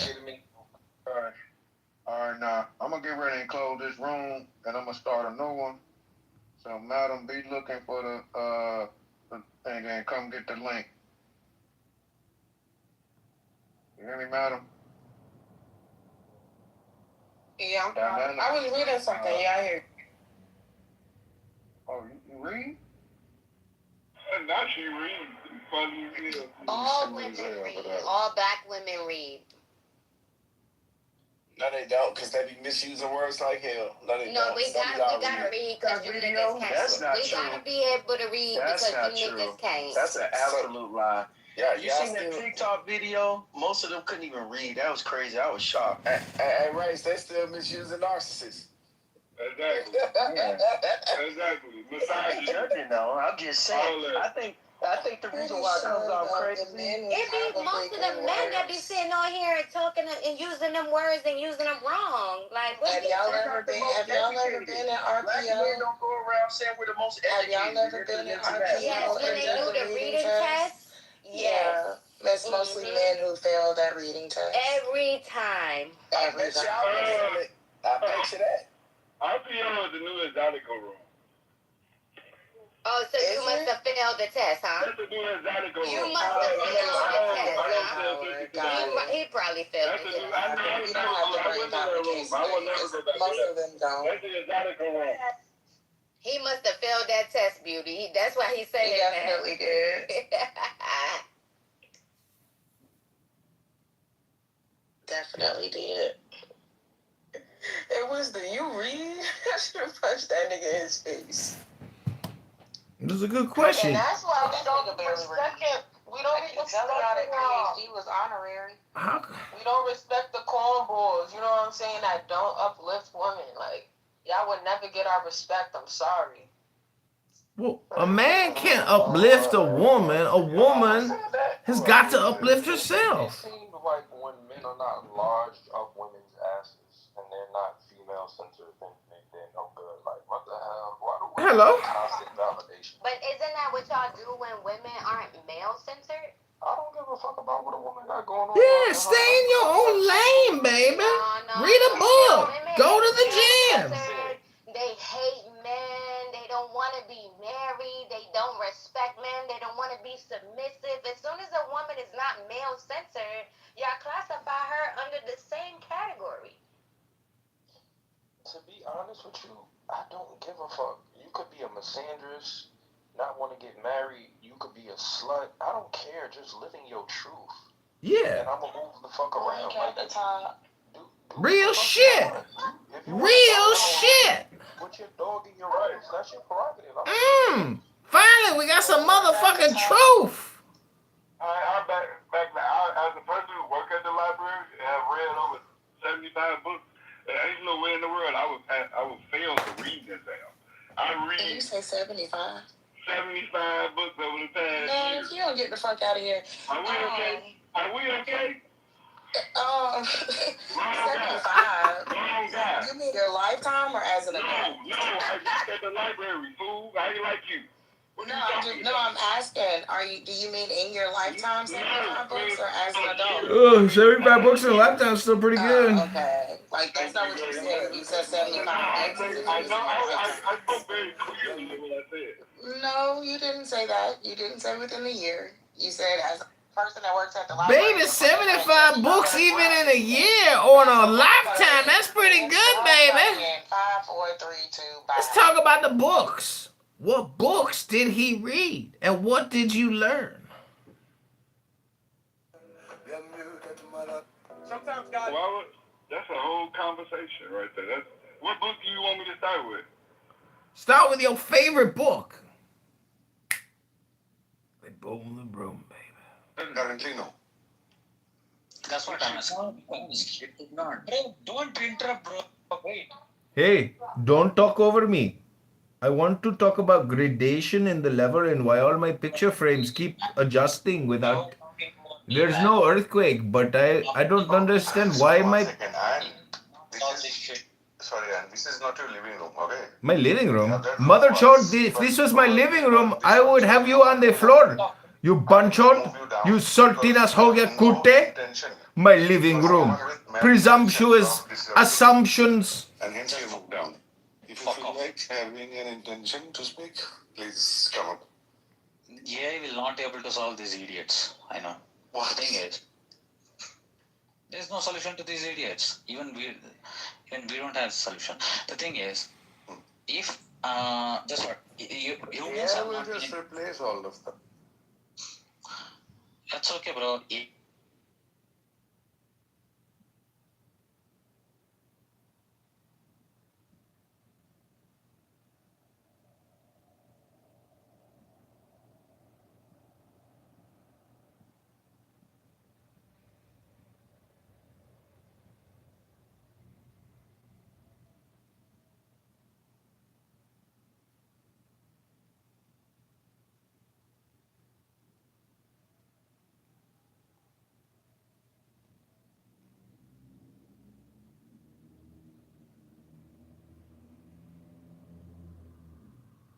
Same thing over and over again.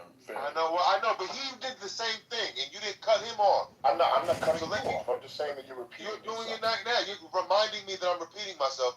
Why don't you remind him too? Because he went on, and I'm going on and on because that's I just want to say, is that it's philosophical difference. You think government support is a good thing? I never said that. I can't finish my statement. Can you land? Don't put words in my mouth. Don't put words in my mouth. You were putting words in my mouth. Let me finish my statement. You can respond afterwards. Can you please hurry up and land, please? I've been trying to. Y'all should pressure. Just get to it. Yeah. So, bro, it's a philosophical difference. I'm sorry.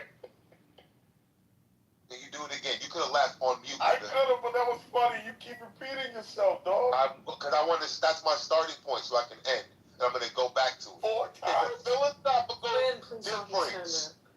So it's a philosophical difference as it relates to conservative mindset, which says the government is inefficient and it's bloated, and we're gonna right size it. So when you say, "Oh my God, the world is coming," I don't know what you just said. You said the world's basically coming to an end because he's cut. How are we gonna get better as a society? Was your question? That's how we're gonna get better as a society, by making these programs more efficient and making them remove the waste, fraud, and abuse. And I'll stop. Okay, so can I Joe, really quickly, can I say this because this is a very hold on. Yo, give 1 second. Quinn, hold on. Patrick, have you spoken yet? Yo, yeah, you have. But it's okay. Have you? Yes, but it's okay. I don't need to speak that badly. Go ahead. Okay, thanks. Okay, I'm gonna just real quick. When it comes to the physical, the philosophy, and I understand where he's coming from. Big government, small government. The thing is, we're men. You can't say anything and not stand on it. You got to stand on it. We've never seen. Holy shit, they kicked me? No way. How the hell did they know? Oh, it must have been my PTR. And do you agree or disagree that our life will end? Meaning we come to death. Okay, please answer my question. Does a human being die? Yes or no? A human being does not, you say a human being does not die. I'm going to call you out.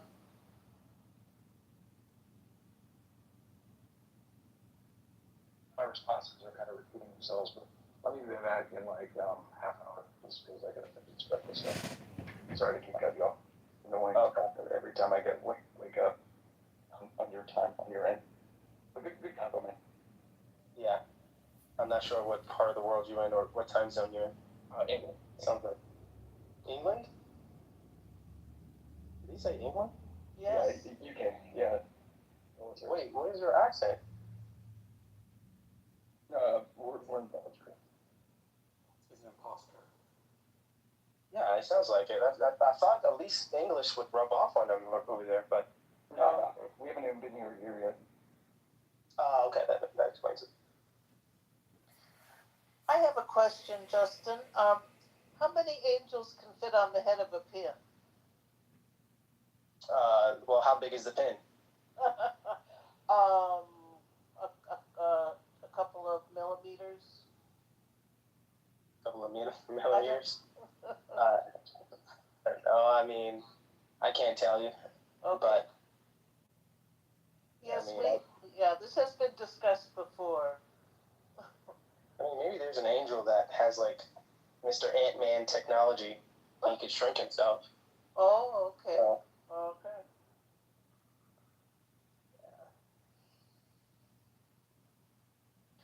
I don't, your church doesn't feel the necessity to go as far as you're going, and you say a lot of your motivation is because does the church predict aliens being demons coming as aliens, or is that Yes.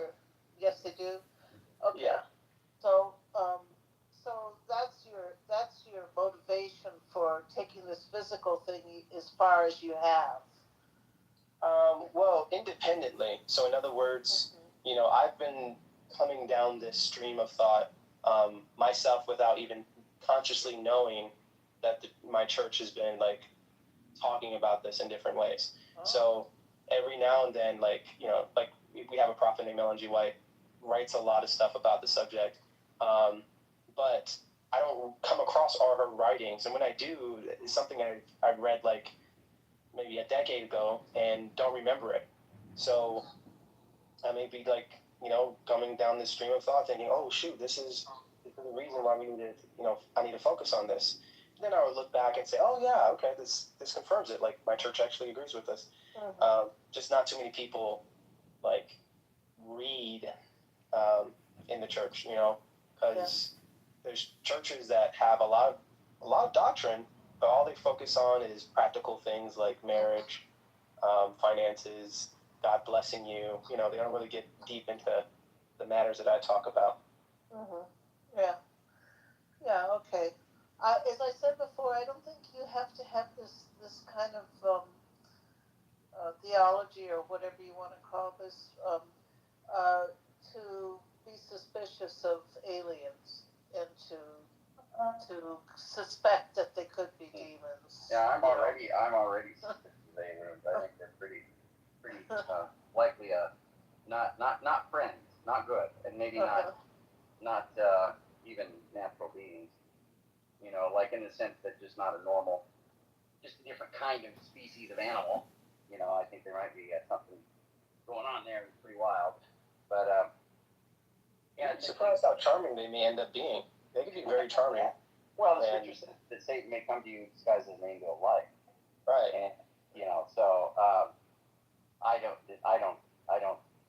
deny that. I think we could be deceived on all kinds of levels. Like, can you imagine, like, if there was like some aliens that showed up and they look black? You know how many like Hebrew Israelites will fall for it? So, you know, you just imagine, like, there's a lot of think tanks out there with the fallen angels. They have so many different ways to deceive us, and you know, they have ways to deceive people just like me and just like you. So, like, I think I'm doing this for all the Justins out there that can only be like convinced by my views. Of course, there's the basic, you know, there's Andrew evangelist that will win a bunch of Andrews, and you know, so that's why I'm doing it. But I don't think there's people like me that will save a person like me. So that's why I'm doing it. Yeah, I mean, I hear what you're saying, and I mean, yeah, you don't think somebody needs to have all of this theology to say because, like, there's all this kind of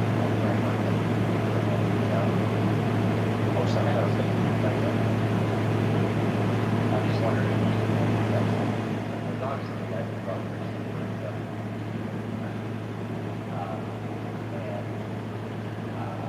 but you know, I just wondering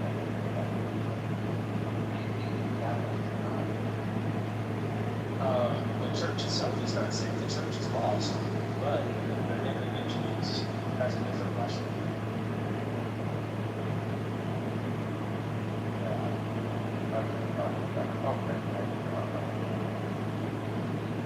Oh no, it's like you're on my phone.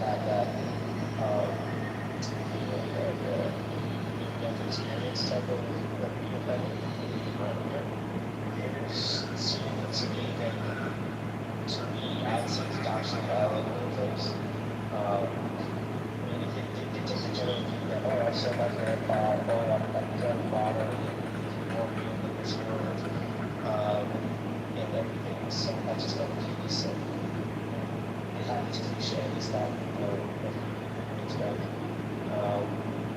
and then I don't know about Mormons. I don't know if they're kind of sound like high religions, and then like a one person besides the prophet said, besides like your planet wants you, what's the planet wants you? Wants people on. Oh no, yeah. Yeah, I gotta look into it. I don't know which one is going on. Yeah, I got a couple on. Okay. So,